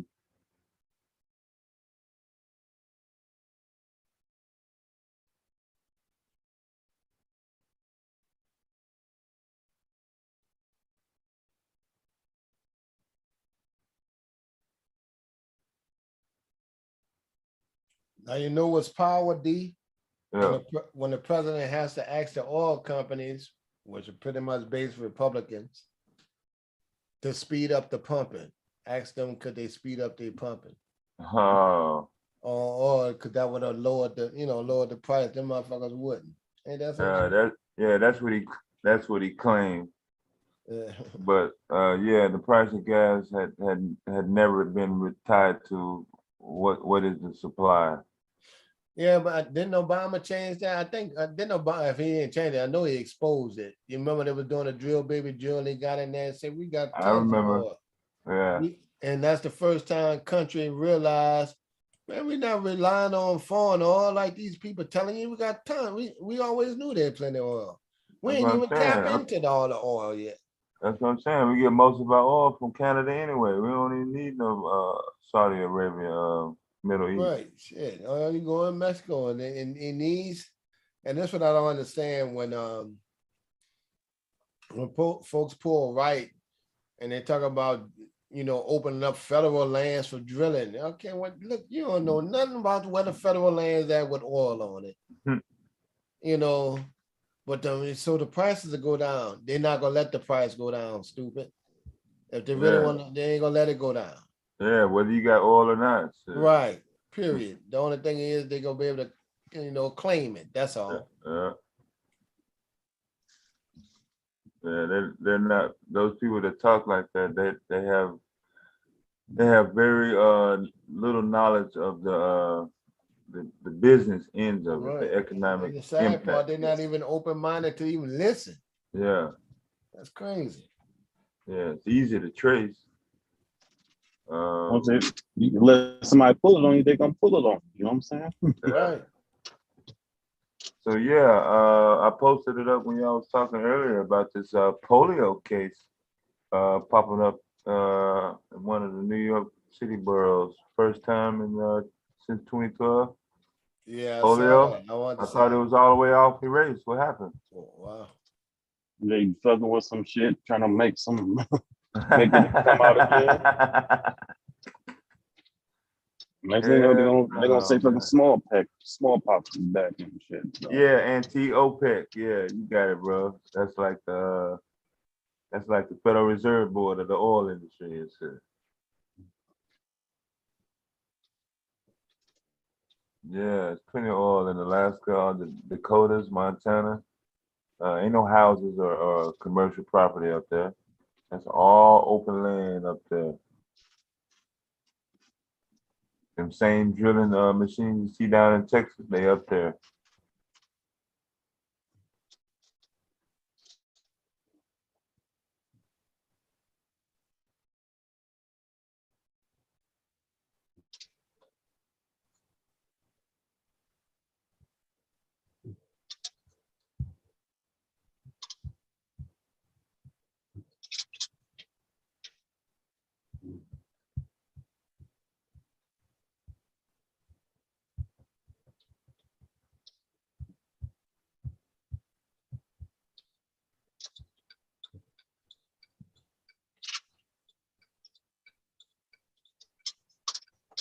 Herschel Walker's still running for senator, huh? Yep. Leading man. That's one dumbass. Yeah. Hey, I gotta go to look. I gotta give it to RB on that one. That's one coon ass nigga, that boy. And stupid. And a stupid mother. God damn.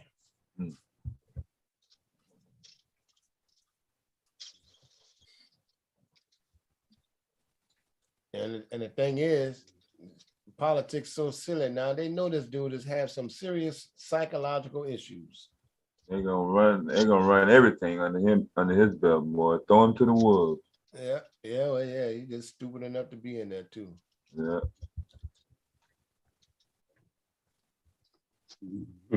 They're gonna be like, you don't have to read it, just sign it. Yeah, they're just gonna tell him Literally, if we get a dummy in there, we'll get a dummy. Yeah. I ain't mad at him. Shit. You use mules all the time. All the time, man. Cash that check.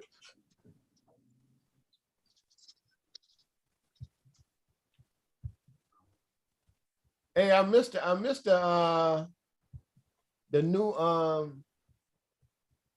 testimony yesterday. Anything relevant? Oh man, I'm waiting on the transcripts to come through now. I got it. I had a profile running on my other computer. They definitely are still waiting on those phone calls though. The transcripts from the phone calls.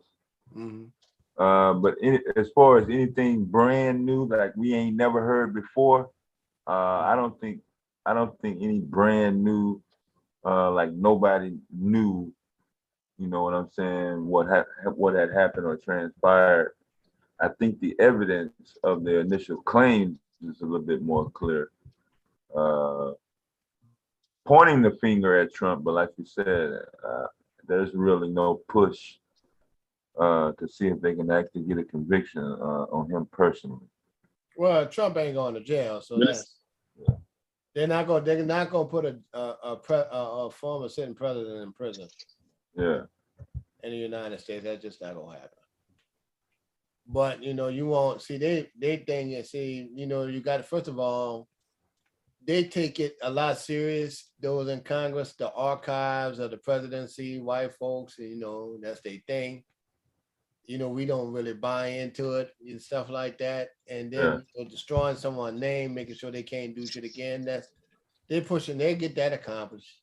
Yeah. They gonna keep his ass in court. Tie him up in the courts. Yeah, right. So he, that old court game will go do itself, but they're gonna put him to the point that he's non-effective anymore. Yeah. Now the people around him, they can make example out of some of these motherfuckers. Yeah, that's what that's the whole deal. That's the plan right there. That's the plan. Right. So that way not to fuck with him. Even if he do have some underhanded shit he got going on.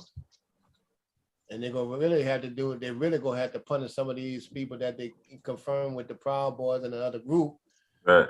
That you had one testify. So, and you punish a couple of those heads off those snakes and then see what happens after that. No different than how they locked up in Newton and all them in the street gang. Cut the heads off. So apparently they've been running it on all the networks. It was the number one on all the networks except for one. If you can guess which network didn't run it at all. Number one. Yeah, I remember they wouldn't go air none of it. You remember that? Now they decided to. Yeah.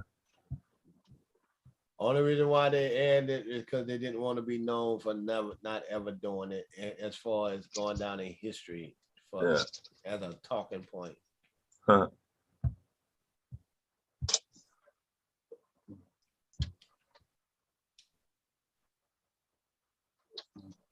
I want to see what they do with his account.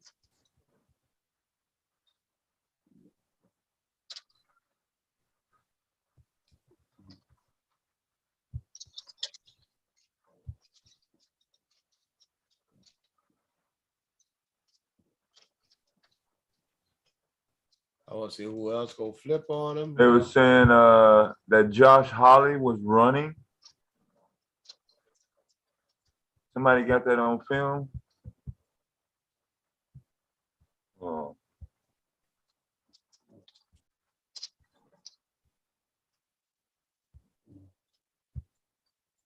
Oh yeah, here it is.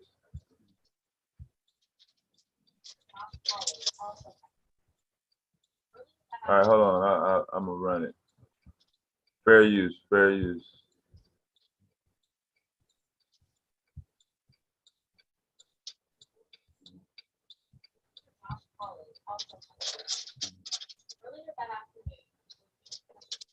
Hold on, I'll run it back. Hold on.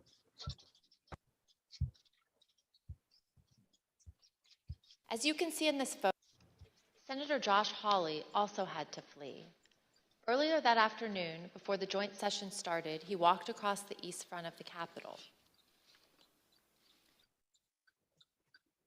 As you can see in this photo, he raised his fist in solidarity with the protesters already amassing at the security. Oh yeah, I remember him. I wanted to know if With he a was Capitol involved. police officer who was out there at the time.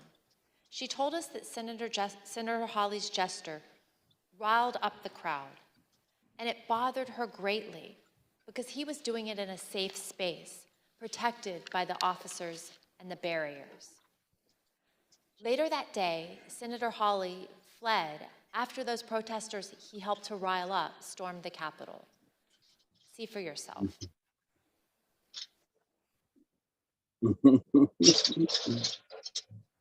Whoa.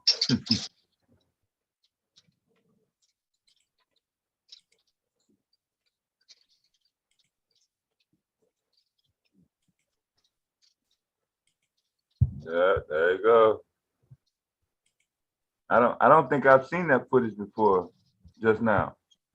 Did you, Kev? Hold on, I ain't see it. Hold on. He was getting it. I saw the fist pump. I saw that. Well, he was running? Yeah. Did you see him on the inside? I ain't see it. Hold on, I'm gonna run it back. After the fist pump, they're gonna highlight it. They're gonna highlight him.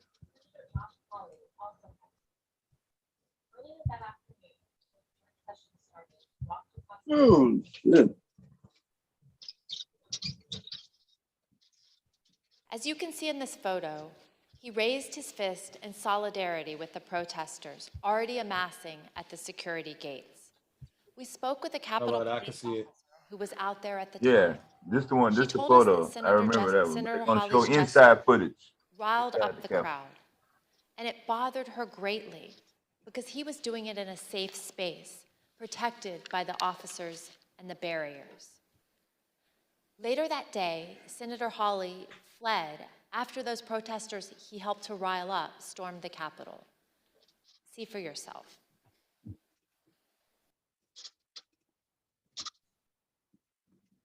You see him right there? Yeah. On the right.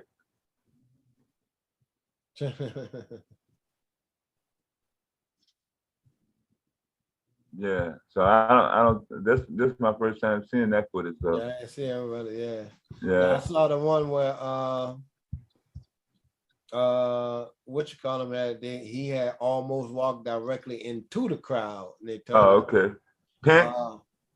Not Pence.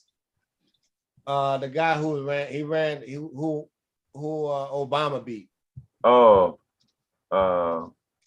McCain? Not McCain. The other one. Second term. In the 2012. I know who you're talking about. Right, wealthy guy. Yeah. Right. He and the one that Trump asked him, will he be loyal to him? He turned it, he laughed and said, I left the restaurant. He wasn't with that. Yeah.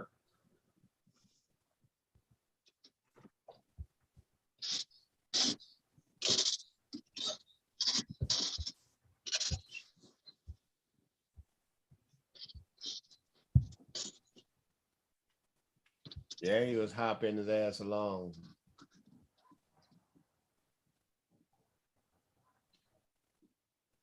They're laughing at it.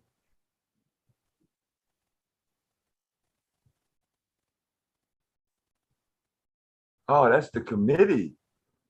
Yeah, the committee showed it. The committee, the people in the committee, they laughed at it. I bet they did. Hold on.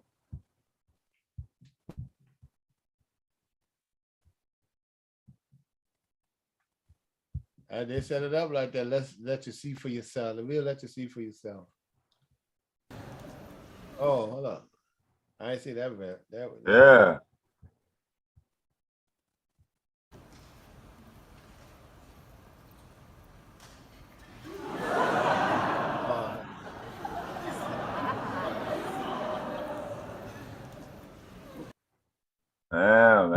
What's up, man? Boy, you can't live that one down. You a joke, man. Bro. Right. See, that's how you dox a motherfucker. Yeah, that's true doxing right there. God. Right. You can't live that down. It is what it is. The camera is on camera, it's on tape. I ain't even had to get no commentary. That's fucked up. Yeah, Mitt Romney. Yeah, that's what I was thinking about. Right, yeah, Romney. Romney almost walked right into it, I think. Yeah.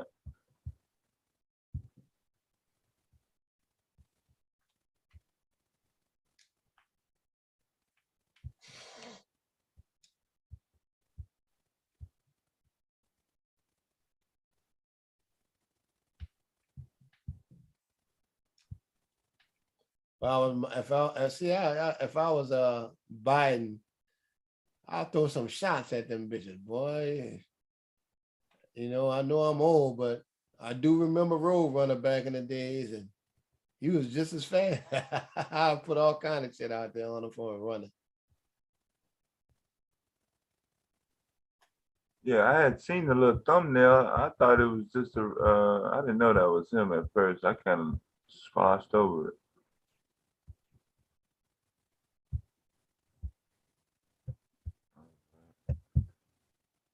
Yeah, they're having fun with that.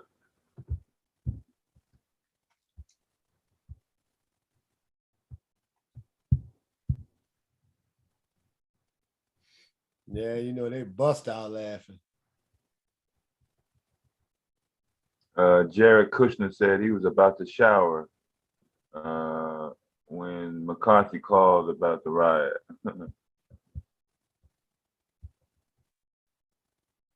Oh, they was all just waiting to see what's gonna happen. That's all I was waiting to do.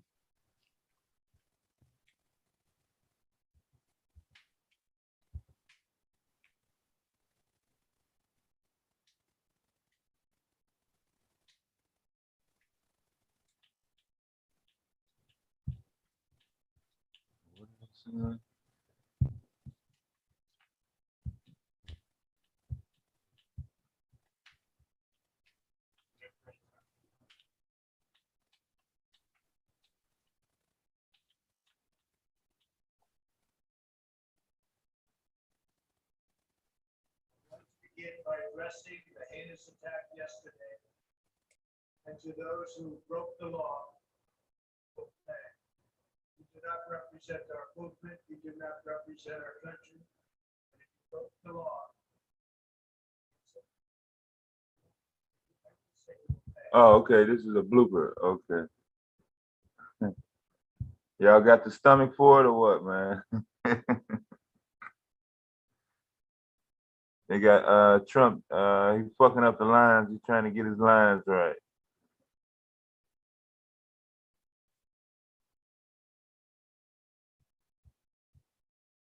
Slow in the chat. I'm gonna go ahead and run it. So this is the next day after the riot, I guess. He's supposed to be running the commercial. Fair use, fair use. Whenever you're ready, sir.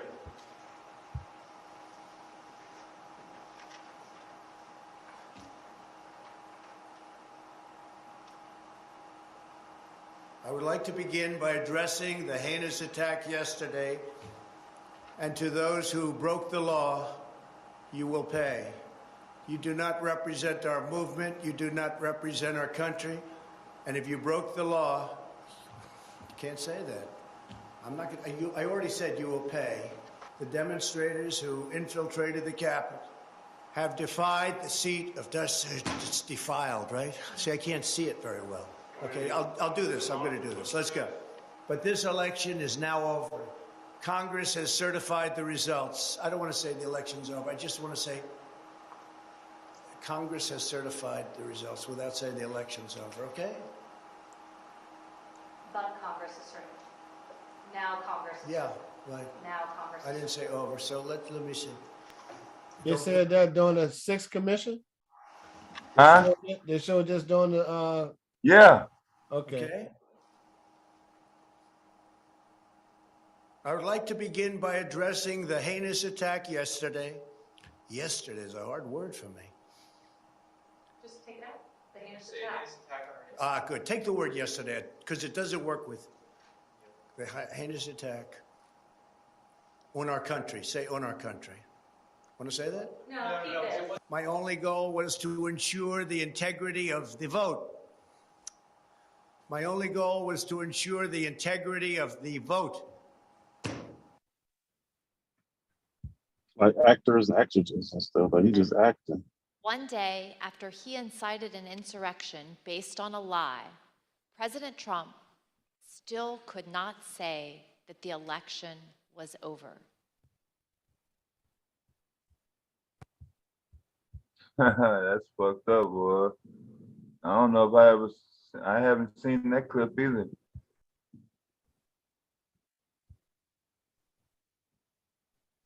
Yeah.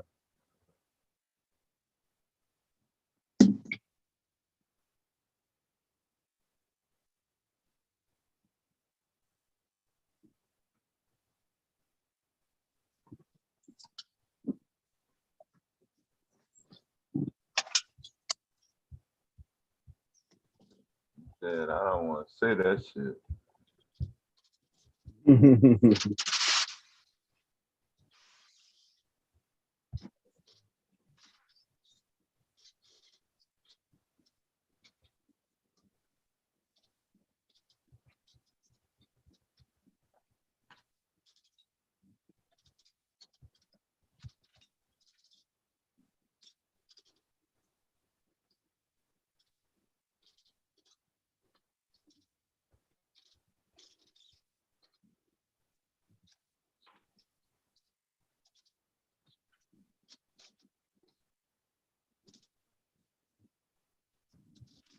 Okay, so this another statement that he pre-recorded during the riots. So this will be on.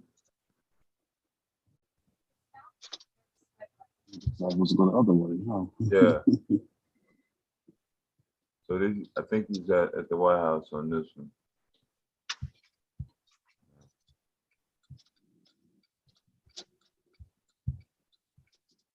All right, fair use, fair use. His staff had prepared a script for him to read, but he refused to use it. As you can see on the screen, you can see the script is stamped "President has seen." The script said, quote, "I'm asking you to leave the capital region now and go home in a peaceful way." The president was urged to stick to this script, but he spoke off the cuff.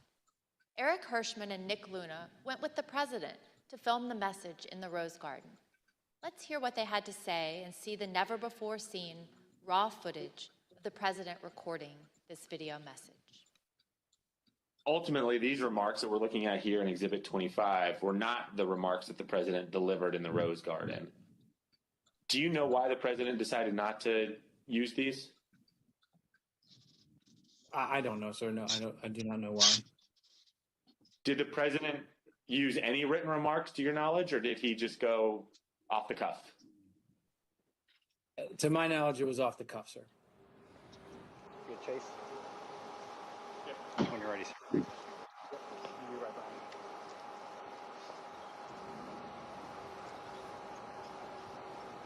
you. You tell me when. When you're ready, sir.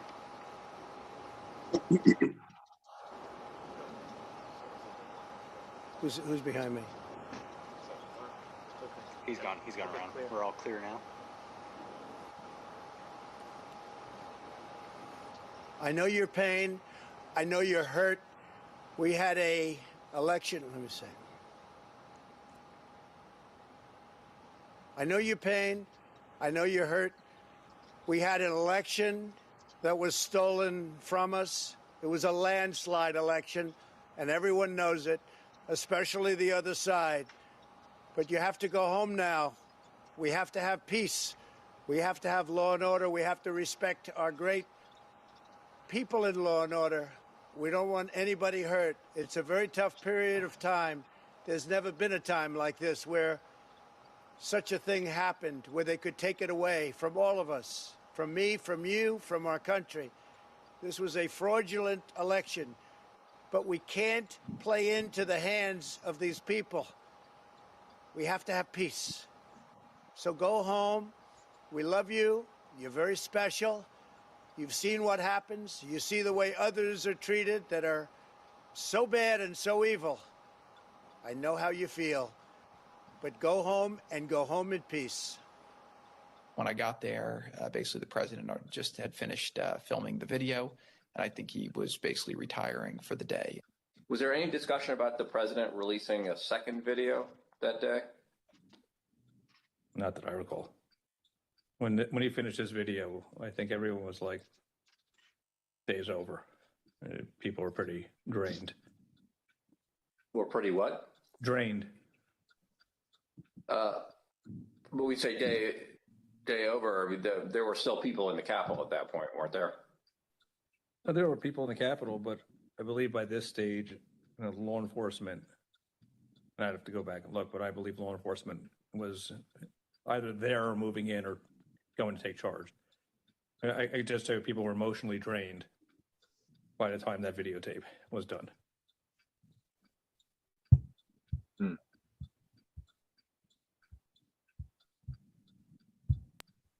Stop, prepare a script for him to read.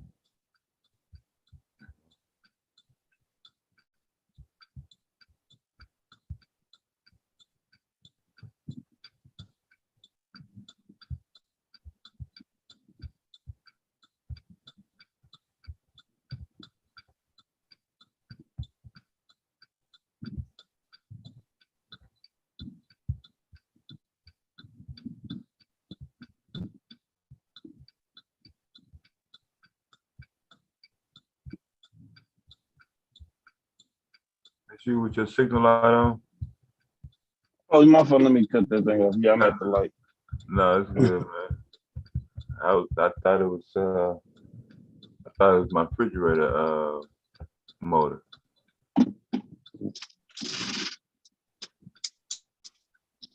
Mine in my truck, it don't make no noise. Yeah.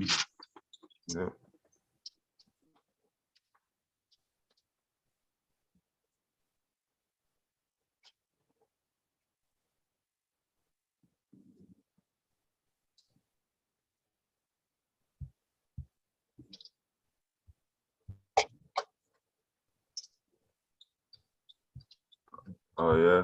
What you got, just me or Chrysler? Out of all the cars, I think from what I've been driving, the Chrysler's got the loudest signal light switch. There was no record of what happened to Trump for 2 hours on January 6th. 2.5.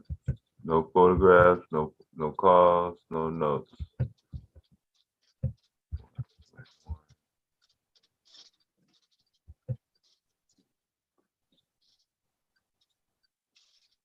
I hate when they do that. Oh man. See what it is, like, I like doing my stuff myself, so I know nothing's missing. Yeah. So they had someone help me today. I told them, have them go help the other people. They said, oh no, they wanted them to help me. So now 2 packages is in the wind. So instead of them calling, like I see now on my message that she said something to me before I actually got to the stop. Yeah. But instead of you calling me and letting me know, because you told us don't look at our phone or nothing while we're driving. Right. I'm just now seeing that message. So it's like, what the fuck? Like, you got to go somewhere else? I got to go back to my first stop. Yeah, fucked up. I'm headed to my last stop now, but oh man. That's what I tell them. That's why I don't want no help while I do my shit, because motherfuckers always forget something. Right. You say, okay, make sure you scan every package while I stack it. Make sure you scan every package. They still somehow miss the fucking package. Yeah, it's Friday, man. It's gonna happen today. Most of my problems that I used to have on my loads was normally Fridays and Mondays, man. It seemed like always some shit went down. Yeah. Witnesses Now told they, him on January. what the fuck? Now this delivery I have down road. Fucking, what the hell? Right, you stuck in traffic now, right? No, let me see that.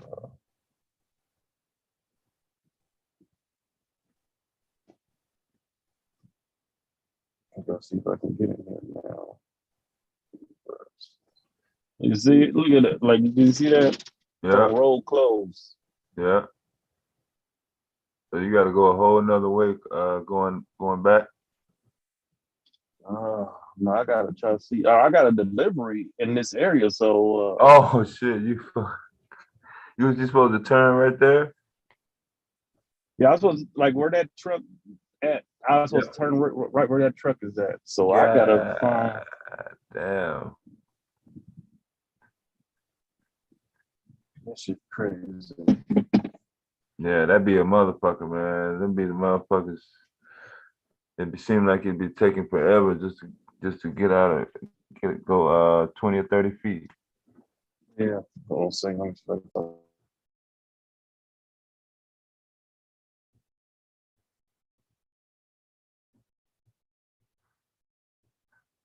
Your Bluetooth pick up all that sound, just me.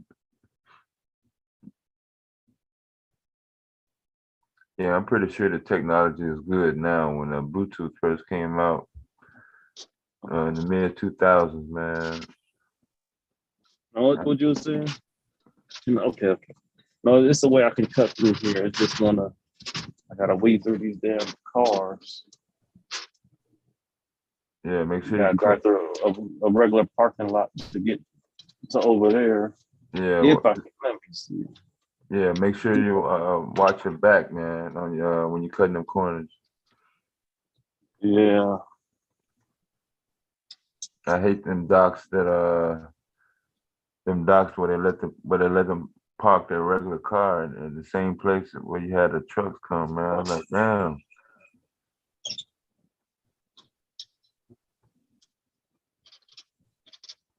Shit, I can't go through there. He was fucking confused. You too wide? Shit. No, it's like I was just like I could go through this, but that part closed too. It's blocked off, yeah. Yeah.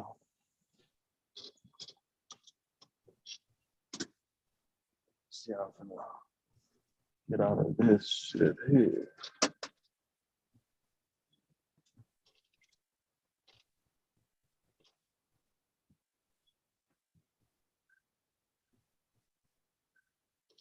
You don't see no other trucks coming in and out?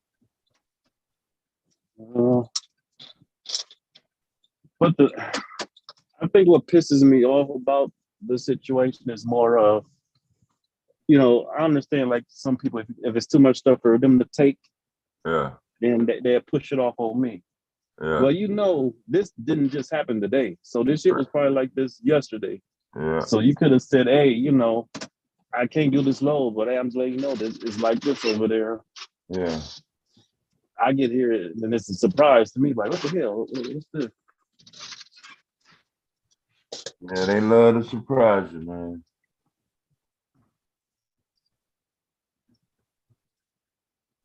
They hoping you won't make a fuss over it. Oh, my bad or my fault. No, my bad, my fault.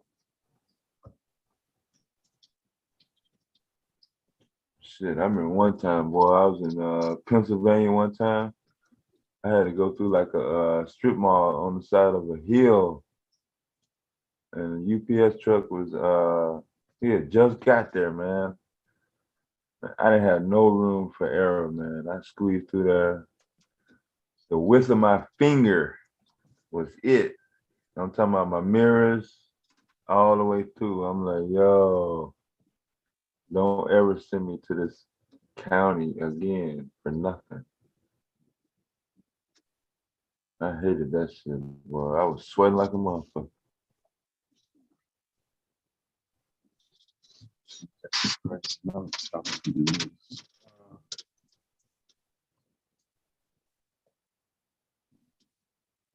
I'm definitely gonna have to take a break now.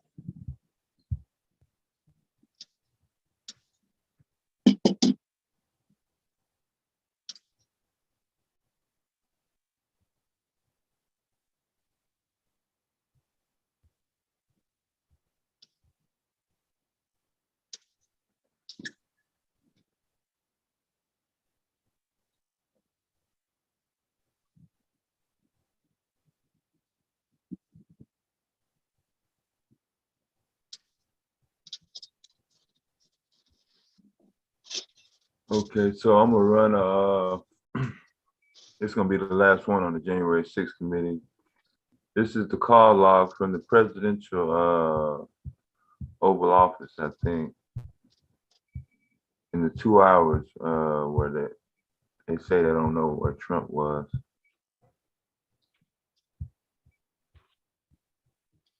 Witnesses told us that on January 6th, President Trump sat in his usual spot, at the head of the table, facing a television hanging on the wall.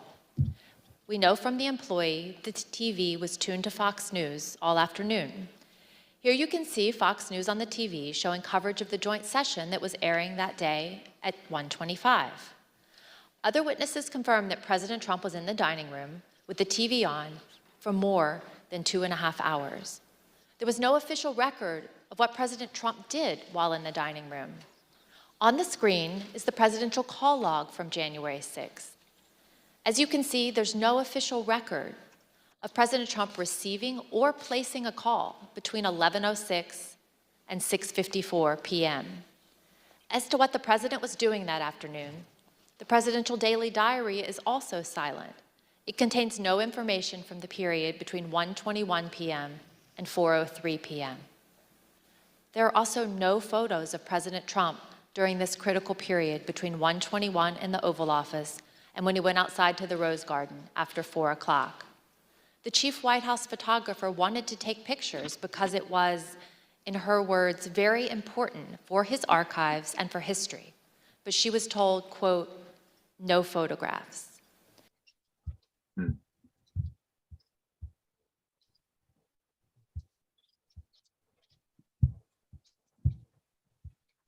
Witnesses told us that on January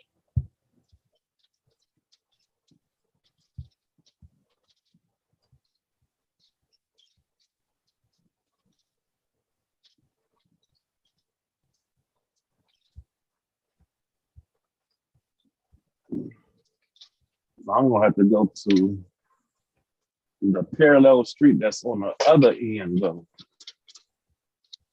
So man.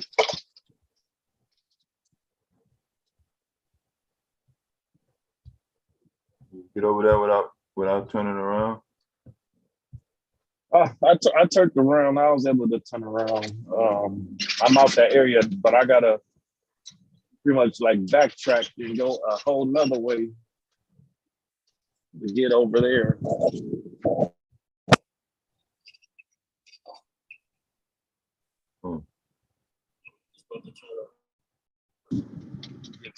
Get 6 hours in and leave, but not today. They're gonna be probably an 8-hour day then. Just with this tour, because the way they do it is like if you go over, like if you have to take if you do 6 hours, you gotta take an hour break. I mean, you gotta take a half-hour break. Yeah. But then if you take that half-hour break, you can't take the half-hour break before you get off the shift in an hour. Yeah. So when I take that break, I have to be on work. I gotta stay to work for a whole hour before I can get off. I mean, I know it's a little training thing I gotta do when I get back, but I was gonna do that tomorrow because tomorrow is gonna be a very light, easy day. But shit, I guess I might as well do it today, get this shit over with. But it's cool though. Cut me in some more time, shit.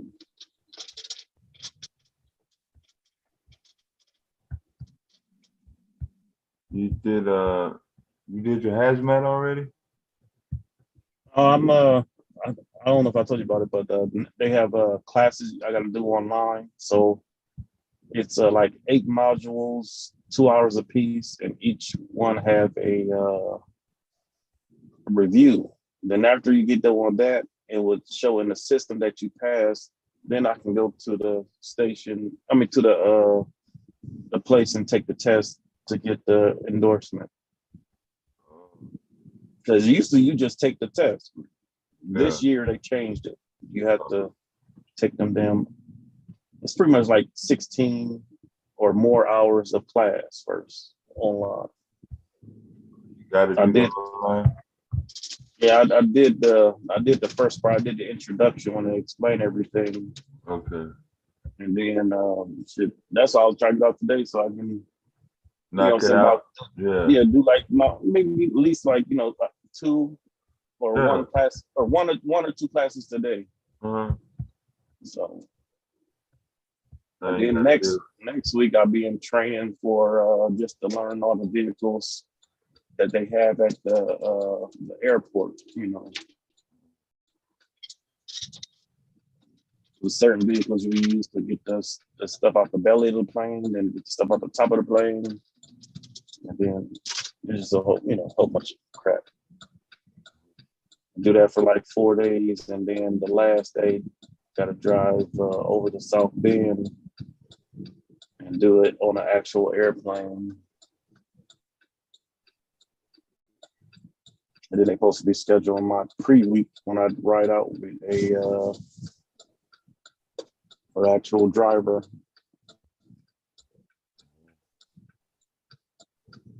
So, a lot going on.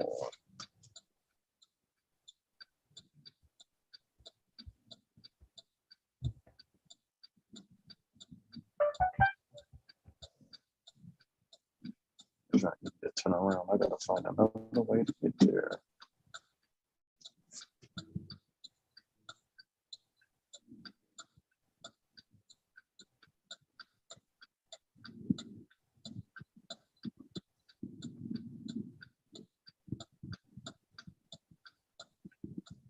Well, I guess it is not the business fault if the city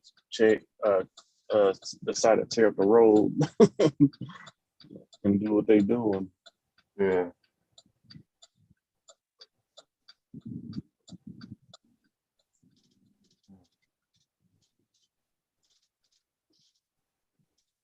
Well, I don't understand is like how the city, how they start stuff and don't finish it and start another project. Why don't y'all finish all of that project and then move on to the next?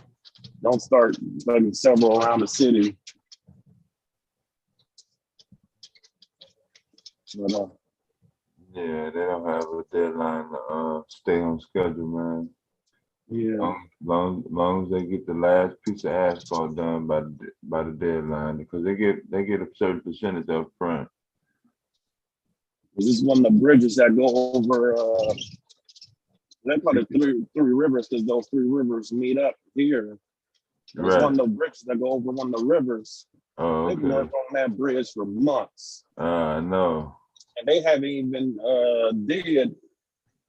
They're gonna still the side we driving on. They're gonna still have to do that side. They just doing like 2 sides at a time. So that's gonna take forever.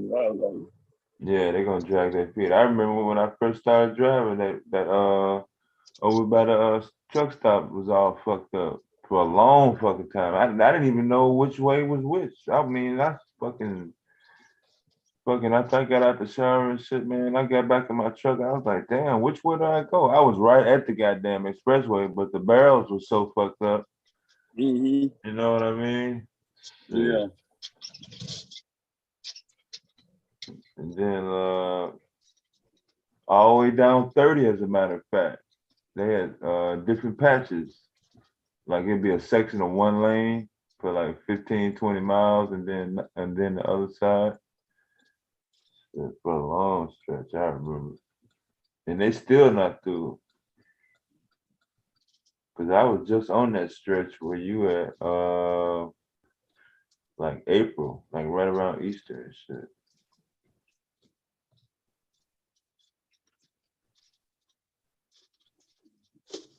Oh shit! Look the potholes. That shit was loud. shook the whole truck. Yeah. Unless You you know know you. that motherfucker big as hell, boy. Mm-hmm.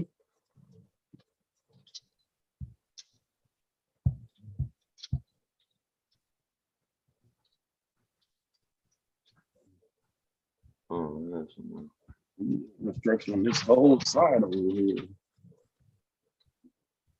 Front. Oh, so this is Frontier, I guess. Oh, yeah, I gotta get through this shit somehow.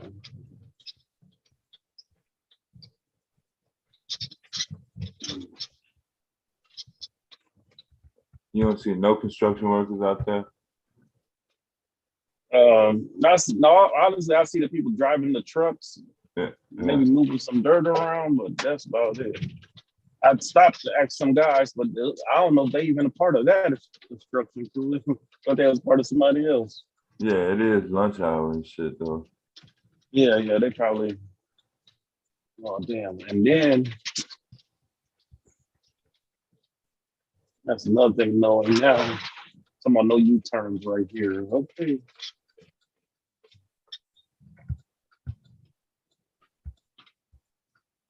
About the U right here, damn shit.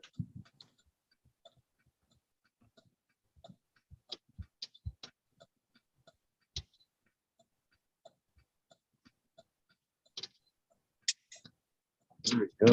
I'll take it forever.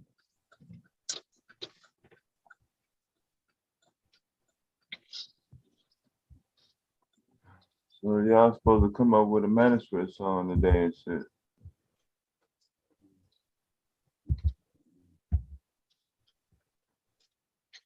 You know, we rapping. Yeah, that shit had me rolling.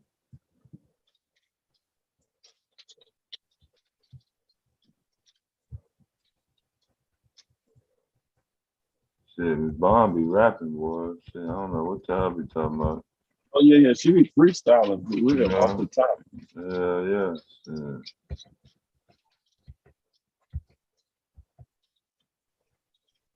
That one time I thought it was a video she was playing. I wasn't looking at my screen. I was coming out out my computer room. Like, damn, what song is that?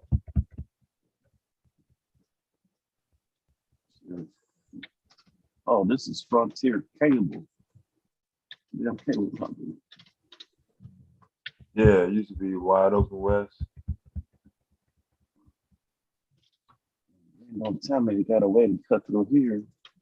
I went all the way around. Let's see.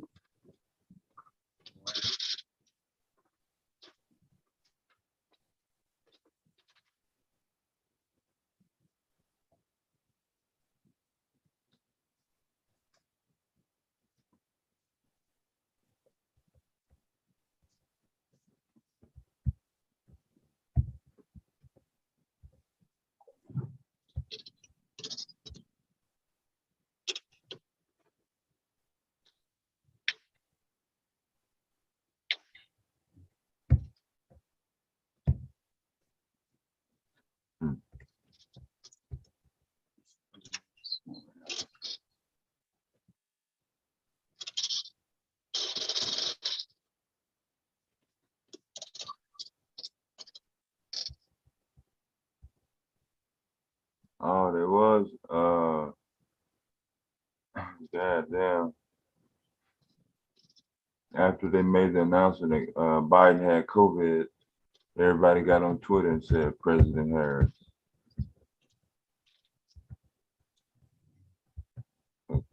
Man, if the history I heard about that is of her is true, man.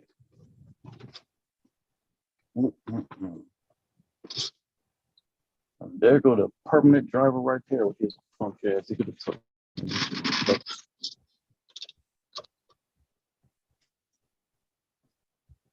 What? Hillary Clinton finna run?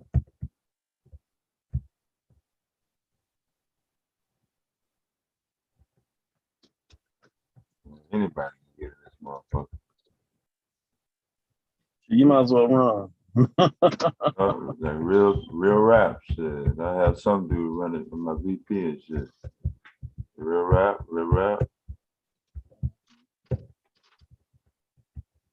His ass kept going.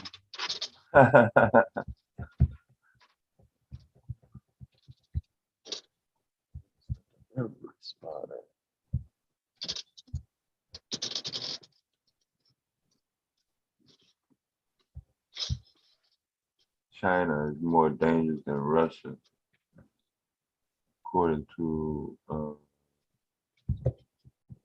of the guys.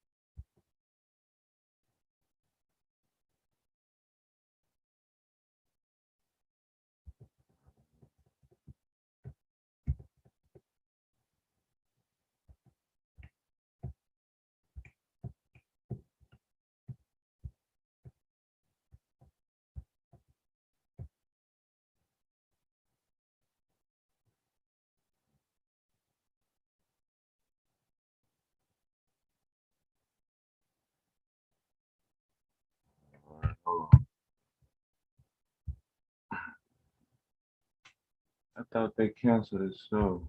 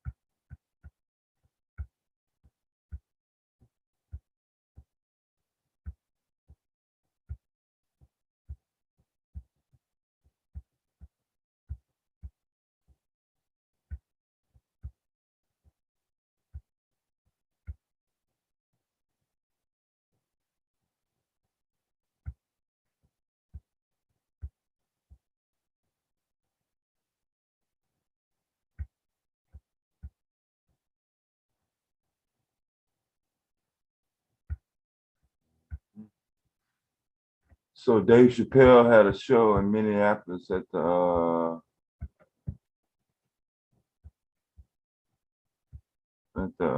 First Avenue, the same place that filmed Purple Rain, and then canceled it. So he moved it over to another theater.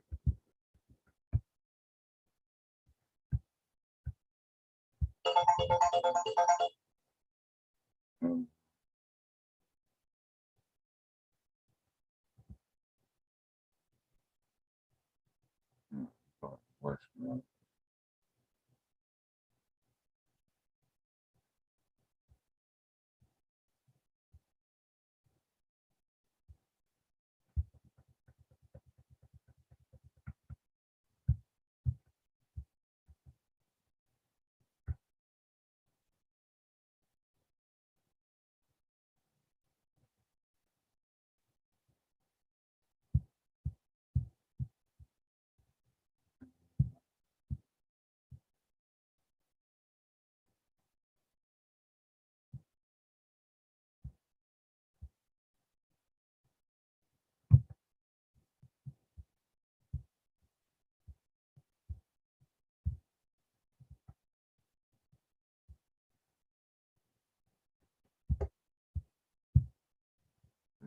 What's I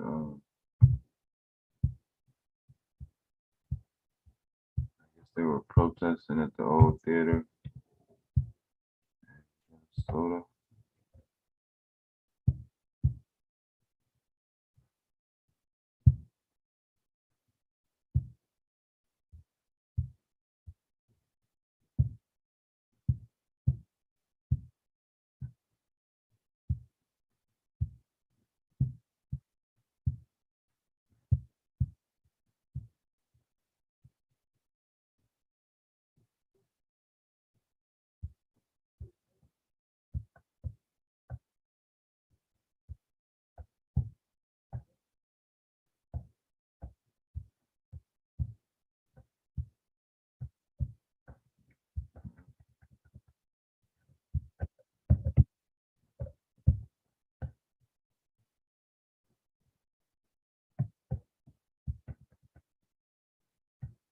mandating masks in New York.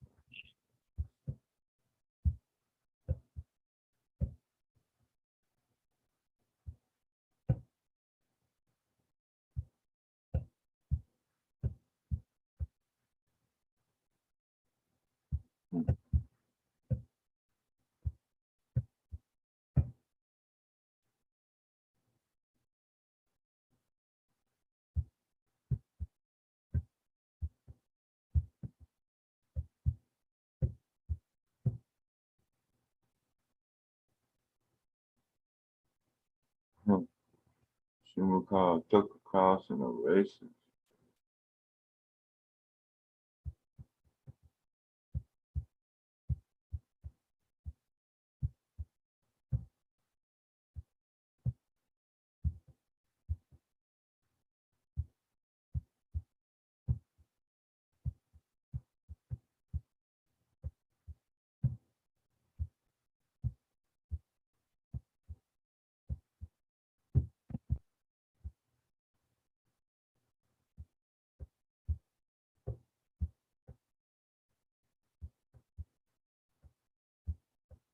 What is Nancy Pelosi doing in Taiwan?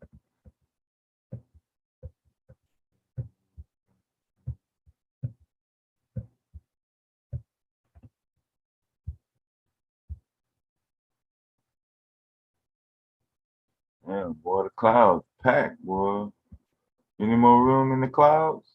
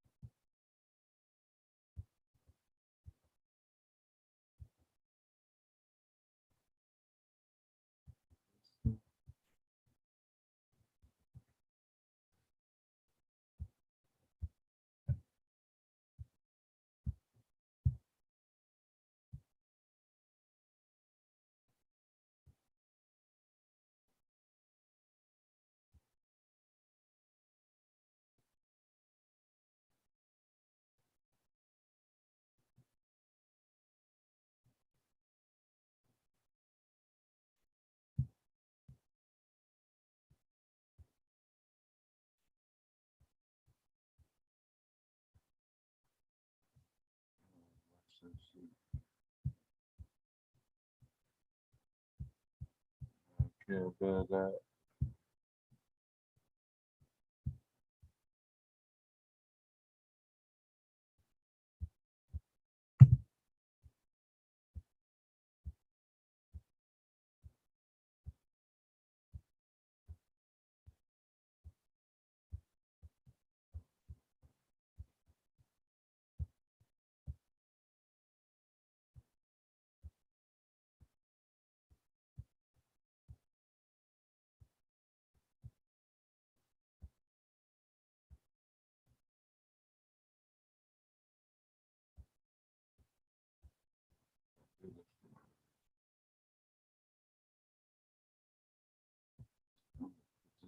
Shit.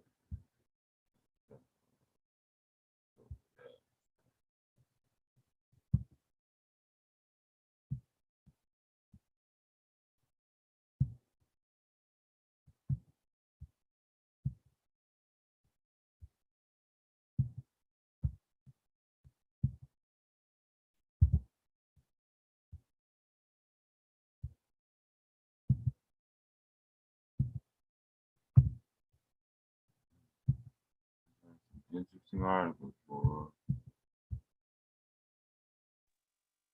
Hey, hello. Yeah, I'm here. I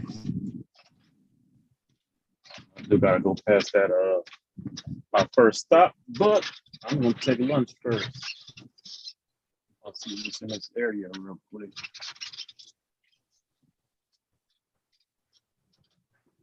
Yeah, I'm gonna go take lunch too. Shit. Everybody else build out.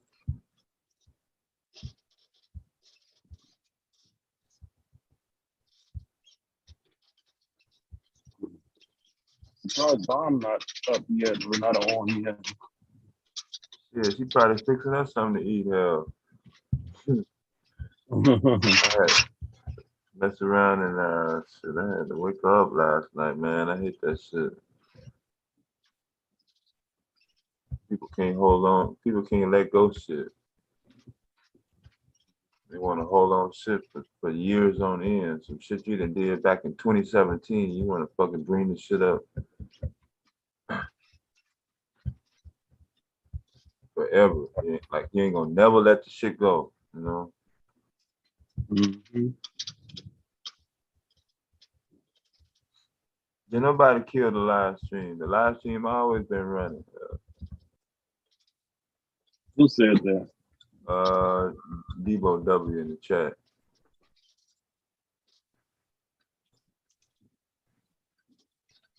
It's one thing if you come up to the, come up on here and say something, but nothing. You just always talking in the chat and contributing to nothing. Always got something to say. See, y'all got a Culver's there? Yeah. I think Miss Miller had went to one a couple weeks ago. She said that the one she went to was pretty nice. I don't go there. There's like two right around the corner from where I'm at right now. Actually, during the pandemic, it stayed packed. I'm sorry, should I go to Culver's or should I go to Steak and Shake? Yeah, that's a toss up right there, man. You good either way. Shit. If I had time, I'd stop at the Japanese restaurant. Yeah.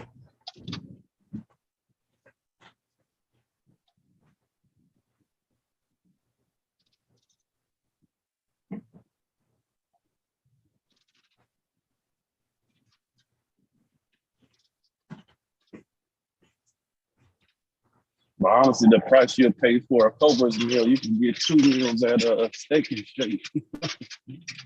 Real. Yeah, you're right. Yeah, Culver's ain't. That's not really a discount spot. Culver's is, I mean, even though shit, you might as well say everything is a la carte because they charge you fucking for each fucking item. Well, we got meals like shit. A meal fucking damn near $12.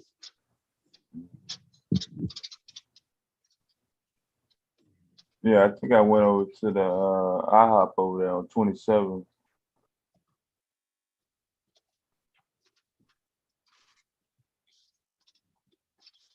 I think, yeah, I'm close to that over there. That's the Culver. Matter of fact, is that the one right next to the Culver's? I think. Yeah.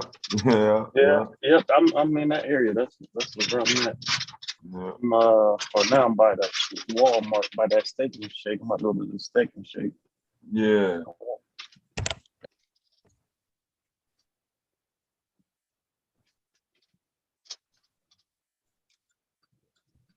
Or is the inside closed or something? Yeah, I seen a lot of RVs over that Walmart last time I was over there. Yeah, they do got a lot of them jokers. Yeah.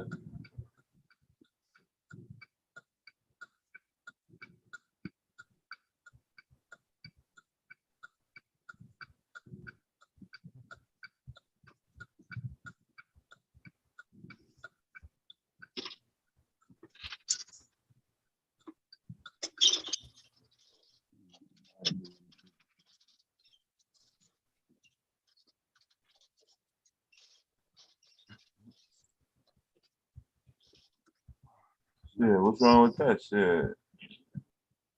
Huh?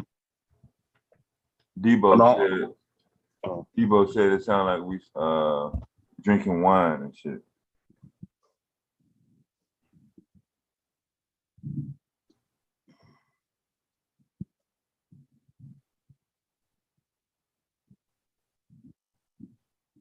So what we supposed to sound like, man? We supposed to sound like we on CNN or something? Shit. You want to watch TV? Turn your TV on. You missed all the goddamn festivities. It's the love period, goddamn.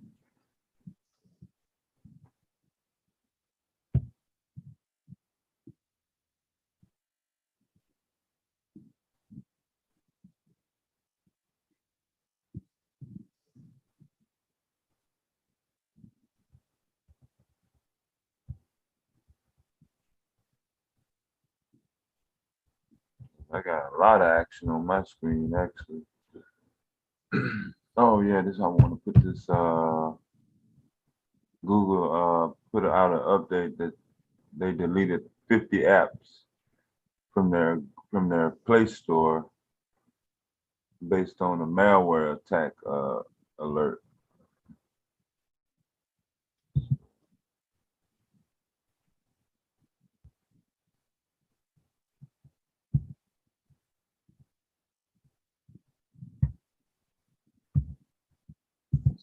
Attacks now.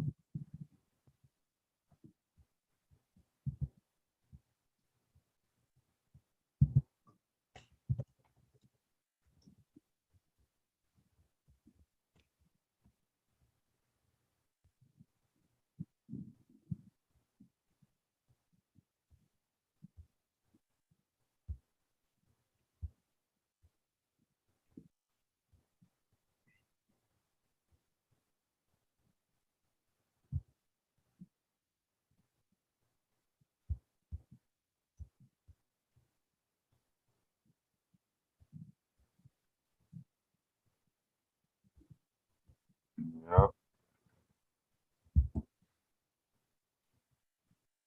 Yeah, keep typing, man. You keep the chat screen going since don't nobody else want to type, man. Shit, you're doing good, bro.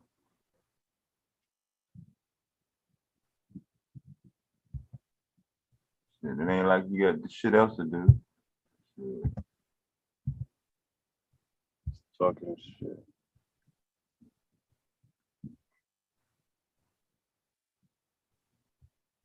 So do they actually list the names of the apps?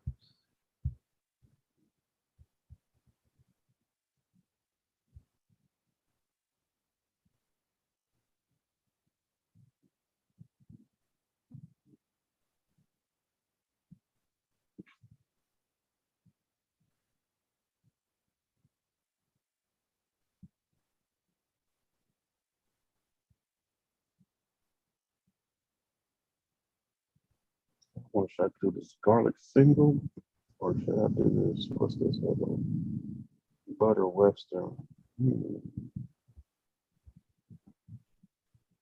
Caramelized onions. Okay.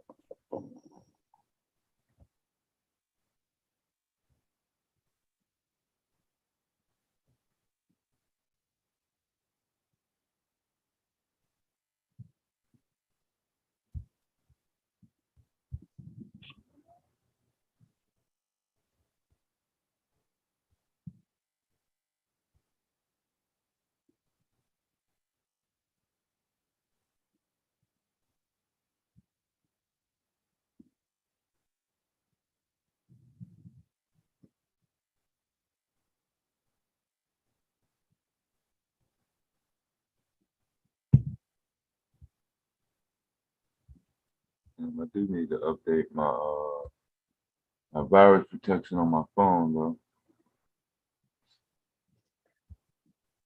No, you not no. I'm finna go eat. Shit. Nah.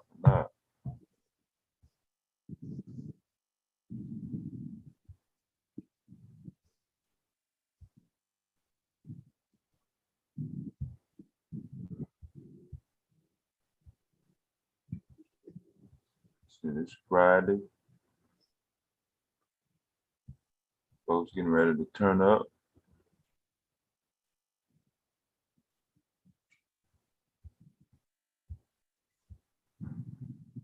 I don't know if they're gonna come up with a manosphere beatdown song today. I think a lot of people gonna come back. They're gonna be ready to fight today. They've been built up all week. Did it go through? Part of that shit.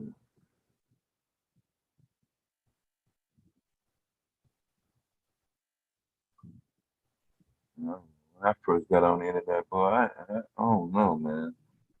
I ain't want to fight nobody. Shit. I ain't really had no problem. But I also didn't do what a lot of other motherfuckers did. So, Yeah. you know.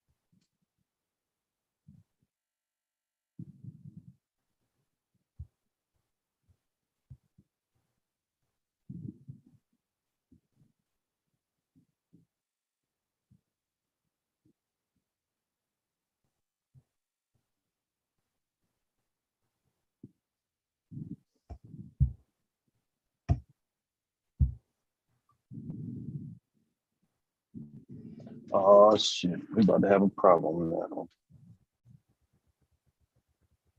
Traffic. No, since I'm in this truck, I placed the order on the what's the name. So I was about to, so the money came on my account, but then on the app it's like the order wasn't placed. Yeah, it's on a delay. It'll take a minute to hit. Yeah, that Joker malware attack. I thought I seen that on another news clipping. I used to get updates all the time about malware. That's what I was doing on my other computer, trying to update it because I hadn't really been on there too tough since I've been doing this on the laptop. I'd be in the front room trying to lay down and shit.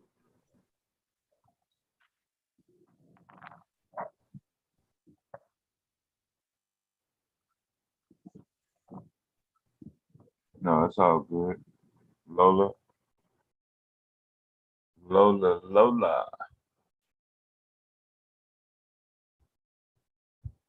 I went to school with a girl named Lola.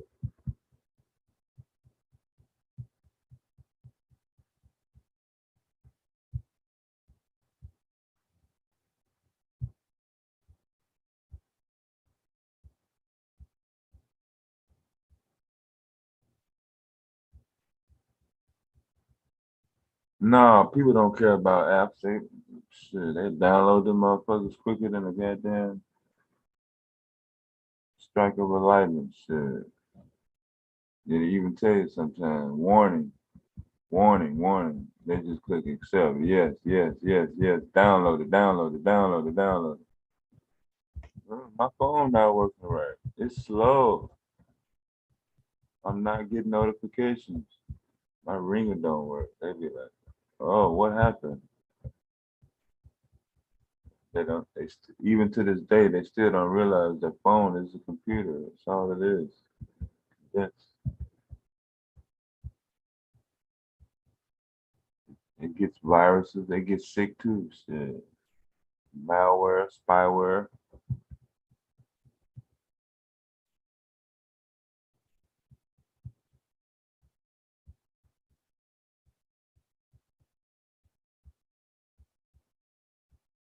I like the whole keyboard. I can't stare at a small screen a long time.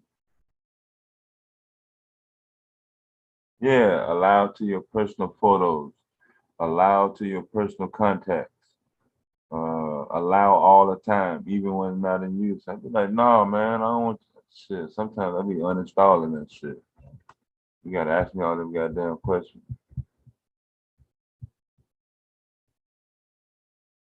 At the time, I just be wanting to see how this shit work.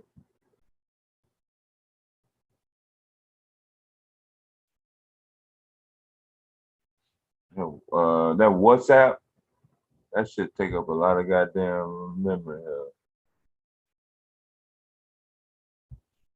Only because my boss don't speak English that real good. That's the only reason why I keep it and shit.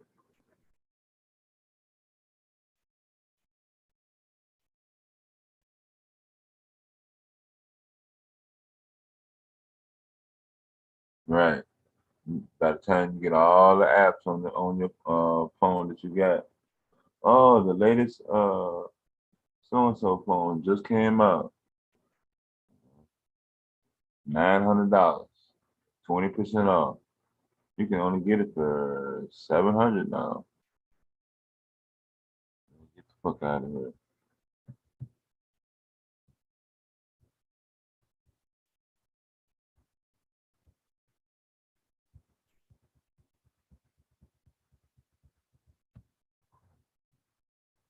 Let me see how the light is and shit.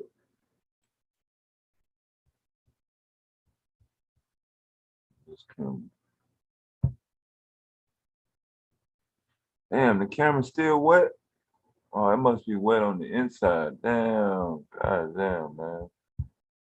Can't even get nobody to wipe the camera off and shit. What's up with that?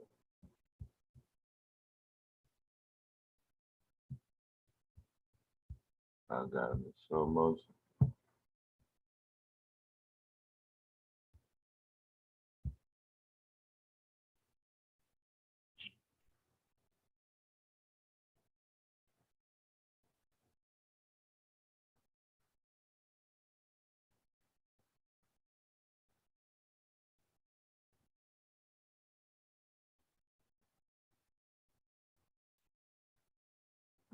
Oh, sure. Yeah, I don't know where Bond be getting them beats at.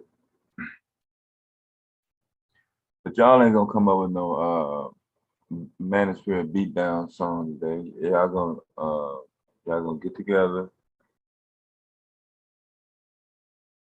It's gonna be cool for a minute, and then y'all gonna get to drinking, and y'all gonna start fighting.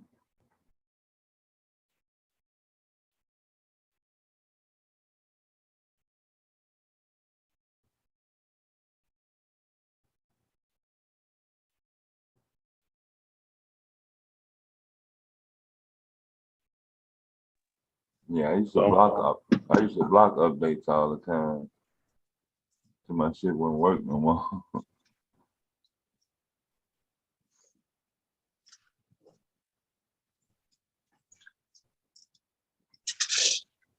They have it in this one is it's no cashiers or nothing. Everything's automatic, automated, whatever. And They got touch screens. On this Steak and Shake. Oh yeah. They don't do shit any damn way.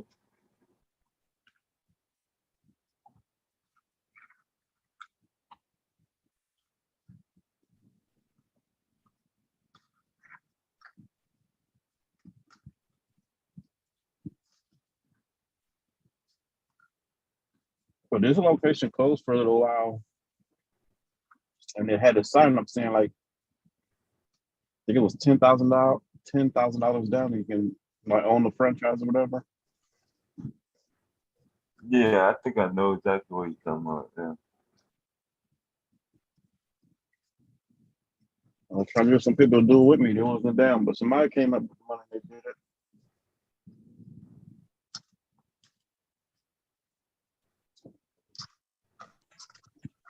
And in a Japanese restaurant right next to it or something?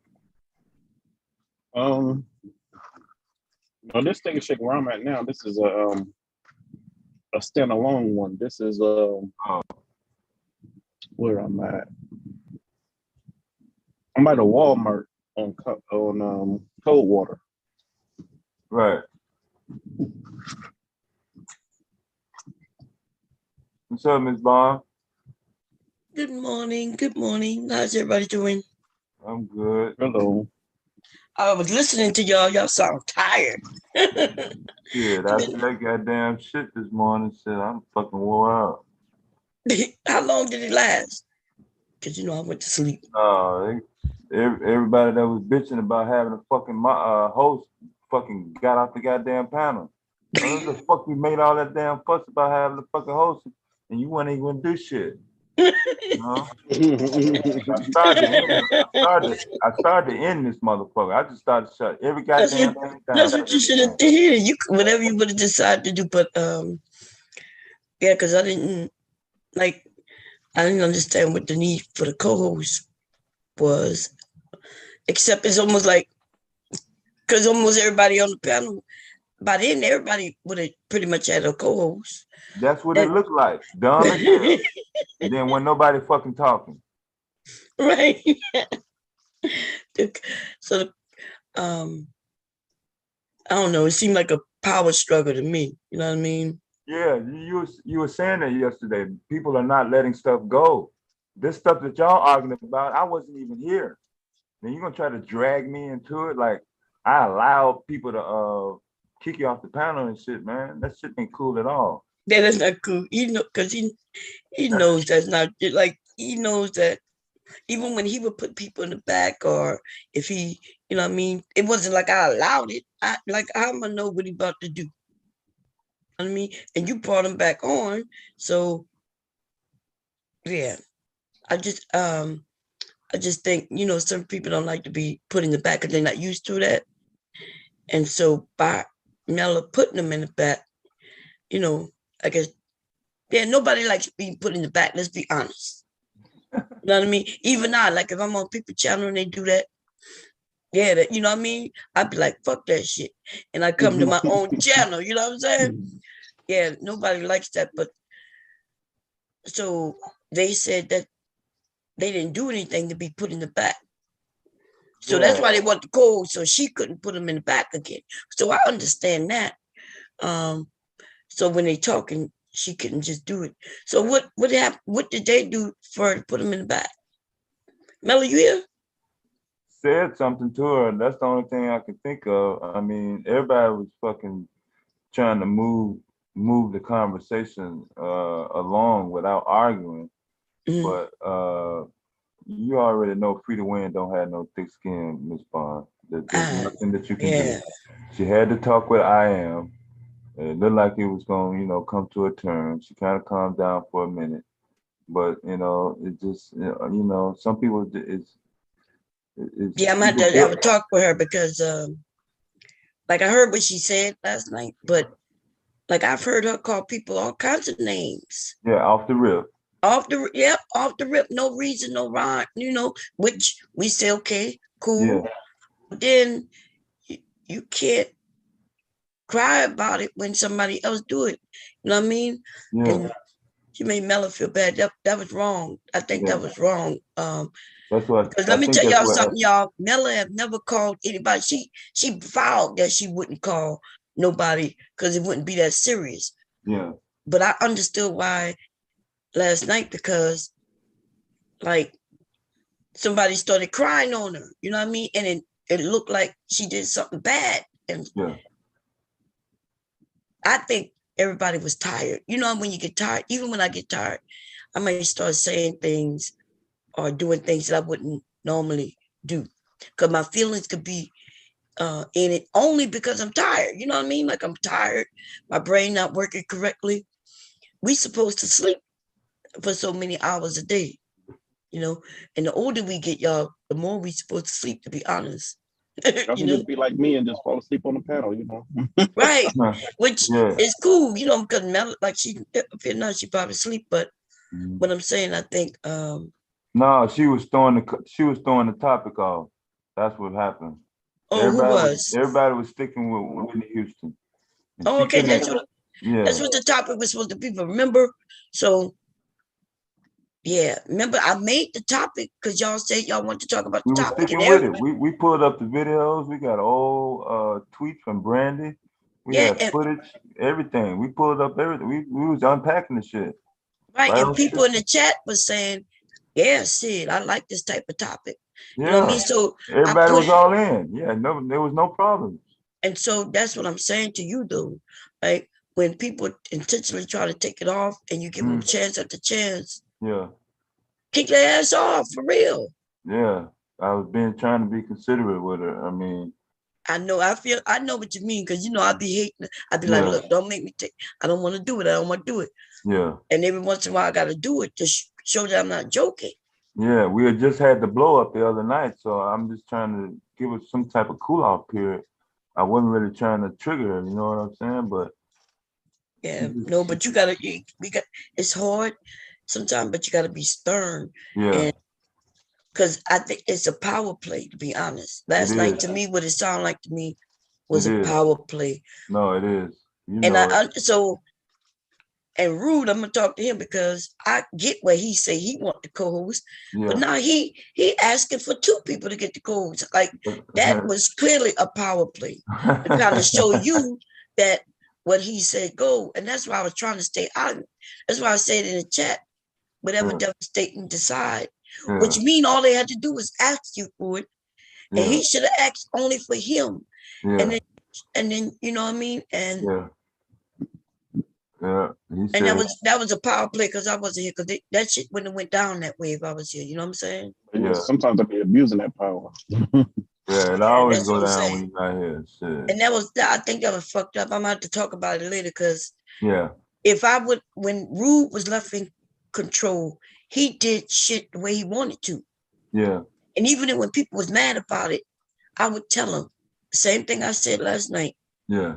The person I leave in control has control. I have faith in them to do things, and however they want to do it, that's how we're gonna rock. Because and I tell people, look, if you want to ever have control, this shit, tell me you're gonna be up here all night like you do. Like I ask you, you good? You say, yeah, I got it, Bob, Miss Bob. And then I give it to you. Yeah. The reason I ask you and never, because y'all usually are on. Somebody's calling. Hold up, y'all. All right. That's somebody from the chat calling. Yeah, no doubt. I already know. Shit.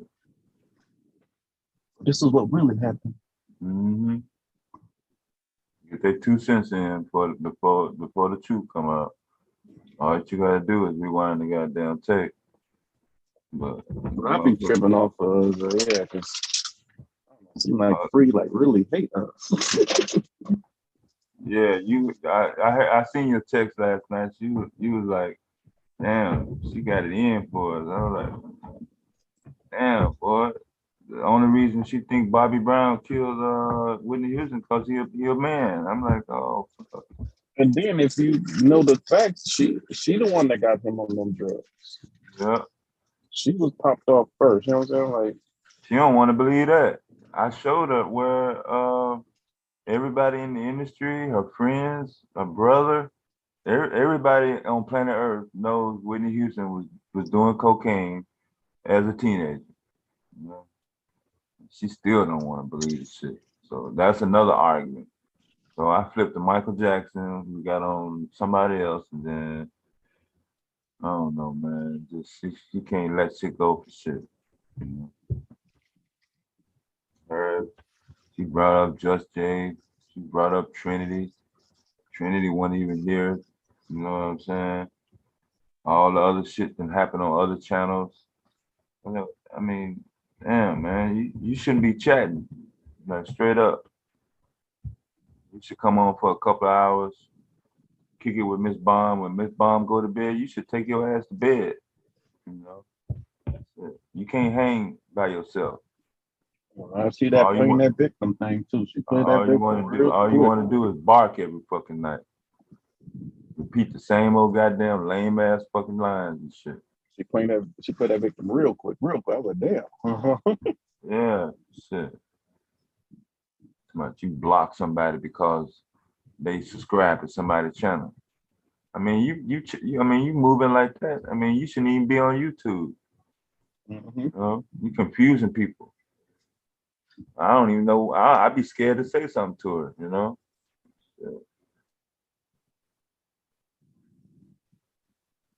Had me feeling all funny and shit. And you unappreciative. So honestly, what I be doing before I get up my character, I just drop down. Like, you can head out. Get the hell out of here. Yeah. Oh yeah, I came back and cussed Trinity out yesterday. Y'all was talking about the film industry, and because I was like, damn, where she get that shit from? Because I thought she was talking to somebody that was on the panel, but No. Oh yeah, she was talking to me because what it was I said I went to film school. yeah. And Yeah, we she was actually, acting out like she was all we interested. actually went to the same film school, so we was just talking about that. Yeah. Oh, that's cool as hell. Y'all went to film school. Shit. Yeah. I'd love to hear more about that when y'all get a chance. Yeah. But Yeah. It was a good discussion. yeah. So I was that wasn't nobody from the chat, y'all. That was a sewing company. So y'all know y'all haven't been seeing me sew on my big machine, sewing machine. Because remember, I had an issue with the bobbin, remember? Right. That's the bobbin that came with the machine. Remember, it got stuck. Right. So I had to buy, remember I said I bought some replacements. Yeah. And when I bought the replacements, I've been having issues with the machine ever since. So I called the people who I purchased them from. And I said, hey, I bought some, I bought the bobbin case and the bobbins, and I'm having some issues. And they, I called them yesterday. So they quickly sent me some new ones. And they called me to see if I received them. Oh, and I was like, no. And they was like, no, you should have gotten them. So I went downstairs and hubby had them sitting on my sewing chair down there. I like that company. I'm gonna stick with this company because when they, you know what I mean? When I called them, they actually sent me out a lot of them for free. Yeah. To check to see if maybe the ones they sent me was either wrong or the ones they sent me had some defect. Oh, okay. But without the bobbin, I can't sew like the bobbin. You know what I mean? Right. And so I explained to them because usually what companies will do when you have issues, they'll blame it on something. I had to be very clear with them that this is a brand new machine, never been used, straight from the factory. Because he was like, is it an older machine? I was like, no, it's new. And they said, well, it's a used machine. I said, no, it's brand new. Now they can't blame it on the machine. Right. So, yeah, I'm ready to get the real crack-a-lacking on that machine. You know what I'm saying? Yeah, you've been waiting on it, I know. Yeah, but it's my fault because I be playing with y'all instead of taking care of my business. You know what I mean? It's all good. Yeah. So that's what they called about. But yeah, I can't wait to hear the stream from last night because that's why I titled it so I can remember to go back and listen. Yeah. But yeah, so you remember what I did? So I said this. I said, hey, when we have a topic on board, especially when everybody really is in it, they like hearing it, they like talking about it, then don't let nobody steer you off. Yeah. I don't care who it is, like just and you give them a couple of chances and say, hey, are you on topic? And if they say yeah, cool. But if they're not on topic, you got to kick them out because they will. That's why the dysfunction. That's why they get fucked up. Yeah. You know what I mean? Yeah. And so I wasn't sleep. I was sitting looking at TV, dozing off and waking up. Yeah. You know what I mean? Hubby snores, man. It's I hard to know. sleep. Yeah, I still feel kind of. I mean, I feel real. I try my best not. No, don't feel bad about calling me though. Remember that's what I told you I'm here for. Yeah. So don't worry about that. But I do kind of feel kind of fucked up that some people not respecting authority. So he don't want to do the sleep apnea test? Huh? Your husband don't want to do the sleep apnea test, or has he already done it? No, I'm gonna have to get him to do one because he does. Like, I'm gonna have to get him to do one because a couple of times I've heard him stop breathing. Well, yeah, because that's what happens. Yeah, Because I you do it through the VA. The VA pay for everything. yeah. I'm going to do. It's not about paying and payment. I mean, he have good insurance even if we didn't have the VA, you know. But the issue is you men Stumber. stubborn, not wanting to go to the doctors and shit.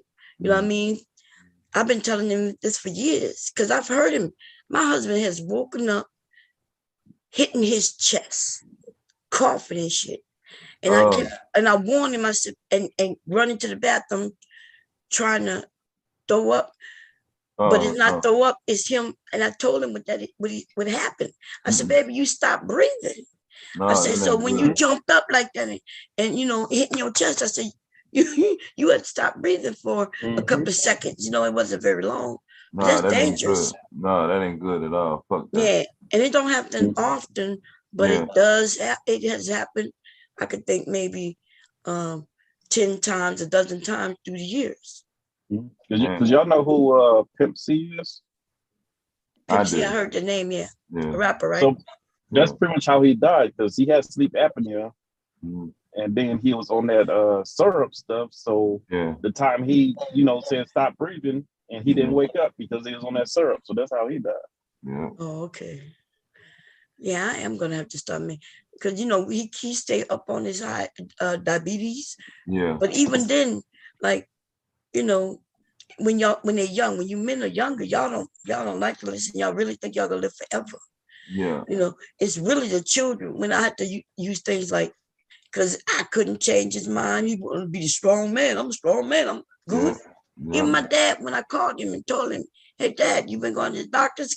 I drip, I like, hey, I had a dream you died. Yeah. And even the man in him said, well, I lived a great life. Like, he could have went and made a doctor's appointment. Real quick, yeah. Yeah, they had great insurance. No reason not to go. But hey, I mean, he's my dad. There's nothing I can make him do, Yeah. And then even when I called my mom and let her know, I know people, you regret not acting more. Right. Because, but even she said, your daddy, he's stubborn. We got to, as black men though, and women, we got to do better than that. Yeah, my dad. Because that's what I was trying to talk to my father about. Because he retired, and I was like, you can go to the gym damn near every day. You ain't doing shit all day, And I was trying to explain to him, like, if you even just losing some weight and just getting back healthy, some of them health problems will go away. Yeah. But hey, Yeah, my dad, he married his second wife after moving from California to Austin, Texas, and I don't know. He was good when he was in California, but shit, I guess her family was from Austin, Texas, and nobody knew he was sick. Then nobody even know he was married. Really, he didn't tell nobody. So shit, he was married like 5 years before I got a goddamn text talking about the funeral is on this date. I was kind of fucked up, even though we didn't get in contact. Yeah, you gonna call me with some shit like that. But it had got out that he was that she was trying to get him to go to the doctor or take his medication, and he wouldn't for his diabetes, and that's how he passed. 2011. Yeah, sorry to hear about that. Yeah. But yeah, so it's like a power struggle, I remember yesterday I was telling people, hey, what do y'all like without somebody saying, hey, Bob, I got it, you know what I mean? And I feel like, okay, you're gonna be there. Yeah. Then I really, you know what I mean? Like I can't go to sleep like I would like to go. I relax without worrying. I literally, since you've been doing it, I take my laptop and close it. Yeah. That way I don't get that's I don't have to worry about shit. Before that though, I used to have my laptop over there sitting on it where I could just look over and see. And if I saw names flashing, different names, that I knew people were still up there. Yeah. But there's been several times where when I've woken up and I see just my picture up, that tells me everybody's gone. They I just mean, the only follow the person, channel. yeah, everybody done went to sleep, and the only person up there is me, and so it may have it might have a few minutes or an hour of just dead air. Dead air. Yeah. Yeah, and that's not cool, y'all. Nobody, people come to the channel and nobody's talking. Yeah. So so I like that I can give a host over. Yeah. To somebody who gonna tell me they're gonna be here. Yeah. But also like, people got it either if they like the fact that it's 24/7. Yeah. They like people like the fact that when they wake up because they can't sleep, they could sign on and find somebody they could talk to. It'd be a lot of action. Motherfuckers be popping in and out all through the night. Because the days you don't go, like, where's she at?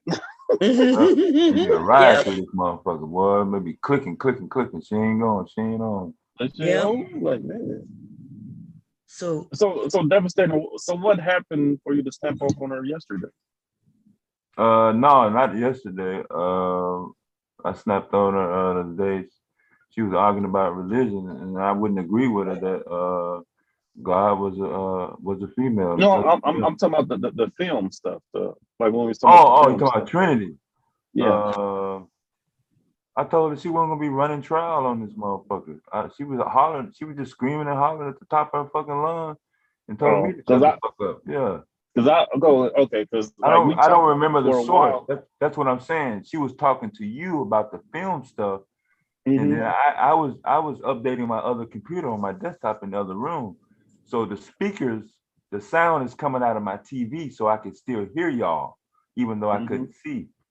So Mela had said that somebody had said something in the chat, and she had stopped talking to you to yell at the chat. Oh, okay. Because I got off because I got to my mom's house. Because I'll run around do my mom errands. Right. Yeah. So okay. So you was getting off anyway. I just don't want. I didn't want her.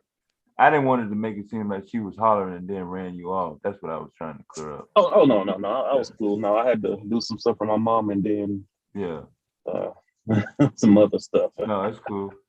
Yeah. So when she said something about you abusing your power, you weak. I'm gonna start a live and clown you. I was like, well, get your ass off. And then I kicked her ass off. So.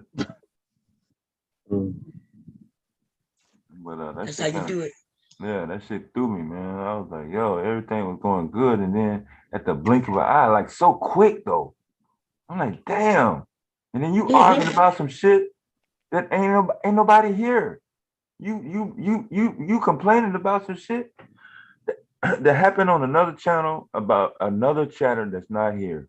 Why are you fucking yelling to the top of your lungs? But I already know you can't let shit go. Free as the wind, same thing. You can't let shit go. Rue, I don't know. When I clicked in yesterday and her and Bomb was talking and it was said something and then she was just blaming man. I was like, damn, you really hate us. Yeah. I tapped inside the chat. I was like, damn, you really she actually said it. She said, now that I know that, I'm gonna start blaming you men for every damn thing. Yep. It's just like you just kind of hell bent on just being mad and bitter. I mean, that's not a good look, in general. You just had to talk with my man, you know what I mean? So I don't know. I was just giving her the benefit of the doubt. I'd be scared to say anything to her. But don't be scared to say anything. Just, you gotta make a stance. You know what I mean? So people stop playing with you. Yeah, so they will continue. They are testing me. They are walking over me. Rue actually said, you ain't gonna never have host again when I get through watch. When I get through, you ain't gonna host again. I was like, dude, what the fuck is wrong with you? You acting like these fucking females. And then, you know what I'm saying? I didn't want to fucking kick him, man. He wasn't even that serious. I wanted to see if he was gonna continue. And it happened just like I thought it would. I'm gonna give him the host. And he gonna go on mute and fall asleep, and that's exactly what the fuck he did. I mean, he be abusing his power sometimes. I remember because he was talking something to somebody, and he like, get your ass off here. He just kick him off and start laughing. I was like, damn. He does do that, and that's rude. You know what I mean? I'll Yeah. be like, okay, rude is rude. But it made me Ruder rude. be like, shut your ass up and let me finish, bro. And then he'll put him in the back, Yeah. and then he'll bring him back up. But I don't say anything about it, you know, because if he's helping control everything, he got to give you the same respect. Yeah, he doesn't. He's not. I guess he's not used to it. I guess. I mean, you trying to compare me already having the host and then getting kicked off with my connection, and then coming back. As opposed, that's the same thing of him getting kicked by Mella. I said that's not the same thing, dude. You can't pull that guilt trip shit on me. You know what I'm saying? Even if I was to kick you, ain't nobody gonna say nothing. You know what I'm saying? But that's how nice of a guy I am. You know what I'm saying? I'm not as quick tempered. Everybody knows that I'm not quick tempered. I won't kick you just because you say some shit to me the wrong way. I've been on the internet long enough to know that, you know, you can cuss me out all you want. I mean, it don't do nothing. You know what I'm saying? You're the one that's weak. You have the problem, not me. So, but sometimes when I do put my foot down, you know what I'm saying? Everybody know, hey, I put my foot down. So he mentioned he mentioned he said that I guess you got kicked off once. Yeah. And when you came back, Yeah. he gave you the host back. Yeah. You didn't come back the way I showed you? On that one, I came right. It didn't give me the option to log in. You know what I'm saying? It didn't give me the option. I came right back in the Zoom, but I didn't have the host. I had co-host instead of host. Right. So I mean, so when you get knocked off, you didn't hit. You got to hit the. I thought you said you done it before, but you. That it was a different time. Yeah, I'd done it before, but that time it had already put me back in the Zoom, but it was host instead of co-host. I mean, it was co-host instead of host. Okay. Oh, so when you mean when you got knocked out, it put you back in, but yeah. So in that case, leave, right? Yeah. Just leave and then come back in the other way again. Try, you know, and then it should give you the option to grab it. Even if he has the host? Yeah, because if I leave, if I get knocked out, somebody gonna have host. It'll give host to somebody automatically. That's what happened to him. Right. But when I come back in, it gives it back to me. Automatically? Automatically, unless I decline it. So you know when I walked in here, it said, hey, you want to reclaim your host? And I said, no, they'll let you keep it. But so when I give you host, you the host. And when you get knocked out, because you know they know you could get knocked out, anything can happen. Our computer could die, internet could, anything. So when you leave out, you come back the way I showed you. Right. It's gonna give you back your whole. They're gonna say, hey, it either gonna give it right back to you, or they're gonna ask you, do you want it? Okay. Because I think there's a time that I did do the login. I think Mella and Silent was knocked off, and I don't think nobody was host. The other two panelists didn't have anything.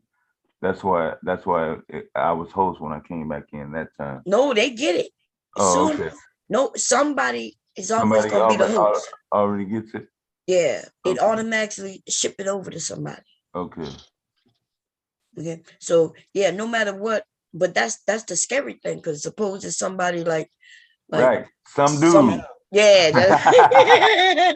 And then now I'm really worried about him so much. Yeah. But they got some people who will go through your settings and shit, start changing shit. Yeah. Hey, Miss Mimi. Hey, Miss Mimi, how you doing? You good? Yeah, I ended up taking a nap after I got off the panel, but good. I was gonna tell you last night, Bomb. I was laughing so much. I was having a good time on the panel. But then, and I went into the den, right? And then right next door to that, my neighbors were having this big party, playing loud music, and I could barely hear you guys. So I had to leave the panel. So I didn't want, I just wanted to let you know. I put a message in the back chat. Let you guys know. Yeah. Yeah. Well, I'm glad you had fun. That's what it's here for. So y'all can talk about whatever y'all want to have fun. Yeah. So, but it seemed like everybody was hyped to talk about Whitney and Yeah, the everybody was in conspiracy. that whole chat, fucking panel. We was fucking unpacking this shit like NCIS. Kate Taylor was all on her shit. She was breaking that shit down, but it was good. Hell yeah. Hell yeah. So, and so yeah, you don't let nobody come but now some people they wait for me to leave so they can get wild. But you got to stop that. If y'all having a conversation, Yeah. they gotta either follow it. And then what's shocking to me is that I thought everybody, when I left, everybody up here was on board of the conversation. Seemed like it. Yeah. It just As soon looked as like I left it, yeah. Motherfuckers just lying right in your fucking face. Yeah, we're gonna do good. And then as soon as you leave, they get a chance, you know what I'm saying? They'll wait for a minute and then the opportunity is there. Let me start fucking up this goddamn vibe right now. So I don't know. Yeah, that's fucked up. Yeah. But I already know that a motherfucker try. Say that again. Oh, sorry, Devastating. You were talking. I'm sorry. Oh no, but yeah, I mean, I automatically know off the rip, especially because I'm new, and then plus I'm a man. You know what I'm saying? I mean, just off the rip, you know what I'm saying? Especially the people that's been with you for a minute, male and female. You know, some people are okay, but there are some that be like, yo, why the fuck are you letting him host the damn panel? I mean, they really have an issue with it. You know what I mean? So I understand that, and people are going to test me. But like I said, it is what it is. Yeah, and you got some people you're just going to get used to because they not serious. You know what I mean? Like Aries is not, when she asks a question, she's not really attacking you. You know what I mean? And so y'all got to just get to know each other's vibe. You know what I mean? Like get to know. That's all right. Yeah.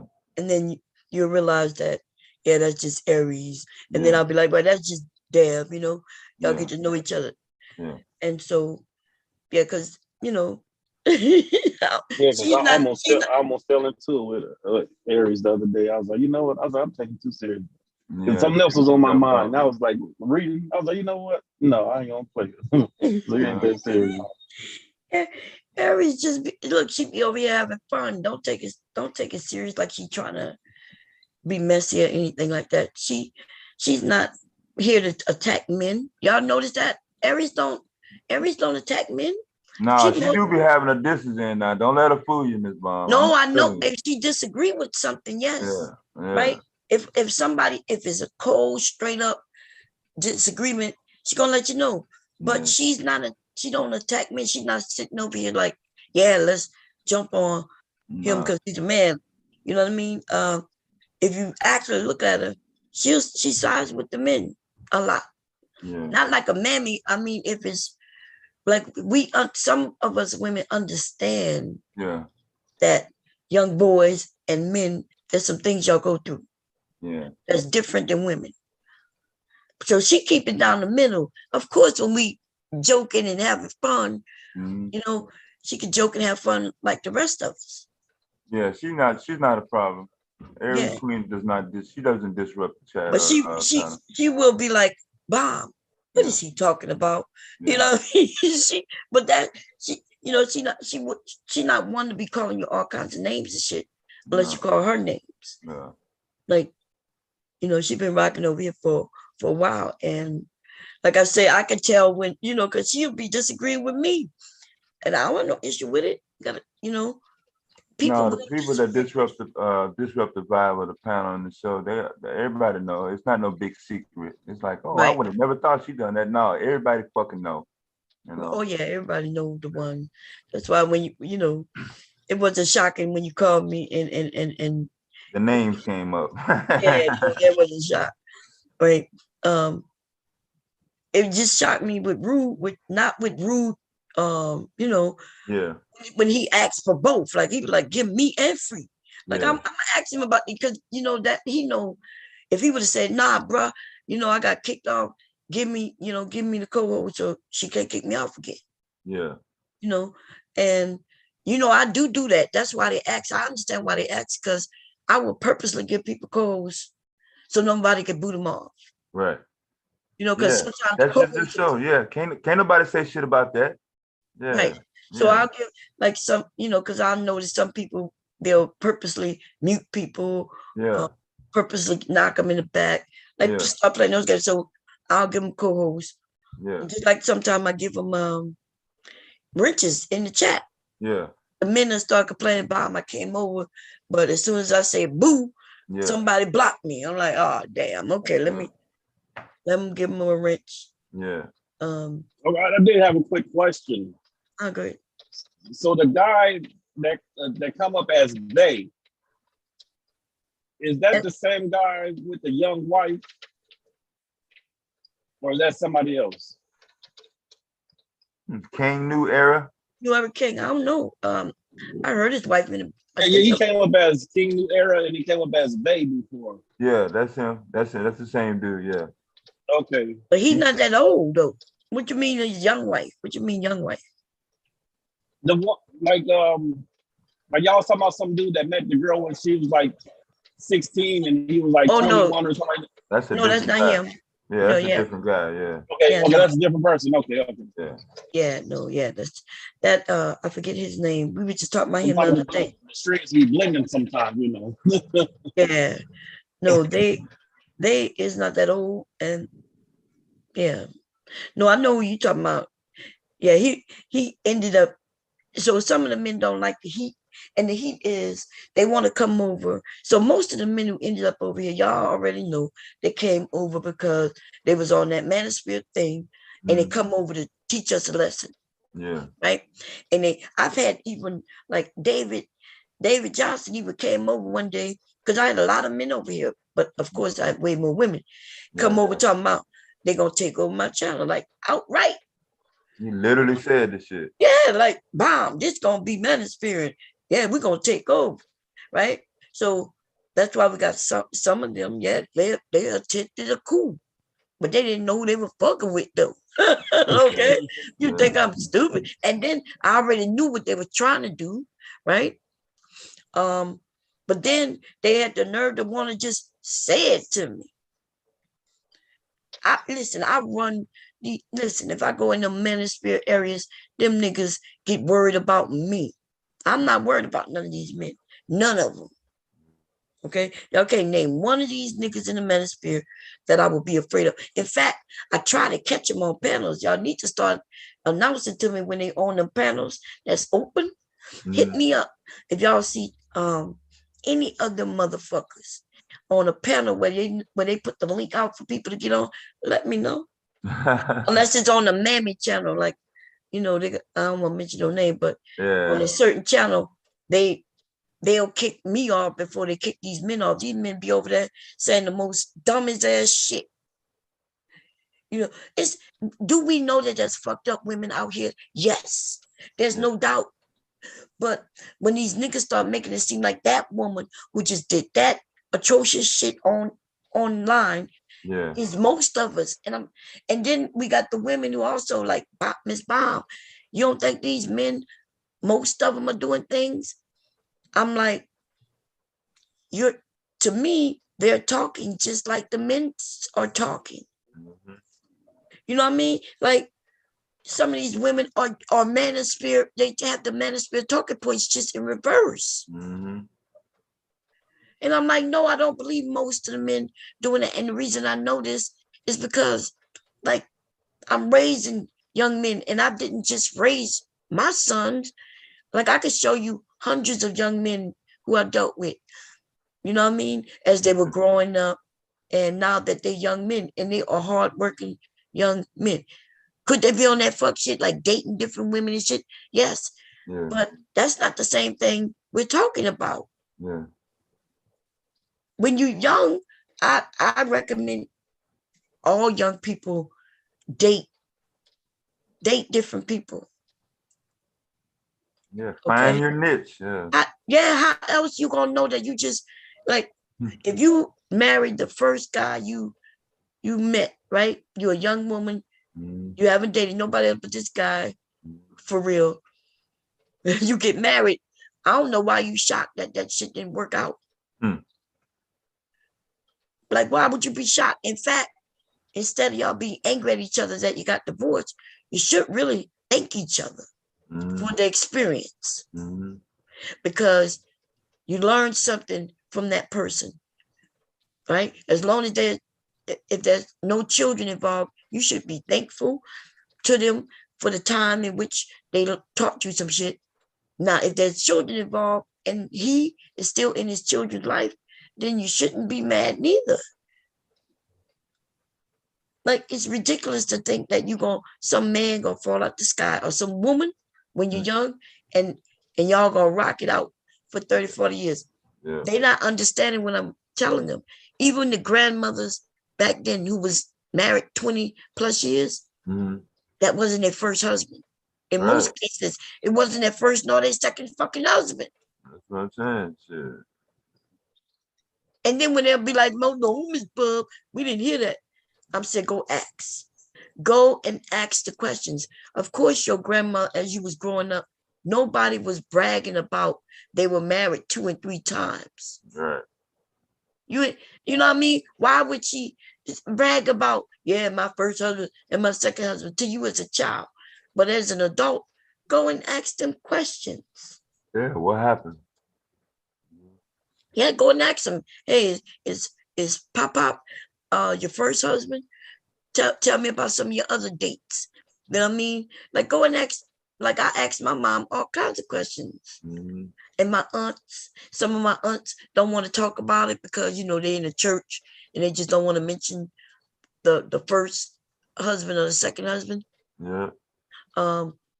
Because they still married to the current husband, and that would be disrespectful, right? Yeah. But people have they believe that their grandparents were so perfect. When my granddad on my dad's side passed away, you know, 4 of his mistresses showed up to the funeral. 4 of them. Yeah. Yep.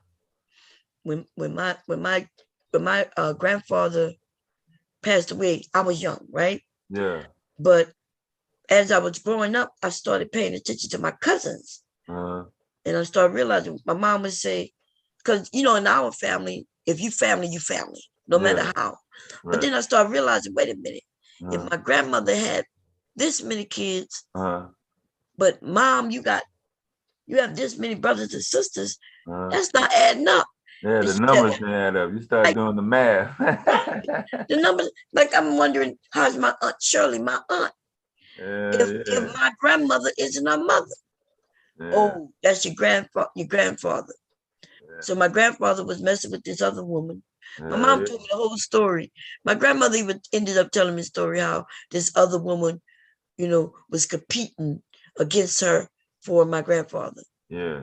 And so she started having children, getting pregnant for my grandfather on purpose, trying to take him from her. Yeah. So yeah, so I have some aunt and an uncle who isn't from my grandmother. But then I even noticed that my grandfather's side, he got a certain number of kids. My grandmother have another number of kids, because come to find out she had children by her first and second husband. It's crazy. Like, you know, when you're growing up and you start realizing, because you know what made me realize it? When I remember being by one of my cousins, talking about another one of my cousins, thinking that we all cousins. And then my cousin told me, oh, that's not my cousin.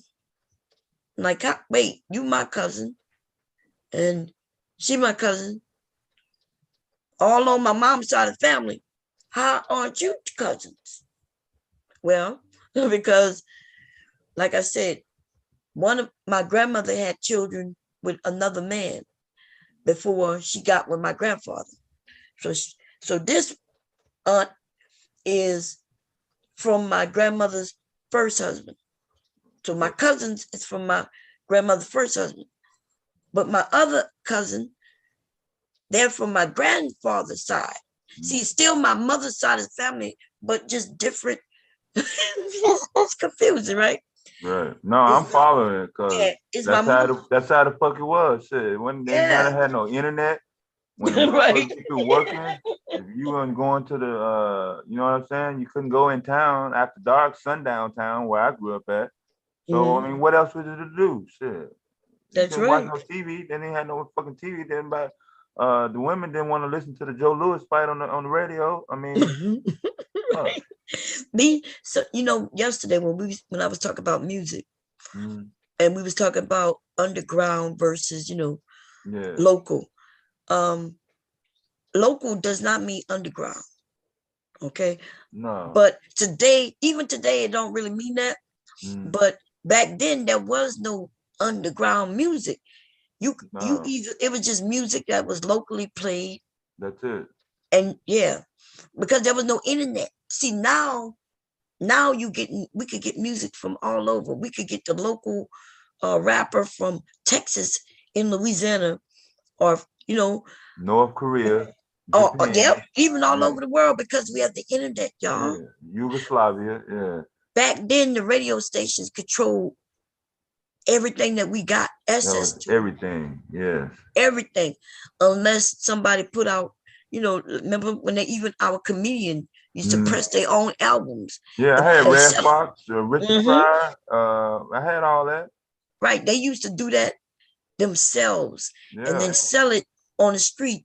Yeah. And that was how you got local shit that the radio stations wouldn't play for whatever reason, whether cuss words, whether it's they don't want to, like rap music, y'all. Back in the day, that shit wasn't real big in the beginning, and then as it got bigger, the white people tried to ban it. Yeah, all together. Yeah, all together. So some of y'all, all y'all life, they've been rap and hip hop. Yeah, all y'all life. And that's when they came up with that explicit content, the sticker they put on there. Yeah, they started doing that. Luke Skywalker, that year. Yeah. Him. Because you know why they did that? Because they were trying to actually ban the music.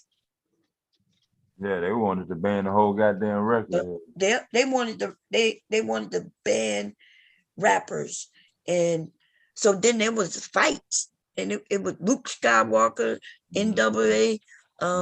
It was a quite a few of them, because in our music we did cuss. Yeah. And it wasn't always, by the way, it wasn't always gangster rap neither. Yeah, it wasn't always derogatory. Yeah, right. we had message rap. We had everybody. It was mostly about fun before the. It was about fun before messages. Party, yeah. Cause the chicken that tastes like wood. There ain't no message in that shit. Yeah. Yeah, but that's later. My kids were born damn near by then. Yeah. That shit came in like the 90s. In my town. Yeah, in my De La Soul was I thought that was 80s, De La Soul. That was 89 actually. Right, so that's and so I'm a grown woman in 89. I you know what I'm saying? Yeah. I was graduating high school and everything. So I never even heard of De La Soul until me and my husband met. Rapping Duke. Huh? The Rapping Duke, I'm sure that was like 84, 85. The Rapping who? The Rapping Duke. A one-hit wonder. Yeah, you I don't know no Rapping Duke. Yeah. Yeah, that must be some local shit right there. Yeah, I never heard no Rapping Duke. Yeah, it wasn't that popular. Yeah, he had a video on MTV. It was a one-hit, like Weird Al Yankovic. Like, he had one hit. Okay, yeah. He was one of those. Yeah. Oh, okay. Yeah, maybe if I hear the song, I might know it, but probably. Yeah, De La Soul. I didn't even know who they were till after marriage. You know what I mean? I may have heard the song on the radio, but still didn't know who they were. It was mostly Northeast corner. They didn't really bump De La Soul on the West Coast that much. They didn't not get heavy rotation, even though they still jam. Yeah. So that's what I was trying to explain yesterday. Like Jay-Z was not no down. That shit wasn't played where I'm from. Nope. Y'all don't listen to the music. That isn't even our style of music. No. Down south, we are dancers. Yeah. The boys dance, the girls dance. Yeah. So, but Jay-Z is not, his song is not a dancing song. I mean, when he rap, his shit is more, it's lyrical, and you ain't dancing to that shit. So guess what? So they ain't playing that shit in New Orleans. Not back then. Yeah. Yeah, his stuff laid back and is damn near like just flossing and bragging. I got this, I got money over Yeah, there. and it's all good. Yeah. I'm not saying it's bad, but it just wasn't our style. No, we was trying to move. Yeah, we was Yeah. coordinated. Yeah, we was trying to. That's how we hooked up with girls to see who could do the best moves. You know what I'm saying? So it was all like that. Like, you know, we had teenager clubs down south. Yeah, we had talent contests. You know? Yep, we was still really out there doing things. Yeah. There was, you know. But I brought my local radio station played R&B, blues. The older DJs played blues and regular R&B, and nobody was playing jazz. And then in '84, December '84 is when I started. So when I began to bring rap music out, there were no labels. So I got in trouble a couple times, but I brought rap music to my area, the Delta, lower Clarksdale, Mississippi, Eastern Arkansas, to south of Memphis. So all that shit came from me. A lot of stuff I didn't play. It never made it to the radio station. It was too social conscious. It was controversial. I was just mainly, listening to beats and shit. If they had a beat, I was bumping it, Yeah, so I was one of them people who would get down south music and bring it up north because I was in the military, right? Yeah. So and back then, y'all got to remember when I first, back then there was cassette tapes. Some of y'all have never seen a goddamn cassette tape. Memory, goddamn it, TDK. in my car, that was a cassette player. And back then, also, if you didn't want to buy your music, you could record off the radio. Yeah. Except for when the DJ started talking. Yep, exactly. Man, I still got some tapes that you could tell I recorded off the radio. I got some of my old tapes, yeah. So what's the name of the song? It's not BG. I book these hoes after all show. Oh yeah, that's it. Get your roll on. Yeah. So I'm the one who even brought that shit up north. Right. So what I would do, I would enter in these. I was in the military. I would be at Fort Leonard Wood. And on weekends, me and my girlfriend, if we wasn't on post and impulse, we would travel. And I would take the music, enter into what they used to call, they wasn't called twerk contest, they were called pussy popping. Yeah. Pee popping contest. That's what it's called, pee popping. Yeah. And so, but when you enter the contest, they would ask you what you want them to play. Yeah. So I was bringing New Orleans and Southern music up north because when I enter the contest, I would have my music with me. Your own shit. My own shit, yes. And then everybody want to know, wait, who is that? We never heard of that. That was the shit though. Yeah. Yeah. So then, I was getting a little pay from the people who would give me the music. Yeah. Of course, because I'm helping spread the music. They would do that with us women who had no problem, getting up there to enter the contest. Yeah. And let me tell you, I wasn't a loser in the contest because New Orleans really are the ones who started that pee popping.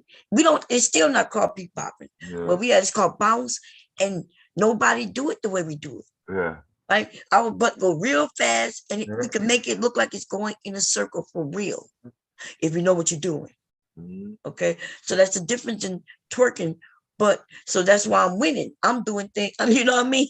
And then I have a big butt too at that. On top of that. So when I get up north, y'all notice when T.I. and them came about in the club, because I was still going to the club. I was married, I had children and all that. When T.I. and them came out, remember they used to have this, he had one song. I remember his first song that I remember. They was in a club with their t-shirts. Remember they was wearing them big t-shirts back then. baggy pants, big ass, long ass t-shirt almost to the past their knees, and they would spin the shirt in the air like a helicopter or something. Can't think of the name, but that's not what. That's when down south started being more into lyrical too, right? Because now it's not really a dance song. The men in the club just nodding their heads and shit. Yeah, we got lazy, leaning up against the wall and shit. Yeah. And that changed everything, but the rap game, you know, but the rap changed. Yeah. You know, but you know, down south, we like Luke Skywalker, that's straight up dance music. Yeah, all day, non-stop, the whole album. Yeah. Yeah. Luda is straight dance music. Who was it? Which one was singing Country Grammar? That's straight dance music. Nelly was out before Luda, wasn't he? Yeah, I remember. E-I, yeah, that's what I'm talking about. Those are dance songs. It don't mean what the fuck is a E-I, We didn't give a shit. As long as that beat dropped. So we was just waiting on that beat. When that beat dropped, we didn't give a fuck what it says. That's right. Nobody give a damn. We E-I, and then Country Grammar. You know what I mean? That shit was good back then. Yeah, shit. Once that motherfucking beat dropped, boy, it was all over, boy. Last one to the dance floor. Yeah. Shit. And so we on the dance floor. No, we don't care what the hell they saying. Even in New Orleans, I mean, so I forgot who think they kept saying that beat is Florida beat. Like, girl, that's straight New Orleans right there. All our rappers are in Florida. Lil Wayne in Florida. Baby went to Florida. Like, that's where everybody went. Yeah. Florida had all the equipment, the setup. But I think that's where the housing. That's where they went. Yeah, and the housing. They set them up with the house with the contract. Yeah. Because you got to remember, who wants to live in New Orleans in the hood when they start making money like that? You know what I'm saying? Shit, you don't want to park your Rolls Royce on, you know. Yeah. I think the only person when they start making money for real, the only person who stayed in Louisiana is Master P. I think everybody else moved, and some of them went to Baton Rouge. You know. But yeah, that's what we're gonna talk about when we restart. I guess we'll talk about music. I know the men are like it, the women also. We'll talk about the history of music. And then later tonight, though, I want to have fun. If y'all want to do karaoke, I want y'all to hear Sapa say Bomb Squad thing. I haven't even listened to it yet. I gotta figure out how to get it to where we can hear it. Hey, Sapa say. Hold on, he went. I thought somebody said that. I thought he said this wasn't his real phone number. No, it's not. Oh, okay. Well, that's his call-in number. Okay, I ain't gotta change it then. Yeah, no, you ain't gotta change it, but you can change it if you want. Yeah. All right. So you know, up here, if somebody say they having an issue with their internet, they could call in. They can. There's a number to call into the show. They can use their home phone, their cell phone, or whatever phone they got, and they could call in. Where that number at? So you see where is that? If you go to chat, right? Yeah. And then you go to not chat. We gotta go to invite, not chat. I'm sorry, participants. I think. Participants. Let me see. Where do I go to get the link from? Because I'm not. Oh, participants, and then there's invite tab. Yeah, you see. Okay, yeah, the invite tab. And then you see where it says copy the invite link. Oh, I see it right there. That's where you get the link. If I'm gone and I forget to paste. Yeah. That's where you get it. But to copy the invitation though. Yeah. You got to email that to them. Yeah. But look at the top of that. Do you see at the top where it say invite people to join the meeting? That's the area code, the 876. Yeah, that's the phone number. Yeah. So you could give it to people. Y'all can hear me? Yeah, we can hear you now. Yeah. All right. So it's an 876. Yeah, but for some reason, lady been showing my number. I don't know why. Oh, okay. So I wait on Davidson to change it. Oh, okay. Yeah, you could change it too. So okay. You don't know how to change your own number? No, you got to change your name. When I highlight my Yeah, it don't Okay. let me know. Like last time I let me change it, but it didn't let me. Only when on his computer. Okay, I got you. Oh, okay, yeah. So what you do, when you come in, you say they wouldn't let you do it on the computer. Yeah, come in, just text in the chat to whoever the host is or one of the crews and ask them to change it for you. Just don't say nothing under that. Don't say nothing. Yeah. The only people who will see it is us in here, but people out there won't see it. Yeah, usually I catch it. I think it's only one other person had their real name come up a couple of nights ago, and we changed it for them. Yeah, if it looked like their real name, just before they ask them not to say nothing, hurry up to switch it for them. Yeah, because I don't want nobody accidentally doxing himself. Yeah. Yeah. But how you doing, Sapase? No, I'm good. I'm good. Ready for my weekend to start soon. Got about like an hour and some change left. Yeah. So what we doing tonight, y'all? We want to play a game. We want to do karaoke. We want to just make up. What we doing tonight? I wanted to make up the Bomb Squad song. What you think? Everybody get a verse, man. Let's have some fun with Yeah, it. it seems like everybody be motivated to do it all week, and then when you get ready to do it, shit, don't nobody show up. You know why? Hey, that's why I started it off though. That's why I started at the barn. So you just gotta check it out one time. Yeah, I think I'm not the only one because I know it's about me, but it seemed like all of us, right? Most of us. Yeah. When we plan something, you ever plan something, and then when it's time to do it, you be like, nah, I don't want to. It's almost like you planned it, Yeah. but now you gotta do it. And then, because you planned it, you have to do it. Yeah, and so when I realize when I plan things ahead of time, yeah, and I feel like I gotta do it, I don't be wanting to do it. yeah. And then I can't do it by myself, right? So I feel like It's not like a solo project. This ain't no solo. Right. Yeah. So if I could plan it all day, but if when I get ready to do it, if people not here, Yeah. shit, especially if they don't want to participate, because the people was here last Friday, but nobody wanted to come up. So I was like, well, damn, okay, well, maybe we'll do it tomorrow. Shit. Boy, y'all have y'all little lady on thing going on. That's why I can't. That's why I had to. I just let y'all vibe. I didn't want to interrupt what I had going on. Kendra G. Yeah, see, that's your thing. Yeah, the Kendra G shit. Yeah, everybody. Oh yeah. Then all that shit about them punks and stuff, man. I'm straight, man. Oh yeah. Well, I think last Friday when I was ready to do, remember I started a new one just to do the fun, and then when I noticed nobody wanted to participate, then I changed the topic. You know what I mean?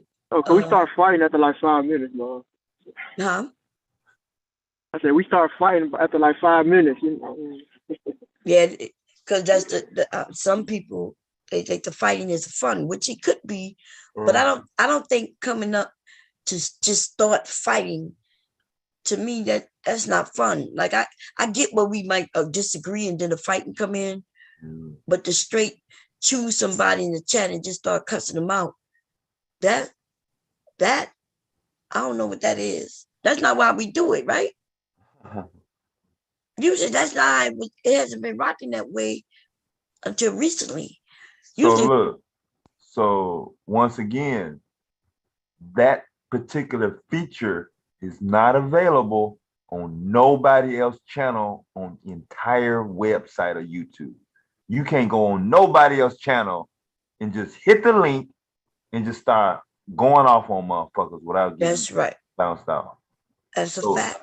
Just knowing that going through the door, and then the testing of the host, and especially when Bomb is here, because when Bomb is here, no, you're not gonna do it. But when she's not here, yeah, I'll test the motherfucker to see how long he'll put up with it or they'll put up with it. So I think it's like you said, it's an ego thing, to make the other person feel more in control, who they arguing with, and to see if the host or anybody that's on the panel will say something to dare them. It's a dare feature now. So now not only are you fighting with the person that you wanted to fight with in text, you started a new conflict with people that didn't even have shit to do with you. like I said, most of this shit, y'all been doing this shit before I got here. So you know what I'm saying? I try not to step in, but yeah, but it wasn't like that. Like, so normally somebody might come up, let's say there's an argument in the chat, right? yeah. Somebody might come up and say something like, hey, would you come up here and say that, and then they'll ask the other person to come up. Originally they trying to talk through it, but they might end up cussing each other back and forth, right? And then the other person may or may not come, and then we let it go though. If the other person don't come up, then you got to drop it. Got to drop that motherfucker. Like, what does it make sense being the only one yelling and cussing at the other person in the chat? Yeah. That don't even make no sense. Because then you have us listening to what you're saying, and then we got to look in the chat to see what the other person's saying. And then, you know what I'm saying? So what I'm saying is, I don't hardly ever look in the chat.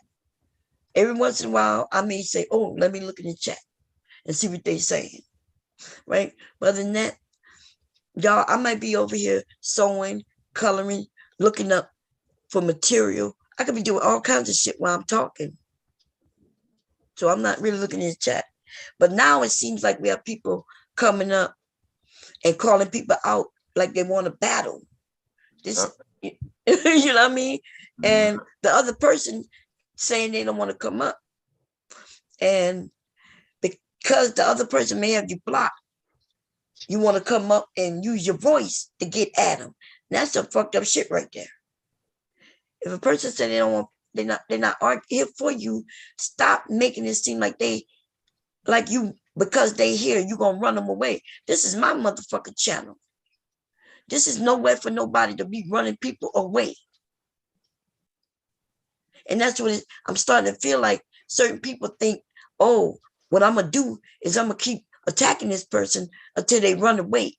Like, bitch, you gonna leave, and you gonna leave, or I'm gonna continue doing this. You ain't gonna do that shit over here.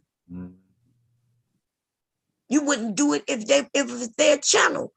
Listen, people with channels, they don't have set up channels to run motherfucking people away.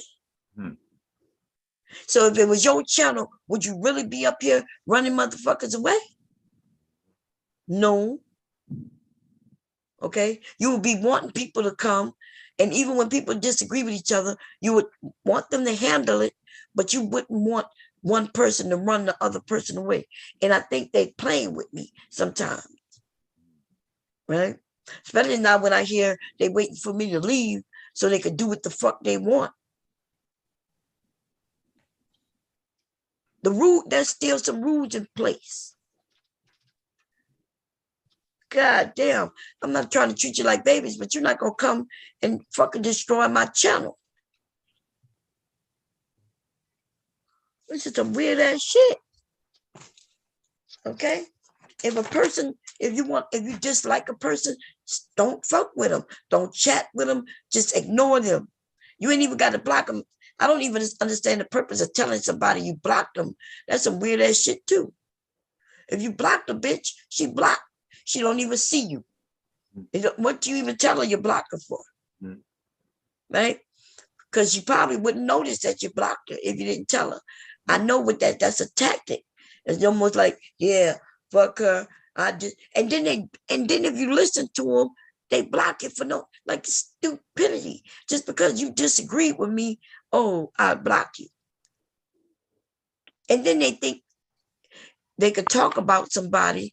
Like I noticed we got a little small group of new people, and I don't know what the fuck going on with these motherfucking people, right? Because they're acting like babies. That I don't even understand what's going on. Okay, for us to be talking 3 hours, 3 motherfucking hours, just to clear some shit up. I don't know. I'm not here to babysit no motherfucking people to explain to you no shit.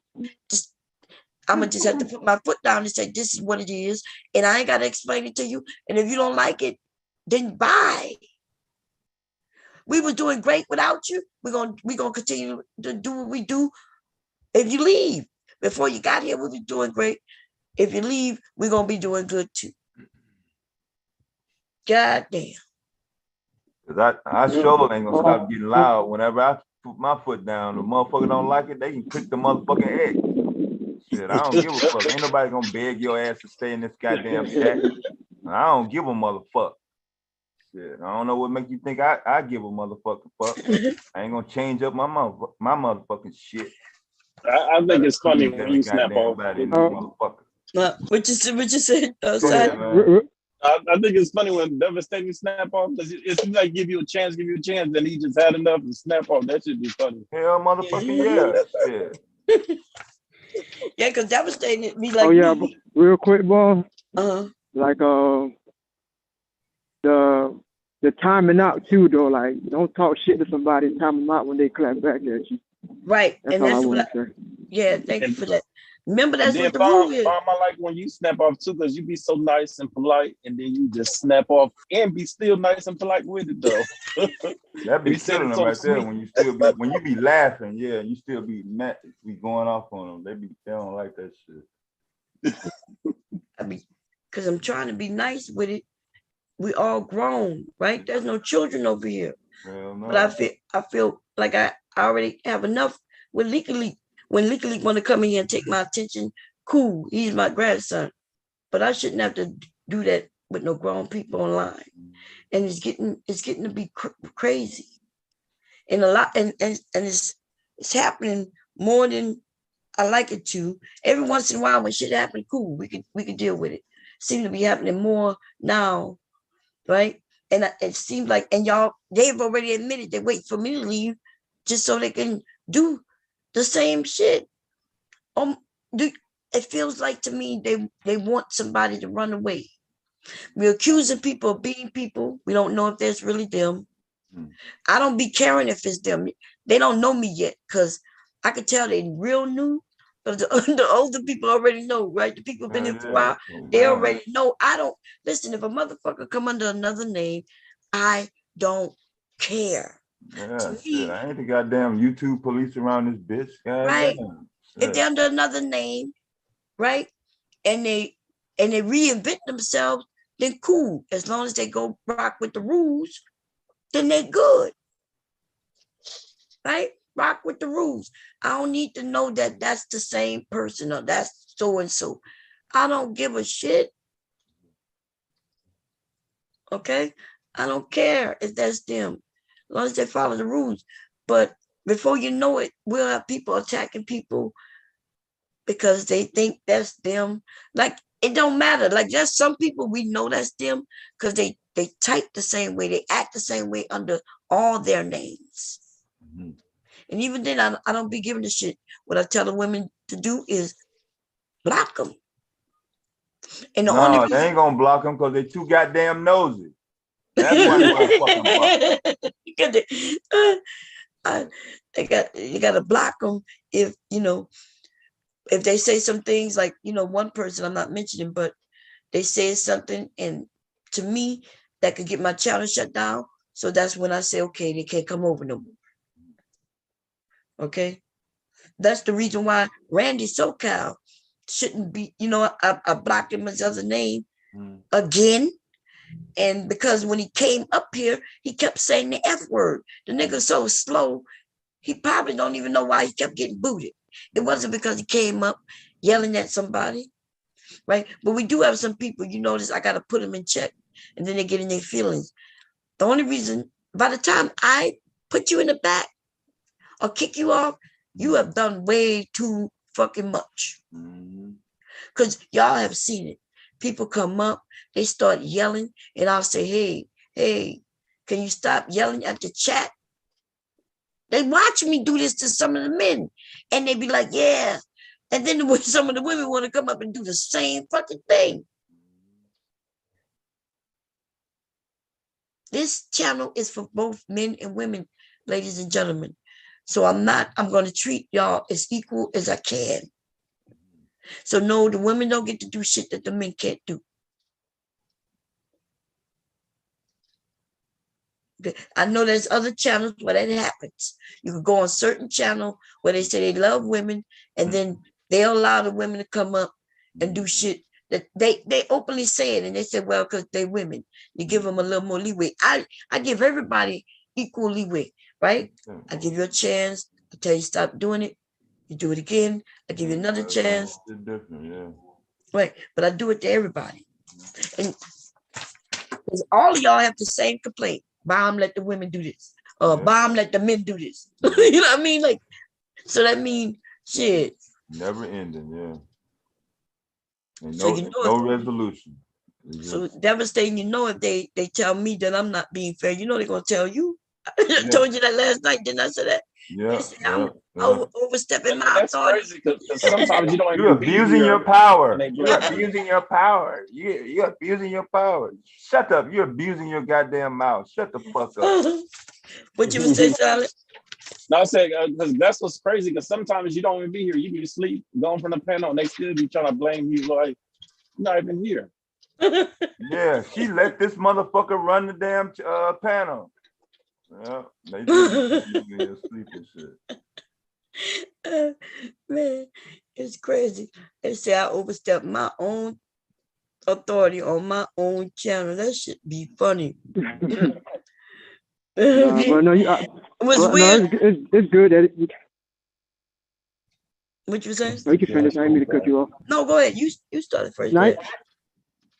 No, I was just saying that, you know, at least this is a decent space where it can be co-ed. Like, nobody should be trying to run people off. So let's just say all the men disappear. Y'all just be cussing each other out all day.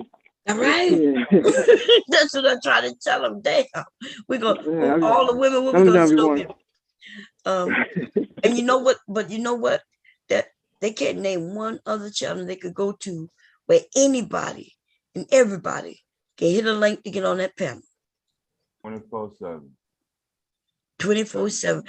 Even if it wasn't 24/7, we got people who, when they put the link out, they'll say who the link is for. If they do it that way, they got people who only email their link out. See what I'm saying? Them is some scary ass bitches for most of them. Now, some of them, they just want to control. You know, I get it. That's how they handle it. I'm not saying anything bad. But I'm talking about the men. I'm talking about when grown ass men have to email the link because they don't, you know what I mean? Like they trying to control. And even when they email it, they still can't control it. Because you can't control what people say and do once they up on the panel. Over here, anybody could come up here and have fun. You could start a topic. If there's none going, and you just, or one is going and it's kind of boring a little bit, you might want to change it. You ask the host or some of the co-hosts if it's okay if you bring up another topic and bring that shit up.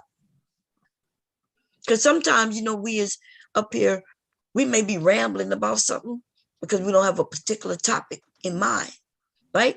So we just start talking about whatever. Somebody come up and give us a topic, and we'd be like, okay, cool. Okay, cool. So it's weird when now I get why people don't want to do it this way because it's way much more work. Hell, motherfucking yeah. Yeah, it's way much more work.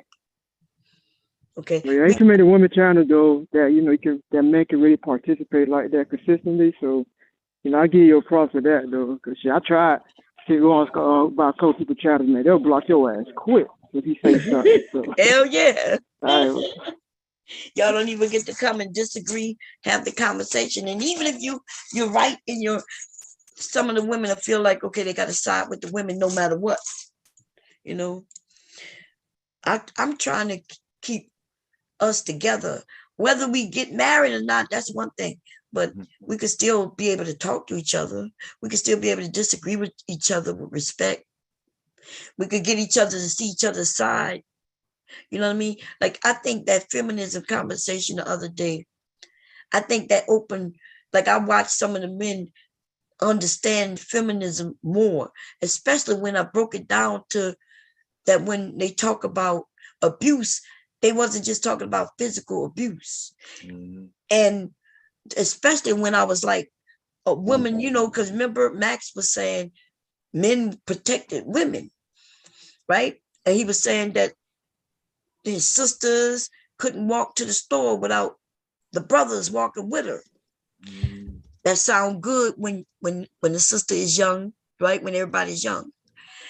Then not imagine a grown ass woman when her husband don't even want her to go to the store by herself. She got to wait until he's ready to go because he want to protect her. That's abuse. I see what you men might think of it as, hey, he just want to make sure she's safe. No, that's control. I knew some women just like that in my family where she couldn't look. He was at work. She needed some milk or some things from the store so she could cook dinner. And she had to call him at work to ask him, can she go to the store? And he had so much power over her. He would ask her, well, what you going to get? Which store? And then he would say, well, I'll get back to you. And then she had to sit around this house waiting for him to give her a call back, to give her the okay to go. And if he told her she couldn't go, then she couldn't go. Okay. What grown ass person want to be controlled that way? And that's how it used to be. Okay. Women couldn't go and do what they wanted to do. They couldn't go to the store. And the men said, well, that kept her from cheating. Well, now you're assuming that all women cheat. But did that keep him from cheating? Because the same person I'm talking about, his ass was cheating. See, some people push off what they're doing onto their mate. Since he know he cheating when he go to the store, he think when she go to the store, she gonna be doing the same thing he does. Right? So when we was trying to explain that's with women, we couldn't do much of nothing. Okay, a man could have came in and controlled everything about what she doing, how she dressed. If she decides she want to have sex or not. Right? Suppose she's sick. He could make her have sex with him. She's sick and got diarrhea and shit, and he don't give a shit because all he cares is that he want to have sex. It's crazy. It's crazy.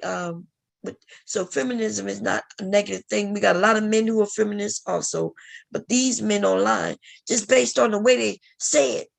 Now, if you don't know much about it, if you don't go doing the research or reading about it, you would assume it must be something negative. Now, there are feminists, right, who are not into men. Like, there could be women feminists and men feminists. You can have a woman who's a trans man, right? She's a trans man and she's a feminist. That's what the men focus on. That's what they want you to think, that all men, the women who don't like men, like they don't want to have sex with them, they don't like men in that way. That's where they go to when they want you to think about feminism. They go straight to the. Sound like gay women to me. Yeah, that's what I'm talking about. So that's what they focus on. Think about, when I think about, especially when I first came here, that's what these men are talking about. The woman who hate men. They talk about the gay women, right? The gay women. And so they'll say, yeah, that's feminists. Feminists don't like men. But no, there could be some feminists who don't like men. That is true. And then it could be feminists who love men. Okay. And I forget, so they don't like the fact that women, and they're trying to box that shit back up if y'all don't see that. But how would that affect the Black community if they change it so much to where even Black women cannot go out and get jobs? Some of these men can't wait till that happen. I've heard them say it. I could go and pull up the streams. That guy, the man said over there with old girl, I'm not gonna mention her name, okay? Because I don't want to mention her fucking name, but he told women that we should give up our jobs to men. Yeah, Black women, you should, when you go get your job, you should give the women the jobs to men. That's what he said. He wasn't joking. And we thinking, well, man, if you can't go get your own job, you need your woman to go get a job and then give it to you. Mm-hmm. But I want to know, like, what do you men think will happen?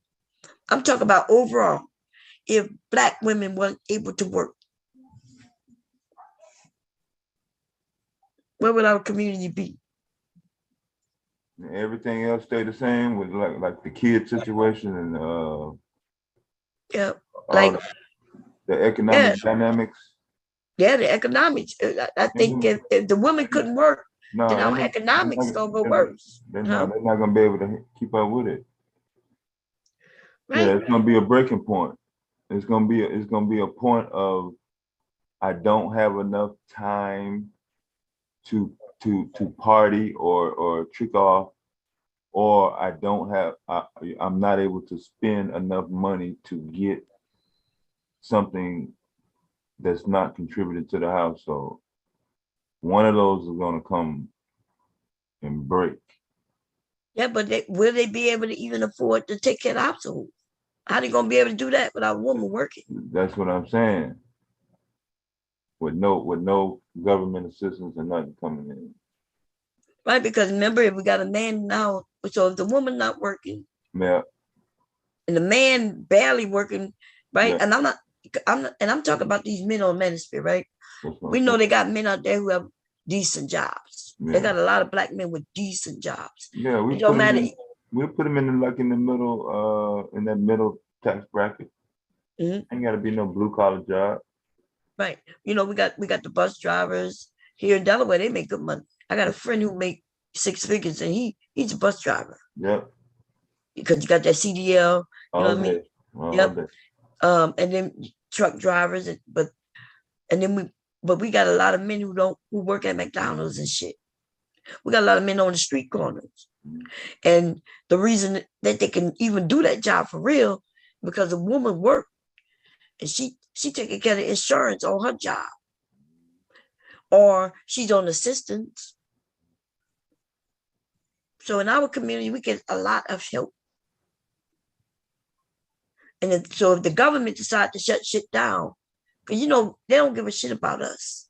If white people were doing great, we wouldn't even have welfare, y'all. Welfare was made for them. I don't know what this comparison is. I see sometimes when you're trying to make a point or see some certain dynamics, but it ain't never been no time in the United States where the numbers have been like 50-50. It's always been disproportionate. Mm-hmm. Even if we count the people that don't fill out the census, like me, you know, it's not going to be that much more. Like, you know, there's a lot of Black people who don't fill out the census because we don't trust the government. Right. So even a lot of their stats is incorrect. They can only base who we are on a very small group who do fill out the census. Yes. And then even when, think about it, even the ones who might fill out the census might not be honest. How many times they didn't ask you what's your income range in your house, and motherfuckers be putting 70,000 more, lying their asses off. Lying their motherfucking asses off. Yeah. You know what I'm saying? Nobody want to put down that they only making 25K. You know what I mean? You thinking you ain't gonna get shit if you only say you make 25K. Yeah. So there's a lot of, and that's why I'm one of those people who know we as Black people, we don't trust the government. So we either don't answer at all, or when we do answer, we lie. Yeah. Lie like a motherfucker. Yeah, I throw that with a junk man ball. I'm feeling things out. Man. Yeah, we lie our asses off. And so we have a group of men now reading stats. And they know goddamn well they don't even vote. Right? They don't vote. They're not filling out no goddamn essays. Shit about politics. No. Yeah. They don't know it. They don't know even what's going on. Like, you know, with Trump and shit, when people come up and say he's the best president, if I ask them well, what did he do? You know, they never have nothing. They can't name anything. I played some Trump clips earlier from the January 6th shit. Oh yeah, I was watching. Oh, you saw it? Yeah, I was in bed watching. Oh, okay. Yeah, the fist bump and all that shit. You and Mr. Cam was up here. Yeah, I was watching. You know, so but for black men who to act like they're doing something, all black women, right? To act like they're doing something they're not doing. And then but they decide on which side they on. They choose what they think is the winning side. Some people don't choose. That's the key. That's the key right there. Whoever got the most, I guess the new word is clout now. Yeah. Black people announcing that they're Republicans is all for clout. They don't even know what the Republican belief systems are. Right? In fact, the Republicans themselves don't even know what their belief system are at this point, right?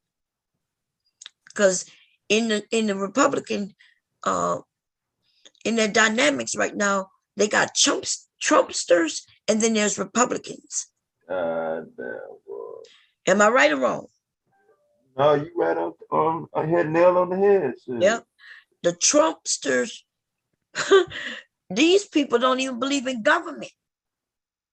At all. At all. These are the people who stormed the Capitol. They don't want government controlling anything. But you know, Republicans, that's not their beliefs. Right. And now they're making, to those who don't know no better, they think it's the opposite. They think Democrats, Democrats, they just. I'm like, dude, I get it, right? None of them perfect. Yeah. But one of them fit your life. They will make your life a little better. Yeah.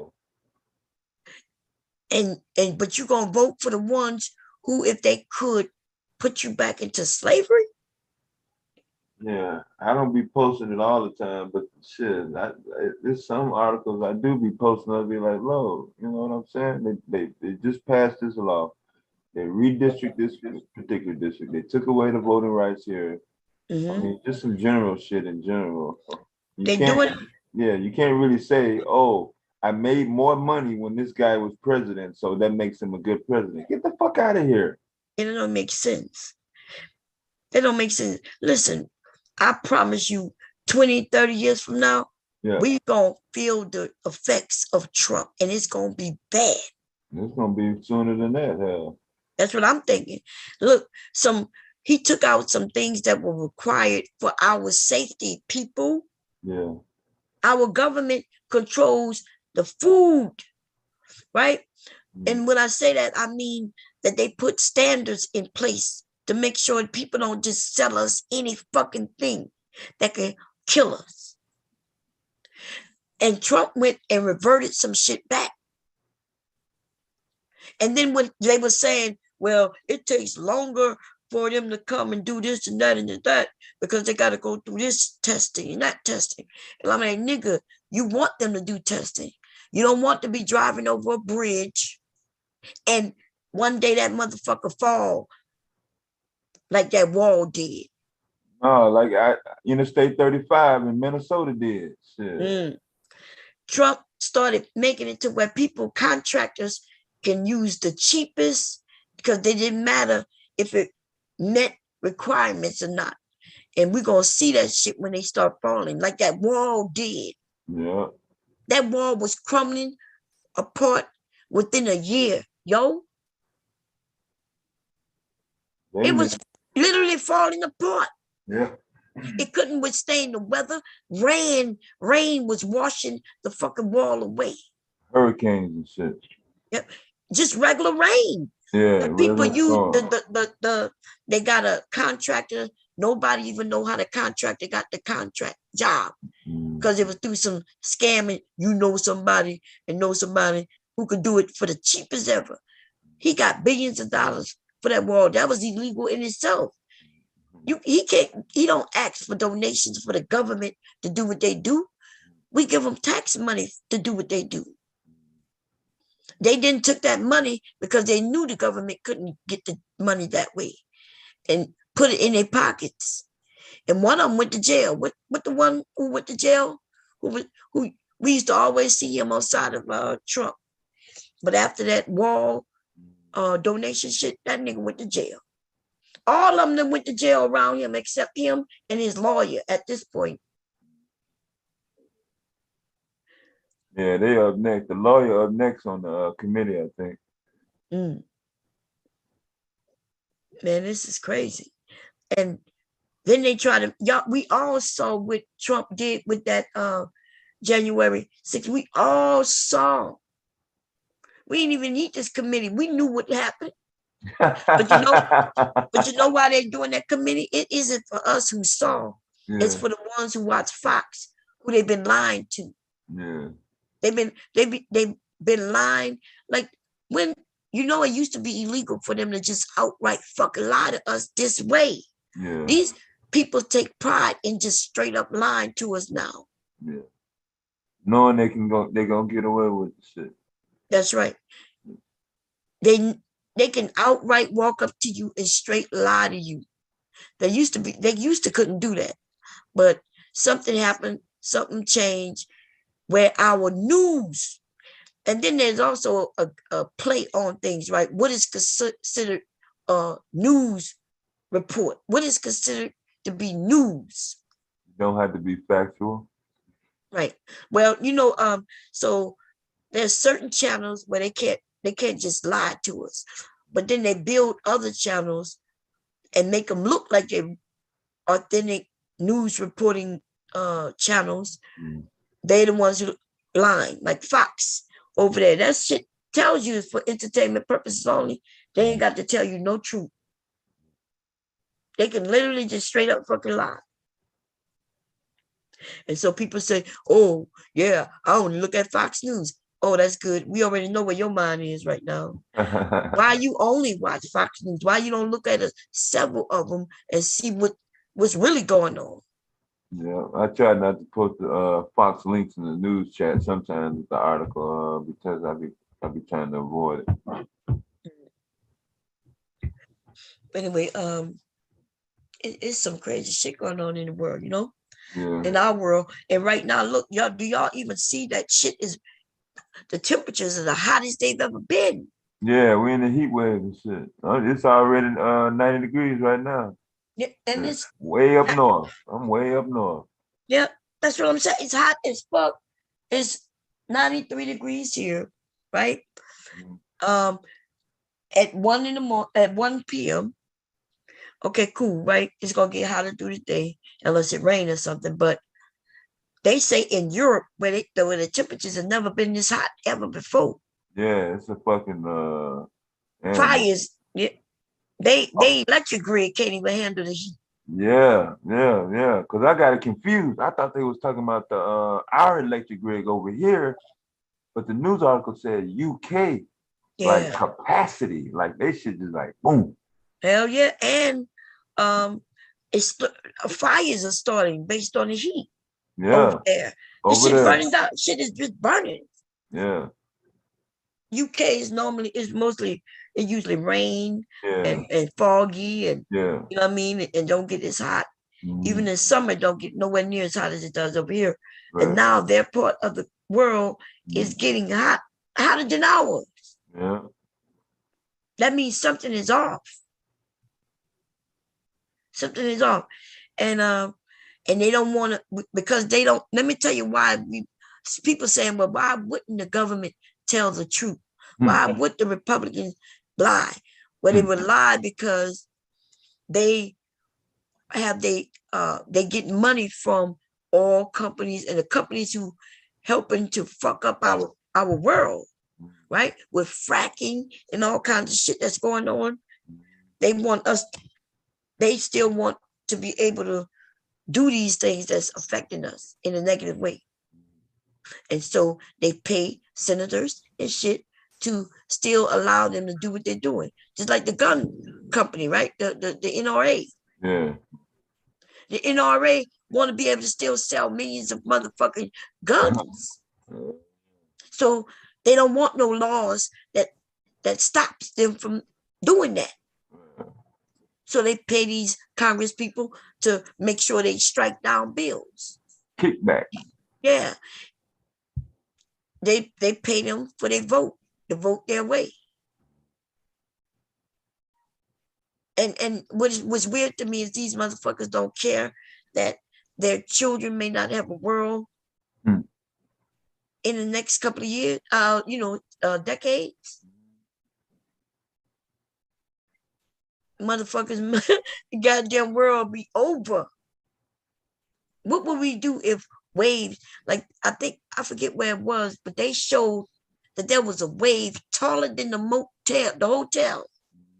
The wave crashed over the hotel. I think they were in like down in Asia somewhere, like no, it was one of these warm countries, like where we would go on vacation. Oh, okay. Colombia, no. It was one that people talk about. These black men talk about going over there to get women and shit. It was one of them when they have pretty weather all the time. Brazil. It was one of them. I'll look and see, but they said that there was a wave.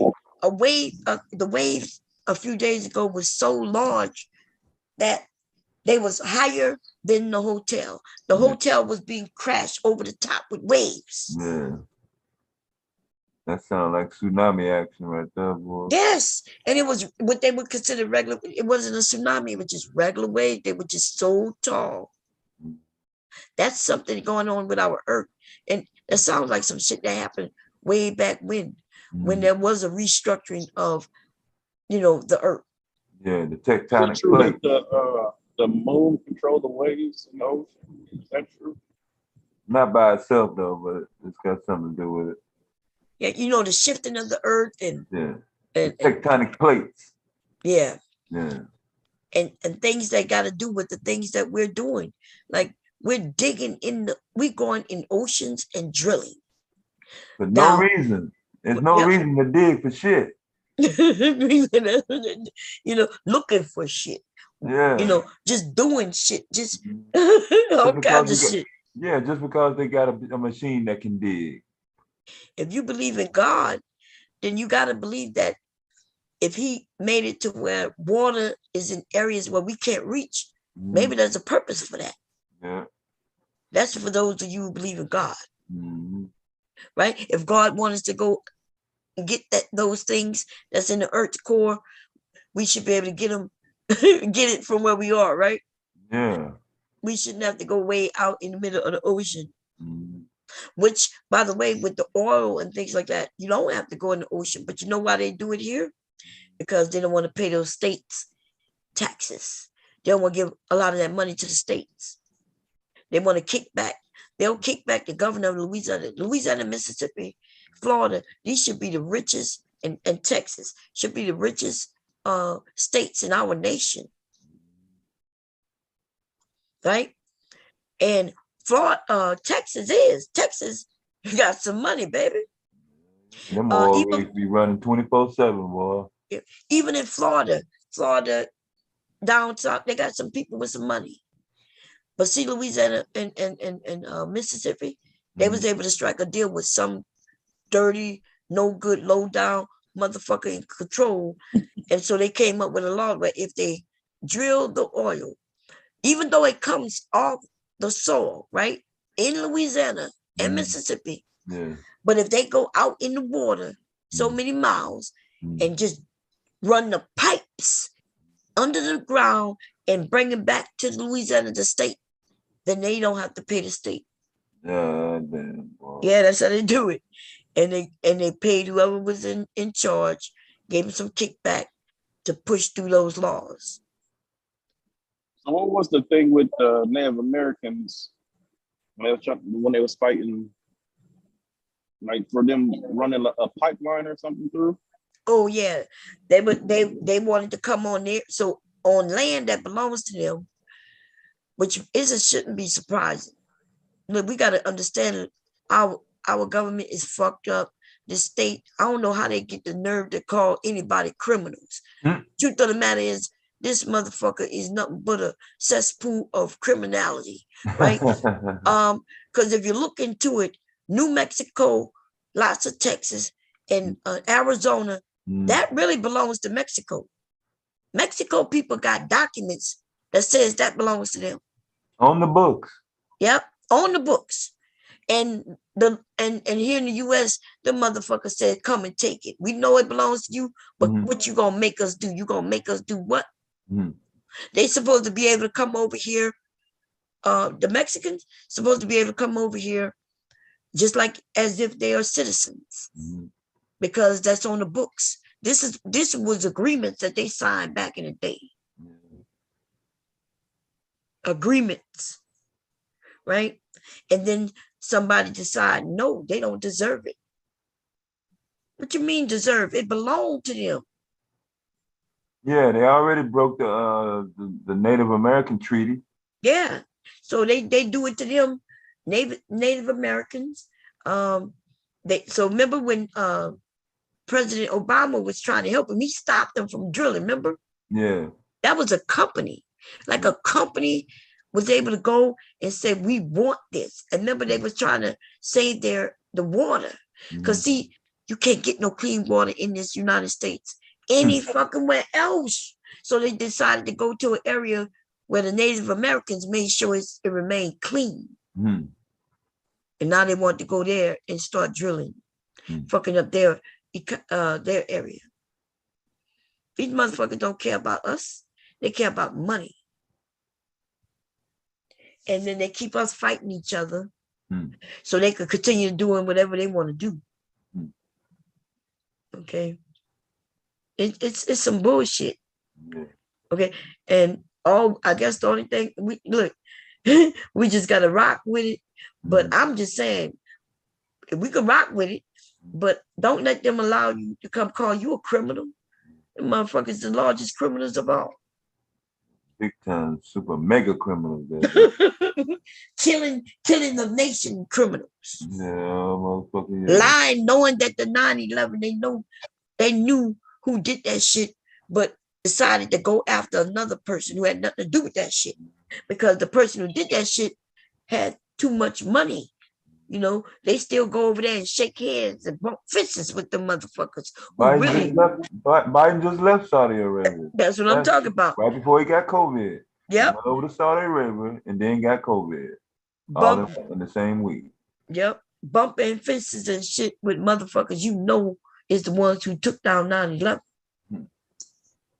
But went and chased after somebody else, knowing that they didn't do it, but telling the world that's who did it. Like in the last 10 years, they've been telling us the truth. But you know what people say? Oh, it's a conspiracy. No, in America, they can block shit. They can lock shit up for 20 years, y'all. JFK tapes, yeah. Yep. 20 years, they can make it, hide it up, lock it up, not tell you information. But see, after 20 years, people could go and inquire. The Freedom of Information Act. There you go. And then people put out documentaries and people look at them and say, oh, this is not real, or they call it a conspiracy theory. No, these motherfuckers be putting up their proof. And people just don't want to believe that America is so bad because, we want to think that we great, right? And I'm not saying we're not great. I'm not saying we aren't great. Yeah. But what I am saying is that we've been murdering motherfuckers forever. Yeah. Look at that track record, boy. Go all the way back to 1789, bro. Consistently. I told you I was shocked when I saw that Lincoln of Washington was considered a criminal from the UK. They considered them criminals, and they was coming over there to get their ass to hang them. You know what I mean? Yeah, they were like, we're coming over to hang them because they're gonna abide by us. And people even say that we still pay them. Yeah, to this day, that's true. What we paying them for, Yeah, we went into debt. Yeah. Oh, okay. I thought we were paying because I know we the Louisiana Purchase. Yeah. When we couldn't win it through war, so we decided we would buy it. Yeah. The United States filed bankruptcy in 1933. We've been operating under bankruptcy ever since then. And yet we giving these rich people, I don't understand why people don't feel like wealthy people should pay their part. If I pay 22.2% in my percentage of my money, why can't they pay 22.2% of their money in taxes? Okay. And they got regular people thinking, well, if they, well, what's going to happen? Huh? No, not my fault. I'm driving and it's so, everything's red except for my light is green to turn. This motherfucker gonna turn in front of me, like from the other side.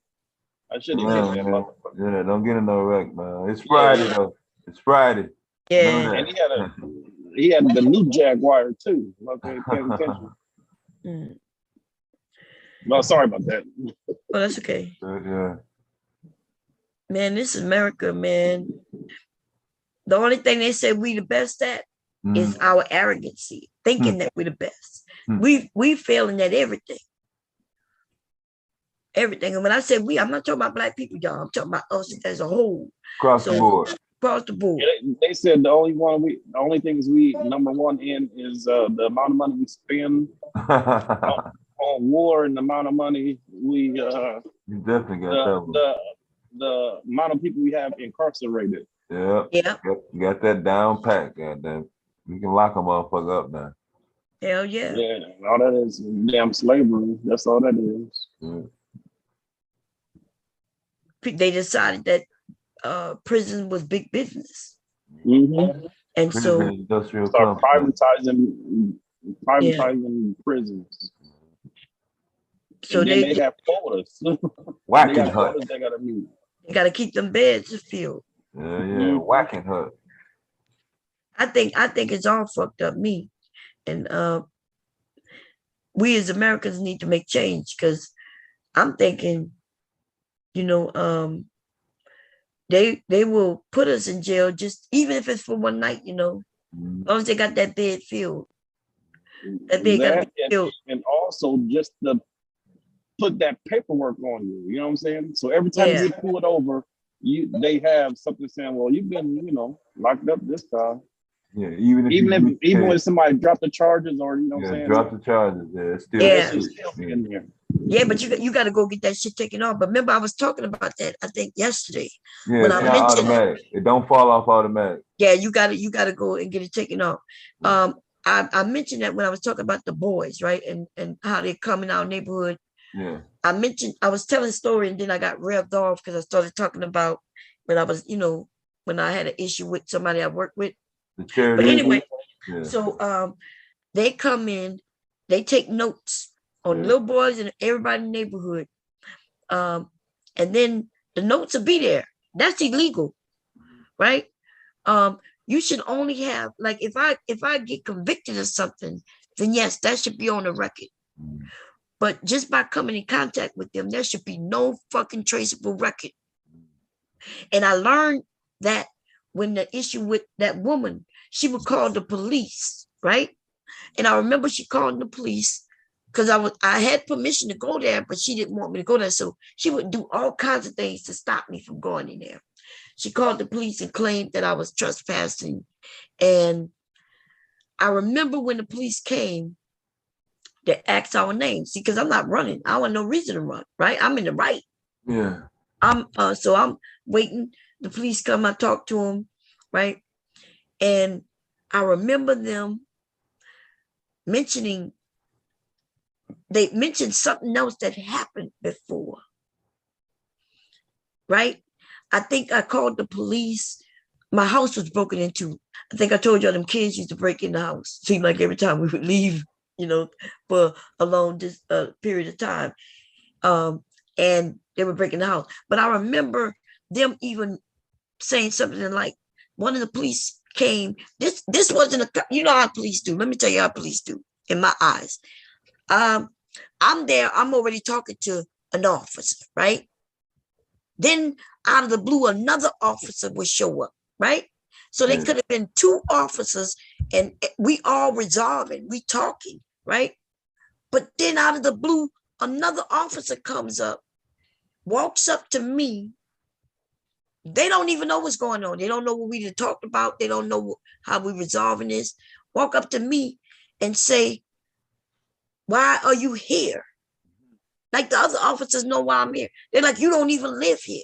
And I look at him like, excuse me?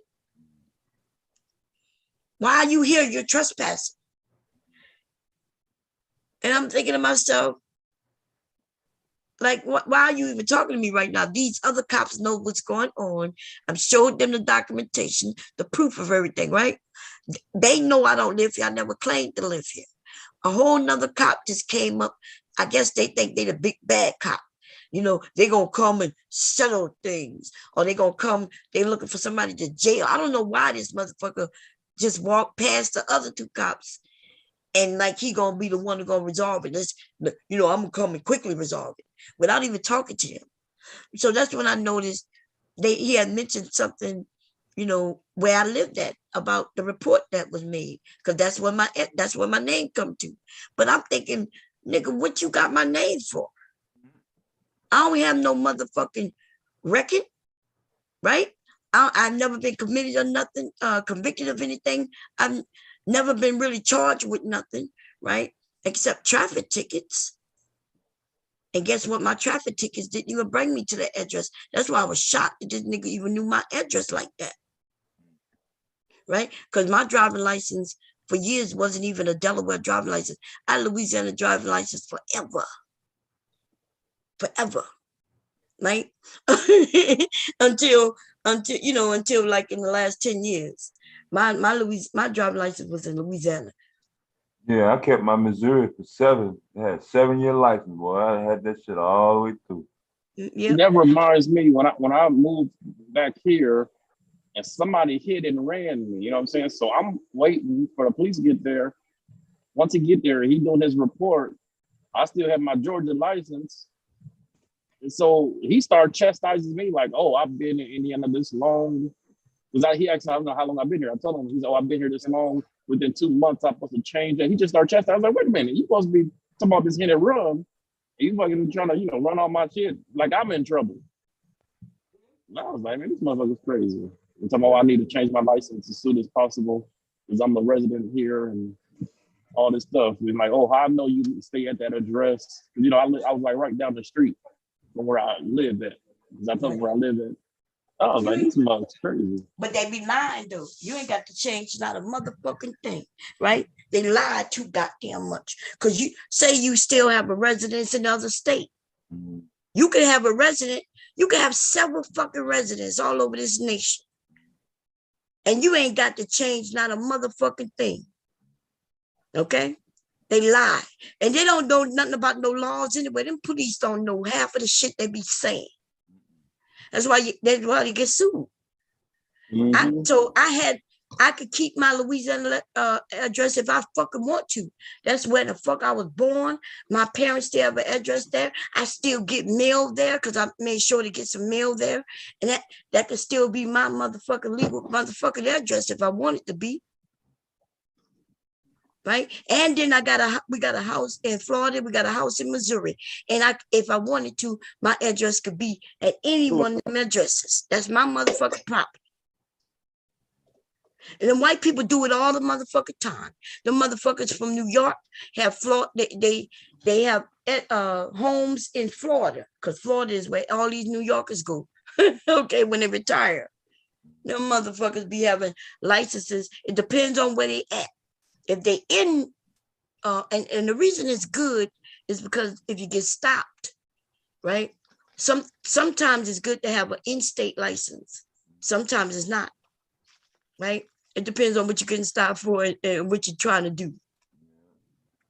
I had my, I still have my Georgia license and my Georgia tags. Mm-hmm. So I'm supposed to switch everything over as soon as I've been here more than 2 months. And I'm like, what? I'd be like, look, I have a resident still in Georgia. I'd be like, I don't have to change nothing. Shit. But they'll tell you that because they want them taxes. You know what I mean? Because in Georgia, If you're a veteran, you don't have to pay for your license nor your registration. Yeah, I didn't even know that. But you know, is it if you're a disabled vet or just a veteran? Veteran. A veteran? Oh, okay. I didn't know that. Cause so yeah, I think I told y'all everything that we usually get is through my husband, right? So because of that, the car is in his name. I don't put my name on it, right? It's just in his name. And so when he go through, I knew that I didn't have to pay, but if it's in his name, he had to pay. That's what I thought until you, but I'm gonna check and see if by him being a veteran, do he have to pay? I'm gonna find out. I know what his name was telling me, gave me a lot of information. You did, the general, and what is the other guy? Yeah, because I know in Georgia you don't have to pay, but shit, in Indiana they was quick to get my money. I was just in Georgia. I was like, man, I said I don't get this free here. Oh no, oh no, oh no, you don't. I think we get free or reduced fishing license here. I think though, because I'm disabled, that I think I get it free. Also taxes. If everything was in my name, but that's not how me and my husband don't do it that way, y'all.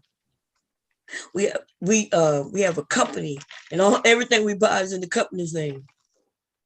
Okay. So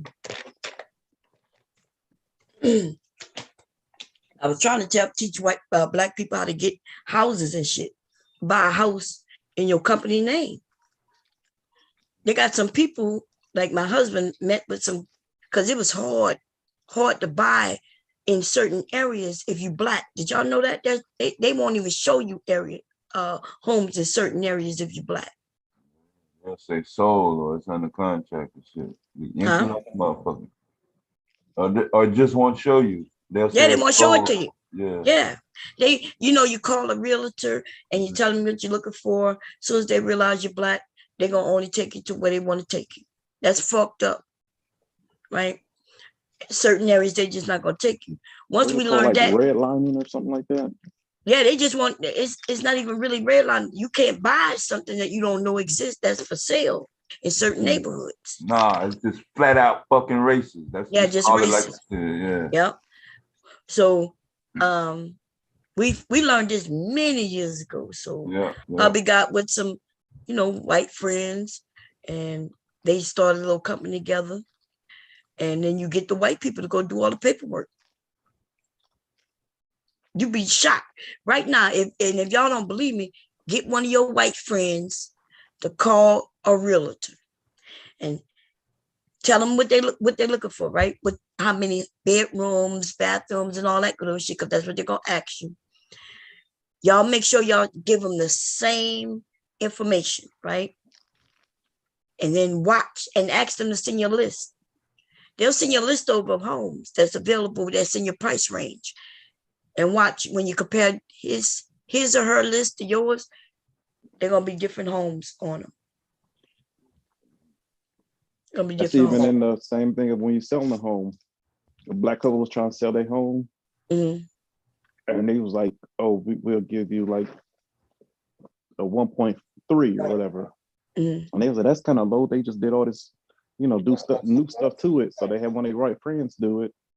And the white friend got 1.8.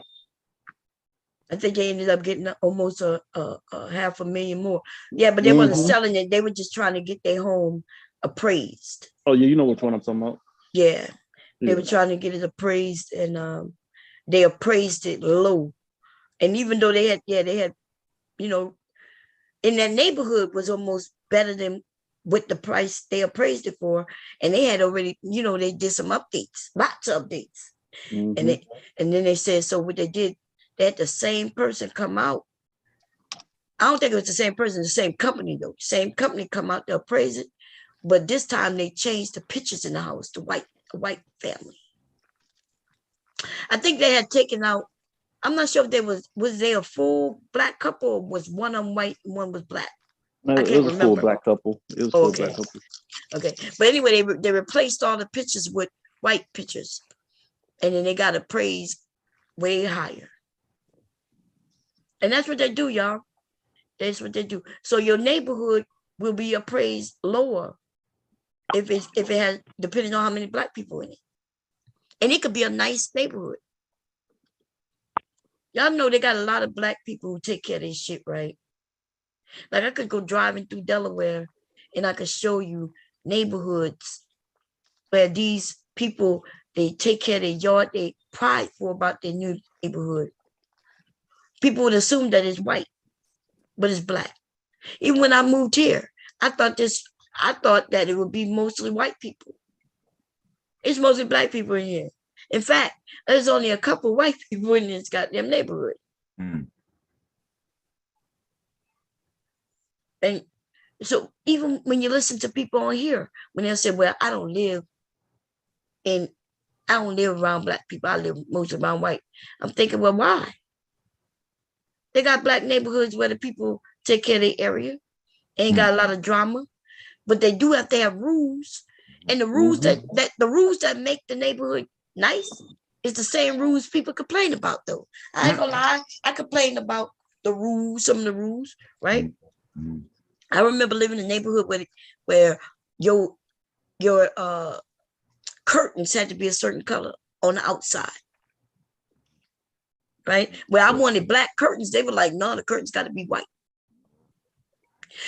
Or on the outside. So I didn't understand what that meant at the time, but you could put white blinds up.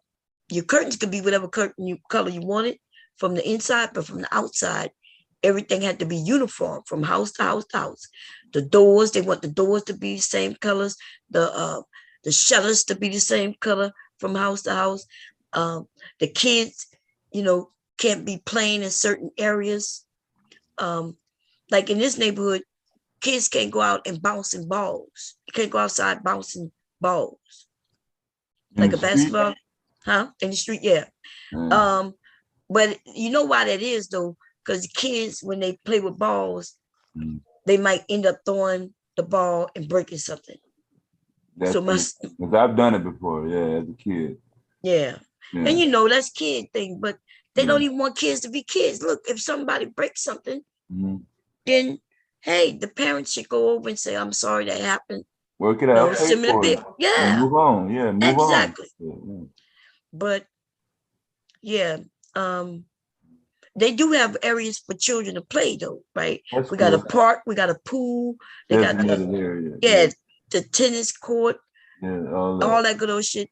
So that's why they say, okay, because the homes are kind of close. The street it seems like it's close, but the homes are close. It's more like townhomes. I guess the way they built, touching another home. But these are called condominiums. And I was telling people, when I say condominiums, people automatically think of a building that you go in. It's like apartments. But these terms have nothing to do with the structure and the type of home. It's to do with the home association, how they run things. That's what differs from a condominium to a So you can have it's crazy, yeah. I learned that because we was having an argument a couple of years ago, and I was telling people I live in the condominiums. They were like, "Nope, oh, you live in an apartment?" Yeah, I live in a condominium. They swore up and down, boy. Hell yeah, we were going back and forth, right? And then I had to go define the word and explain it. When some of us have shit in our mind, we can't get past it. Yeah, you was talking about that a couple of days ago about blending cultures and the way people do shit, language, all types of shit. And then you mesh all that on the internet, and it ain't gonna never work out. Right. Yeah, it ain't gonna never work. You always gonna have conflict. Always. Yeah. Somebody don't like how you doing it. but everybody in my area do it this way. You see what I'm saying? And you gonna be on here, you judging on some shit you don't know nothing about. And that's the conflict. Yeah. And that's a fact. The 12-hour mark gonna be at 2:22 on July 22nd. Okay. Well, Yeah. you got the Yeah. host. Yeah. So just let us know when you're ready to shut down. But Yeah. do that make sense what I was saying? Because I try to make it to where people can understand it. You know? Well, some people were open-minded and listen, Ms. Bond, and from other platforms, for the most part, people want to live that fairyland, that fairy tale. They want to hold this image up of this equal of justice for all, as long as you play by the rules and obey the law. Your life is going to be, as close to paradise as possible. I mean, Yeah, people. No matter how much you show them, it'd be right in their face. You can show them the video, you can show them the documents, you can give them a link. They're gonna believe what makes them feel good. That's a fact. Yeah. And that I want young people to know though, if you don't, you got to live your life, but you got to live it the way, like in reality. Yeah. Right. So let's an example. Like we was listening to it on Kendra G, when she said she want a man who make $200K a year. Right. And then Kendra asked her, well, are you around men who make that? She said, yeah. And she said, well, why aren't you with any of those? And she said, oh, no, I can't be with those type of men. Well, if you can't be, these men are making the money you claim and you don't even want to be with them. So, like listen, when it comes to this money thing, y'all, I think a lot of people gonna miss out on a lot of their life because we are being too. How you say it? When you what's the word? When they want you to be people don't even talk about love no more. They trying to be they trying to plan everything out.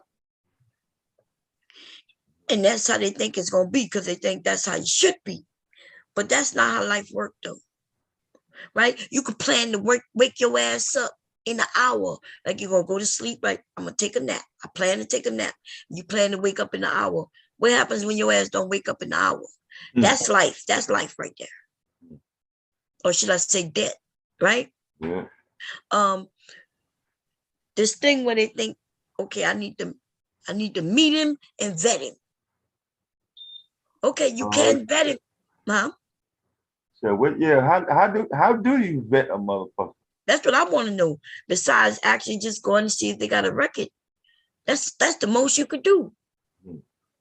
Right? And then you start dating them. Now you get to start getting to know who they are by dating them. But then some of these men say, you started dating them. You should have known. How you going to know until you date them on certain things? So they want us to be married. Huh? I was just saying that is true though, because how somebody was on day one, 3 months later, to be a whole new person. Right. You don't get to know who people are until you date them, unless the criminal record. You could check that.